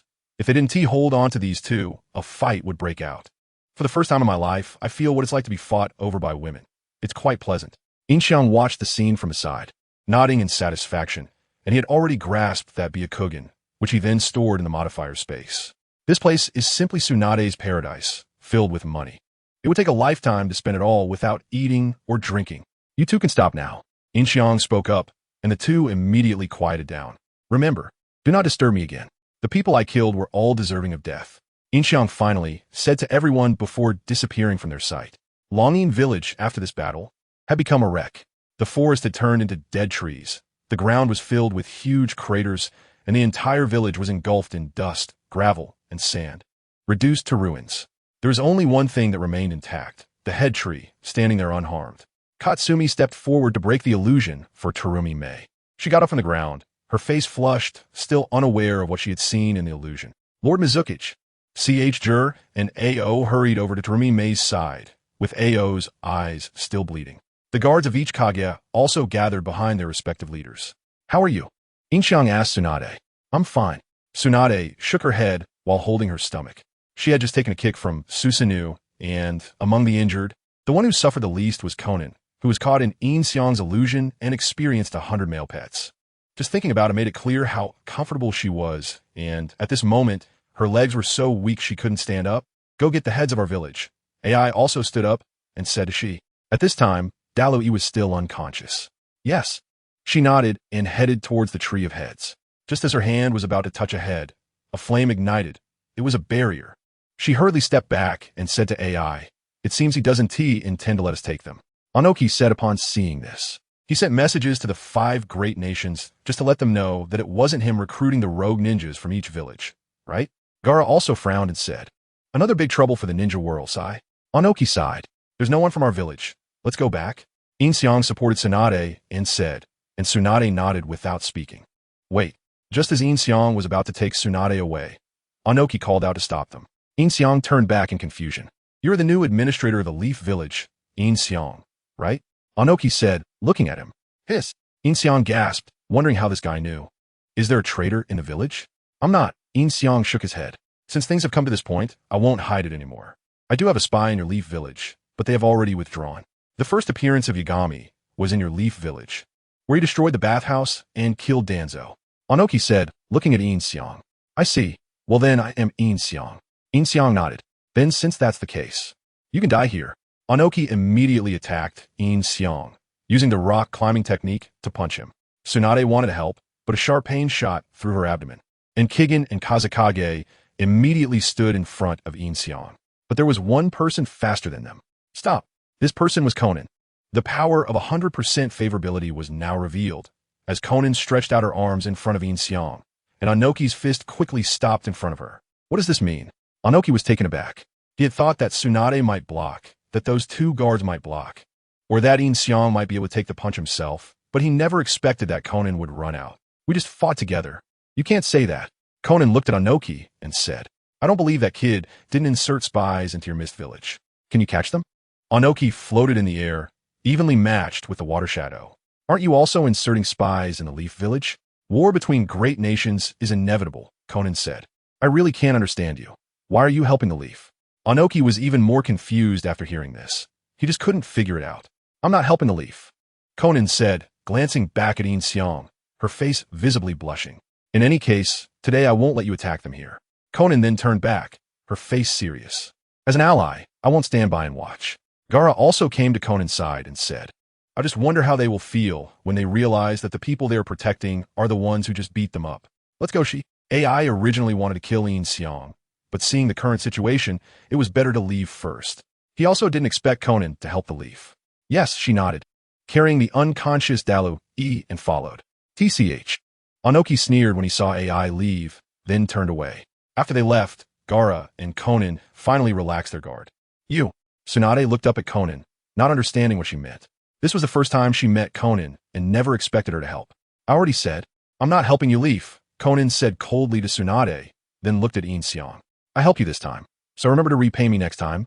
Handsome Conan said to Yin Xiang flirtatiously. What? Tsunade was taken aback. So your goal was this? Upon hearing that someone was competing with her for a man, Tsunade instantly forgot her pain and shouted at Conan. What's wrong? Is that not allowed? I'm younger and more beautiful than you. Am I not worthy of him? Conan said, looking at Tsunade. What did you say? Hearing that she was younger and more beautiful, especially younger, Tsunade couldn't stand it. Do you want to fight? You rude old hag, Conan said. You bastard. Even Gaara looked stunned, raising an eyebrow. Women, huh. So that's how it is. Gaara shook his head and then turned to leave. Let's go, Kankuro, Temari. All right. Lord Mizukic, calm down. CHG and CHJ are pulled on Conan's arms and shouted. Lord Hokage, you need to stay calm too. Kigen and Kazekage grabbed Tsunade's arms, fearing that if they didn't hold these two back, they would start fighting. For the first time in his life, Yin Xiang felt what it was like to be fought over by women. It was quite pleasant. He watched the scene with satisfaction, nodding, while holding the Byakugan in his hand and then storing it in the modifier space. This place was simply Tsunade's paradise, filled with money. Enough money that she could live without eating or drinking for a lifetime. You two can settle down now, Yin Xiang said, and the two immediately quieted down. Recently, with the serious code changes, it gave us more motivation to update faster. Please take a moment to exit reading mode. Thank you. Chapter 48. Xiao's action let you off this time. Tsunade shouted at Conan. Humph. Conan turned her head away in a very proud manner and snorted, I'm leaving, Chujiaoi. She then said to the two of them, and before leaving, she turned back to Yin Xiang and said, remember to come play with me in the Mist Village. You brat. Tsunade was instantly furious and was about to rush up to beat Conan, but she was held back by Kurama and Kaze. Taking advantage of this, Conan left. Let's go back. Yin Xiang tugged at Tsunade's sleeve and said, I'll carry you. Aren't you injured? He then squatted in front of Tsunade. Tsunade, feeling jealous, of course wouldn't miss this opportunity and directly climbed onto Yin Xiang's back. Kurama and Kaze exchanged helpless glances. They were used to the ambiguity between the two while guarding outside the Hokage office. And of course, they weren't the type to gossip about these things. While Yin Xiang was battling the 5 Kages, the battle at the Heavenly Bridge had also begun. The spy for Sasori was Kabuto, and the restrictions within him had long been lifted by Orochimaru. This time, it was a trap to eliminate Sasori. But little did they know that Sasori had already been taken away by Yin Xiang. They realized it was Sasori disguised by Yamato only after the fight began. Subsequently, under Orochimaru's provocation, Naruto got angry and unleashed Four Tails. Even so, Orochimaru still had the upper hand against Naruto, even able to suppress him, which shows Orochimaru's strength. The tracking clone also found that it couldn't learn the tailed beast chakra, but this time it learned all of Orochimaru's ninjutsu, including his shedding technique, the Orochimaru body replacement technique, which uses the body as a substitute and spits itself out from the mouth to avoid all damage. Although it looked quite disgusting, this technique could even evade the damage from Amaterasu, and it didn't require hand signs, making it the perfect substitution technique. During the battle, Orochimaru also used the triple Rashomon, which Yin Xiang naturally took into account. In the end, Orochimaru had to leave due to physical reasons, and Yamato successfully suppressed the Nine Tails power using a technique combined with the first Hokage's necklace. The four of them chased after Orochimaru's base and encountered Sasuke, who thoroughly beat them up. They were no match for him at all. In the end, Orochimaru spared their lives under the pretext of needing them to deal with the Akatsuki Organization and took Sasuke and Kabuto away. Yin Xiang brought Tsunade back, and it was already the next morning. Tsunade's injury was completely fine under her own treatment, so Yin Xiang no longer needed to carry her. Can we withdraw the Jonin, Umbu, and Shadows searching for the Night God and let them go do other tasks? Yin Xiang asked after returning to Konoha. Tsunade nodded. Even if they see him, they're not his match. It will only increase casualties unnecessarily. Rather than that, it's better to give up tracking him and do other tasks. You can arrange it. Okay. Yin Xiang nodded and left the office to make arrangements. The tension in Konoha finally eased, and team leaders could take their teams to receive other missions. During the process of issuing tasks with Tsunade, Yin Xiang finally saw the little ninjas of Konoha. Apart from Niji, whom he had already seen, there were also Hinata, Ino, and others. Because Shikamaru had to prepare for the Chunin exam, he couldn't execute tasks with the team. Hinata's figure was completely unnoticeable under her coat despite the huge presence. Ino, aside from being a bit flat-chested, was quite good overall. Of course, her flat chest was only relative, as she was still very appealing when looked at individually. The moment Ino saw Yin Xiang, her favorability skyrocketed. It shot up to 100% and then quickly dropped down, stabilizing at 40%. It seemed Ino was definitely a beauty lover, which meant it would be easy to win her over for the next task. Thinking of this, Yin Xiang couldn't help but lick the corner of his mouth, suddenly realizing this was Orochimaru's signature move. How did the clone learn this too? Naruto's great battle had also ended, and he was on his way back. Yin Xiang's clone returned ahead of them. So, Deidara and Sasori have become traitors and joined that shadow organization? Meanwhile, in the Rain Village, in a tall tower, Pain was talking to a figure in the darkness. Yes. Pain nodded.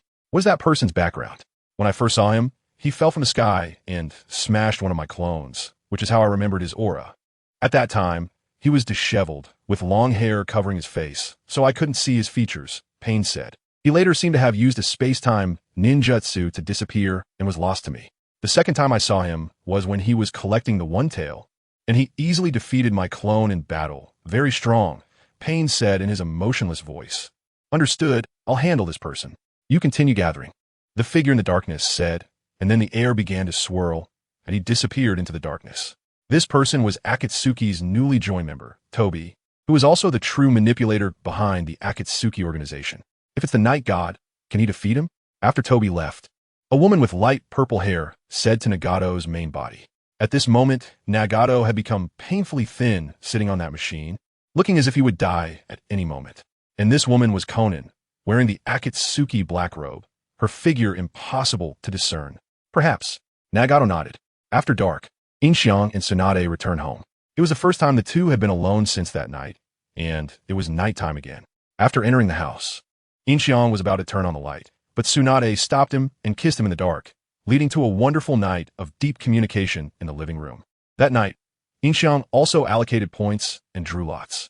First, he allocated 1 point to Conan's favorability and another to modify everyone's impression of him. If it were the system, it wouldn't be possible, but if it were a modifier, everything in the world could be changed. Through the modifier, Yin Xiang was now seen as Konoha's genius ninja in everyone's hearts. He could learn all ninjutsu with just a glance, and his talents were incredibly strong. He was the only one in the minds of those who knew the Night God who might one day compete with the Night God. With such modifications, Yin Xiang no longer needed to pretend to be weak. As for the lottery, during the battle between Yin Xiang and the five Kages, the fight on the Tiandi bridge also began. The spy of Scorpion was Yakushi Kabuto, whose internal seals had long been undone by Orochimaru. This time, it was a trap to eliminate Scorpion, but little did they know that Scorpion had already been taken away by Yin Xiang. When the fight started, they realized it was actually Scorpion disguised by Yamato. Following that, under Orochimaru's provocation, Naruto got enraged and unleashed Four Tails. Even so, Orochimaru was still able to hold his own against Naruto, even overpowering him, showcasing Orochimaru's strength. The Shadow Clone following them also discovered that he couldn't learn the tailed beast chakra, but he managed to learn all of Orochimaru's ninjutsu, including his shedding technique, the Orochimaru's body replacement jutsu, which uses the main body as a substitute, spitting itself out from the mouth to avoid all damage. Though it looked quite disgusting, this technique could even evade the damage from Amaterasu, and it didn't require hand signs, making it the perfect body replacement technique. During the battle, Orochimaru also used the triple Rashomon, which Yin Xiang naturally absorbed. In the end, Orochimaru had to leave due to his physical condition, while Yamato successfully suppressed the Nine Tails' power using a technique in conjunction with the first Hokage's necklace. The four of them chased after Orochimaru's base and encountered Sasuke, who gave them a severe beating, proving to be no match for him. Ultimately, Orochimaru spared their lives, claiming he wanted to keep them for dealing with the Akatsuki, and took Sasuke and Kabuto away. Meanwhile, Yin Xiang returned with Tsunade, and by the next morning, Tsunade's injuries had healed completely, so there was no need for Yin Xiang to continue carrying her. Should they withdraw the elite Jainin, Umbu, and Shadows searching for Night God and send them to do other missions? After returning to Konoha, Yin Xiang asked. Tsunade nodded. Even if they were to find him, they wouldn't be a match for him and would only increase casualties for no reason. Rather than that, it would be better to give up tracking him and do other missions. You can arrange it as you see fit. All right. Yin Xiang nodded and left the office to make arrangements. The tension in Konoha finally dissipated, and the team leaders could take their members to receive other missions. During the task distribution process with Tsunade, Yin Xiang finally met the Konoha little bugs. Aside from Niji and the others whom he'd already seen, there were also Hinata, Ino, and others. Since Shikamaru was preparing for the CHNIN exams, he couldn't execute missions with the team. Hinata's figure was completely concealed under a coat, making it impossible to tell that she had such a large presence. Ino, aside from being a bit flat-chested, was quite good overall. Of course, her flat chest was only relative, as she looked quite good on her own. The moment Ino saw Yin Xiang, her favorability skyrocketed to 100%, then quickly dropped back down to 40%. It seemed Ino was a definite beauty fan, which meant it would be easy to win her over for the next task. Thinking of this, Yin Xiang couldn't help but lick the corner of his mouth, suddenly realizing this was Orochimaru's signature move. How did the clone learn this too? The battle on Naruto's side had also ended, and as they were on their way back, Yin Xiang's clone returned first. So, does that mean Deidara and Scorpion have become traitors and joined that organization? Meanwhile, in the Rain Village, in a tall tower, Pain was conversing with a figure in the darkness. Yes, Pain nodded. What is that person's background? The first time I saw him, he fell from the sky and smashed one of my clones, which is how I remembered his presence. He was disheveled, with long hair covering his face, making it impossible to see his features. Pain said. After that, he seemingly used space-time ninjutsu to disappear, and I lost track of him. The second time I saw him was while capturing the One Tail. He easily defeated my clone during combat, showing incredible strength, Pain said in his emotionless voice. Understood. I will handle this person. You continue the collection, the figure in the darkness said. After that, the air began to swirl, and he vanished into the shadows. This person was none other than Akatsuki's newly joined member, Toby, who was also the true manipulator behind the Akatsuki Organization. If it is Night God, can he defeat him? After Toby left, a woman with light purple hair spoke to Nagato's main body, who at that moment looked emaciated, sitting on a machine as if he would stop breathing at any second. This woman was Konan, dressed in the black cloak of the Akatsuki, her figure impossible to discern. Perhaps. Nagato nodded. After dark, Yin Xiang and Tsunade returned home. It was their first time being alone since that night, and again it was nighttime. As they entered the house, just as Yin Xiang was about to turn on the lights, Tsunade stopped him and kissed him in the dark, leading to a wonderful night of deep conversation in the living room. That night, Yin Xiang also allocated points and drew rewards. Firstly, he allocated 1 point to Tsunade's favorability and another to modify everyone's impression of him. If it were the system, it wouldn't be possible, but with a modifier, all things in the world could be changed. Through the modifier, Yin Xiang was now seen in everyone's heart as Konoha's genius ninja, capable of learning all ninjutsu with just a glance, with incredibly strong talent. Being the only one in the minds of those aware of Night God's existence who might be able to rival him in the future. After such modifications, Yin Xiang no longer needed to disguise himself as a weakling. As for the draw, recently, the encoding has been severe, giving us more motivation to update faster. Please take a moment to exit reading mode. Thank you. Chapter 49. Winning the Rinnegan in the Lottery. As for the lottery, this was the first time Yin Xiang encountered the lottery interface. The interface was filled with blind boxes, which he had to open manually. After opening one, the others would disappear, and he wouldn't know what was inside them. However, the first box he opened yesterday left him completely stunned. A pair of Rinnegan? Is this for real? The conditions for awakening the Rinnegan are extremely harsh. First, you must be a member of the Uchiha clan. Second, you must be able to awaken the Sharingan and possess the Manjiki. Then you need to have a brother you can kill to obtain the eternal Manjiki. Furthermore, to awaken the Rinnegan, you must be the reincarnation of Indra's chakra, and find the reincarnation of Ashura's chakra and transplant Ashura's cells to awaken the Rinnegan. Such a rare pair of Rinnegan was obtained by Yin Xiang simply by opening a box. Moreover, this pair of Rinnegan belonged to Yin Xiang, which would have its own unique abilities, and it also meant that Yin Xiang now possessed the ability of Eternal Manjiki, giving him 4 unique abilities all at once. The next morning, when he woke up, everything around him had changed. Tsunade's attitude towards Yin Xiang hadn't changed much. She still liked to stick to him when no one was around. However, walking down the street, he could feel the difference. The villagers treated Yin Xiang with utmost respect, which was genuine and not the fake kind he had experienced before. It seemed that having strength was the most important thing in this world. The two of them arrived at the Hokage's office, and Kakashi's attitude towards Yin Xiang was also very good. Today there's nothing much going on, so you can practice your ninjutsu. If anything comes up, I'll teach you, Tsunade said to Yin Xiang. Today, Yuhi Kurenai will teach you Jinjutsu. Okay, Yin Xiang nodded. Kurenai Yuhi, this opportunity had finally come. Not to mention that the middle-aged Kurenai had been modified. The younger Kurenai was still quite impressive. Yin Xiang brought Kurenai's favorite sake and wasabi octopus to training ground 14. Kurenai's class was also gathered here to train Yin Xiang. There was a task in the current Konoha missions that involved accompanying him for training. The entire class would accompany Yin Xiang for a day of training, and each class only had one opportunity per week.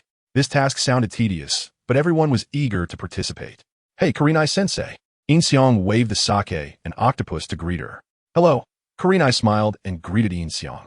Although they had seen each other many times during missions, they had never spoken, making this their first real greeting. Here they come. Let me see how strong this guy is, Kiba said, rubbing his hands together, seemingly impatient, while Akamaru barked loudly. He seems really strong. Why do I feel that way? Just a feeling, Shino murmured to himself. Is this the person Naruto brought back? Hinata had deep feelings for Naruto, and even upon seeing a handsome guy like Yin Xiang, she remained unfazed. Her affection for him staying at a mere 5, the stranger level of favorability. Can I make a move on the princess? This is your favorite sake and octopus, Yin Xiang said, handing Kurenai the items. Oh, how thoughtful. You even found out what I like, Kurenai said, pleasantly surprised, her favorability towards Yin Xiang rising to 15. After all, who wouldn't like a polite, handsome guy? Of course, since I'm taking up your time for a day of training, I should express my gratitude. Yin Xiang smiled. What about us? Kiba asked. Yin Xiang then produced beef jerky for Kiba and Akamaru, a vegetable salad for Shino, and for Hinata, he pulled out a kunai, whispering, Naruto's kunai. Hinata immediately blushed, but quickly snatched the kunai from Yin Xiang's hand. As for whether it was really Naruto's kunai, who knew? Naruto wasn't even in Konoha, so any kunai could be claimed as his, and Hinata couldn't very well ask Naruto to verify it. Yin Xiang's actions certainly won him the hearts of the group. Your information gathering ability is impressive, Kurenai finally commented, and indeed, as a Jainin, she focused on different aspects. I heard you learn ninjutsu quickly. As long as it's not a bloodline limit technique, you can master it with just a glance. Yes, Yin Xiang nodded. Then let's start training. Let's see your abilities, Kurenai said, placing the items aside. Come on, Akamaru.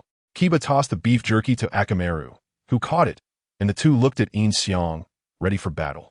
In fact, the task of training with Yin Xiang was something Yin Xiang had asked Tsunade to arrange in order to complete the side quest of defeating Might Guy. If he were to battle Guy as a Konoha ninja, he definitely wouldn't take it seriously, making it easy for Yin Xiang to win. First, you'll battle Kiba, Kurenai said to Yin Xiang. All right, Yin Xiang nodded and used body flicker technique to create distance from Kiba. Let me see your skills, Fong over Fong. Kiba formed hand signs, and Akamaru transformed into Kiba's form. They both crouched down, ready to attack. Is it really starting like this? Hinata said worriedly after seeing this. No problem, no problem, Yin Xiang replied with a nod and a smile. Here we go, Kiba shouted, spinning with Akamaru and charging at Yin Xiang. Shadow Clone Jutsu. Fong over Fong. Yin Xiang immediately used Shadow Clone and also performed Fong over Fong. For spirals collided in midair, and with Yin Xiang holding back. Both sides were evenly matched as they landed on the ground, with Akamaru returning to his original form. Before Kiba could be shocked, Yin Xiang's clone attacked. The kunai aimed directly at Kiba's head, and Kiba quickly dodged Yin Xiang's kunai. Akamaru rushed in to pin Yin Xiang's clone down. Well done, Akamaru, Kiba shouted. But before he could continue, an arm appeared beneath him, pulling him down into the ground. It was Yin Xiang's real body. Earth release, decapitation technique. Yin Xiang's real body emerged from the ground, pointing the kunai at Kiba's head and saying, "Sorry, I win." So strong just by looking once. He instantly learned Fong over Fong, Hinata said, astonished. His learning ability is indeed impressive. Without the Sharingan, such talent is simply that of a born ninja. Kurenai nodded in agreement. Next, it became even more demanding. If you want to awaken the Rinnegan, you must be the reincarnation of Indra's chakra. And you must also find the reincarnation of Azura's chakra and transplant Azura's cells to unlock the Rinnegan. Such a pair of extremely difficult-to-obtain Rinnegan was easily obtained by Yin Xiang when he opened a box. Moreover, this pair of Rinnegan belongs to Yin Xiang himself, will have his specific special abilities, and also represents that Yin Xiang possesses the ability of an eternal Mangeki Sharingan. By this calculation, Yin Xiang suddenly gained 4 unique abilities. The next morning, when he woke up, everything around him had changed. Tsunade's attitude towards Yin Xiang didn't change much. She just liked to stick to him when no one was around. However, when walking on the street, he could feel the difference. The villagers treated Yin Xiang with utmost respect, genuinely respectful, unlike before when it felt insincere. It seemed that having strength was the most important thing in this world. The two of them arrived at the Hokage office, and Kakashi's attitude towards Yin Xiang was also quite good. Today there's nothing much going on, so you can practice ninjutsu. If there's anything, I will teach you, Tsunade said to Yin Xiang. Today, we have Yuhi Kurenai teaching you illusion techniques. Okay, Yin Xiang nodded. Kurenai, this opportunity has come. Not to mention the modified appearance of middle-aged Kurenai.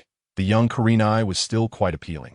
Yin Xiang took Kurenai's favorite sake and wasabi octopus to training ground number 14. Kurenai's class was gathering there. To train Yin Xiang, the current task in Konoha included a practice partner, and the whole class would accompany Yin Xiang for training for a day. Each class only had 1 opportunity per week for this task. It sounded dull and uninteresting, but everyone was eager to participate. Hey, Kurenai-sensei, Yin Xiang waved and greeted Kurenai while holding the sake and octopus. Hello. Kurenai smiled and greeted Yin Xiang. Although they had seen each other many times during task assignments, they had never spoken before, so this was their first real greeting. Here it comes. Let me see how impressive this guy is. Kiba rubbed his hands together upon seeing Yin Xiang, seemingly unable to wait, and Akamaru barked. He seems really strong. Why do I feel that way? Just a feeling, Shino murmured to himself. Is this the person Naruto brought back? Hinata was infatuated with Naruto, and even upon seeing a handsome guy like Yin Xiang, she remained unfazed, her favorability rating staying at 5 for this stranger. Can I make a move on the princess? Here is the sake and octopus you like. Yin Xiang handed the items to Kurenai. Oh, how thoughtful. You even found out what I like. Kurenai was pleasantly surprised to receive the items, raising her favorability rating towards Yin Xiang to 15. After all, everyone likes a polite, handsome guy. Of course, I'm taking up your whole day for training. I should show my gratitude. Yin Xiang smiled. What about ours? Kiba asked. For Kiba and Akamaru, beef jerky. For Shino, vegetable salad. And for Hinata, Yin Xiang finally took out a kunai and leaned it close to Hinata's ear, Naruto's kunai. Hinata immediately blushed upon hearing this. Although she was embarrassed, she quickly took Naruto's kunai from Yin Xiang's hand. As for whether it was really Naruto's kunai, who knows? Naruto wasn't even in Konoha, So any kunai that was claimed to be his would be accepted. Hinata couldn't go ask Naruto to verify it. Yin Xiang's actions undoubtedly won people's hearts. Your intelligence-gathering ability is quite impressive, Kurenai ultimately commented, and, as expected of a jonin, her points of interest were different. I heard you learn ninjutsu very quickly.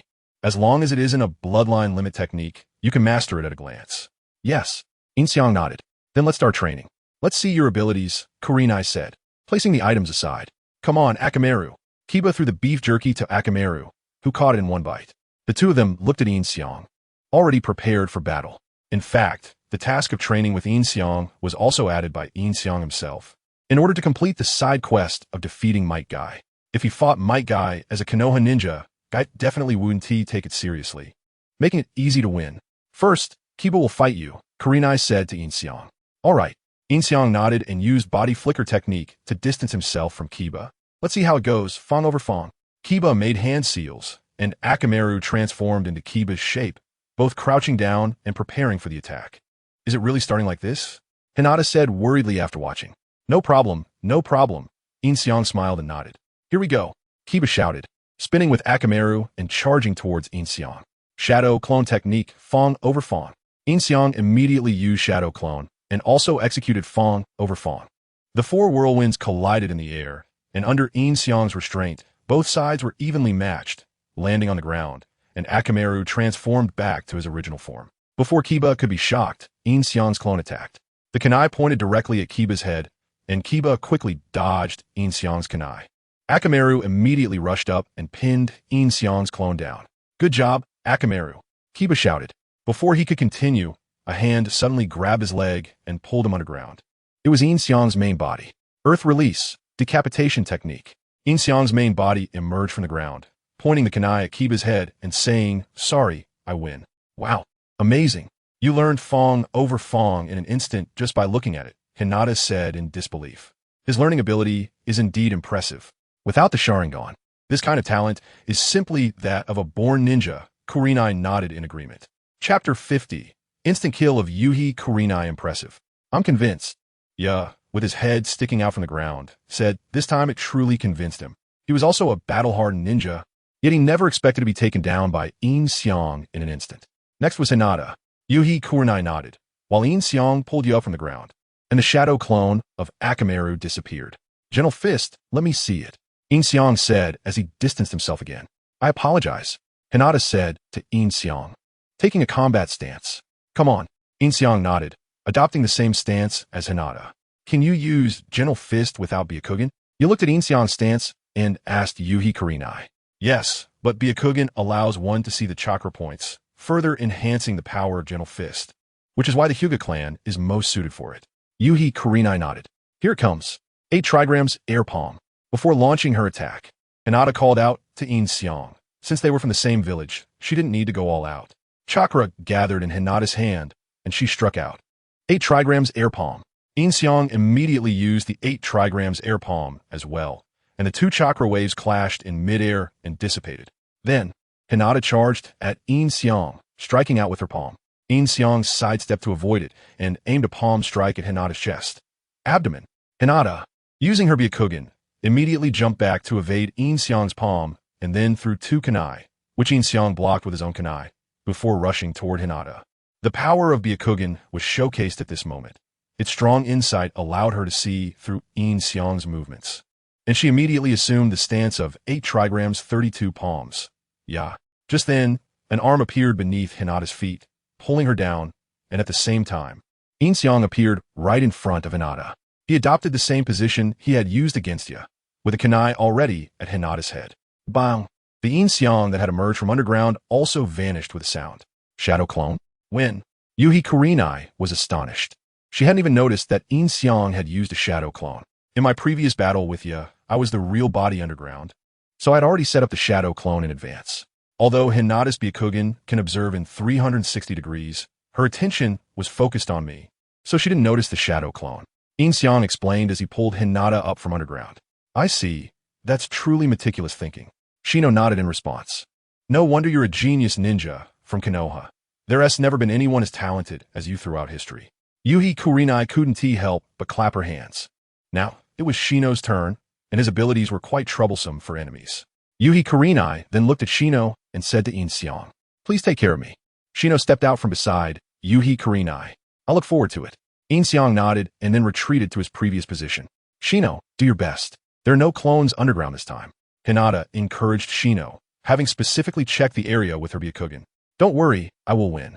And the reason is, if you're talking about this mother bug, I've already caught it." Yin Xiang interrupted Shino, waving the mother bug in his hand. With this bug, he could lock onto the enemy's presence and quickly breed many bugs to bind the enemy. This would lead to the enemy's death or collapse without them realizing it.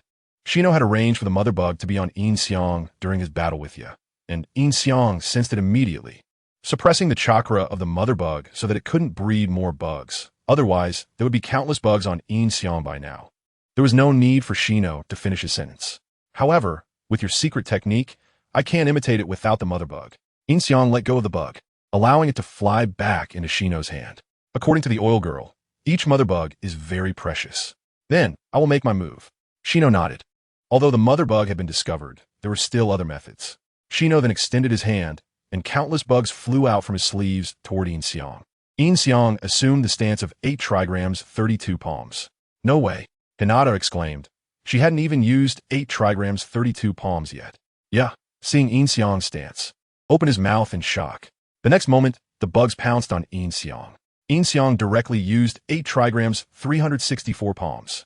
Yin Xiang's hand struck in the air continuously, attacking each bug at incredible speed, splitting them all in half. Once Yin Xiang's attacks ended, the bugs fell to the ground.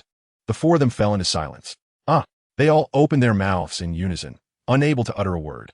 They knew he was a genius, but they never expected him to be this talented. It was simply inhuman. I've seen Niji use 8 trigrams, 64 palms. I think 364 palms is probably a similar technique, but I'm not sure.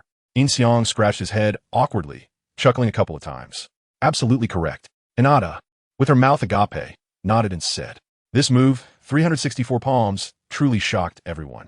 In battle, you cannot lose focus." The next moment, Yin Xiang instantly appeared behind Shino, with a kunai already pressed against his lower back. Pretending to be clueless is actually a tactic to attack. Yuhi Kurenai immediately exclaimed, "Whether it's tactics, ninjutsu, taijutsu, or learning speed, you are all incredibly impressive. If this were wartime, Yin Xiang would definitely be a famous ninja." Indeed, Yin nodded in agreement. He had never admired anyone as much in his life. Shino was also subdued in an instant. This person was truly too formidable. Hinata nodded and said that Shino was arguably the smartest and most meticulous among them, responsible for most of their strategies. Even so, he failed to notice Yin Xiang's tactics. "Come back, Shino. I will be your opponent next." Yuhi Kurenai called Shino back, saying, "I actually look forward to this. Please take care of me, Yuhi-sensei." Yin Xiang smiled, retreating to his previous position. This smile left Yuhi Kurenai momentarily stunned. It was far more charming than Asuma's scruffy middle-aged appearance, right? "Please take care of me." Yuhi Kurenai nodded and took out 2 kunai. The next moment, Yuhi Kurenai charged at Yin Xiang. As she leaped into the air, 1 kunai was thrown at Yin Xiang. Yin Xiang blocked the kunai, and Yuhi Kurenai was already in front of him, pointing a kunai at his throat. "Release." Yin Xiang ignored Yuhi Kurenai, extending 2 fingers to dispel the genjutsu, while the real Yuhi Kurenai was jumping down from the air. Add more reviews, please, and give good ratings. The reviewer is the most handsome. Sure, the Byakugan can see a person's chakra points, further enhancing the power of Gentle Fist, so the Hyuga clan is the most suitable for Gentle Fist. Yujito nodded. Here it comes. 8 trigrams, empty palm. Before Hinata made her move, she greeted Yin Xiang. After all, they were from the same village and didn't need to go all out. Hinata gathered chakra in her hand and struck out. 8 trigrams, empty palm. Yin Xiang immediately used the 8 trigrams empty palm as well, and 2 waves of chakra collided in the air and dissipated. Then Hinata charged towards Yin Xiang and struck out. But Yin Xiang sidestepped to avoid it and aimed a palm at Hinata's chest. Abdomen.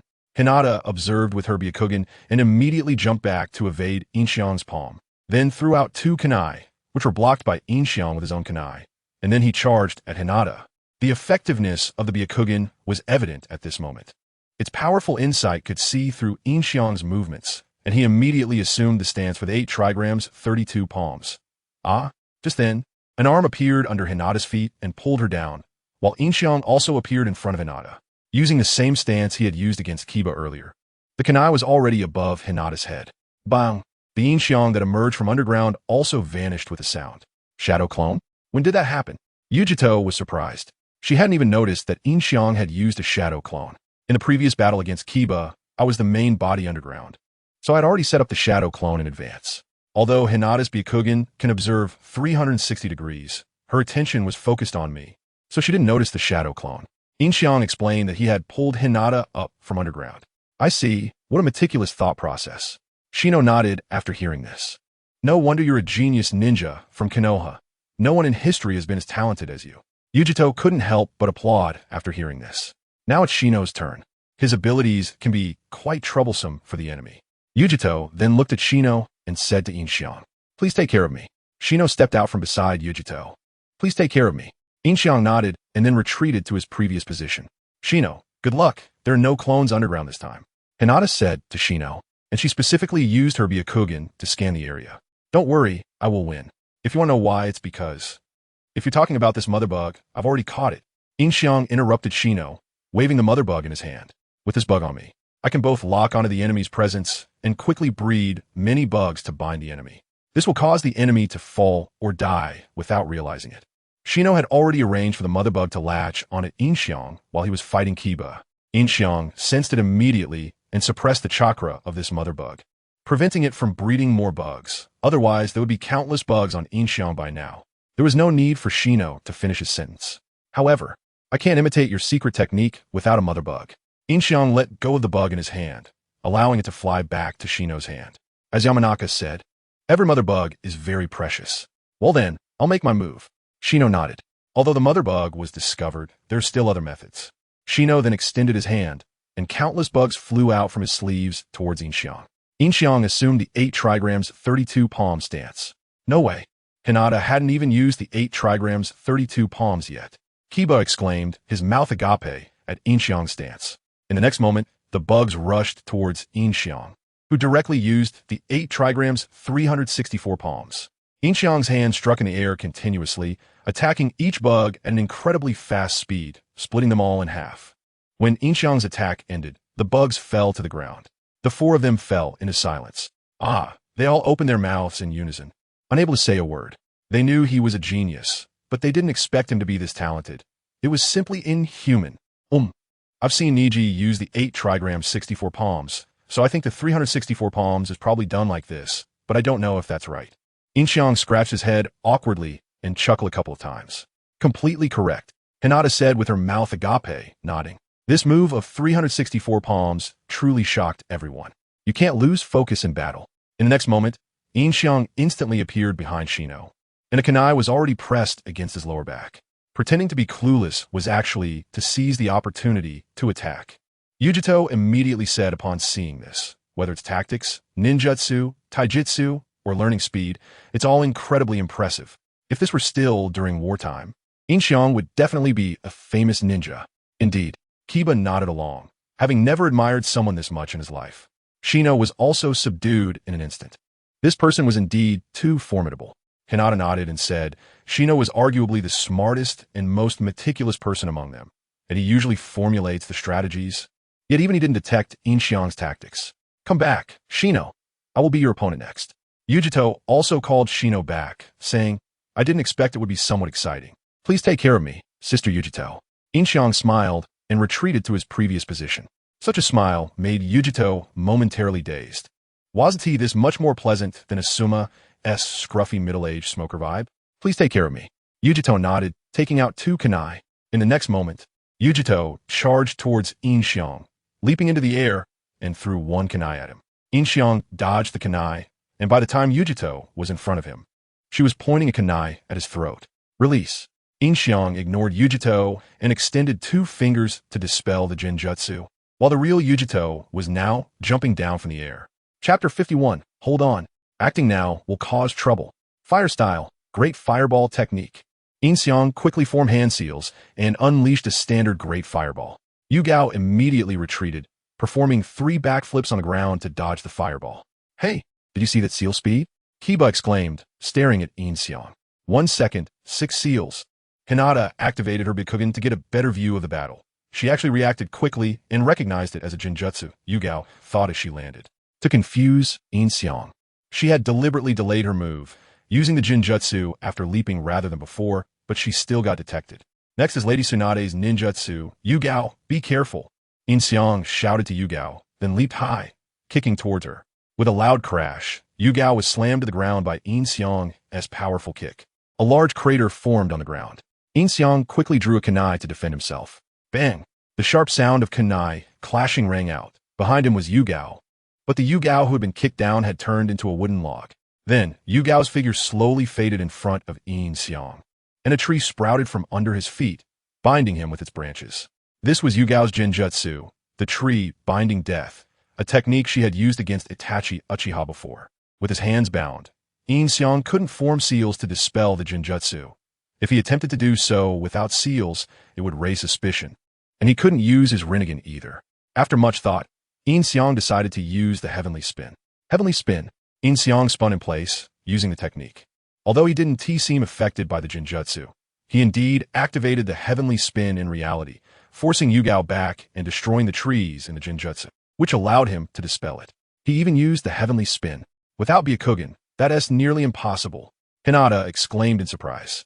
Bang! Yin Xiang threw a smoke bomb and used the shadow clone technique, charging towards Yugao from the smoke. Two of Yin Xiang's kunai attacked simultaneously, but Yugao calmly defended against them and jumped onto a tree. Just then, a kunai was pressed against Yugao's back. Sister Yugao, you lost. A cold sweat dripped down Yugao's forehead as she turned to see Yin Xiang. The two previous Yin Xiangs had disappeared with a sound. Both were shadow clones. I thought you used Earth Style again, Yugao said, putting away her kunai with a smile. Since I have been using Earth Style before, when I used a smoke bomb and shadow clones, you must have thought I used Earth Style and jumped to a high place. The nearest tree was the one I was hiding in, and it turned out to be as expected, Yin Xiang said, also smiling as he put away his kunai. Even teacher Yugao lost, and she's a Jonin, Hinata remarked. Although both looked like they weren't taking it seriously, defeating a Jonin was impressive. Shino nodded in agreement. This guy's super cool. Kiba shouted, woof, woof. Akamaru barked along. What if I and T climbed the tree? Yugao turned around and asked. Then my main body would have ambushed you, surrounding you in a triangle, ensuring a hit, Yin Xiang replied with a smile. Impressive. Yugao nodded with a smile. Let's go down. The two jumped down from the tree and landed in front of Hinata and the others. After this battle, everyone got to know each other better, and they officially began to train with Yin Xiang until evening. Hinata and the others went home, while Yin Xiang accompanied Yugao to a tavern. Yugao had a good habit of enjoying night drinks. The tavern owner saw Yugao and then looked at Yin Xiang, silently giving him a thumbs up.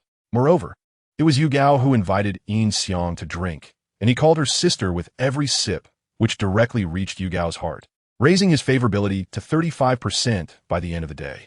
You must have a good alcohol tolerance. I often see you drinking with Lady Tsunade, Yugao said after they were seated. It's okay, but I've never seen you, Yin Xiang asked. When I saw Lady Tsunade, I naturally went to another place. After all, she is the Hokage, and there is still some distance, Yugao replied, placing the octopus and sake Yin Xiang had prepared on the table, along with some snacks. As they began to drink, Yin Xiang activated his persuasion skill, and Yugao became more tipsy, chatting more openly with him, even joking around. As they drank more, under Yin Xiang's charm, Yugao also became a bit tipsy, raising his favorability to 55% before she laid her head down on the table and fell asleep. Yugao, where's your home? Yin Xiang thought, looking at Yugao asleep on the table. It didn't seem appropriate for a leaf genius to take a leaf elite jonin to a hotel. Anyway, his favorability wasn't high enough, so he decided to take her back to Tsunade's house and sleep on the sofa himself. With that thought, Yin Xiang paid the bill, picked up Yugao, and left. The people in the tavern cast envious glances at him, as Yugao's bandages perfectly outlined her figure. Yin Xiang took advantage of the situation, supporting Yugao's waist and smooth legs all the way. After returning home, Tsunade was already asleep. Yin Xiang placed Yugao on his bed and watched her pull off her clothes due to the heat from the alcohol, revealing a hint of skin. He couldn't help but swallow hard and gently rub her a couple of times. Yugao let out a moan, her brow slightly furrowing, and Yin Xiang quickly withdrew his hand. Hold on, acting now will cause trouble. Yin Xiang resisted his impulse and covered Yugao with a blanket. then quickly ran into Tsunade's room to vent his frustrations. The next morning, when Yugao woke up, Yin Xiang had already prepared breakfast for 3 outside. As she sleepily walked out of the room, she realized this wasn't her home at all. "Sister Yugao, you're awake?" Yin Xiang greeted her as he saw her. "You. How'd I end up here? Where is this?" Yugao asked, clearly flustered, as she seemed to have blacked out from drinking last night. "Don't worry. This is Lady Tsunade's house. You slept in my room last night, and I slept on the sofa," Yin Xiang said with a harmless smile. "Good morning." Just then, Tsunade also came out of her room, dressed. "The restroom is over there." "Lady Tsunade," Yugao quickly greeted her. "Fire style, great fireball technique." Yin Xiang quickly formed hand seals and launched another standard great fireball. Yugao immediately retreated, performing 3 backflips on the ground to dodge the fireball. "Hey, did you see that seal speed?" Kiba exclaimed, staring at Yin Xiang. 1 second, 6 seals. Hinata activated her Byakugan to get a better view of the battle. She actually reacted quickly and recognized it as a Genjutsu, Yugao thought as she landed. To confuse Yin Xiang, she had deliberately delayed her move, using the Genjutsu after leaping rather than before, but she still got detected. Next is Lady Tsunade's ninjutsu. "Yugao, be careful," Yin Xiang shouted at Shiri Hong, then jumped high and kicked towards her. With a loud bang, Shiri Hong was slammed to the ground by Yin Xiang's painful kick, creating a large pit on the ground. However, Yin Xiang quickly took out a kunai and held it behind him. Bang! The crisp sound of kunai clashing was heard, and behind him was Shiri Hong, who had transformed into a piece of wood after being kicked by Yin Xiang. Then, Shiri Hong's figure slowly disappeared in front of Yin Xiang, and a tree emerged from under his feet, its branches binding Yin Xiang to it. This was Hong's illusion technique, the tree binding death, which she had used against Uchiha Itachi before. With his hands bound, Yin Xiang could not perform hand seals to break the illusion. If he didn't perform hand seals to escape, it would raise suspicion, and he couldn't use the Rinnegan that he had activated. After thinking for a moment, Yin Xiang directly used the Heavenly Return technique. Heavenly Return. Yin Xiang spun in place to use the Heavenly Return, and although he didn't seem affected in the illusion, he genuinely used the technique in reality, forcing Hong back, and the trees in the illusion were destroyed, giving Yin Xiang the chance to break the illusion. Even the Heavenly Return came out. Without the Byakugan, this was almost impossible, Hinata exclaimed in surprise. Bang! Then, Yin Xiang threw a smoke bomb and used the Shadow Clone technique, rushing towards Shiri Hong from the smoke. 2 Yin Xiangs attacked with kunai simultaneously.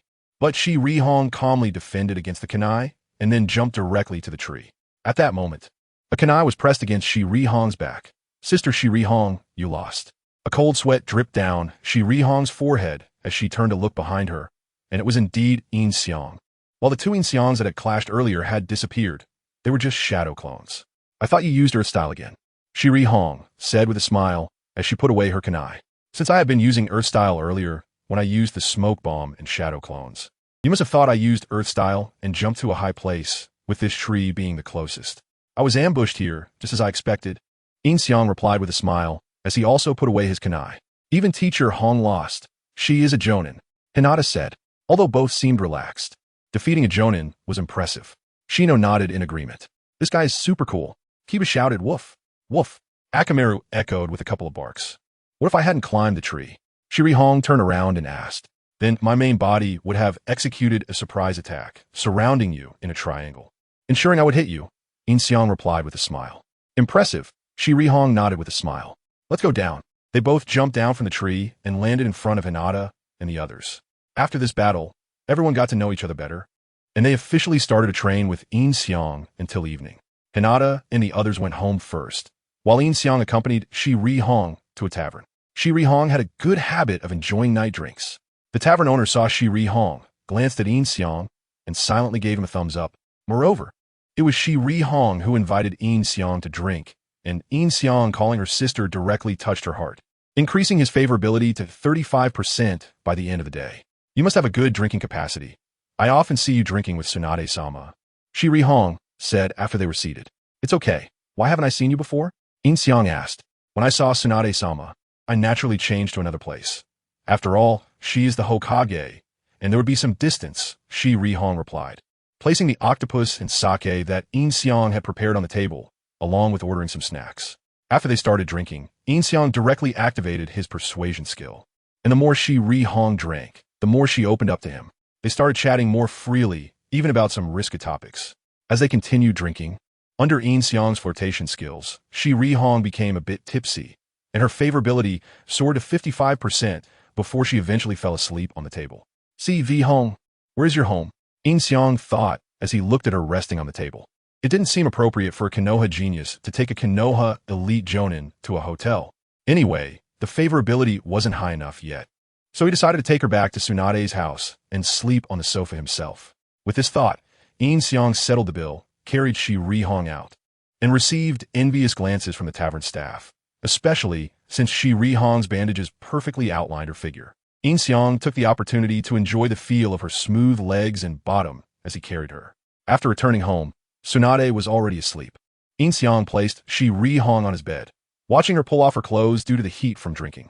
With a hint of spring light visible from her chest, he couldn't help but swallow hard and gently rubbed her a couple of times. Shi Rihong let out a moan, her brows slightly furrowing, and Yin Xiang quickly withdrew his hand. Stay calm, stay calm. Acting rashly now could lead to trouble. Yin Xiang resisted his impulse and covered Shi Rihong with a blanket before quickly slipping into Tsunade's room to relieve his frustration. The next morning, when Shi Rihong woke up, Yin Xiang had already prepared breakfast for 3 outside. When she sleepily walked out of the room, she realized this wasn't her home at all. "Sister Hong, you're awake?" Yin Xiang greeted her upon seeing her. "You, how did I end up here? Where's this?" Shi Rihong asked, clearly flustered, as she recalled that she seemed to have blacked out from drinking last night. "Don't worry, this is Tsunade-sama's house. You slept in my room last night, and I slept on the sofa," Yin Xiang said with a harmless smile. "Good morning." Just then, Tsunade came out of her room. Fully dressed, "The bathroom is over there." "Tsunade-sama." Shi Rihong quickly greeted Tsunade. Chapter 52. Teach Naruto Ninjutsu. After finishing breakfast in an awkward atmosphere, Yuhi Kurenai took her leave from Tsunade and Yin Xiang, leaving first. Not long after she left, Yin Xiang noticed that Kurenai's favorability towards him had increased to 70%. This woman probably imagined something again. Yin Xiang was pleased with this. It seemed that next time he had a drink with Kurenai, he could win her over. "You had fun yesterday, huh?" Tsunade said after Kurenai left, giving Yin Xiang a sidelong glance. "Ha ha, is that so?" Kurenai invited me for drinks, so I accompanied her. Yin Xiang chuckled awkwardly. "After that, I didn't know where she lived, so I had to bring her back." "Huh. So that sudden rush into my room last night was a reaction to Kurenai, huh?" Tsunade said, looking at Yin Xiang. "Of course not. I just missed you too much." Yin Xiang quickly replied, "I'm done eating. I'll go clean my room." After saying that, he hurriedly left the table and ran back to his room. The entire room was filled with Kurenai's fragrance. Yin Xiang grabbed the blanket and took a deep breath, thinking, thumbs up. As for Yin Xiang being a bit ambiguous with others, the normally jealous Tsunade would have been envious, but now her obedience to Yin Xiang had reached 80%. She would only listen to him and wouldn't have any extra thoughts. This included any women that Yin Xiang might end up with in the future. As long as they had high obedience, they wouldn't say things like not allowed to him. After Tsunade finished her meal, the two returned to the Hokage office. Today was also the day Naruto and the others returned. First, they gave Tsunade a mission report, informing her about the Heavenly Bridge and their encounter with Sasuke. There were still 6 months until Sasuke would be taken over, and during this time, Naruto planned to train hard. Kakashi, having received the news, also tailored a training plan for Naruto. Today, the training mission was taken by Might Guy's team. After defeating Guy's team thoroughly, Yin Xiang faced off against Kai and found that despite Kai being a bit reckless, he couldn't beat him without going all out. Yin Xiang's hope of completing the mission easily through training was dashed. He would have to wait until Kai left the village to fight him as Igami. Speaking of Igami, regarding the head tree matter, it had already spread through the Akatsuki base. From now on, it was likely that no one would dare impersonate the Akatsuki, and ordinary ninjas wouldn't dare to say they wanted to join the Akatsuki anymore. Deidara had brought back a large number of ninjas that could be made into puppets for Sasori and Yin Xiang, but he made quite a commotion when he acted, and many people could recognize that it was Deidara. Thus, the news of the Akatsuki capturing ninjas spread, turning the Akatsuki into a den of demons. After Yin Xiang's solo fight against the 5 Kage last time, both Sasori and Deidara admired him greatly. Although Deidara said he could do it too, he always looked a bit guilty when he said that, probably fearing that even Inoki would make him run for his life. To complete the task of defeating Might Guy, Yin Xiang separated his shadow clones and replaced the previous ones, hiding not far outside Konoha, waiting for Guy to come out so he could challenge him. As long as he didn't open the 8 gates, it shouldn't be a big problem. On the third day, it was Asuma's team's turn. Currently, Asuma's team was in a semi-free range state, each busy with their own things, not going out on missions, mainly staying in Konoha to prevent an ambush from the Akatsuki. They specifically gathered together this time to witness Yin Xiang's abilities. However, Asuma seemed to have some hostility towards him, probably having heard about him taking Kurenai away from the tavern. Asuma's team excelled in combined tactics, so this time it wasn't one-on-one. It was the Inoshikacho trio attacking Yin Xiang simultaneously, with Choji as the main attacker, Shikamaru as the disruptor, and Ino as the controller. The three worked together, making it difficult for Yin Xiang. However, he quickly discovered the breakthrough point. It was Ino. This beauty had reached 40% favorability towards him the first time they met, and now, having received a gift from Yin Xiang and being in close contact, her favorability skyrocketed to 60%, almost catching up to Kurenai. Thus, while fighting Ino, she often got distracted, allowing Yin Xiang to seize her and break apart the Inoshikacho formation, using shadow clones to defeat Shikamaru and Choji. Next, it was time for Asuma to face Yin Xiang one-on-one. Fire style Ash. Just as Asuma was about to make his move, a voice came from afar, interrupting their battle. Both looked over to see Naruto running toward Asuma. Naruto? Shikamaru looked at Naruto in confusion, wondering what he was doing here. What is up, Naruto? Asuma asked as Naruto reached him. I wanted to ask Asuma-sensei about something, the secret to changing the nature of wind chakra, Naruto said. Are you practicing chakra nature change? Shikamaru asked upon noticing. Yeah, Naruto nodded. That is not something you can do without talent. Are you okay? Shikamaru chuckled. That's why. I came to ask Asuma-sensei, Naruto replied. Hey, Asuma-sensei. You have wind chakra nature too, right? He asked Asuma. Asuma lit a cigarette. I didn't expect Naruto to have wind nature. That's quite surprising. Wind chakra is quite destructive among chakra types and is relatively rare. Asuma-sensei, please tell me the secret quickly. Naruto urged impatiently. Asuma took a deep drag on his cigarette, thought for a moment, then revealed a sly smile. How about you cover the barbecue expenses for this Asuma team meeting? Then I'll consider it. How dirty. Even Shikamaru couldn't help but complain. So what do you say? Asuma grinned at Naruto. Hearing this, Naruto lowered his head in thought. Yin Xiang observed and thought to himself that Naruto was practicing the Rasengan, but the poor kid had been an orphan since childhood and a barbecue. Especially with Choji around, Naruto's wallet probably couldn't handle it. Naruto took out his wallet to check. It was bulging, but mostly filled with small coins. Naruto, I can teach you without you having to spend money, Yin Xiang said to Naruto upon seeing this. Naruto was taken aback and then hesitantly asked, Can you? As fellow broke individuals, I owe Tsunade a huge debt. I can't bear to see you sell your money for ninjutsu. I'll teach you. Of course not. It's just that I miss you too much. Yin Xiang immediately said. I finished eating. I'm going to tidy up the room now.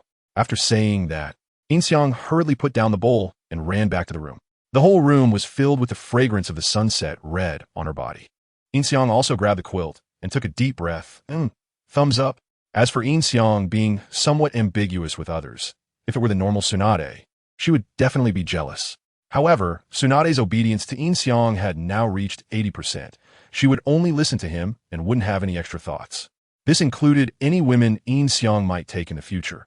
As long as they had a high obedience level, they wouldn't say things like not allowed to him. After Tsunade finished eating, the two returned to the Hokage office. Today was also the day Naruto and the others returned. First, they reported the mission to Tsunade, telling her about the T-on-D bridge and meeting Sasuke and the others. There was still half a year until Sasuke would be taken away, and during this half year, Naruto planned to train hard. After getting the news, Kakashi tailored a training plan for Naruto. Today, the training partner task was taken by Might Guy's team. After beating up all of Guy's team, Yin Xiang fought against Guy and found that although he was quite carefree, he couldn't actually beat him unless he got serious. Yin Xiang's wish to easily complete the task through training was dashed. It seemed he could only wait until Guy left the village to fight him as Yoroshin. Speaking of Yoroshin, the matter of the head tree had already spread from the Akatsuki Organization's base. From now on, it seems no one would dare to impersonate the Akatsuki Organization, and ordinary ninjas wouldn't dare to say they wanted to join the Akatsuki anymore. Deidara had brought back a large number of ninjas that could be made into puppets for Scorpion and Yin Xiang. However, when he made a move, he was indeed very loud, and many people could recognize it was Deidara. Thus, the Akatsuki Organization's act of capturing ninjas spread, turning it into a gathering place for demons. After Yin Xiang single-handedly challenged the five Kages last time, Scorpion and Deidara were completely in awe of him. Although Deidara claimed he could do it too, there was always a hint of guilt when he said that. He probably thought that even Noki would be able to make him run around in a panic. To complete the task of defeating Might Guy, Yin Xiang also split off shadow clones to replace the previous ones, hiding not far outside Konoha to wait for Guy to come out so he could pull him into a fight as long as he didn't open the 8th gate. It should be fine. On the 3rd day, it was Asuma's team's turn. Asuma's team was now in a free-range state, each busy with their own things. Not going out on missions, mainly to stay in Konoha to prevent the Akatsuki Organization from attacking. This time, they gathered together specifically to see Yin Xiang's abilities. However, Asuma seemed to have some hostility towards him, probably because he heard about him taking Hong away from Tavern. Asuma's team was good at combined tactics. So this time they didn't do one-on-one battles. They directly attacked Yin Xiang with the Ino Shikacho trio, with Choji as the main attacker, Shikamaru as the distraction, and Ino as the controller. The three of them working together made Yin Xiang suffer a lot, but he quickly found the breakthrough point, which was Ino. This phase control had already reached 40% when she first met him, and this time she received a gift from Yin Xiang and had close contact with him. Ino discovered that Yin Xiang was indeed a very good person, and her favorability shot up to 60%, almost catching up with Hong. Therefore, Ino often got distracted during the fight with Yin Xiang, and he directly seized her, breaking up the Ino Shikacho formation and using shadow clones to deal with Shikamaru and Choji. Next, it was Asuma's turn to fight Yin Xiang one-on-one. Fire style. Ash. Asuma-sensei. Just as Asuma was about to make a move, a voice came from a distance, interrupting the battle between the two. They turned to look, and it was Naruto running toward Asuma. Naruto? Shikamaru looked at Naruto in confusion, wondering what he was doing here. What's wrong, Naruto? Asuma asked as Naruto reached him. There's something I want to ask Asuma-sensei. It's about the technique for changing the nature of wind, attribute chakra. Naruto said, Are you practicing chakra nature change? Shikamaru asked upon seeing this. Yeah, Naruto nodded. That won't work without talent, right? Are you okay? Shikamaru laughed upon hearing this. So, that's why I'm asking Asuma-sensei. Asuma-sensei has the same wind attribute chakra as me, right? Naruto then looked at Asuma and asked. Asuma lit a cigarette. I didn't expect Naruto to have wind nature. That's really surprising. Wind attribute chakra is quite destructive among chakra types and is a relatively rare nature. Asuma-sensei, please tell me the technique quickly. Naruto said impatiently. Asuma took a deep breath of smoke, thought for a moment, then revealed a sly smile. Well, then you can help me pay for the barbecue money for this Asuma team meeting. That way, I'll consider it. How dirty. Even Shikamaru couldn't help but complain.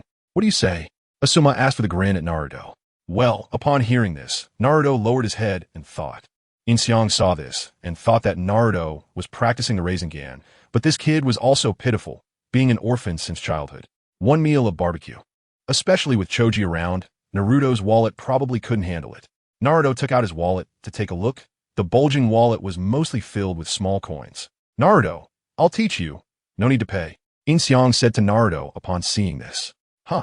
Naruto was shocked upon hearing this, then hesitantly asked, You can? As fellow broke people, I still owe Tsunade a huge debt, and I really can't bear to see you sell your money for ninjutsu. I'll teach you. Recently, the encoding has become serious, giving us more motivation to update faster. Please move your little hand to exit reading mode. Thank you. Chapter 53. Take down Ino, the sports in the grove. You guy, cutting off people's financial resources. Asuma said, this kid is robbing women and cutting off people's income. Grandma can tolerate it, but Grandpa can't. Forget it. You don't look like someone who can do it. I've decided. I agree with Asuma-sensei. Naruto glanced at Yin Xiang and said, Huh. Yin Xiang was speechless, treating kindness as a donkey's liver and lungs. Hey, Naruto, he's a genius ninja. He learned our 3 secret techniques just by looking at them. You don't look down on him, do you? Shikamaru said. Really? He learned all your secret techniques with just one look? Naruto was immediately shocked. Isn't that more powerful than Kakashi-sensei's Sharingan? Yes, didn't you know? The title of Konoha's copy ninja now belongs to Yin Xiang. CHG also said from aside. Huh. Naruto didn't know how many times he was shocked to see Yin Xiang again. I didn't expect that the homeless man we picked up back then was so powerful. Then teach me. Naruto immediately changed his attitude and said to Yin Xiang, Okay, Yin Xiang originally wanted to refuse this guy who had already rejected him. But due to the emotions he felt while watching the anime, He nodded and told Naruto to control wind nature chakra, imagining it as a sharp blade, continuously compressing the dispersed chakra at a specific point. Naruto couldn't understand the technical terms at all, and to teach him, Yin Xiang had to put in a lot of effort.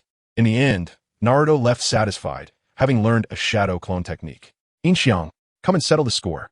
After Naruto left, Asuma took out his 2 chakra blades and shouted at Yin Xiang. Huh? Settle the score? What score? Yin Xiang immediately retreated, performing 2 backflips and landing far away. Of course, it's about you stealing teacher Kurenai. Go for it, Yin Xiang. Shikamaru shouted at Yin Xiang. Go for it, Asuma-sensei.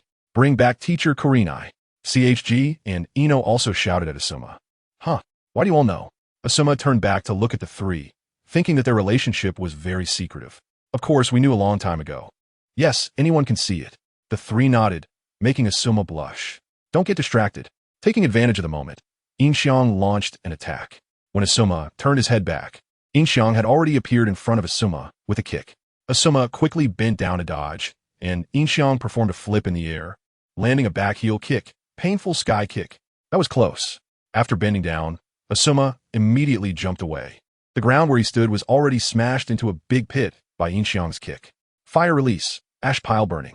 Asuma immediately counterattacked, spewing out a cloud of smoke, then biting his mouth to turn it into flames, attacking Yin Xiang. Fire release, great fireball technique. Yin Xiang immediately used the great fireball, colliding with ash pile burning in the air, turning into a thick smoke. In the smoke, Yin Xiang charged toward Asuma. Seeing this, Asuma smiled and directly used his 2 chakra blades to collide and create friction, causing the smoke to explode again. Has Yin Xiang been taken out? Ino asked nervously while looking at the smoke. No, that's not right. Look at Asuma-sensei's feet. Shikamaru noticed the problem immediately, and the 3 looked at Asuma's feet, where a black line connected to Asuma's shadow. It's the shadow imitation technique. Impressive. CHG shouted upon seeing this.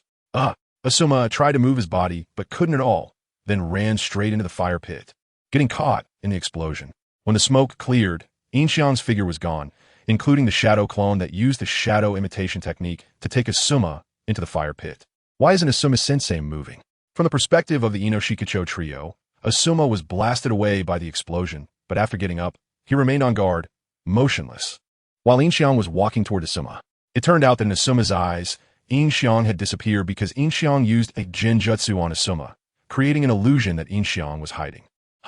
Asuma suddenly realized that not only Yin Xiang, but also Shikamaru and the others' figures had disappeared, and he immediately reacted that this was a genjutsu, quickly disrupting his chakra to try and break the genjutsu. At that moment, Kurenai, dressed provocatively, walked towards Asuma, momentarily disrupting Asuma's thoughts. Kurenai. Asuma's eyes widened, and he almost had a nosebleed, then realized it was all fake. He quickly tried to dispel the genjutsu, but Yin Xiang's kunai was already against Asuma's neck. Looks like you fell for genjutsu. Shikamaru understood at a glance, and it a very strong genjutsu that's hard to break. You brat. Asuma looked at Yin Xiang helplessly, wanting to curse but couldn't. After all, Yin Xiang also gave him a feast for the eyes. Thank you, Asuma-sensei. Yin Xiang smiled and withdrew the kunai. However, is it true about you and Kurenai? The people at the tavern said you carried Kurenai home. Asuma said quietly to Yin Xiang. It's true, but you know, I live with Tsunade-sama. Even if I have that intention, I don't have the guts, so don't worry, I just don't know where her house is. And it was out of necessity. Yin Xiang patted Asuma's shoulder like a big brother. I won't tell him that Kurenai has been all over me. Oh, I see, that's good. Asuma breathed a sigh of relief and nodded. Well, since the battle is over, I'll treat everyone to dinner. Great, I want to eat barbecue. CHG immediately said. The 10th squad hasn't gathered together for a long time, and now that they had the chance, they naturally wanted to have a meal together, and Yin Xiang was naturally invited as well. After arriving at the barbecue restaurant, Ino unceremoniously sat next to Yin Xiang, and Yin Xiang was naturally happy about this, continuously serving Ino food, making her love hormones surge. After dinner, she actively proposed to go on a date with Yin Xiang. Yin Xiang naturally agreed. The two strolled in the park, walked along the street, and talked about many things. During this time, Yin Xiang continuously teased Ino with words, making her laugh heartily, and her favorability skyrocketed. To deal with a love-brained woman like Ino, whose favorability data was unstable, Yin Xiang chose to walk into the grove and directly kissed her. As expected, Ino couldn't resist this offensive at all, and her favorability exploded. Obedience also directly reached 50%. Under Yin Xiang's guidance, the two did things in the deep part of the grove that couldn't be seen.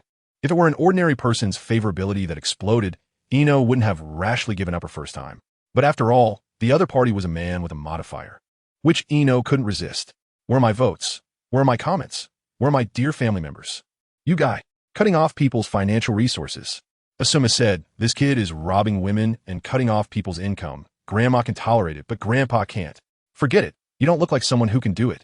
I've decided. I agree with Asuma-sensei. Naruto glanced at Yin Xiang and said, huh. Yin Xiang was speechless, treating kindness as a donkey's liver and lungs. Hey, Naruto. He's a genius ninja. He learned our 3 secret techniques just by looking at them. You don't look down on him, do you? Shikamaru said. Really? He learned all your secret techniques with just one look? Naruto was immediately shocked. Isn't that more powerful than Kakashi-sensei's Sharingan? Yes, you didn't know? The title of the copy ninja from Konoha has now become Yin Xiang's. Dingji also said from aside. Huh.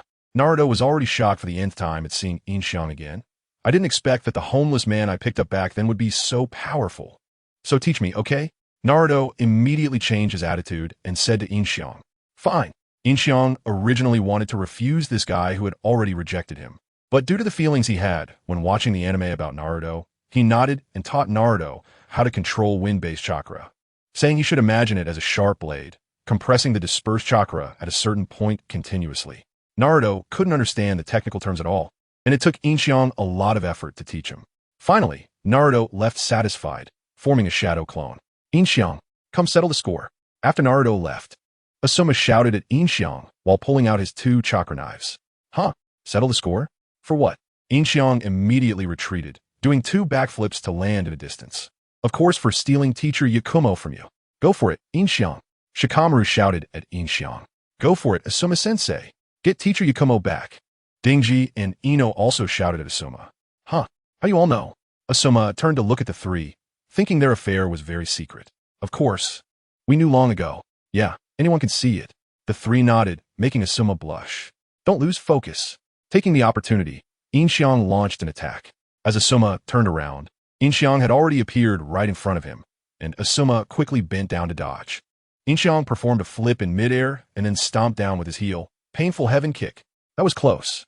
Asuma jumped away immediately after bending down, as the ground had already been stomped into a large pit by Yin Xiang. Fire style, ash pile burning. Asuma immediately counterattacked, spewing out a cloud of smoke, then bit his mouth, transforming it directly into flames attacking Yin Xiang. Fire style, great fireball technique. Yin Xiang immediately used the great fireball, colliding with ash pile burning in midair, creating a thick smoke.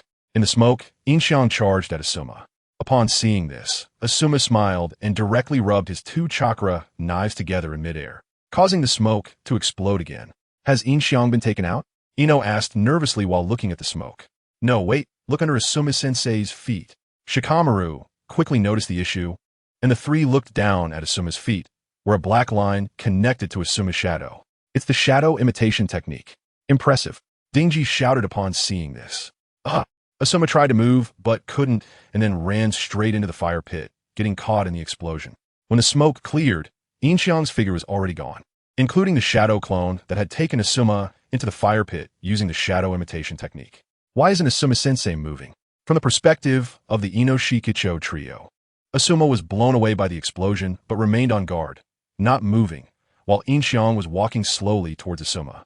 It turned out that in Asuma's eyes, Yin Xiang had vanished because Yin Xiang used a genjutsu on Asuma, creating the illusion that he was hiding.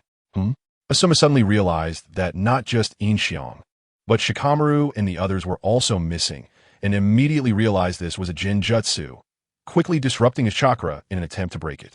At that moment, Yakumo, dressed revealingly, walked towards Asuma, momentarily disrupting his thoughts. Yakumo. Asuma's eyes widened, and he was almost bleeding from his nose, then realized it was all fake. He quickly dispelled the genjutsu, but Yin Xiang's kunai was already at Asuma's neck. Looks like you've fallen for a genjutsu. Shikamaru understood at a glance, and it's a very strong, hard to break, genjutsu. You little brat. Asuma looked at Yin Xiang with helplessness, wanting to curse him but couldn't say it out loud. After all, Yin Xiang also gave him quite the eye feast.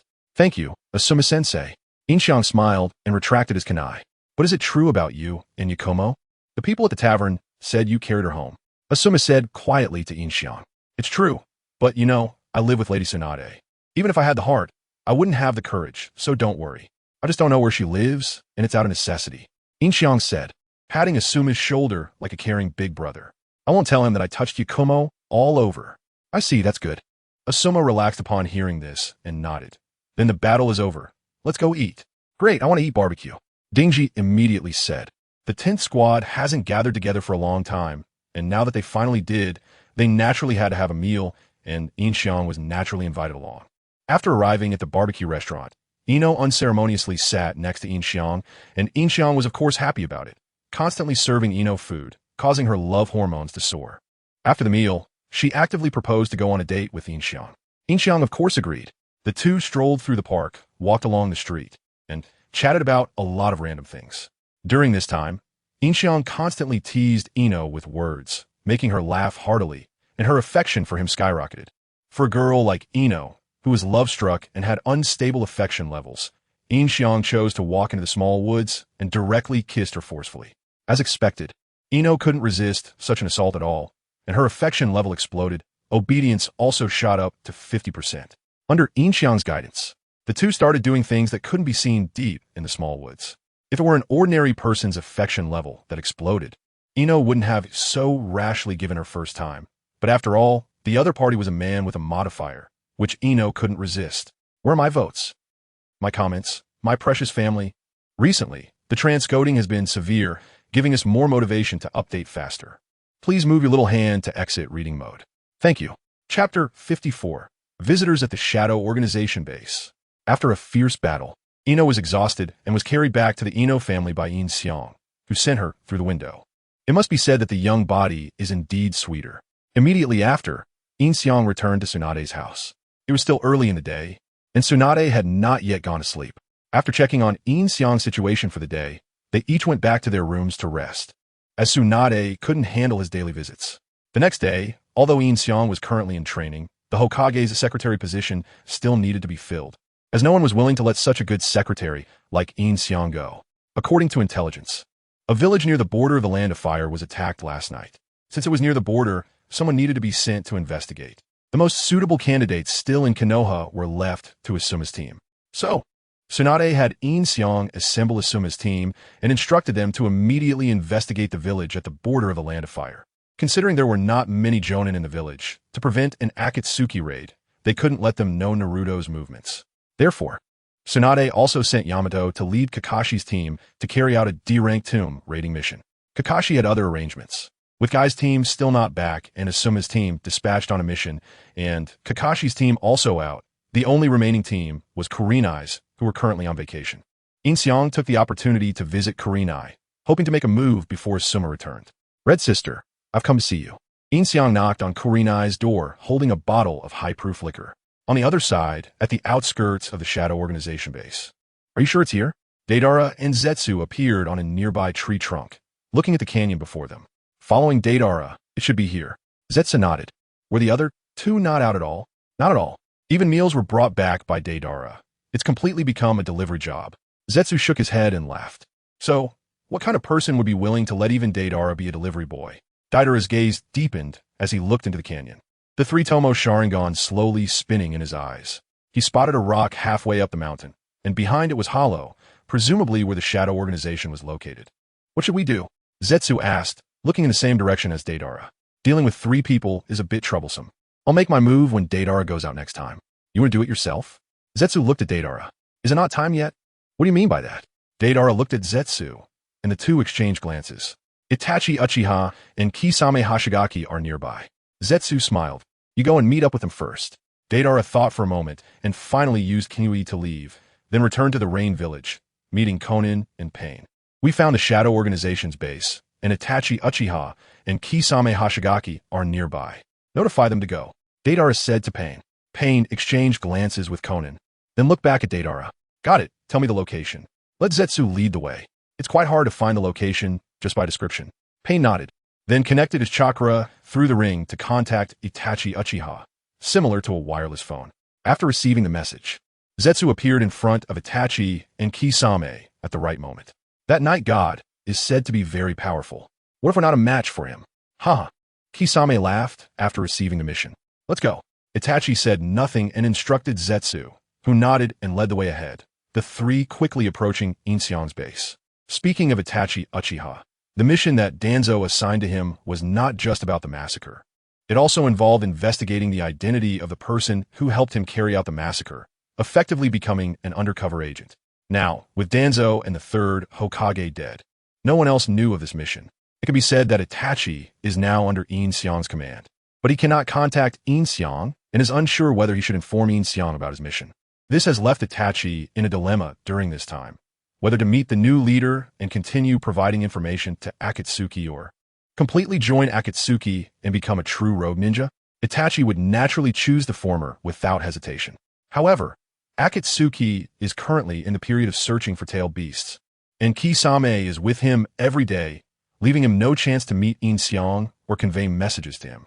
Like an undercover agent without a superior and unknown to anyone. This also means he might never be able to clear his name in Konoha, but this is not important to him. A ninja should bear the darkness. The important thing is Sasuke. He hasn't received any news from Sasuke recently. Soon, the three arrived at the cliff next to the Shadow Organization's base. Coincidentally, Deidara had just gone out and opened the rock in front of them, flying out. What to do? Should we directly ambush inside? Kisame said upon seeing this. First, let's investigate the situation. Itachi said, then looked at Zetsu. Understood. Zetsu understood the meaning. Among the three of them, he was undoubtedly the most suitable for reconnaissance. He then infiltrated the rock wall and entered the Shadow's base. He could see the situation inside from a deep place, so Yin Xiang did not notice him at first. Zetsu infiltrated one of the rooms, where hundreds of pairs of eyes were staring at him, startling him. Just puppets. Black Zetsu said to White Zetsu, who was startled. These are puppets created by Yin Xiang and Scorpion in recent days. These puppets look exactly like real people. They are completely flesh. White Zetsu touched the puppet and confirmed it was indeed skin. In fact, these things were just silicone painted over. Yin Xiang made them this way to allow the puppets to be indistinguishable from the real thing. Beneath the silicone was still wood. Now is not the time to care about these things. Black Zetsu said, well, that's true. White Zetsu nodded and continued to explore through the wall. Just as he was about to get close to Yin Xiang finally sensed something was off. Shoo! Yin Xiang gestured to Scorpion, who also stopped what he was doing and began to sense. This chakra belongs to Zetsu. Scorpion said quietly after a moment. It seems we have guests. Yin Xiang put down the parts in his hand and smiled. Let's go out and fight. I don't want our hard-built base to be damaged. Scorpion nodded and walked out with Yin Xiang. They're coming out. Black Zetsu said to White Zetsu from within the wall. Could it be that we've been discovered? White Zetsu said, let's follow them. Black Zetsu said, then controlled his body to float directly to the surface. Yin Xiang then opened the main door of the base. According to the intelligence report, a village near the border of the Land of Fire was attacked last night. Since it is the border, someone needs to be sent to investigate. Currently, the most suitable candidates in Konoha are only Asuma's team. Therefore, Tsunade instructed Yin to gather Asuma's team and send them immediately to the village at the border of the Land of Fire for reconnaissance. With not many Jonin in the village, to prevent an Akatsuki ambush, they also couldn't let them know Naruto's whereabouts. Thus, Tsunade sent Yamato to lead Kakashi's team on a D-rank tomb raiding mission. Kakashi had other arrangements. With Guy's team still not back, Asuma's team out on mission, and Kakashi's team also gone, the only ones left were Kurenai's team, which was also on leave. He could just go check on Kurenai and take her down before Asuma returned. Sister Hong, I came to see you. He knocked on Kurenai's door with a bottle of high-proof liquor in hand. Meanwhile, at the outskirts of the Akatsuki base. Are you sure it's here? Haiden and Kakuzu appeared on a tree branch not far away, looking at the canyon in front of them. Following Deidara, we arrived here. Kakuzu nodded. Have the other two not come out at all? Not at all. Even for meals, Deidara brought the food back. He's completely become a gopher. Kakuzu shook his head and laughed. So, what kind of person would willingly let Deidara be a gopher? Haiden looked deeply into the canyon, the three Tomo slowly rotating in his eyes. He spotted a rock halfway up the mountain, which was hollow behind it. The Akatsuki base must be here. What should we do? Kakuzu asked, looking at the direction Haiden was gazing. Dealing with three people is a bit troublesome. I'll take action next time Deidara goes out. You want to do it yourself? Kakuzu looked at Haiden. Isn't it too early for that? What do you mean? Haiden looked back at Kakuzu, and the two exchanged glances. Itachi Uchiha and Kisame Hashigaki are nearby. Kakuzu smiled. You go and meet up with them first. After thinking for a moment, Haiden finally used Kimui to leave, then returned to Amage Cure, where he met Konan and Pain. We found the Akatsuki base, and Itachi Uchiha and Kisame Hashigaki are nearby. Inform them to go. Haiden said to Pain. Pain and Konan exchanged glances, then Pain looked back at Haiden. Got it, tell me the location. Let Kakuzu lead the way. The location Ian is looking for is quite hard to find. It can't be located just by description. Pain nodded, then connected his chakra through the ring to contact Itachi Uchiha, which was very much like a wireless phone. After receiving the message, Itachi found that Kakuzu appeared in front of him and Kisame in a timely manner. That night god is said to be very strong. Are we going to be no match for him? Kisame laughed after receiving the mission. Let's go. Itachi said nothing and instructed Kakuzu, who nodded and led the way ahead. The three approached Yin's base at an extremely fast speed.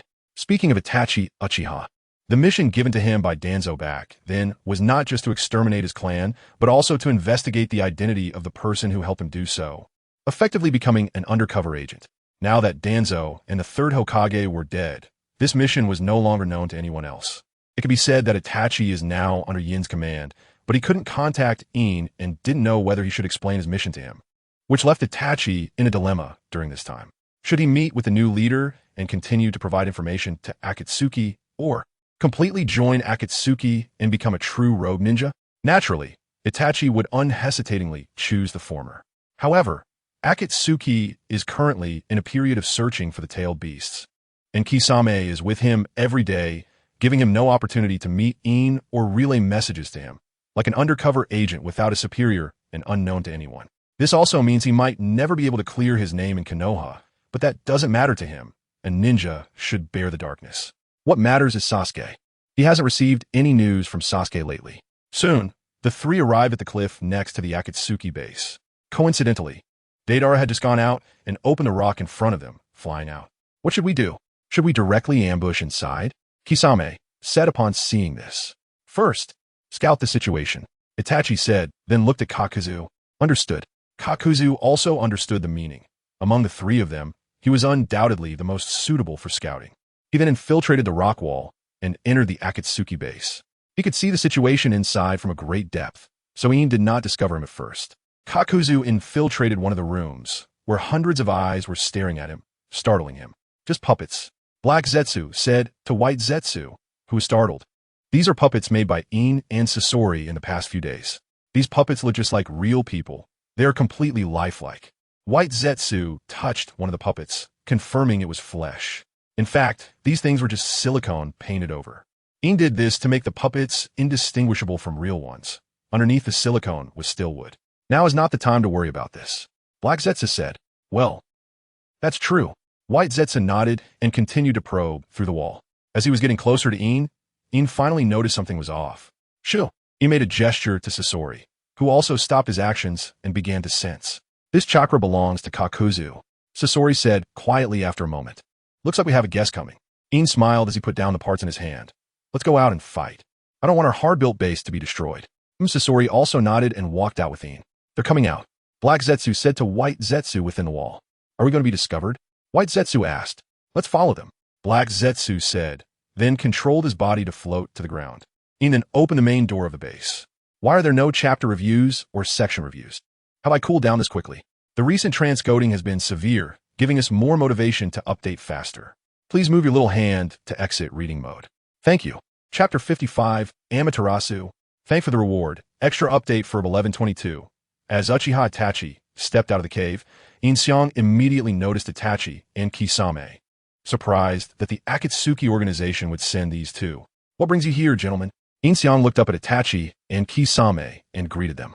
Is it the night god? So mysterious, Kisame said, looking at the tightly wrapped Yin Xiang, resting the Samahata on his shoulder and grinning. From now on, let's write night god instead of using another name. It's just better this way. Everyone knows it's Yin Xiang's clone. You have a massive chakra fluctuation, similar to mine, Itachi said, looking at the night god with his Sharingan. At this point, the night god clone had already been refined by Yin Xiang's chakra, so it did have chakra fluctuations. Really? Looks like this guy is a monster too, Kisame laughed. I'm different from you. In the next moment, the night god appeared behind Kisame, and as soon as he spoke, Kisame was kicked away. "It's up to you now, Scorpion. Leave it to me." Scorpion nodded and immediately jumped up the cliff, while the figure of Absolute, hidden on the cliff, quickly burrowed underground and ran far away. After all, he was not a combat type. Such a fast body flicker. Itachi thought as he looked back at the Night God.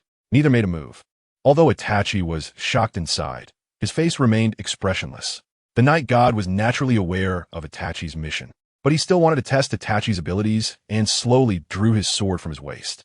In the next instant, the sword was in front of Itachi. Bang! A crisp sound. A kunai appeared in Itachi's hand, blocking the Night God's attack. Chi! Chi! The Night God's sword flickered with lightning. In the next moment, it severed Itachi's kunai. Itachi immediately retreated and simultaneously used Great Fireball.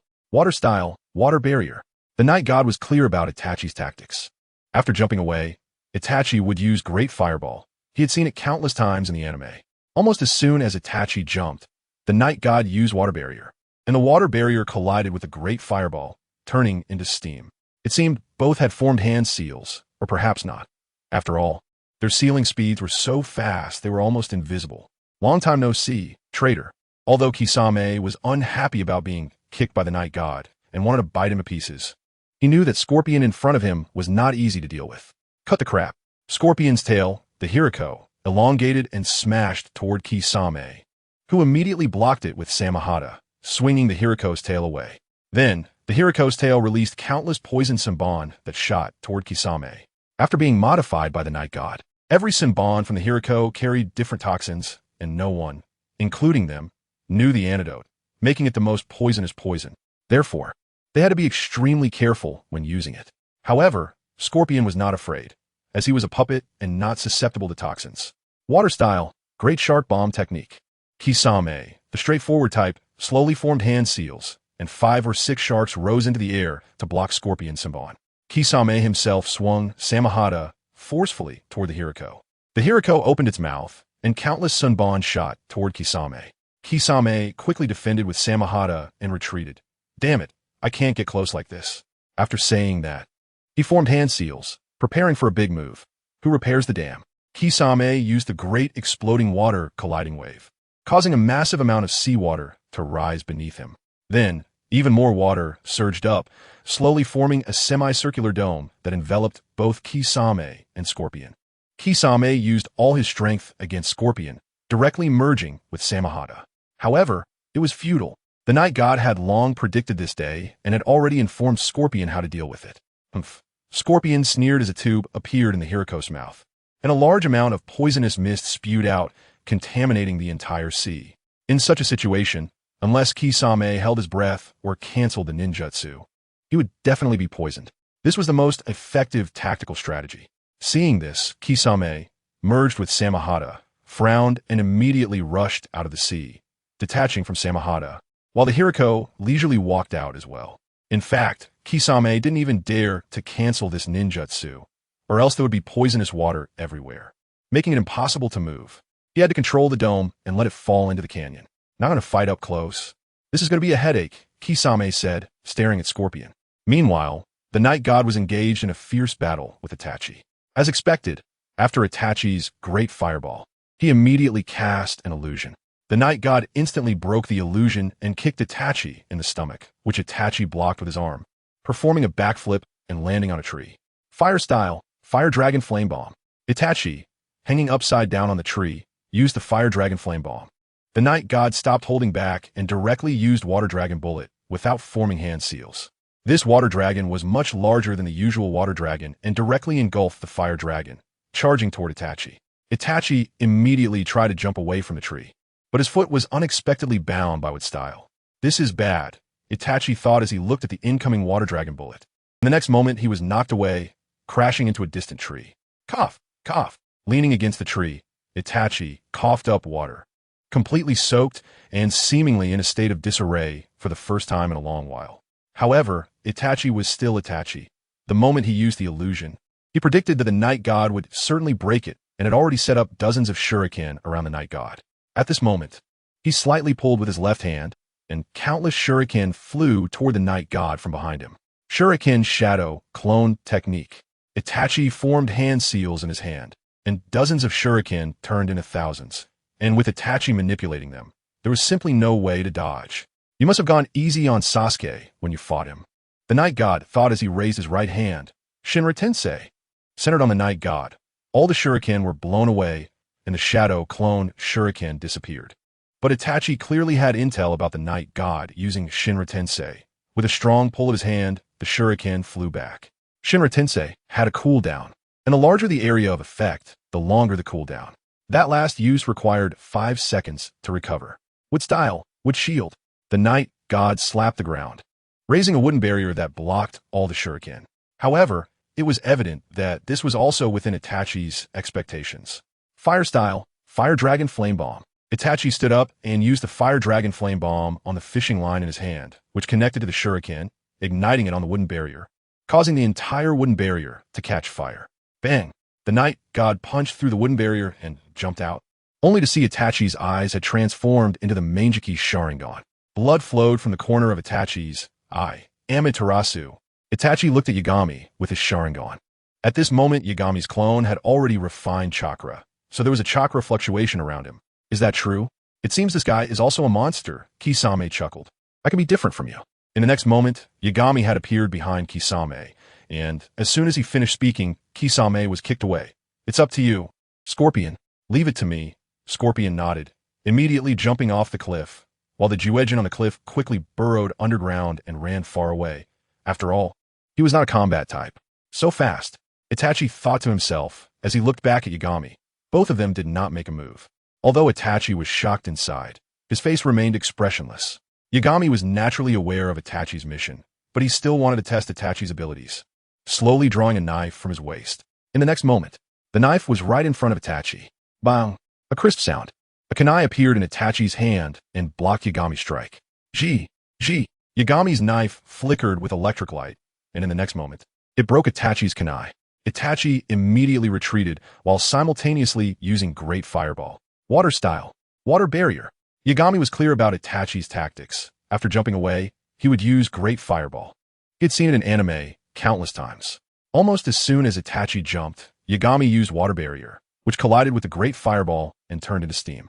Both seemed to have formed seals, yet it seemed they did not, as the speed of their hand seals was truly too fast to see. Long time no see, you traitor. Although Kisame was dissatisfied after being kicked by Yagami and wished to bite him to pieces, he understood that Scorpion in front of him was not easy to deal with. Cut the nonsense.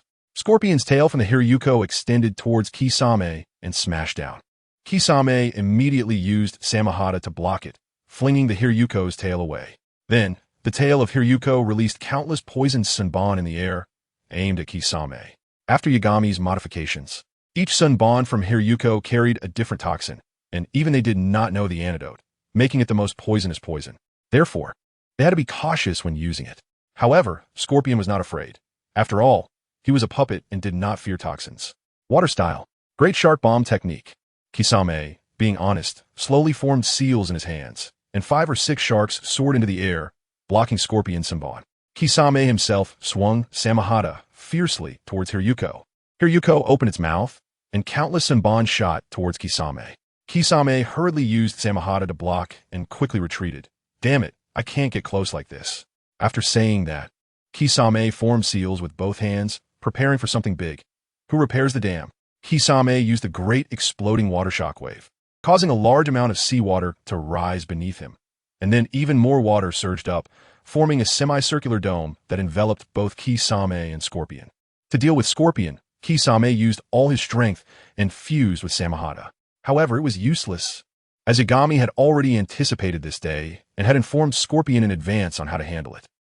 Scorpion sneered, a tube appearing in Hiryuko's mouth, and a large amount of poisonous mist sprayed out, polluting the entire sea.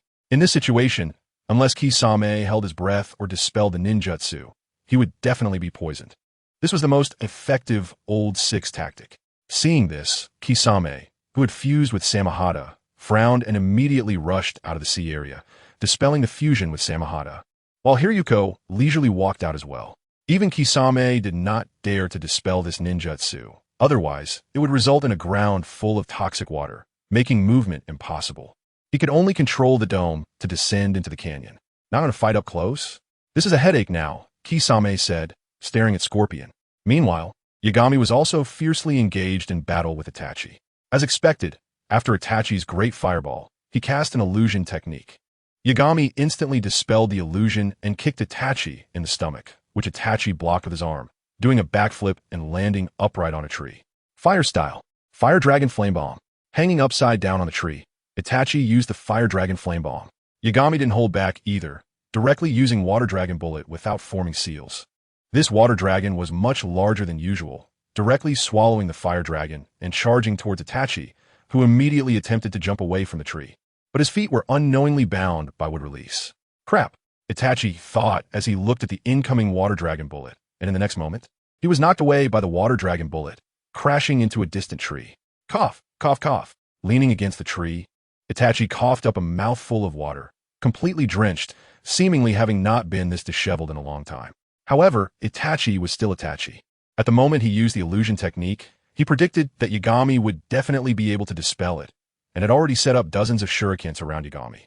At this moment, with a slight pull of his left hand, countless shurikens attacked from behind Yagami. Shuriken Shadow Clone Technique. Itachi formed seals, and dozens of shurikens became thousands. And with Itachi's manipulation, there was no way to dodge. You must have gone easy on Sasuke when you fought him, Yagami thought to himself upon seeing this. While raising his right hand, Shinra Tensei, centered on Yagami, all the shurikens were blown away, and the shadow cloned shurikens disappeared. But Itachi clearly had intelligence on Yagami's ability to use Shinra Tensei, and with a strong pull of his hand, the shurikens flew back again. Shinra Tensei indeed had a cooldown, and the larger the area of effect, the longer the cooldown. The previous use required 5 seconds to recover. Wood release. Wood shield. Yagami slapped the ground, causing a wooden barrier to rise, blocking all the shurikens. However, this was clearly within Itachi's predictions. Fire style. Fire Dragon Flame Bomb. Itachi stood up and used Fire Dragon Flame Bomb on the fishing line connected to the shurikens, igniting them on the wooden shield, which then caught fire. Bang! Yagami punched through the wooden shield and jumped out, only to see Itachi's eyes had transformed into a kaleidoscope. Blood flowed from the corner of Itachi's eye. Amaterasu. Chapter 56, Confronting Itachi. Boom! Black flames immediately ignited on Yashin's body, quickly turning him to ashes. He even used that move. He can't survive now, right? Baiju said upon seeing this. Itachi was also breathing heavily. His physical condition was not looking good. At that moment, a hand emerged from the ground beneath Itachi's feet, and he quickly jumped to evade it.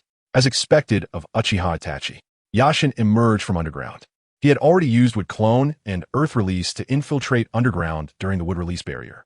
He also speculated that Itachi might use powerful ninjutsu after forcing him out. However, he did not expect it to be Amaterasu right away. It seems Itachi was also unwilling to linger with him. The two were terrifyingly predicting each other's actions. Baiju remarked. On the other side, Hoshigaki Kisame and Sasori found themselves in a tense standoff. Sasori seemed to enjoy the look in Kisame's eyes that expressed disdain but could not take action, just watching Kisame try to figure out a way.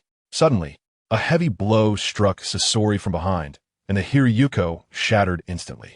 Sasori immediately disengaged from the Hiryuko, standing on a nearby tree, realizing it was Kisame's water clone. It turned out that while Kisame was using the Great Waterfall technique to move towards the cliff, he created a water clone with clean water and took a long route to get behind Sasori. The honest man is no longer honest. This was unexpected. Sasori sighed and pulled out a scroll from behind, then revealed a new puppet from within the scroll. I think you will be very interested in this. Sasori formed hand seals, and the puppet emerged from the scroll, appearing to be the Ice Release Ninja. Haku. Huh, that mask? Is it a ninja from the mist? Kisame looked at Sasori's new puppet with great interest. Although the mask indicated it was a mist ninja, that wouldn't make Sasori say he would be interested, right? Ice Release. Ice Shuriken. Sasori lightly flicked his hand, and Haku formed hand seals with one hand, raising a dense shower of water droplets in the air, which then fell to the ground and transformed into ice spikes, raining down densely towards Kisame. Ice Release. Kisame was taken aback, not expecting to face a ninja who could use the Ice Release bloodline limit. He quickly wielded Samahata to deflect all the ice rain and charged at Sasori. Water Release. Great Waterfall Technique. As Kisame ran, he formed hand seals, and waves rose beneath his feet. Kisame rode the waves towards Sasori. Ice release.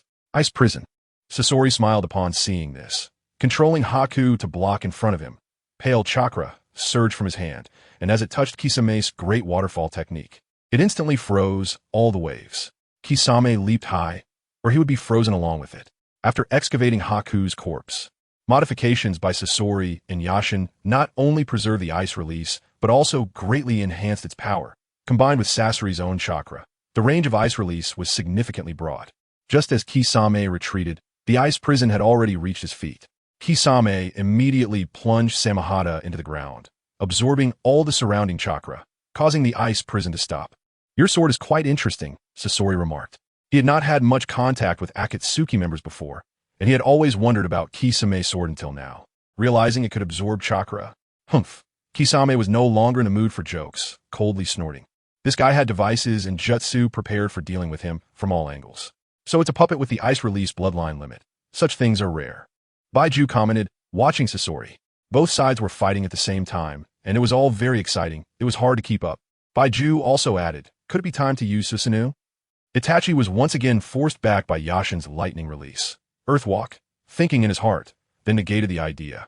That was his trump card and could not be revealed so easily. Akatsuki Madara wants me to deal with this person, which must also involve probing my power and trump cards. I cannot use it. Itachi thought as he performed 2 backflips to create distance from Yashin. Not using Susanoo means I am definitely no match for this person. Itachi's Sharingan spun in his eyes as he contemplated strategies to deal with Yashin. Later realizing that against Yashin's absolute strength, meticulous combat thinking, and extremely fast reaction speed, he had no chance of winning, including Kisame's side. The ice release ninja completely countered Kisame's water release. Kisame could only use Samahata to absorb chakra for counterattacks, but Sasori's poison prevented Kisame from getting close.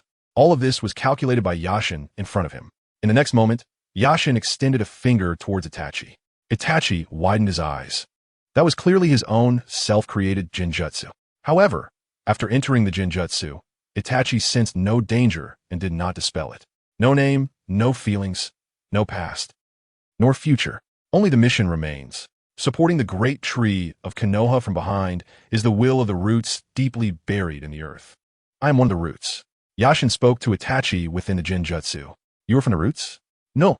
Impossible. Itachi frowned upon hearing this. Shaking his head again, there were many powerful individuals, but none were this strong. Moreover, according to Ju's intelligence, Danzo from Konoha was already dead. And the one controlling the roots now was a so-called genius ninja, Yin Xiang. I am a new leader of the Root Organization.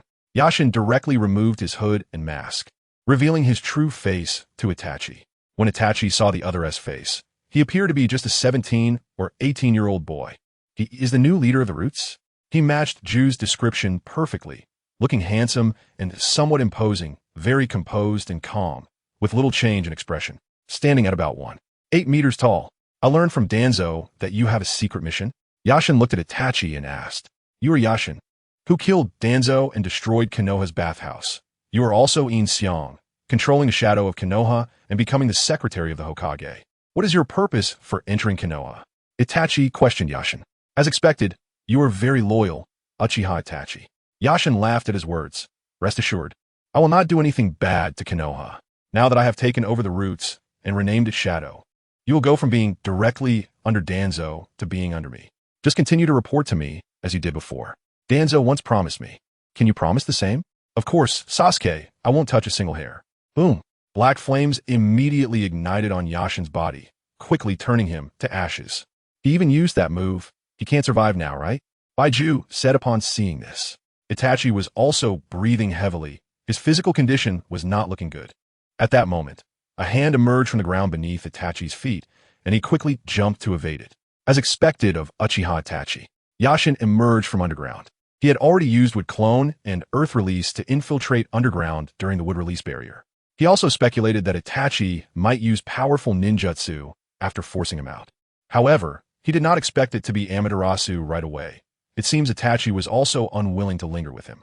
The two were terrifyingly predicting each other's actions. Baiju remarked.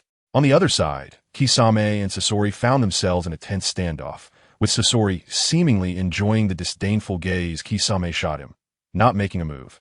Just watching Kisame try to figure out a way. Suddenly, Scorpion was heavily struck from behind, and the Crimson Flow puppet shattered on the spot. Scorpion immediately detached from the Crimson Flow puppet and stood on a nearby tree, only then realizing it was Kisame's water clone. It turned out that while Kisame was using the great exploding water shockwave to move near the cliff, he had created a water clone with clean water and then took a long detour to sneak up behind Scorpion.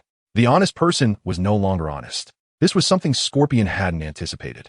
He sighed and took out a scroll from behind, then revealed a new puppet from within scroll. I think you would be very interested in this. Scorpion formed hand seals, and the puppet emerged from the scroll, judging by its mask and appearance.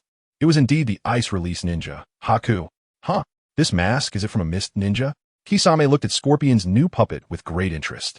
Although it was clear from a mask that it was a mist ninja, even so, it wouldn't make Scorpion say something like he would be interested, right? Ice release. Ice shards. Scorpion lightly gestured, and Haku formed hand seals with one hand, creating a dense shower of water droplets in the air, which then fell to the ground and transformed into ice spikes midair, raining down towards Kisame. Ice release. Kisame was taken aback, not expecting to face a ninja who could use the ice release bloodline limit.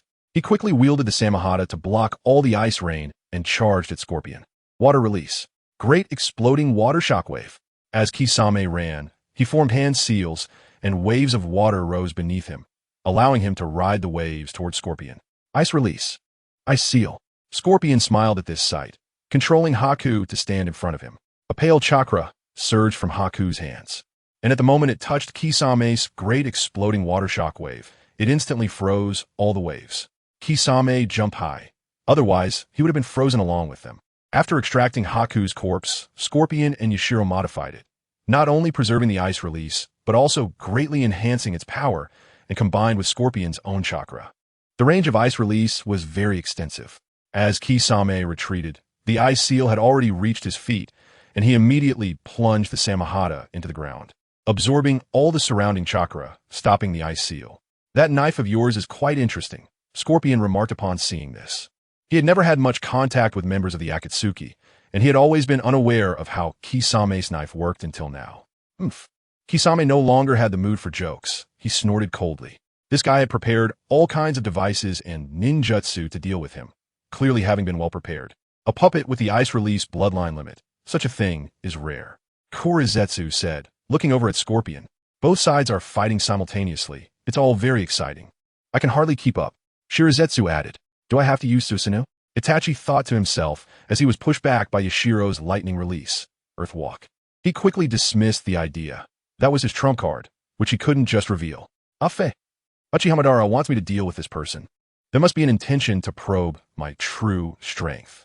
Zetsu observed from the side, thinking he couldn't use it. Itachi thought, doing 2 backflips to create distance from Yashiro. Without using Susanoo, I absolutely cannot defeat this person. Itachi's Sharingan spun in his eyes, contemplating strategies against Yashiro. He later realized that given Yashiro's overwhelming strength, meticulous combat thinking, and extremely fast reaction speed, he had no chance of winning, including Kisame. The ice release ninja completely countered Kisame's water release. Kisame could only use the Samahata to absorb chakra for a counterattack. But Scorpion's poison made it impossible for him to get close, and all of this was within Yashiro's calculations. In the next moment, Yashiro pointed a finger at Itachi. Itachi stared wide-eyed. That was clearly his own unique Jinjutsu. However, upon entering the Jinjutsu, Itachi sensed no danger, so he did not dispel it. No name, no emotion. No past, no future. Only the mission remains. Supporting the great tree of Konoha from behind are the wills of us roots deeply embedded in the earth, Yashiro said to Itachi within the Jinjutsu. You are a root member? No, that can't be. Itachi frowned upon hearing this, shaking his head. There are many powerful individuals, but not to this extent. Moreover, according to Zetsu's information, Danzo from Konoha was already dead, and the one controlling Root now was a so-called genius ninja, Yin Xiang. I am a new leader of the Root Organization. Yashiro directly removed his hood and mask, revealing his true face to Itachi. Itachi saw the other person's face, looking no more than a 17 or 18-year-old boy. This was the new leader of Root. He matched the description given by Zetsu. Handsome, charming, yet somewhat imposing. Very calm and collected, generally expressionless, standing about 1.8 meters tall. I learned from Danzo that you have a confidential mission. Yashiro asked Itachi, looking at him. You are Yashiro, who killed Danzo, destroyed Konoha's bathhouse. You are also Yin Xiang, controlling the shadow of Konoha, becoming the Hokage's secretary. What is your purpose for entering Konoha? Itachi questioned Yashiro. As expected, you are loyal to the core, Uchiha Itachi. Yashiro smiled upon hearing this. Rest assured, I will not do anything bad to Konoha. Now that I have taken over Root and renamed it Shadow, you will transition from being directly under Danzo to being directly under me. Just continue reporting what you did before to me. Danzo once promised me something. Can you promise the same? Of course, Sasuke. Not a single hair will be touched. Recently, the code conversion has been severe, giving us more motivation to update faster. Please take a moment to exit reading mode. Thank you. Chapter 57. Disembowel the Shark. Itachi was silent, seemingly thinking a lot in his mind. Obeying orders was indeed a ninja's duty. Even if the leader changed, one should still follow orders. However, this leader had other special identities and had become the leader by killing the previous one. This made Itachi seriously consider whether the person in front of him posed a threat to Konoha. If there was a threat, today he wouldn't just expose his strength. He would do everything in his power to kill him. Don't worry, I could never act against Konoha. I've already discussed marriage with Tsunade, and both advisors treat me like their own grandson. How could I possibly act against Konoha?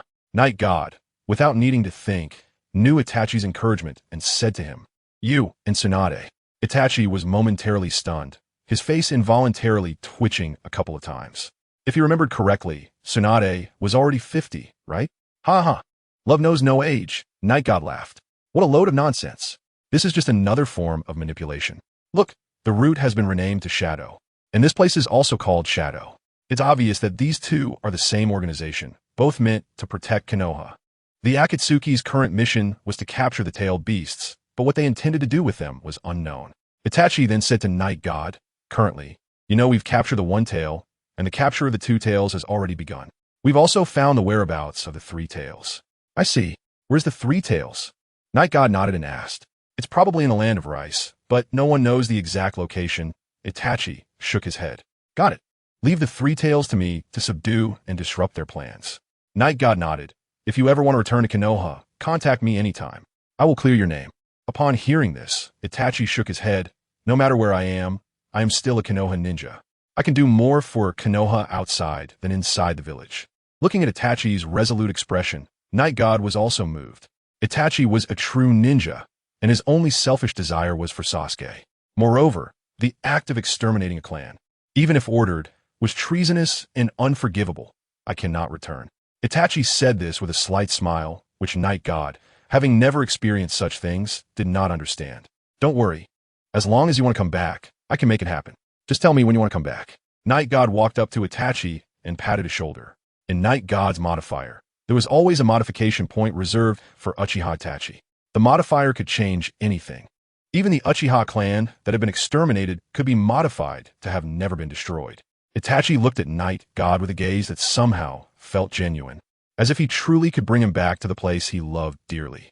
Itachi then reported to Night God about the members, distribution, and responsibilities of the Akatsuki, and he also knew about Uchiha Madara's control behind the scenes of the Akatsuki. However, he was still unaware of the Rinnegan and the 6 paths of pain. Afterward, the illusion was lifted and the two engaged in combat. Night God took the opportunity to give Itachi a ring, which was the same as the one used by the Akatsuki, allowing them to contact him at any time. Kisame retreat. Itachi leaped from one end of the canyon to the other, landing beside Kisame, who was so furious that his back teeth were about to shatter. No matter how much chakra he had or how powerful he was, if he couldn't get close to Sasori, it would all be useless. Retreat? No way. I must swallow him whole today. Kisame was unhappy upon hearing Itachi's order to retreat. After being tormented, was he just going to back down? If this got out, how could he, the Shark Man, still maintain his reputation? Night God held back against Itachi, but showed no restraint against Kisame. He jumped directly across the canyon and created a lightning blade that pierced through Kisame's abdomen, causing him to spit out a mouthful of blood.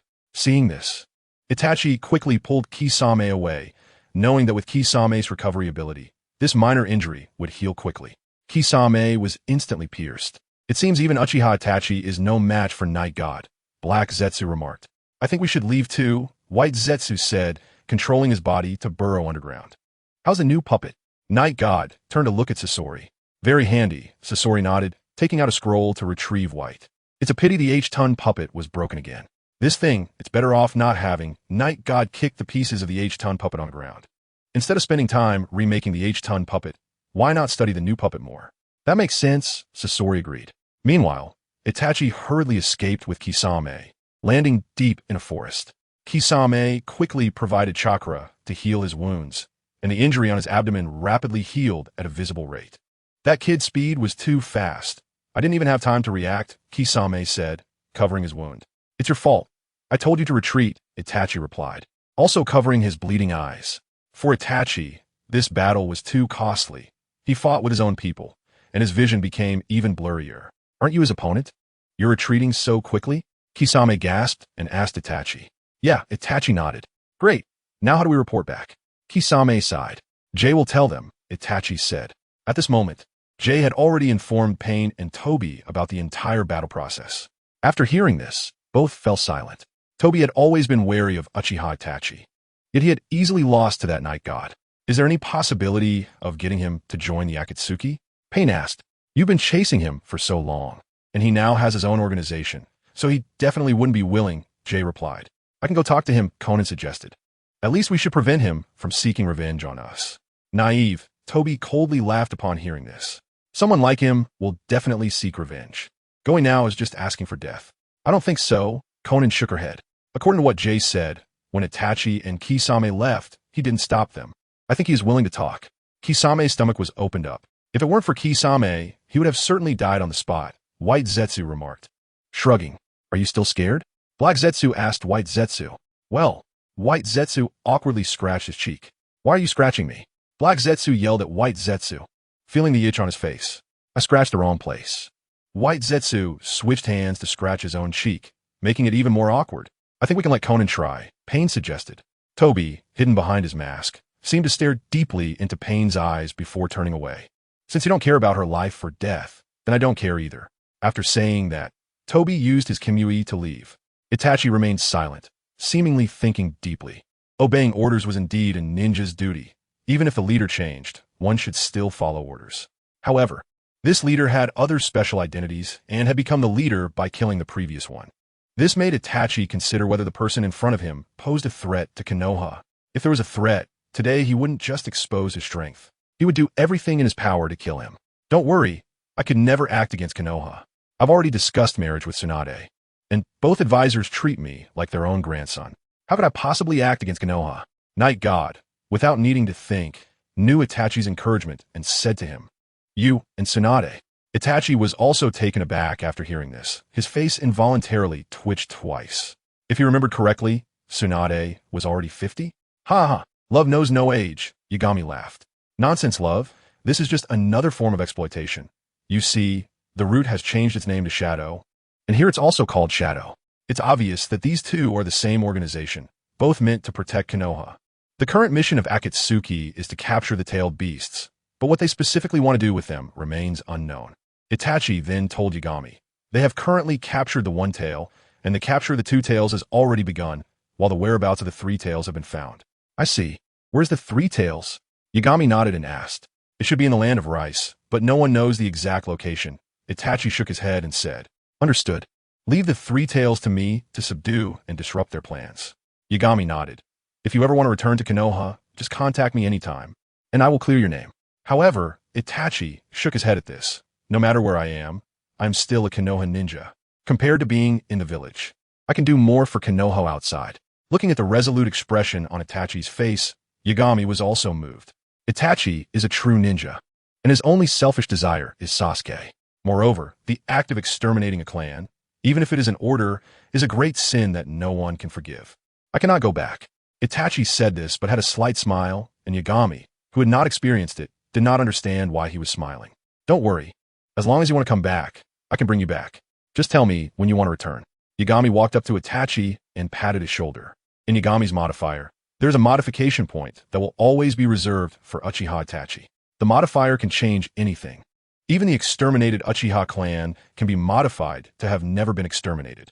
Itachi looked at Yagami with a knowing gaze, somehow feeling that what he said was true, as if he really could bring him back to the place he loved. Then Itachi reported to Yagami about the members, distribution, and responsibilities of the Akatsuki Organization. He also knew that Uchiha Madara was controlling the Akatsuki Organization from behind, but he still did not know about the Rinnegan and the Six Paths of Pain. After that, the illusion was lifted and the two fought. Yagami took the opportunity to give Itachi a ring, the same as those in the Akatsuki Organization, which would allow them to contact him at any time. Kisame retreat. Itachi leaped from one end of the canyon to the other, landing next to Kisame. At that moment, Kisame was so furious that he nearly ground his back teeth to dust. No matter how much chakra he had or how strong he was, if he couldn't get close to Sasori, all of that was useless. Retreat? No way, I must swallow him whole today. Kisame was unhappy to hear that Itachi wanted to retreat. After being tormented, he was just supposed to leave?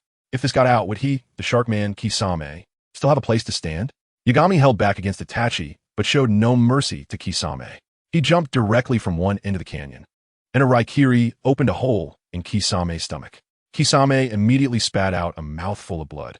Seeing this, Itachi quickly pulled Kisame to escape. With Kisame's recovery ability, this minor injury would heal quickly. Kisame was instantly pierced through, and it seemed that even Uchiha Itachi was no match for Yagami. Black Zetsu said upon seeing this, "I think we should leave too." White Zetsu said as he controlled his body to burrow underground. "How's the new puppet?" Yagami then turned to look at Sasori. "Very handy." Sasori nodded and took out a scroll to retrieve White. "It's a pity the Scarlet Flow Pearl is broken again. This thing better off without it." Yagami kicked the fragments of the Scarlet Flow Pearl on the ground. Instead of spending time remaking the Scarlet Flow Pearl, it's better to study the new puppet more. "That's true." Sasori nodded. Meanwhile, Itachi was hurriedly escaping with Kisame, landing deep in a forest. Samahata quickly provided chakra to Kisame to heal his wounds, and the injury on his abdomen was visibly healing at a rapid pace. "That kid was too fast. I didn't even have time to react," Kisame said, covering the wound on his stomach. "It's your fault. I told you to retreat." Itachi also covered his bleeding eye and said that this battle was too costly for him. He had fought against his own people, and his vision had become even blurrier. "Aren't you his match? You're retreating so quickly." Kisame then gasped for air and looked at Itachi. Itachi nodded. "Seriously, how are we going to report back?" Kisame sighed. "Zetsu will tell them," Itachi said. At this time, Zetsu had already informed Pain and Tobi of the entire battle process. After hearing this, both fell silent. Tobi, who had always been wary of Uchiha Itachi, had easily been defeated by that Yagami. "Is there any possibility of getting him to join the Akatsuki?" Pain asked. "You've been hunting him for so long, and he now has his own organization. He definitely won't agree." Zetsu said, "I can go talk to him." Konan said, "At least we shouldn't let him seek revenge on us." Naive. Tobi coldly laughed after hearing this. "That kind of person will definitely retaliate. Going now would be like sending yourself to death." "I don't think so." Konan shook her head. According to what Zetsu said, when Itachi and Kisame left, he didn't stop them. "I think he's willing to talk." Kisame had a huge hole opened in his stomach. If it weren't for Kisame, he would have definitely died on the spot. White Zetsu shrugged upon hearing this. "That's too scary. Do you still feel scared?" Black Zetsu asked White Zetsu. "Well," White Zetsu awkwardly scratched his cheek. "Why are you scratching me?" Black Zetsu exclaimed, feeling the itch on his face. "I scratched the wrong spot." White Zetsu switched hands to scratch his own cheek, making it even more awkward. "I think we can let Konan try," Pain said. Tobi's eyes, hidden beneath his mask, seemed to deeply look into Pain's eyes before turning away. "Since you don't care about her life or death, then I don't either." After saying this, Tobi used Kamui to leave. Recently, the encoding has been severe, which gives us more motivation to update faster. Please take a moment to exit reading mode. Thank you. Chapter 58, Sister Konan Delivers. In the end, Konan arrived at the Akatsuki's base under the guidance of Zetsu. The traces of battle around had been cleaned up by Yagami, as they couldn't let the people of Konoha discover that a fight had taken place here. Oh no, at this moment, Deidara happened to pass by from the sky and coincidentally saw Konan and Zetsu directly throwing down two giant birds. Deidara landed on the opposite cliff and detonated the two giant birds. "Run!" Zetsu immediately shouted to Konan, who quickly retreated. Boom! The two giant birds exploded instantly, setting the entire forest ablaze, and a large pit appeared where Konan and White Zetsu had just stood. "Hey, two old acquaintances, are you alright?" Deidara smiled at them from across the way. "Deidara is back. What's this guy up to?" Scorpion commented upon hearing the commotion outside. Maybe he discovered an enemy attack. Let's go take a look, Yagami said, then walked out with Scorpion. Today was quite lively. Stop. We're not here to cause trouble, Conan shouted at Deidara, creating wings from her paper technique. Who believes that? The deputy commander is out. It definitely means trouble. Deidara, the rebellious young man, completely ignored her and threw another small spider. Seeing this, Conan had no choice but to use vacuum wave to detonate those small spiders in midair. Stop it, Deidara! Yagami and Scorpion stepped out at that moment, with Yagami shouting at Deidara. Oh boss, the enemy's ambush was very successful. Deidara waved his hand when he saw Yagami come out. Successful, my foot. I just cleaned up over there, and you blew it up again. Yagami rolled his eyes at Deidara, saying, we were fighting over here just now. Didn't you see? I saw it. From that water technique, it must be Kisame and Itachi, right? I couldn't beat Itachi, so I didn't come back. Deidara nodded to himself. Damn it. Yagami was speechless. He then looked at Conan, and in that moment, he learned Conan's paper technique. Under the wrap of the Akatsuki cloak, it could still be vaguely seen that Conan had some prominent features on her chest, indicating that she was hiding a pair of very deadly things under her cloak. Flying in the air, Yagami could also see Conan's slender legs from halfway up the mountain. Yagami slowly nodded. What are you nodding at? Scorpion couldn't help but ask upon seeing Yagami's expression. Very feminine, Yagami replied, turning back. Boring, Scorpion said, and stopped paying attention to Yagami. What brings the angel of the Akatsuki here? Are you here to take revenge on Kisame? Is he dead? Yagami looked up at Conan and asked. Seemingly realizing that this angle was inappropriate, Conan landed on the opposite cliff and said, Unfortunately, Kisame is not dead. I am here to negotiate peace. Negotiate peace? Yagami was taken aback, truly not expecting the Akatsuki to have such awareness. Are you planning to join the Akatsuki? If it's you guys, I might consider it, Yagami said. See, I told you he has no intention of negotiating, Zetsu quietly said to Conan. Of course not, Conan replied to Yagami. Is it convenient to go in and talk? Yagami thought for a moment. Zetsu, stay outside. You come in with me. Okay. Conan decisively agreed, as it wouldn't matter even if Zetsu went in. Hey, are you crazy? That's basically a tiger's den. Who knows what will happen? Zetsu immediately blocked Conan after hearing this. You should go back. Nothing will happen, Conan said, then directly flew in front of Yagami. What style? Earth style. Yagami casually raised 2 fingers, and the ground that had been destroyed by Deidara returned to its original state. Upon seeing Yagami's ability, Conan's eyes widened. It felt like he didn't need to make hand signs at all. His control over chakra and ninjutsu was incredibly impressive. Deidara, come back, Yagami called out to Deidara. Hi. Hi. Deidara nodded and jumped down. Then Yagami turned around with Scorpion and Conan following behind, while Deidara closed the stone wall and entered. This is really not good, White Zetsu said. Let's go back and inform Pain, Black Zetsu said. Then White Zetsu used a clone, leaving the main body to monitor while the clone infiltrated underground to inform Pain. The reason Conan dared to follow Yagami inside was that Pain had already told her that she was not Yagami's opponent. If Yagami wanted to take revenge on them, he would have done so long ago and wouldn't wait for them to come looking for him. Scorpion and Deidara left for another room midway, while Yagami took Conan to the depths of the base, where there was a reception room that Yagami hadn't expected to use. Have a seat, Yagami said as he sat on the sofa, and Conan, not feeling reserved, sat across from him. So what's the negotiation about? Yagami asked Conan. We won't pursue the matter of you destroying Pain's clone. I hope you can help us capture the tailed beasts, Conan said. Not pursuing it. I just sent Itachi and that so-called Zero Tails, Kisame, and now you're saying you won't pursue it? Isn't it a bit late? Conan was momentarily unsure of how to respond. You have such powerful strength. You must have thought about what to do with it, right? Conquer the ninja world. Go to the moon. Become a savior? Yagami said hesitantly, I really haven't thought about it. Let's build a peaceful world together, without war, without families being torn apart, without anyone losing loved ones, without anyone being orphaned, and without anyone going hungry. After hearing Yagami's last words about being a savior, Conan spoke to him. I'm not really interested in those things.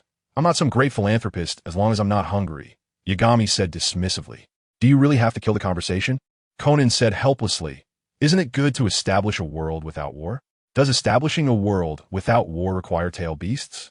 Haven't you all been collecting the tail beasts? Yagami said. In fact, at this moment, the base was left with only him and Conan, as Scorpion and Deidara had just left to pack their things and head to the land of rice to capture the 3 tails. To build this peaceful world, we need the power of the tailed beasts, Conan said. Then let's put it this way. If I help you achieve world peace, what benefits can I gain? Yagami said to Conan. What benefits do you want? Conan retorted. Upon hearing this, Yagami's gaze brazenly roamed over Conan's body. Then he said, I want you. How about that? Scorpion heard the commotion outside and said, maybe they've discovered an enemy attack. Let's go take a look. Night God also said, and then left with Scorpion. Today has been quite lively. Stop. We're not here to cause trouble, Conan shouted at Deidara while using paper jutsu to create wings. Who believes that? The second in command is also here. Isn't this looking for trouble? Deidara, this rebellious young man, completely ignored them and threw another small spider. Seeing this, Conan had no choice but to use vacuum wave to detonate the small spiders in midair. Stop it, Deidara. Night God and Scorpion walked out at this moment. And Night God shouted at Deidara, oh boss, the enemy's ambush was very successful. Deidara waved his hand when he saw Night God. Successful, my foot. I just organized everything over there, and you blew it up again. Night God rolled his eyes at Deidara and said, we were fighting here just now. You just left. Didn't you see? I saw it. From that water style, it must be Kisame and Itachi, right? I can't beat Itachi, so I didn't come back. Deidara nodded after saying that. Damn it. Night God was speechless, then looked at Conan. In that moment, he learned Conan's paper jutsu, wrapped in the Akatsuki coat. It was still vaguely visible that Conan had some curves, proving that under her coat was a pair of very lethal weapons and flying in the air. Night God could also see Conan's slender legs from halfway up the mountain. Night God nodded slowly. What are you nodding for? Scorpion asked when he saw Night God like this. Very feminine, Night God replied as he turned back. Boring, Scorpion said and ignored Night God. What brings the angel of the Akatsuki here? Are you here to take revenge on Kisame? Is he dead? Night God looked up at Conan and asked. Noticing that this angle was not quite appropriate, Conan landed on the opposite cliff and said, unfortunately, Kisame is not dead. I am here to discuss peace. Discuss peace? Night God was also taken aback. Really didn't expect the Akatsuki to have such awareness. Are you planning to join the shadows? If it's you guys, I can consider it. Night God said. You see, I told you he has no intention of discussing peace at all. Zetsu whispered beside Conan. Of course not, Conan said to Night God. Is it convenient to go in and talk? Night God thought for a moment and said, Zetsu stays outside. You come in with me. All right, Conan decisively agreed. Since even if Zetsu went in, it wouldn't be of much use. Hey, are you crazy? That's practically a tiger's den. Who knows what will happen there? Zetsu immediately blocked Conan after hearing this. You go back first. It will be fine, Conan said, then flew directly in front of Night God. What style? Earth style. Night God casually raised 2 fingers, and the ground that had been destroyed by Deidara was restored to its original state. Seeing Night God's skill, Conan's eyes widened. It felt like he didn't even need to form hand seals. His control over chakra and ninjutsu was simply amazing. Deidara, come back. Night God called up to Deidara. Hey. Deidara nodded and jumped down from above. Night God then turned around, with Scorpion and Conan following behind, and Deidara closing the stone wall as they went in. This is really not good, White Zetsu said. Let's go back and tell Pain, Black Zetsu also said. Then White Zetsu used a clone, leaving his main body to monitor, while the clone went underground to inform Pain. The reason Conan dared to come in with Night God was that Pain had already told her that she was not Night God's opponent. So if Night God wanted to take revenge on them, he would have done it long ago and wouldn't wait for them to come looking for him. Scorpion and Deidara left for another room midway, while Night God took Conan to the depths of the base, where there was a reception room that Night God hadn't expected to use. Have a seat, Night God said to Conan as he sat on the sofa. And Conan also sat down opposite him without being reserved. So how do we discuss peace? Night God asked Conan. We will not pursue the matter of you destroying Pain's clones, and hope you can help us capture the tailed beasts, Conan said. Not pursuing it. You just sent Uchiha Itachi and that guy called the Zero Tails, Kisame, and now you say you won't pursue it? Isn't it too late? Conan didn't know how to respond for a moment. You have such powerful strength. You must have thought about what to do with that power, right? Conquer the ninja world. Ascend to the moon. Become a savior? Night God said hesitantly, I really haven't thought about it. Let's work together to build a peaceful world without war, without families being torn apart, without anyone losing, no one becoming an orphan, and no one going hungry. After hearing Night God say the last part about being a savior, Conan said to him, I'm not really interested in those things. As long as I'm not hungry. That's enough for me. Night God said nonchalantly. Do you have to kill the conversation? Conan said helplessly. Isn't it good to build a world without war? Does building a world without war require tailed beasts? Haven't you been collecting tailed beasts all along? Night God said. In fact, at this moment, only he and Conan were left in the base, as Scorpion and Deidara had just left to pack up and head to the land of Rice to capture the Three Tails. To establish this peaceful world, we need the power of the tailed beasts, Conan said. And let's put it this way, if I help you achieve world peace, what benefits do I get? Night God said to Conan upon hearing this. What benefits do you want? Conan retorted. Upon hearing this, Night God looked at Conan with unabashed interest and then said, I want you. How about that? Chapter 59. You are very talented. What about you? Upon hearing this from Yashin, Xiaonan stood up directly from the sofa. Yashin initially thought Xiaonan was going to attack, but she just stood there staring at him, not saying a word, her fists clenched tightly. Yashin was not worried at all. He quietly watched what Xiaonan would do next. If I agree, will you help us? After an unknown amount of time, Xiaonan spoke. Sanwei directly offers both hands. Yashin replied without hesitation. Then, Xiaonan fell silent again. Why did Yashin make such a request to Xiaonan directly? It was because when Xiaonan appeared in front of him, his mind's modifier issued a mission. Beep, beep, beep. New mission, seduce Xiaonan. Completing the mission will earn modification points X1, lottery X1. Yashin was eager to make this request, not because of the modification points, but because of the lottery. After all, the last lottery had given him a pair of Rinnegan, which was a monstrous item, and he was looking forward to what he would get next. On Kai's side, they were still waiting for them, so Yashin was a bit anxious. Trading Sanwei for Xiaonan and the lottery, is it a loss? Not all. Xiaonan slowly extended her right hand, and Yashin felt a sense of vigilance.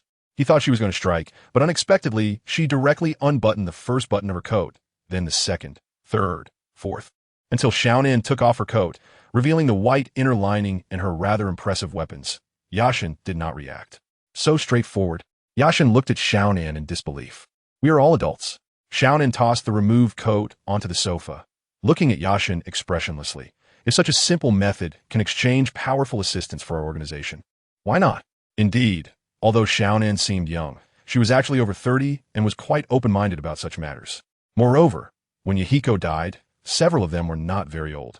Yahiko was only 15 at the time, so he probably didn't have time to do anything with Xiaonan. After Yahiko's death, Nagato became emaciated, so he definitely didn't have the ability to do anything with Xiaonan. Therefore, it seems that Xiaonan is an old virgin. But not old. What's wrong? Seeing Yashin unmoved, Xiaonan asked. It's nothing. Yashin immediately replied, having been lost in thought about those things a moment ago. Then let us go. After saying that, Xiaonan directly removed her inner lining and lay down on the sofa. To be honest, I have no experience. It's all up to you now. Did I take advantage of such a good opportunity? Yashin thought to himself, but could he still afford to think too much in the current situation? Should he let Xiaonan put her clothes back on and wait a moment, then go call his main body? Whatever. After all, it's the same person.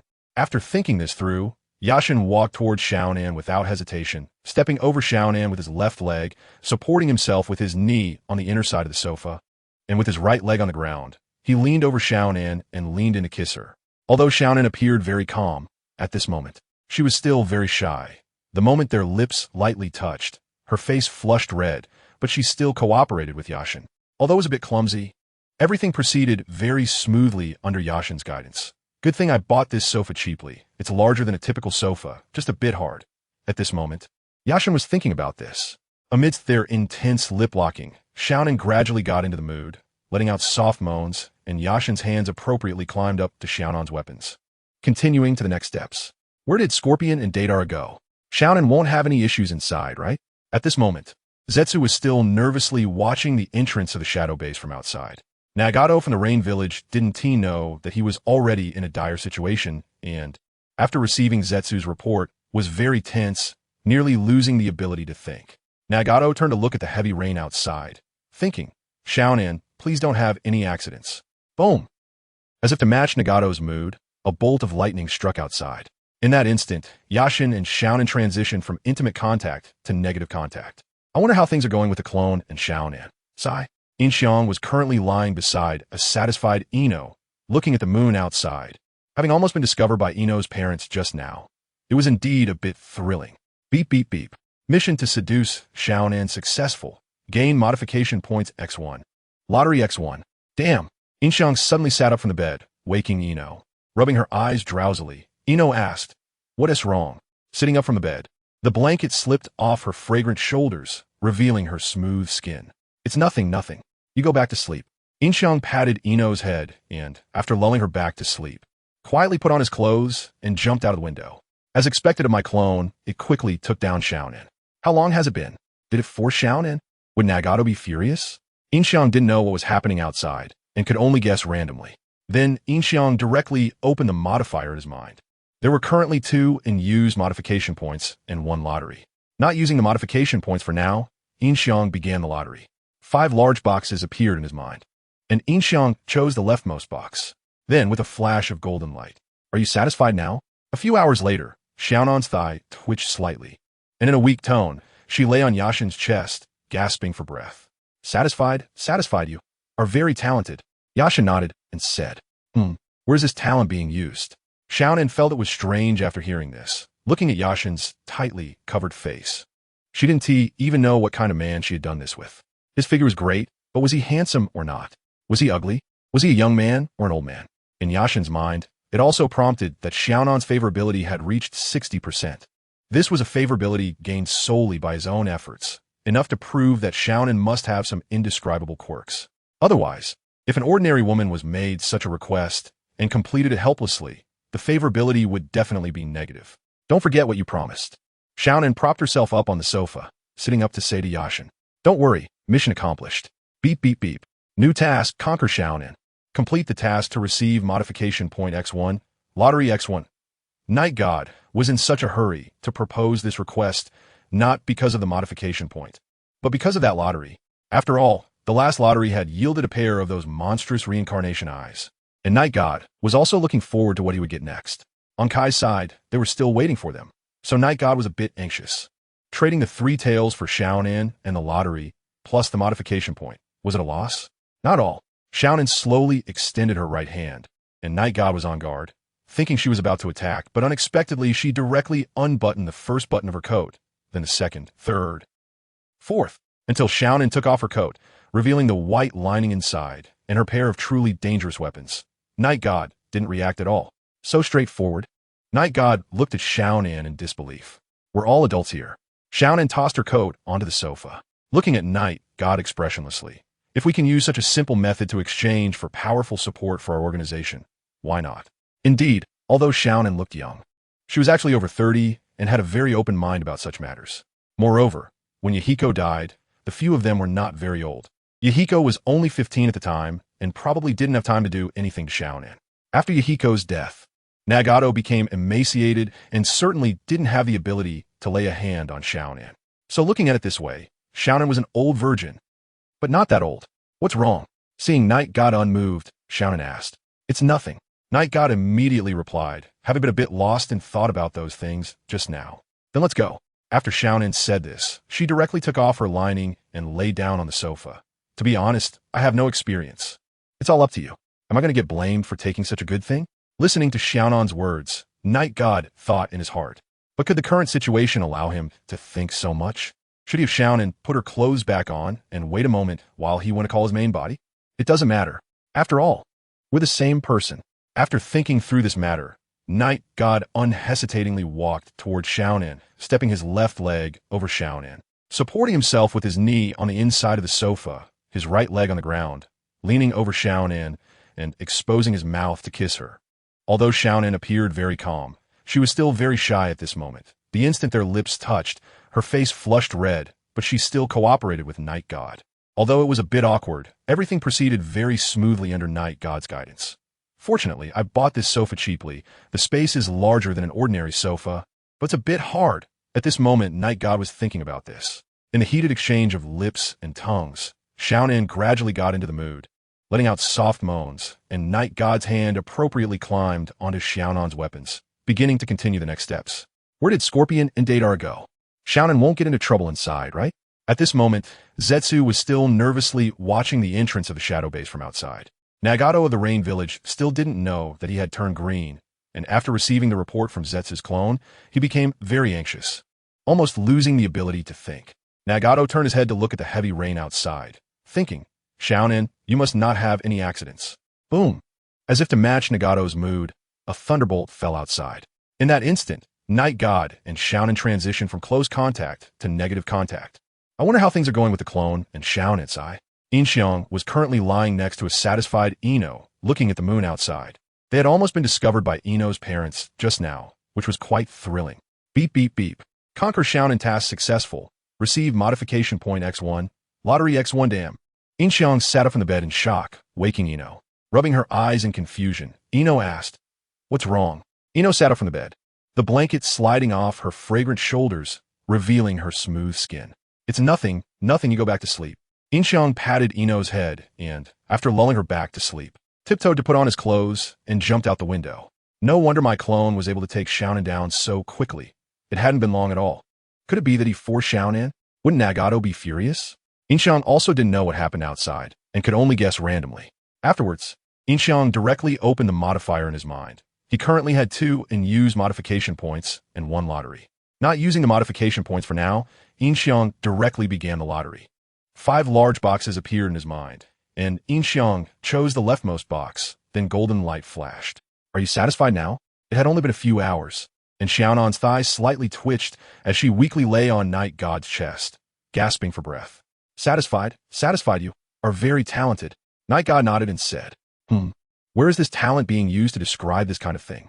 After hearing this, Xiaonan also felt it was strange, looking at Night God's face, which was completely covered, and thought to herself that she didn't even know what kind of man she had done this with. Good body, no doubt about it. But is he handsome or ugly? Is he a young man or an old man? In Night God's mind, it was also noted that Xiaonan's favorability had reached 60%, and this was earned solely through his own efforts, enough to prove that Xiaonan definitely had some indescribable quirks. Otherwise, if an ordinary woman were asked to do such a thing and helplessly completed it, her favorability would certainly be negative. "Don't forget what you promised." Xiaonan propped herself up on the sofa with her hand, sitting up to say to Night God, "Rest assured, mission accomplished. Recently, the transcoding has been severe, giving us more motivation to update faster. Please take a moment to exit reading mode. Thank you." Chapter 60, Challenge to Might Guy. "Well, I'm leaving." Xiaonan finished dressing, tidied her messy hair, and said to Yagami, "Come play again when you have time." Yagami nodded and smiled. Xiaonan was speechless and walked out. If I don't give her the 3 tails, will she bite me to death? Yagami thought to himself after Xiaonan left. The next morning, from Yin Xiang's perspective, during yesterday's lottery, Yin Xiang chose the leftmost box out of 5, and after a flash of golden light, he obtained the Rinnegan. 1. At that time, Yin Xiang had the Rinnegan in his left eye and the Sharingan in his right eye, and under the influence of the modifier, both eyes could also turn into ordinary eyes, while also possessing the abilities of Byakugan and Sharingan, along with the power of wood release. A definite walking anomaly. Early this morning, Yin Xiang prepared breakfast for Tsunade and then brought a heartfelt breakfast for Yugao to her home. The favorability had already reached 90%, and with Asuma returning in 2 days, he was determined to win over Yugao before Asuma got back. "Good morning." Yugao opened the door, looking like she had just woken up. "Breakfast?" Yin Xiang shook the bamboo basket in his hand. "You're really hardworking. Come in." Yugao smiled and invited Yin Xiang inside. She had spent the whole morning yesterday chatting with him at home until Tsunade called him for something. But what could Tsunade want from Yin Xiang? It was just that she missed him. "Did you just wake up?" Yin Xiang asked as he placed the breakfast on the table, taking it out of the bamboo basket. "Yeah." Yugao nodded. "Of course, I need to relax on my day off." After saying that, she walked into the bathroom to wash up. Yin Xiang sighed inwardly, regretting that he had gone to find Ino last night, missing out on time with Yugao. However, the way they interacted was no longer like ordinary siblings or friends. There was always some ambiguous atmosphere between them. Yin Xiang thoughtfully arranged the bowls and chopsticks for Yugao, and when she came out, she sat opposite him. "It's still hot. It smells so good." Yugao sniffed and said, "I'm going to dig in." Yin Xiang propped his head on his hand and quietly watched her eat. As she continued, Yugao suddenly felt a bit shy, her face turning red. You can sit on the sofa. Looking at me like this makes me feel embarrassed." "Okay." Yin Xiang obediently nodded and smiled. When did Yugao get pregnant? Probably after the mission at the Fire Temple, when Naruto and the others brought back the empty vessel with tailed beast power. She must have realized she was pregnant after dealing with the invasion of Konoha by the 4-man team, during a moment when Kakashi and Asuma were chatting, and then she mysteriously called Asuma away. This is probably when it happened. However, even when Yin Xiang sat on the sofa, he still kept staring at Yugao, and she felt it was awkward to say anything further, so she silently sped up to finish her meal. On the other side, Yin Xiang's clone that was sent to monitor Guy couldn't wait any longer and followed Guy's mission route, as their task was to eliminate a group of thieves at the border of the Fire Country. Logically, they should have returned by now. Arriving at the border, Yin Xiang happened to see Guy's team returning and directly blocked their way. Stop. The four immediately halted, looking up at the imposing figure of Yagami. Who are you? Shaoli immediately stepped in front of everyone, shouting, "Please step back." Upon seeing Yin Xiang, Guy immediately became serious, pulling Shaoli behind him. The lower-ranked and middle-ranked ninjas didn't know who this person was, but the upper ninjas all recognized him. This person is Yagami, very strong. Niji added. He was the first among the Konoha 12 to become a Jonin. Yagami? Who is that? Tion asked, confused. He looks quite intimidating. Shaoli nodded. My guy, I challenge you. Yagami pointed at my guy. Huh? The four were momentarily stunned, and the three simultaneously looked at my guy. The opponent seemed unfriendly. Teacher Guy, you can't accept his challenge. Tion said to Guy. Since someone has challenged me, I can't refuse. Otherwise, how can I call myself a man? Guy smiled brightly and shouted, come on, I accept your challenge. He then looked at Yagami and shouted. Everyone step back. Guy said to the three behind him, who understood Guy's nature and knew he wouldn't refuse a challenge, so they had to leave. Just to be clear, this is a challenge, not a death match. The 8th gate of the 8 gates is not allowed to open. Yagami jumped down from the tree, stepping back a bit, and said to my guy, the 8th gate is too terrifying. Even though his strength is strong now, he's not at the 6 paths level yet. The 6 paths level libido almost got kicked to death. He can't withstand that now. The first mission for Konoha Jonin, capture or kill Yagami. If necessary, I will go all out. Guy extended one palm, planted his feet firmly, and sternly shouted at Yagami. Hey, that mission has already been cancelled, right? Yagami quickly said, after his last fight with the 5 Kage. This mission in Konoha had already been cancelled due to its danger. Really? Guy tilted his head and asked. Yet, Teacher Guy, Niji called out from behind. I see. Sorry about that. I understand now. I accept your challenge. Guy then said again. Seriously, this guy is so carefree. Yagami felt a headache coming on. Just to the point, here I come. After Yagami said this, he swiftly appeared in front of Guy, leaping into the air and kicking towards Guy's face. How fast? Guy's pupils dilated in shock, and he quickly raised his hand to block his face, catching Yagami's kick, then using his strength to push Yagami back. Prelude to power. After pushing Yagami away, Guy immediately pursued, kicking directly towards Yagami. Fire style, Fire Dragon Flame Bullet. Yagami didn't come to compete in physical techniques. He shot out a Fire Dragon Flame Bullet, forcing Guy to change direction, using his strong body control to perform a flip in the air, then landing on the ground to dodge the Fire Dragon Flame Bullet. What incredible power! And no hand signs, Niji exclaimed, observing the battle with his Byakugan. Lightning style, Earth Walk. Yagami landed, slamming his hands on the ground, sending lightning towards Guy, while simultaneously using a Water Dragon Bullet in the air, blocking Guy's escape route upwards. Guy immediately shouted, if you don't give me a ticket, I'll die. A proper walking pervert. Early this morning, Yin Xiang prepared breakfast for Tsunade and brought a heart-shaped breakfast for Yugao to her home. His affection level was already at 90%, and with Asuma returning in 2 days, he had to win over Yugao before Asuma came back. Good morning. Yugao opened the door, looking as if she had just woken up. Breakfast. Yin Xiang shook the bamboo basket in his hand. You're really diligent. Come in. Yugao smiled and invited Yin Xiang inside. Yesterday morning, she had been at home chatting with him until Tsunade called him for something, and only then did he leave. But what could Tsunade want from him? It was just that she missed him. Did you just wake up? Although it's a day off, it's almost 10 o'clock. Did you drink last night? Yin Xiang placed the breakfast on the table and took it out of the bamboo basket. Yeah. Yugao nodded. On a day off. You have to relax. After saying that, she went to the bathroom to wash up. Yin Xiang sighed secretly, regretting that he had gone to find Ino last night. He missed out on time with Yugao. However, watching the two of them interact, it was clear they weren't acting like ordinary siblings or friends. There was always a hint of ambiguity in the atmosphere. Yin Xiang thoughtfully arranged the bowls and chopsticks for Yugao, and when she came out, she sat directly across from him. It's still hot, and it smells so good. Yugao sniffed and said, I'm going to dig in. Yin Xiang supported his head with his hand, quietly watching her eat. As she ate, Yugao suddenly felt a bit shy, her face inexplicably turning red. You can sit on the sofa first. It's kind of embarrassing with you looking at me like this. Okay. Yin Xiang obediently nodded and smiled. When did Yugao get pregnant? Probably after the mission at the Temple of Fire, when Naruto and the others brought back the tailed beast gene. It should have been after dealing with the invasion of Konoha by the 4-man team. There was a moment when Kakashi and Asuma were chatting, and suddenly, Yugao mysteriously called Asuma away. That was probably when it happened. However, even when Yin Xiang sat on the sofa, he still watched Yugao, making her feel awkward. So she had no choice but to silently speed up and finish her meal. On another side, Yin Xiang's clone, who was sent to keep an eye on Guy, could no longer wait and followed Guy's mission route, as their task was to eliminate a group of thieves on the border of the Fire Country.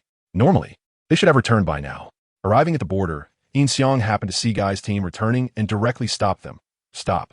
The four immediately halted, looking up at the figure standing high above. Who are you? Li shouted, immediately stepping in front of the others. Li stepped back. Upon seeing Yin Xiang, Guy became serious and pushed Li behind him. The lower and middle ninjas were unfamiliar with this person, but the upper ninjas all knew him. This person is Night God, and he is very strong. Niji added. He was the first among the Konoha 12 to become a Jonin. Night God? Who is that? Tenten asked, confused. He looks really intimidating. Li nodded in agreement. Guy Mato, I challenge you. Night God pointed at Guy. Huh? The four were momentarily stunned, and the three turned to look at Guy in unison. The other side seemed unfriendly. Teacher Guy, you can't accept his challenge. Tenten exclaimed. Since someone has issued a challenge, we can't refuse. Otherwise, how can we call ourselves men? Guy cheerfully replied to Tenten. Come on, I accept your challenge. He then turned to Night God and shouted. Everyone step back. Guy instructed the three behind him. They understood Guy's nature and knew he wouldn't refuse a challenge, so they had to step aside. Just to be clear, this is a challenge, not a life-and-death fight. The 8th gate of the 8 gates is not allowed to be opened. Night God jumped down from the tree, taking a step back, and said to Guy, the 8 gates are too terrifying. Even though I'm strong now, I'm not at the 6 paths level yet. Even Madara at the 6 paths level almost got killed with a single kick. He definitely couldn't withstand that now. The first rule for Konoha Jonin is to capture or kill Night God. If necessary, I will go all out. Guy extended a hand, rooted his feet in a horse stance, and sternly shouted at Night God. Hey, that mission has been cancelled, right? Night God quickly replied. After his last fight with the 5 Kage, that mission was cancelled in Konoha due to its danger. Is that so? Guy tilted his head and asked. Yeah, teacher Guy. Niji called out from behind. Oh, I see. Sorry about that. I understand now. I accept your challenge. Guy said again. Seriously, this big-hearted guy. Night God felt a headache coming on. Let us keep it within limits. Here I come. After saying that, Night God suddenly appeared in front of Guy, kicking toward his face while in midair. So fast, Guy's pupils involuntarily dilated in shock, but he quickly raised his hand to catch Night God's kick, then pushed him away with force. Power prelude. After pushing Night God away, Guy immediately pursued, delivering a direct kick towards him. Fire style. Fire Dragon Flame Bullet. Night God wasn't there to spar in taijutsu, so he shot out a Fire Dragon Flame Bullet. Guy had to change direction, using his powerful body control to perform a flip in the air and land on the ground, dodging the Fire Dragon Flame Bullet. What immense power and no hand seals! Niji exclaimed, observing the fight with his Byakugan. Lightning style, Earth Walk. Night God landed, slamming his hands on the ground, sending electricity towards Guy, while simultaneously launching a Water Dragon Bullet into the air, blocking Guy's escape route upwards. Hey, if you don't give me a ticket, I'm going to die, Guy shouted. Chapter 61. The deathmatch between Kai and the Night God. Kai directly pulled out his nunchaku from his bag, then threw the backpack aside and leaped up, directly breaking apart the Night God's Water Dragon Bullet. He then struck down towards the Night God with the nunchaku. The Night God immediately jumped away from his original position, where a large pit had been created. Seeing that the opponent had used a weapon, the Night God also drew the knife at his waist, and the two charged forward in perfect sync, their weapons colliding, and then the nunchaku wrapped around the knife. The Night God quickly pulled out his knife, producing a sharp sound as sparks flew from the friction against the nunchaku, and then kicked towards Kai. Kai also kicked back, their legs meeting in midair. They quickly separated, and once again, the nunchaku and knife clashed, with the two exchanging blows no less than 100 times in 5 seconds, producing crisp sounds. These two are simply not human, Tion remarked while watching their battle. Go, teacher Kai! Shally shouted at Kai. Their speeds were too fast. Ningji, watching them, couldn't help but break into a cold sweat. With his Byakugan, he could see clearly that every attack from both was a killing blow. Yet each was easily deflected by the other. If it were ordinary ninjas, they would have died hundreds of times by now. With a final crash, the Night God's knife shattered, half of the blade flying out and embedding itself in the ground, causing their confrontation to temporarily halt. Hee. Might Guy clamped one end of the nunchaku under his arm, revealing his white teeth as he smiled. The knife in the night god's hand turned to smoke and disappeared. It was merely a regular knife created by his shadow clone, and now its lifespan was up. Impressive, the night god couldn't help but say. His knife technique talent was at the axe state. Yet even so, all his attacks were neutralized by Kai, who even took the opportunity to counterattack, breaking his knife. It was as if Kai had turned on a cheat mode. The night god immediately retreated. Without his weapon, he naturally had to use ninjutsu. Would release. Advent to the trees. The night god clasped his hands together, and countless trees grew from the ground, surging towards Kai. Kai also put away his smile and became serious, swinging the nunchaku while retreating, breaking many tree trunks in the process. Quick, fall back. Ningji hurriedly led Xiao Li and Tian Tian to retreat, as such a large-scale ninjutsu would affect them too. What is that? Xiao Li asked, looking at the massive surge of trees. It's the first Hokage's exclusive ninjutsu, would release ninjutsu. I can't believe he's using would release. Tian Tian explained to Xiao Li, knowing quite a bit about it. Such a massive amount of chakra, Ningji observed as the trunks surged forth, each filled with a large amount of chakra. The trunks kept advancing towards Kai. There were simply too many, and he didn't have time to defend himself, quickly getting trapped by the trunks, his chakra being absorbed. The night god intended to drain his chakra like this, leaving just enough for her to breathe, thinking she would win. Eighth gate, the sixth gate opened. Kai felt his chakra being absorbed and immediately opened the sixth gate, an immense green chakra erupting from his body, sending the surrounding trees flying. His skin turned dark, and his hair stood up due to the explosive power. Good lord, facing this power directly is still somewhat shocking. The night god thought to himself as Kai instantly appeared in front of him. Truly, in an instant. He didn't even have time to react, just like when he had kicked Kai at the start. Susanoo. The night god immediately activated the first stage of Susanoo to block Kai's kick. But Susanoo was shattered by the blow. Damn it. We agreed not to hold back, the night god thought as he jumped away from his original position, only to find that at the same moment he jumped, Kai had already appeared behind him, the bandages on his hands undone, ready to use the daytime tiger. Before the night god could react, Kai's bandages had already wrapped around him. The night god immediately used the great snake substitution technique, detaching himself from his original body and landing some distance away, while Kai slammed the night god's original body heavily into the ground, followed by a barrage of blows. The night god was relieved he had escaped quickly. It seemed that the upcoming battle would require him to take things more seriously. Fire release. Great fireball technique. The night god stood in place and unleashed a massive fireball towards Kai, its power overwhelming like a meteor, igniting the entire forest. Ningji and the others immediately jumped out of the forest, watching the large fire engulf the woods. Teacher Kai won't be in trouble, right? Tian Tian worriedly looked towards the forest. It's fine, Ningji said while using his Byakugan to observe the situation inside. Kai had already used body flicker to reach the other side of the forest, where there was a river. After a while, the entire forest had been reduced to ashes due to the night god's single fireball. He activated the second stage of Susanoo amidst the ashes, completely unharmed. Once the flames subsided, the forest still emitted thick smoke. Asap Bekok. Kai leaped up and unleashed a flurry of punches at the night god Susanoo, creating shockwaves and flames through the air, with countless punches striking against the night god Susanoo. The night god was forced to activate the third stage of Susanoo, finally blocking Kai's fierce onslaught. Subsequently, the night god controlled Susanoo to deliver a downward slash, but Kai dodged just in time. This slash directly cleaved a new channel between the forest and the river, with the river flowing into this new ditch. What is that? It looks so impressive. Tian Tian exclaimed, watching the night god Susanoo. It's essentially a physical manifestation of chakra, a massive chakra forming a humanoid shape surrounding the user. With strong defensive and offensive capabilities, Ningji explained, observing Susanoo with his Byakugan, which showed it as a giant mass of chakra. Aren't they supposed to be fighting to the death?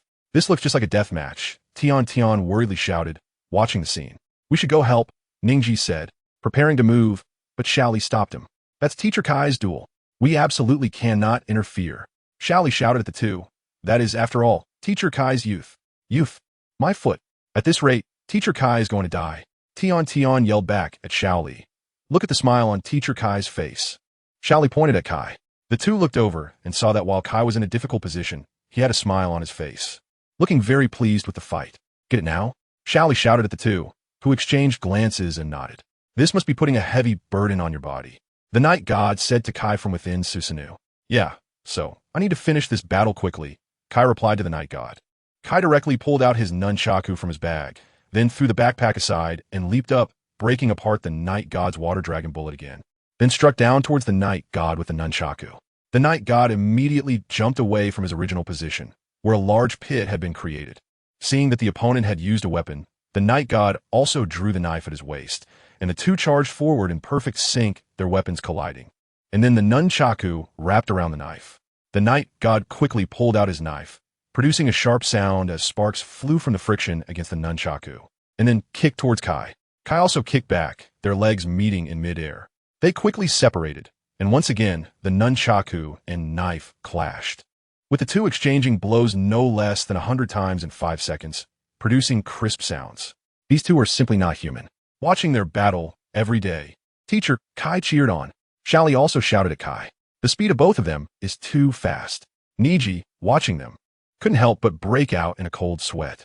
With his Byakugan, he could see clearly that every attack from both was a lethal move. Yet they were easily countered by the other. If it were ordinary ninjas, they would have died hundreds of times by now. Bang! With the last sound, Yagami's sword shattered, half of the blade flying out and embedding itself in the ground, temporarily halting their clash. Hee. Might Guy clamped one end of his nunchaku under his armpit and smiled, revealing his white teeth.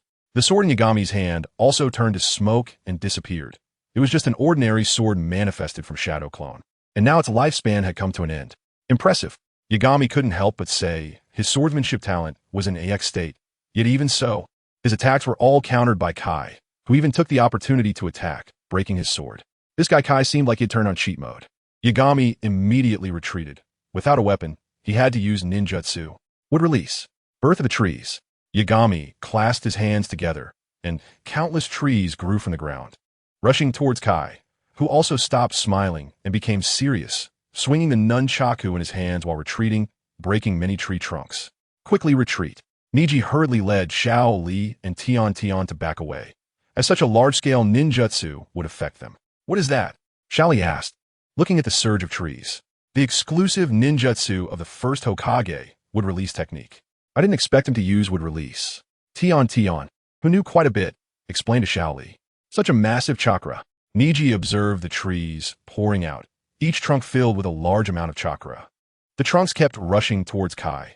There were simply too many, and he had no time to defend, quickly becoming trapped by the trunks, with his chakra being absorbed. Yagami planned to drain his chakra this way, leaving just enough for him to breathe, and he could declare victory. 8 gates. 6th gate. The gate of you, open. Kai felt his chakra being absorbed and didn't hesitate to open the 6th gate, unleashing a powerful green chakra that blew away the surrounding trees. His skin turned slightly darker, and his hair stood up due to this explosive power. Wow, facing this power directly is still a bit shocking, Yagami thought to himself. In the next moment, Kai instantly appeared in front of him, truly instantaneously. He didn't even have time to react, just like the kick he had given to Kai at the start. Susanoo. Yagami immediately activated the first stage of Susanoo to block Kai's kick, but Susanoo was shattered by the impact. Damn it, we agreed not to use deadly force. Yagami quickly jumped away, thinking to himself, but little did he know that as he jumped, Kai had already appeared behind him, his hand wraps undone, ready to use the front lotus. Before Yagami could make a move, Kai's wraps had already entangled him. Yagami immediately used the Great Serpent Substitution technique, separating from his original body and landing in the distance. Kai slammed Yagami's original body heavily to the ground, followed by a flurry of attacks, and Yagami was grateful he had escaped quickly. It seemed that he had to take the upcoming battle more seriously. Fire release. Great fireball technique. Yagami stood in place and unleashed a great fireball towards Kai, its power immense like a meteor, setting the entire forest ablaze. Niji and the others immediately jumped out of the forest, watching the towering flames. Teacher Kai won't be in trouble, right? Tian said worriedly, looking at the forest. It's fine. Niji, using his Byakugan, observed the situation inside. Kai had already used body flicker to reach the other side of the forest, where there was a river. But after a while, the entire forest had turned to ashes because of Yagami's single great fireball. Yagami activated the second stage of Susanoo in the ashes and scathed. After the flames subsided, the entire forest still emitted thick smoke. Odd like peacock, Kai leaped up and launched a series of punches at Yagami's Susanoo, creating shockwaves and flames through the air. Countless punches striking Yagami's Susanoo. Yagami was forced to activate the third stage of Susanoo, finally blocking Kai's fierce assault. Then Yagami controlled Susanoo to slash down with the sword, and Kai barely managed to dodge. This slash directly carved a new trench between the forest and the river, allowing the river to flow into this trench. What is that thing? It looks so powerful, Tion exclaimed, watching Yagami's Susanoo in awe. Essentially, it's a physical manifestation of chakra. A giant chakra forming a humanoid shape surrounding the user, with strong defensive and offensive power. Niji observed Susanoo, seeing it as a massive chakra in his Byakugan. They said it wasn't a life-and-death battle, but this looks like a life-and-death battle. Tion said worriedly, looking over there. Let's go help, Niji said, preparing to move, but was stopped by Shaoli. That's Teacher Kai's duel. We absolutely can't interrupt him. Shaoli shouted at the two. That is Teacher Kai's youth. Youth my foot.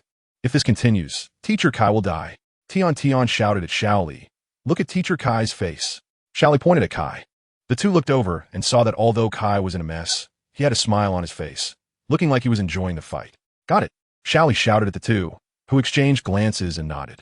Continuing like this will put a heavy burden on your body. Yagami said to Kai and Susanoo. Yes. So I need to end the battle quickly. Kai replied to Yagami. Recently, the transcoding has been severe, giving us more motivation and faster updates. Please take a moment to exit reading mode. Thank you. Chapter 62. Take down Sunset Red. 8 Gates of Duanjia. 7th Gotha. Open the shock gate. Blue steam erupted from Kai's body as he opened the 7th gate.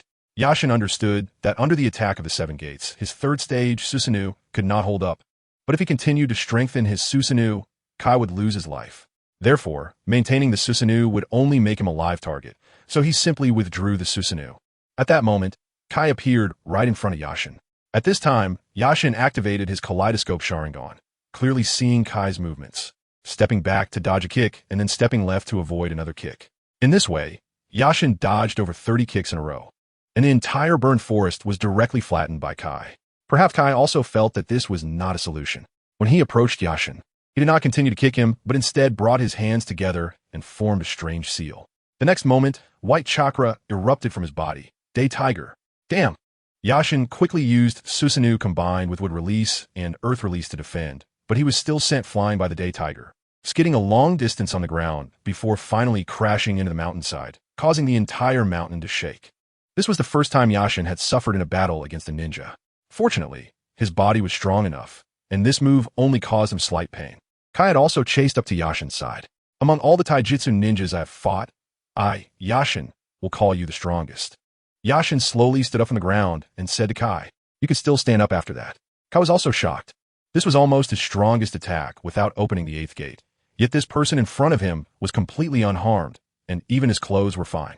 The clothes were transformed by transformation technique, so of course, they wouldn't be harmed. Then I concede. Kai dispersed his chakra and said to Yashin, subsequently weakly kneeling on the ground. Seeing this, Niji and the others immediately ran over, while Yashin walked step by step toward Kai. Teacher Kai has already conceded.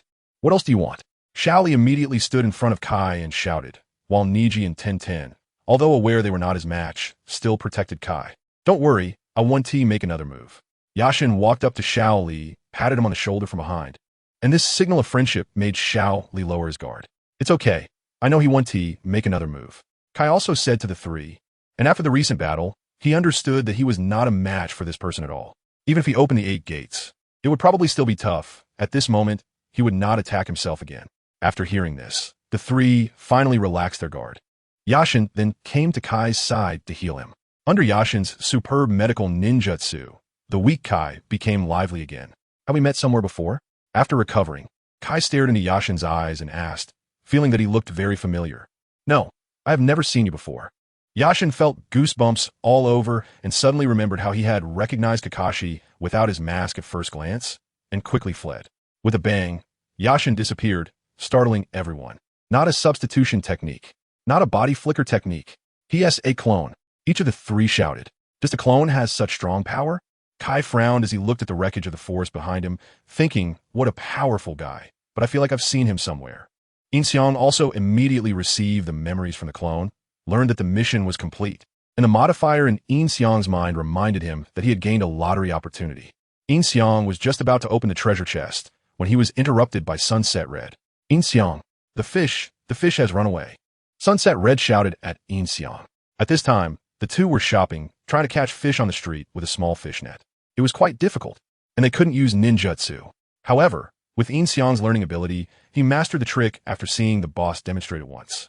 Yin Xiang quickly twisted his wrist gently and scooped the fish back into the fish tank. Awesome. Seeing this, Sunset Red happily said. This mature and composed older sister seemed like a little girl in front of Yin Xiang at this moment. This time I lost out. I encountered a master. The boss also had a pained expression, as this young man was catching fish with precision. There were already more than 10 fish in the small fish tank he gave him. Thank you, boss. Yin Xiang smiled as he returned the fishing net to the boss, then took the fish tank and went home with Sunset Red. On the way, they bought ingredients, and he cooked for her, even sending food to Tsunade with a clone. Indeed, being able to use clones was great. Are you really okay, not going to Lady Tsunade's side?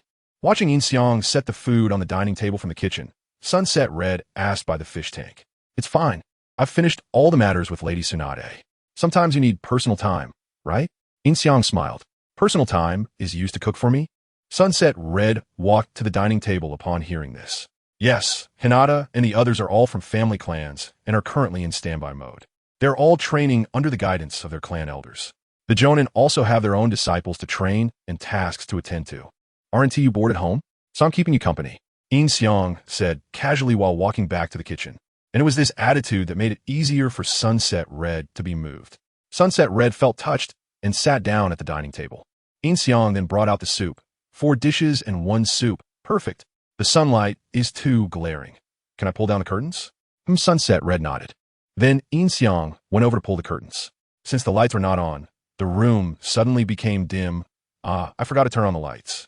After saying this, Yin Xiang walked toward the door to turn on the lights, but as he passed by Sunset Red, she grabbed his hand. Yin Xiang, do you like me? Sunset Red asked in the dim light. Yin Xiang turned back to look. She was also too shy to look up and dared not meet his gaze. In Yin Xiang's eyes, hidden by the Byakugan, he could see that Sunset Red's face was already red. After all, the atmosphere had reached this point, and Sunset Red bravely asked tentatively.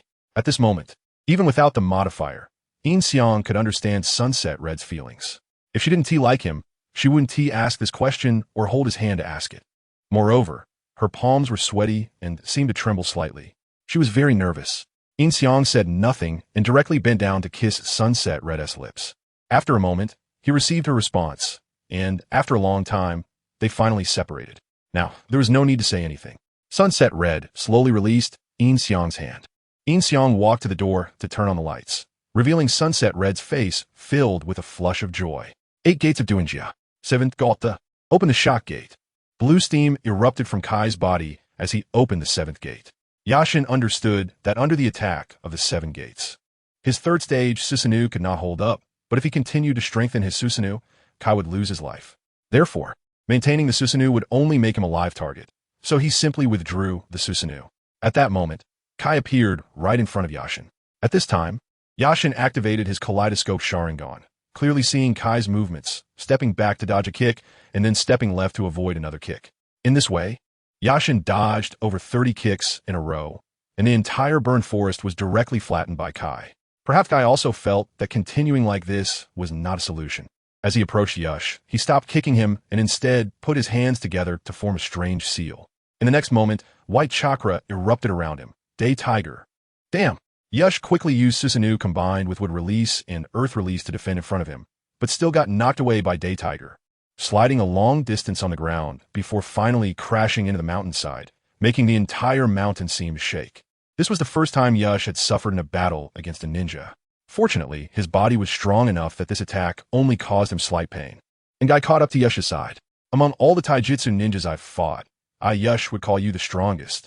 Yash slowly stood up from the ground and said to Guy, to still be able to stand after that. Guy was also shocked. This was almost his strongest attack without opening the 8 gates, yet the person in front of him was unscathed and even his clothes were fine. The clothes were created with transformation technique. Of course, they're fine. Then I admit defeat, Guy said, dispersing his chakra and then half-kneeling weakly on the ground. Niji and the others immediately ran over upon seeing this.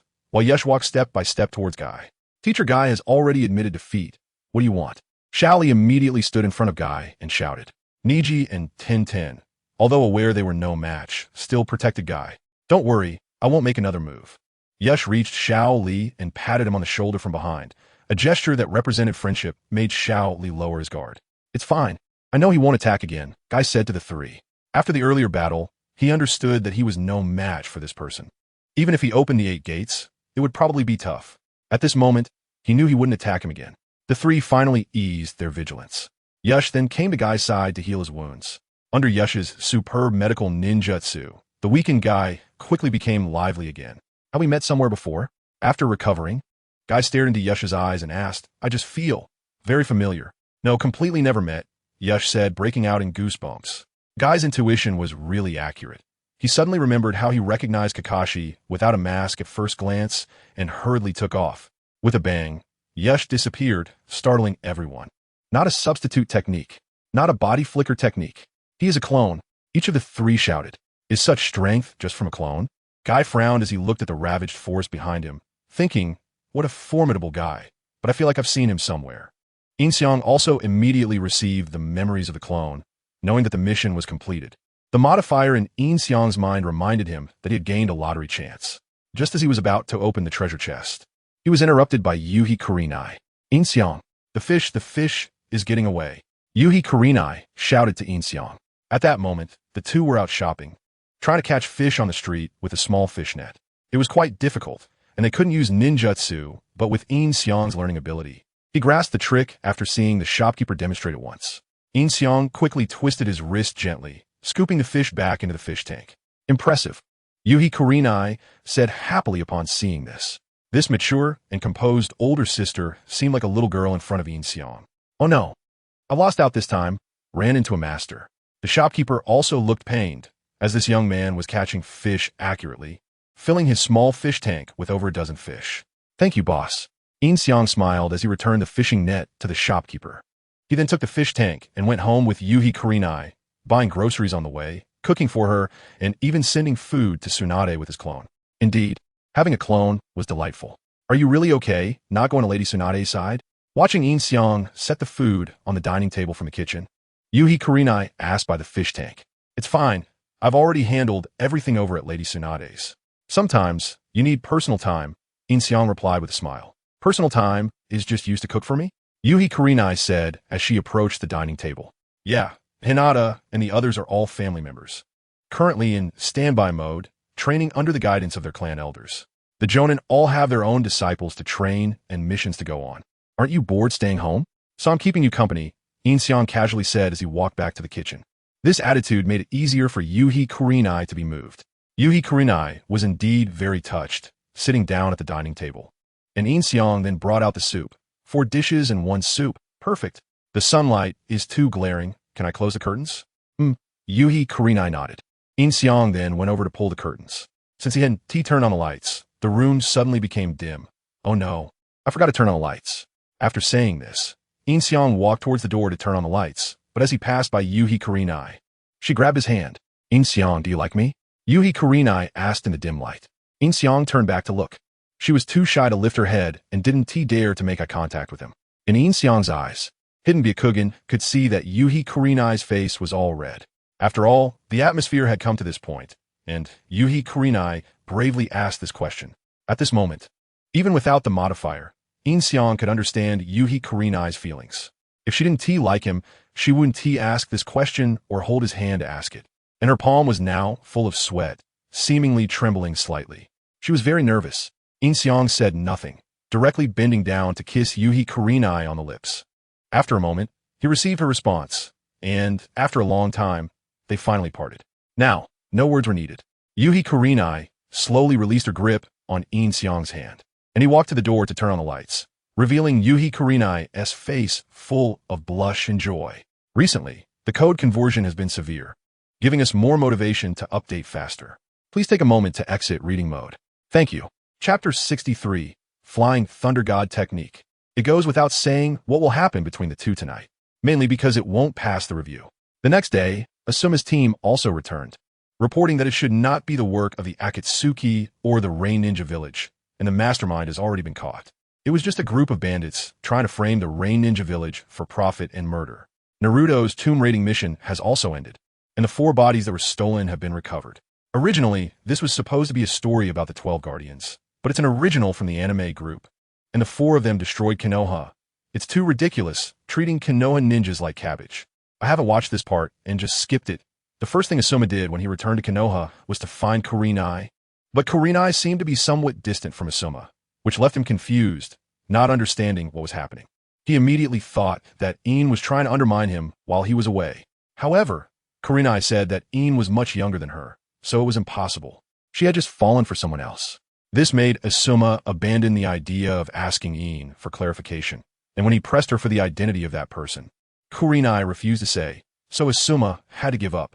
Yin was hiding in the bedroom, listening to their conversation. Although she felt sorry for Asuma, Kurenai was indeed alluring. If worse came to worst, she could just save Asuma's life later as compensation.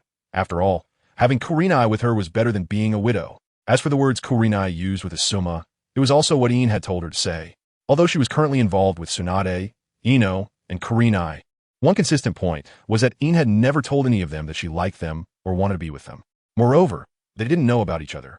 Thanks to the obedience power provided by the modifier, when the obedience power was high enough, even if they knew about each other, it wouldn't matter. Perhaps Yin could even enjoy a 3-to-1 situation. Beep beep beep. The previous phase task of courting Ino and defeating Might Guy has been completed. New tasks. Courting task. Court Konoha's Umbu. Yuzuki Yugao. Task reward. Modification point x1. Battle task. Defeat the immortal duo. Reward. Modification point x1. Lottery x1. Prestige task. Gain 30 prestige. Current prestige. 10 prestige reward. Revive any ninja x1. Suddenly, a large number of modifier tasks flooded into Yin's mind. And this time, there was an additional prestige task. This 10 prestige was probably her prestige in Konoha, right?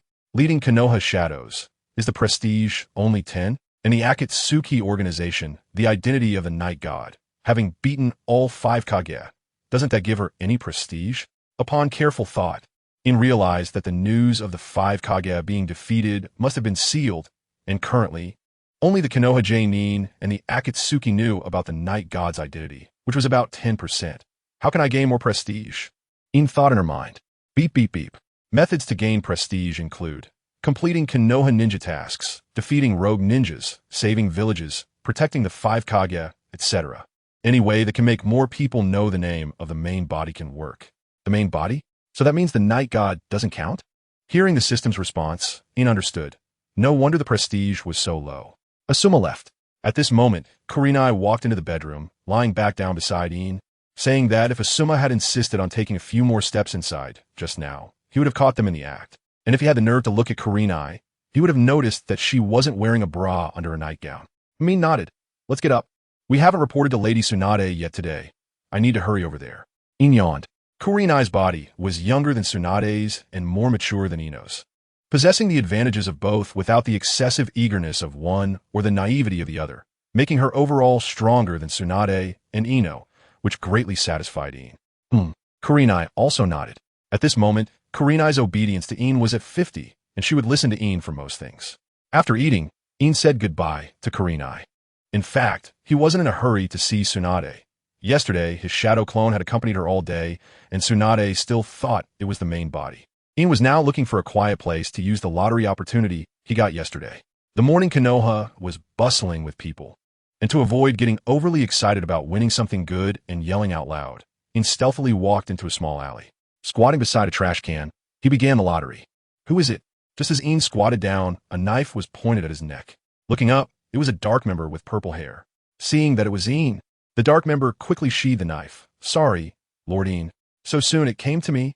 Yin looked at the dark member in front of him. It was an Umbu directly under the Hokage, and since she was under his command, he naturally recognized her identity. It was none other than Yuzuki Yugao. I saw someone sneaking around and followed, but I didn't expect it to be you. I truly apologize. Yuzuki Yugao said, half bowing to Yin. Stay aside and wait for punishment. Yin said to Yugao, this was a good opportunity, wasn't it? Yes. Yugao answered decisively, then stood to the side. After all, she had bumped into the Umbu leader, so she should be punished. She had no objections. She could only blame her own bad luck. Yin looked at Yugao, whose figure was average, incomparable to Kurenai and Tsunade. But in his memory, Yugao seemed to be quite attractive. Her lover, Moonlight Gale, had died long ago, and she hadn't found another partner, making her a very devoted person. Now, she was completely immersed in Umbu missions, shutting off her feelings, making her a difficult target to pursue. No wonder the system would assign such a task. Although Yugao noticed Yin's gaze, she still dared not move. Yin then looked away and squatted back down beside the trash, can to continue the lottery, still 5 boxes. This time, Yin chose the box in the middle. As the box opened, a flash of golden light appeared, and Yin took out a scroll, Flying Thunder God technique. Damn it, Yin couldn't help but curse. If it were someone else, they would definitely be overjoyed, but why was Yin cursing? That was because Yin originally planned to go check the sealing book, and now that he could get the Flying Thunder God for free, wasn't a waste of a lottery opportunity? Sighing, Yin thought, since he had already drawn, he might as well learn it first. He opened the scroll in his mind, and the scroll then dissipated directly into Yin's brain, instantly imprinting the usage method of the Flying Thunder God in his mind. After that, Yin stood up and looked at Yugao. Come back to my place and help me find the votes my readers cast for me. I can't find a single one. What will happen between the two tonight goes without saying, mainly because it won't pass the review. The next day, Asuma's team also returned, reporting that it should not be the work of the Akatsuki or the Rain Ninja Village, and the mastermind has already been caught. It was just a group of bandits trying to frame the Rain Ninja Village for profit and murder. Naruto's tomb raiding mission has also ended, and the 4 bodies that were stolen have been recovered. This was originally a story about the 12 Guardians, but it was created by the anime group, and the 4 of them destroyed Konoha. That's just ridiculous, treating Konoha ninjas like cabbages. I never watched this part and just skipped it. Asuma's first action upon returning to Konoha was to find Kurenai, but she seemed somewhat distant from him, which puzzled Asuma. He couldn't understand what was going on and immediately thought that Yin Xiang was trying to undermine him while he was away. However, Kurenai said that Yin Xiang was much younger than her, and it was impossible. She just had feelings for someone else. This made Asuma give up on the idea of confronting Yin Xiang for clarification. When he asked who that person was, Kurenai refused to say, and Asuma had no choice but to let it go. Yin Xiang was hiding in the bedroom, listening to their conversation. Although she felt sorry for Asuma, Kurenai was indeed attractive. If worse came to worst, she could just save Asuma's life later as compensation. After all, having Kurenai with her was better than being a widow. As for what Kurenai said to Asuma, it was also suggested by Yin Xiang. Although she was currently involved with Tsunade, Ino, and Kurenai, one consistent point was that Yin Xiang had never told them that she liked them or wanted to be with them. Moreover, they didn't know about each other. Thanks to the obedience power provided by the modifier. When the obedience power was high enough, even if they knew about each other, it wouldn't matter. Perhaps Yin Xiang could even enjoy a 3-to-1 situation. Beep beep beep. The previous stage tasks of conquering Ino and defeating Might Guy have been completed. New tasks, strategy task, conquer Konoha's Umbu. Yuzuki Yugao, task reward. Modification point X1. Battle task, defeat the immortal duo, reward. Modification point X1. Lottery X1. Prestige task. Gain 30 prestige. Current prestige. 10. Prestige reward. Revive any ninja X1. Suddenly, a large number of modifier tasks flooded into Yin Xiang's mind. And this time, there was an additional prestige task. This 10 prestige was probably her prestige in Konoha, right?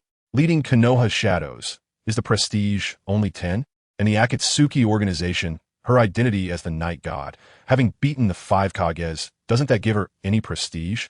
After careful thought, Yin Xiang understood that the news of the 5 Kages being defeated must have been kept under wraps, and currently, her identity as the Night God was only known to Konoha's Jonin and the Akatsuki, which was roughly just 10%. How can I gain more prestige? Yin Xiang thought. Beep beep beep. Methods to gain prestige include completing tasks for Konoha ninjas, defeating rogue ninjas, saving villages, protecting the 5 Kages, etc. Any way that can make the main body's name known to more people can work. Main body? So, the Night God doesn't count? Upon hearing the system's response, Yin Xiang understood why the prestige was so low. Asuma left. At this time, Kurenai walked into the bedroom, laid back down beside Yin Xiang, and said, if Asuma had just taken a couple of steps inside, he would have caught them in the act. Plus, if he had the guts to look at Kurenai, he would have noticed that she wasn't wearing a bra under her nightgown. Yin Xiang nodded. Let's get up. We haven't reported to Lord Tsunade yet today. I need to hurry over. Yin Xiang yawned. Kurenai's body was younger than Tsunade's and more mature than Ino's. She had all the advantages of both without the excessive eagerness of one or the naivety of the other, making her stronger than both Tsunade and Ino, which satisfied Yin Xiang greatly. Kurenai nodded too. At this moment, her obedience level to Yin Xiang was 50, meaning she would listen to Yin Xiang on most matters. After eating, Yin Xiang said goodbye to Kurenai. In fact, he wasn't in a hurry to meet Tsunade. Yesterday, his shadow clone had spent the whole day with Tsunade, who still thought it was the main body. Yin Xiang was looking for a quiet place to use the lottery opportunity he obtained yesterday. The morning Konoha was bustling with people, and in order to avoid getting too excited if he drew something good and shouting out loud, Yin Xiang stealthily walked into a small alley, squatting next to a trash can. He began the lottery. Who's there? Just as Yin Xiang squatted down, a knife was pointed at his neck. He looked up to see a purple-haired Umbu. When the Umbu saw Yin Xiang, she quickly sheathed her knife. Sorry, Lord Yin Xiang. So soon, you've come to me? Yin Xiang looked at the Umbu in front of him. She was directly under the Hokage's Umbu and could be considered under his command, so he recognized her identity. Wasn't it Yuzuki Yugao? I saw someone sneaking around, so I followed, but I didn't expect it to be you. I'm really very sorry. Yuzuki Yugao bowed slightly to Yin Xiang. Stay there and wait for your punishment. Yin Xiang said to Yugao. Wasn't this a good opportunity? Yes. Yugao decisively replied, then stood aside.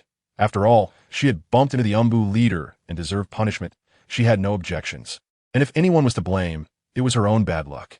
Yin Xiang looked at Yugao. Her figure was ordinary, incomparable to Kurenai and Tsunade, but in his memory, Yugao seemed to look quite good. Her lover, Tsuki no Kaze, had died a long time ago, and she had found a new partner. She was very devoted. Now, she was immersed in Umbu missions, completely closing off her emotions, making her a difficult target to conquer. No wonder the system sent such a task.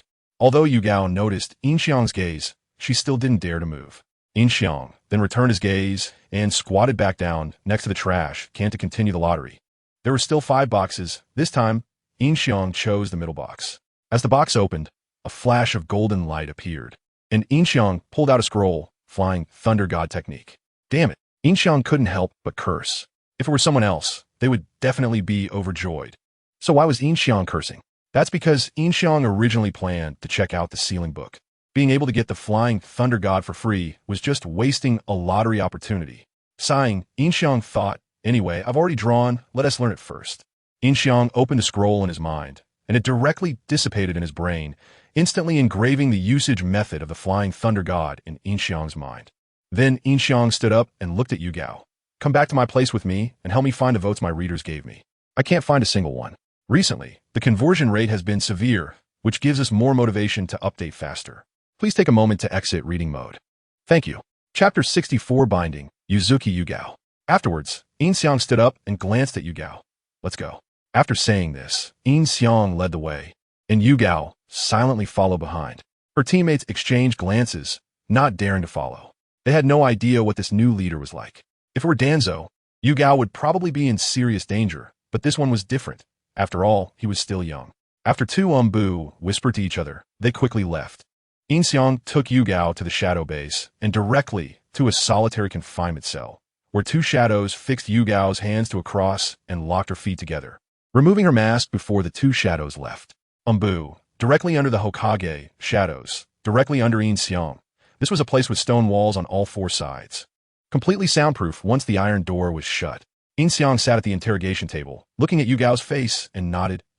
Not bad. What punishments did Danzo give you for mistakes during your root training? Yin Xiang pulled out a bag of sunflower seeds and started to crack them. The current Umbu under the Hokage were all trained in root and then handed over to Tsunade by Danzo, who naturally kept some of the best for himself. Whipping, electric shocks, tongue pulling, snake and insect bites, beheading, and dismemberment. Yugao looked at Yin Xiang, appearing calm on the surface, but in reality, she was already very scared. A new value appeared in Yin Xiang's modifier, fear value. At this moment, Yugao's fear value fluctuated between 70 and 80. Have you made any mistakes before? Yin Xiang nodded and said, Danzo really plays it twisted. No, Yugao shook her head, and her fear value rose to between 80 and 90. Primarily because Yin Xiang's tone was quite intimidating, especially since they were in the shadow base. Yin Xiang nodded, stood up from his seat, and slowly walked towards Yugao. As he approached, Yugao's fear value climbed to between 90 and 95, and it seemed she could hardly hold on.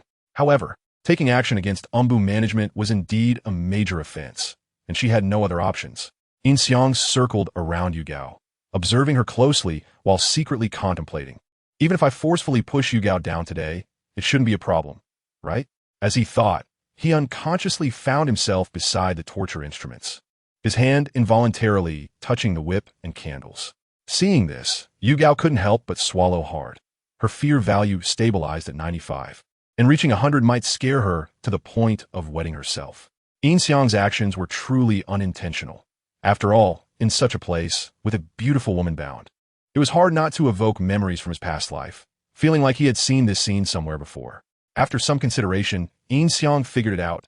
Previously, Ino and Hinata, as well as Tsunade, were all pushed down before their favorability reached 100. Afterwards, it immediately became 100. It seemed that as long as he pushed them down, the modifier would automatically set the favorability to 100%. Since that's the case, for some reason, Yin Xiang picked up the small whip and walked towards Yugao, unfastening her umbu vest. Yugao closed her eyes, thinking she was about to be whipped. But the whip merely gently struck her chest. Not exactly gently, but rather a bit itchy. Yugao couldn't help but moan. Her face instantly flushed red. She slowly opened her eyes to see Yin Xiang leaning in to kiss her, and her eyes widened in surprise. What kind of punishment is this? Yugao screamed internally, feeling inexplicably violated by a handsome guy. In an instant, Yugao's hormones surged, and her favorability indeed skyrocketed. Who is this Moonlight Gale? Then the two began to engage in something new in this shadow prison. Meanwhile, in Tsunade's office, Yin Xiang's clone was also scheduled for training today, but unexpectedly, it was Kakashi who called for him. However, his purpose seemed different from others. This guy wanted him to train Naruto. Is this a mistake? I paid you to train with me, and you're asking me to train Naruto, and I still have to pay you? Yin Xiang looked at Kakashi, who had a dead fish-eye expression. Kakashi, however, appeared unfazed. Teaching others will reinforce your own knowledge. I'm helping you solidify your knowledge. Yin Xiang awkwardly chuckled. At this moment, Naruto was training his chakra nature change with shadow clones, practicing the Rasengan. Yamato used ninjutsu to alter the terrain, creating a waterfall. And in the middle of the waterfall, built a wooden bridge with wood release, while Naruto and many shadow clones were attempting to cut through the waterfall. So what's the purpose of this training? Yin Xiang asked, feigning ignorance. By the way, you may not know, but Naruto has a jutsu called Rasengan, passed down from the 4th Hokage, which is a very powerful jutsu. He plans to combine it with a nature transformation to create a new jutsu. Kakashi explained to Yin Xiang. Oh, Yin Xiang nodded. I heard you're a genius among geniuses, a born ninja. I'd like to see what you can do. Do you have any good suggestions? Kakashi said. What suggestions could I possibly have? I just learned it by looking at it. Can you show me that Rasengan? Let me see, Yin Xiang replied, looking at Kakashi. Well, I can somewhat do it, Kakashi nodded, then reached into his pocket and pulled out a Rasengan. Yin Xiang followed suit and took out a Rasengan as well. Wow. Kakashi, being such a high-quality person, almost cursed. Naruto practiced for a long time, nearly exhausting himself to learn it. And you just learned it by looking at it? Yeah, that's just how I am, Yin Xiang nodded. Kakashi dispersed the Rasengan in his hand, observing Yin Xiang's Rasengan closely. It seemed not only did it look the same, but even its power was similar.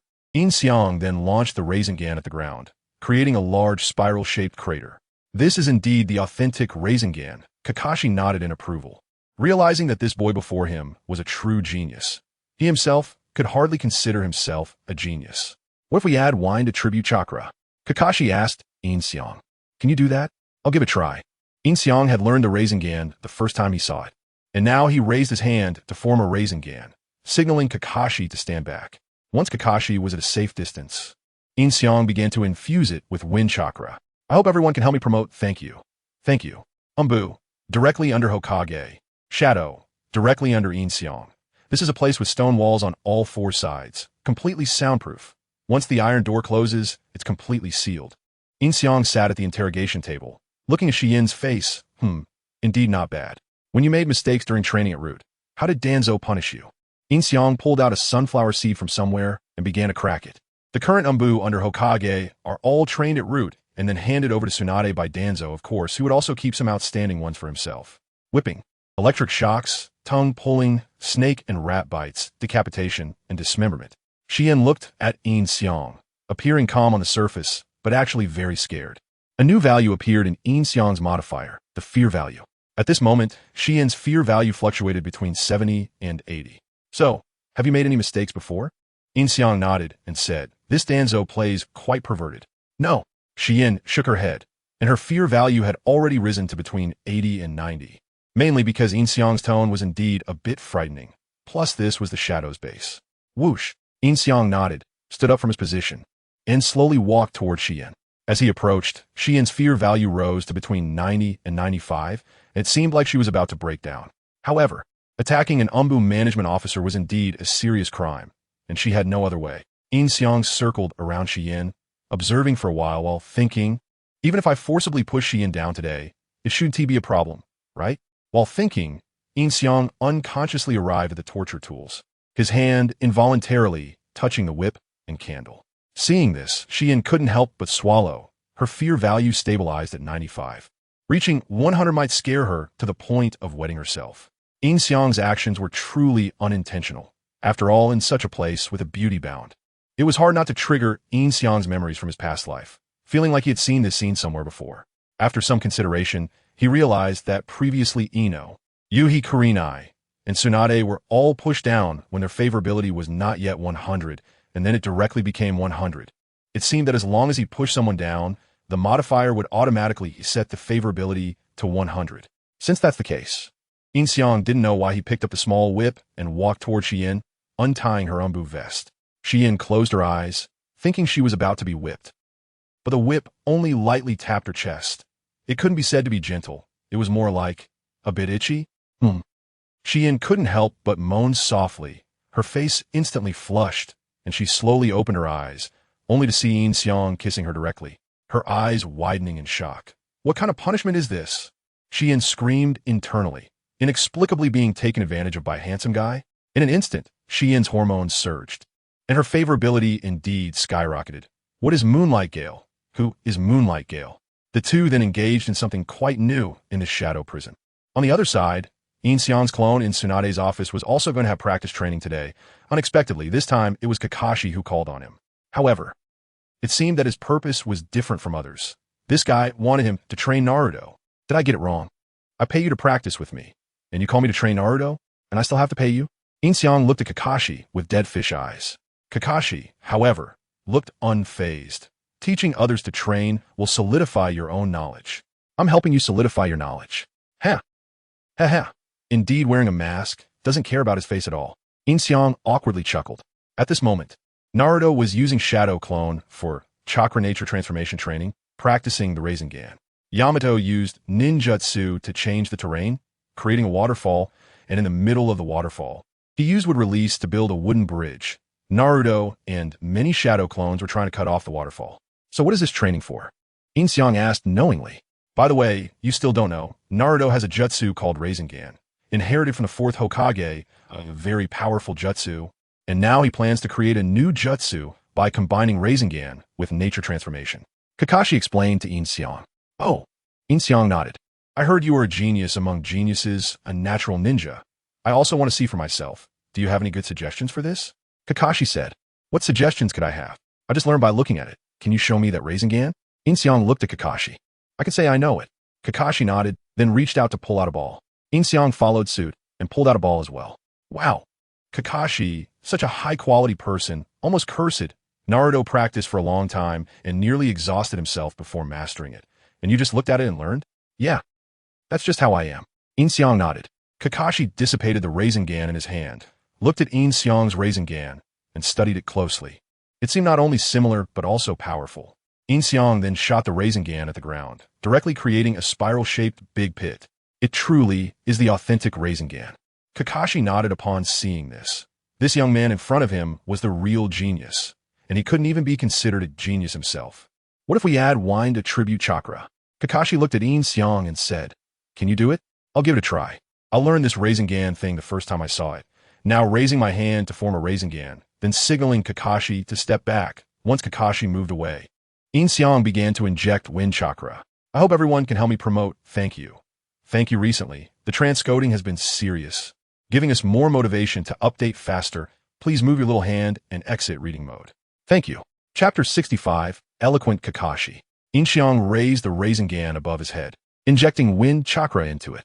In an instant, four sharp, transparent blades appeared around the Rasengan, and as the blades gradually expanded, the grass on the ground around them was pulled up by the suction. Even the waterfall on Naruto's side was drawn in, which finally caught Naruto's attention. And the dozens of shadow clones turned to look at Yin Xiang. Wow, is this really happening?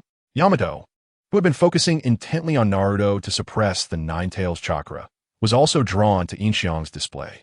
What is that? Naruto dispelled his shadow clones and stared wide-eyed at what Yin Xiang was holding. At this point, the blades had expanded to about a meter. Naruto, get back! Yin Xiang shouted to Naruto. Naruto quickly jumped away from the waterfall, retreating far back, and Yin Xiang threw the Rasen Shuriken he was holding at the waterfall. Boom! With a loud crash, the entire waterfall was shattered, leaving a massive pit in the rocky wall, more than 5 times the size of the Rasengan. And the pit was not spiral-shaped, but rather irregularly cut. Is this what the Rasengan looks like after infusing it with wind chakra? Kakashi stared wide-eyed at the pit, realizing that this technique was at least S rank. I mean, what is that? Naruto jumped over, exclaiming as he looked at the giant pit. That's the Rasengan after adding wind chakra, Kakashi explained as he approached Naruto. He just took one look at the Rasengan, added wind chakra, and it turned into this. Just one look. Naruto turned to Yin Xiang, pondering if this is what genius really is. Naruto had never believed in the concept of genius. He thought that with hard work, everyone could become strong. But to learn the Rasengan with just one look, and develop a technique that he had researched for so long. Is this genius? Naruto couldn't help but feel a bit disheartened, wondering why he wasn't that genius. However, thinking of Sasuke quickly lifted his spirits. Yin Xiang, teach me that. Yin Xiang shot a glance at Kakashi. Speechless. This training session is a failure for you. How can it be a failure? I taught you an S-rank ninjutsu, exceeding the mission requirements, and my commission doubles. Kakashi squinted and smiled. You bastard. Yin Xiang couldn't help but curse under his breath. He couldn't reveal that he already knew this technique. At least treat me to a meal. Uk. Kakashi nodded. We'll talk about that later. Yin Xiang, hurry and teach me that Rasengan technique. How did you do it? Naruto shouted, blocking the way between Yin Xiang and Kakashi. All right. Yin Xiang nodded helplessly. Let's call it the Rasen Shuriken for now. This technique, if you don't have enough power, you can't throw it. Remember, Naruto could only use the Rasen Shuriken in his hand at first, and it wasn't until he learned Sage Mode that he was able to throw it correctly. Seeing your training, I'll teach you a simple method. First, create 2 shadow clones. Yin Xiang thought for a moment, then said to Naruto, Got it. Naruto nodded and went to an open area. Shadow, clone, jutsu. Naruto created 2 shadow clones. The main body extended its right hand. Yin Xiang instructed Naruto, and the main body immediately reached out its right hand. One shadow clone creates the Rasengan. Yin Xiang continued, and the shadow clone to Naruto's left began to form the Rasengan in his hand. The other injects wind chakra. Remember, this technique turns wind chakra into fine needles that are thin and sharp. You need to find that feeling. Yin Xiang told Naruto. The shadow clone nodded and immediately began to inject wind chakra. Under everyone's gaze, fine needle-like objects slowly emerged from the Rasengan in Naruto's hand. And then some faint white blades appeared around the Rasengan. Yes, Naruto was overjoyed at this sight. But just then, the Rasengan in his hand exploded, and both of Naruto's shadow clones were caught in the blast. Fortunately, this Rasen Shuriken was just a visual effect and had no real power. Otherwise, Naruto's hand would have been ruined. Naruto trained for so long with no results, and with just a little guidance, he understood most of it. Truly a genius, Kakashi thought, discreetly glancing at Yin Xiang. That's the feeling. For now, you haven't mastered the transformation of wind chakra yet, so practice cutting the waterfall first.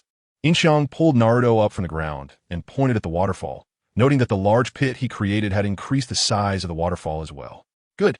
Naruto, having tasted success, resolutely stated, even if it means I'm no longer the developer of this technique. Being able to learn this technique will make me very strong, right? Naruto nodded and then jumped onto the wooden bridge. Multiple shadow, clone, jutsu. Naruto created over 20 clones once again and began practicing cutting the waterfall. Hey, wait a minute. Yamato quickly turned around and pointed at Naruto to prevent him from overusing chakra, which could lead to the Nine-Tails chakra leaking out. What energy? Kakashi sighed, looking at Naruto. So, is today's training session over? Yin Xiang asked Kakashi. Of course, unless you want to stay a bit longer to watch, I don't mind. Kakashi nodded. Never mind, Just remember you owe me a meal. I'm leaving. Yin Xiang waved goodbye to Kakashi as he walked away, thinking to himself that whenever he went to other teams, the whole team welcomed him and practiced with him. But when it came to Kakashi's side, he hadn't even seen all the members of Kakashi's team. No wonder it's the main character's team. Wait, I'm the main character. Yin Xiang shook his head and returned to Tsunade to handle other matters. Just as he returned, Tsunade had gathered Team 20 of Konoha, which consisted of elite and intermediate ninjas, totaling 80 members to respond to emergencies, such as the Akatsuki invading Konoha or someone invading the country. Asuma's team, including Kankuro, Tintin, and Shino, was part of this team. What's going on? Yin Xiang landed next to Tsunade and asked. Beside her stood a dirty monk from the Fire Temple, looking like he had been through a battle. Did something happen at the Fire Temple? Yes, the monk from the Fire Temple was kidnapped by members of the Akatsuki. Tsunade nodded. What? The monk was kidnapped? Asuma's face turned anxious upon hearing this. He had once been one of the 12 guardians of the Fire Temple, and he was old friends with the monk. Yin Xiang raised the Rasengan above his head, injecting wind chakra into it. In an instant, four sharp, transparent blades appeared around the Rasengan, and as the blades gradually expanded, the grass on the ground around them was pulled up. Even the waterfall on Naruto's side was drawn in, which finally caught Naruto's attention, and the dozens of shadow clones turned to look at Yin Xiang. Wow, is this really happening? Yamato, who had been focusing intently on Naruto to suppress the nine-tailed chakra, was also drawn to Yin Xiang's display. What is that? Naruto dispelled his shadow clones and stared wide-eyed at what Yin Xiang was holding. At this point, the blades had expanded to about a meter. Naruto, get back! Yin Xiang shouted to Naruto. Naruto quickly jumped away from the waterfall, keeping his distance, while Yin Xiang threw the spiral shuriken in his hand, smashing it against the waterfall. Boom! After a loud noise, the entire waterfall was shattered, leaving a massive pit on the stone wall, more than 5 times the size of the spiral pill. And the pit was not spiral-shaped, but irregularly cut. Is this the spiral pill infused with wind chakra? Kakashi widened his eyes, staring at the pit. This ninjutsu is at least S rank. What is that? Naruto exclaimed, jumping over to look at the giant pit. That is the spiral pill after adding wind attribute chakra. Kakashi said as he approached Naruto. He just took a glance at the spiral pill, then added wind chakra, and it turned into this. Just one glance. Naruto turned to look at Yin Xiang. Is this what genius is? Naruto had never believed in the concept of genius. As long as one worked hard, everyone could become strong.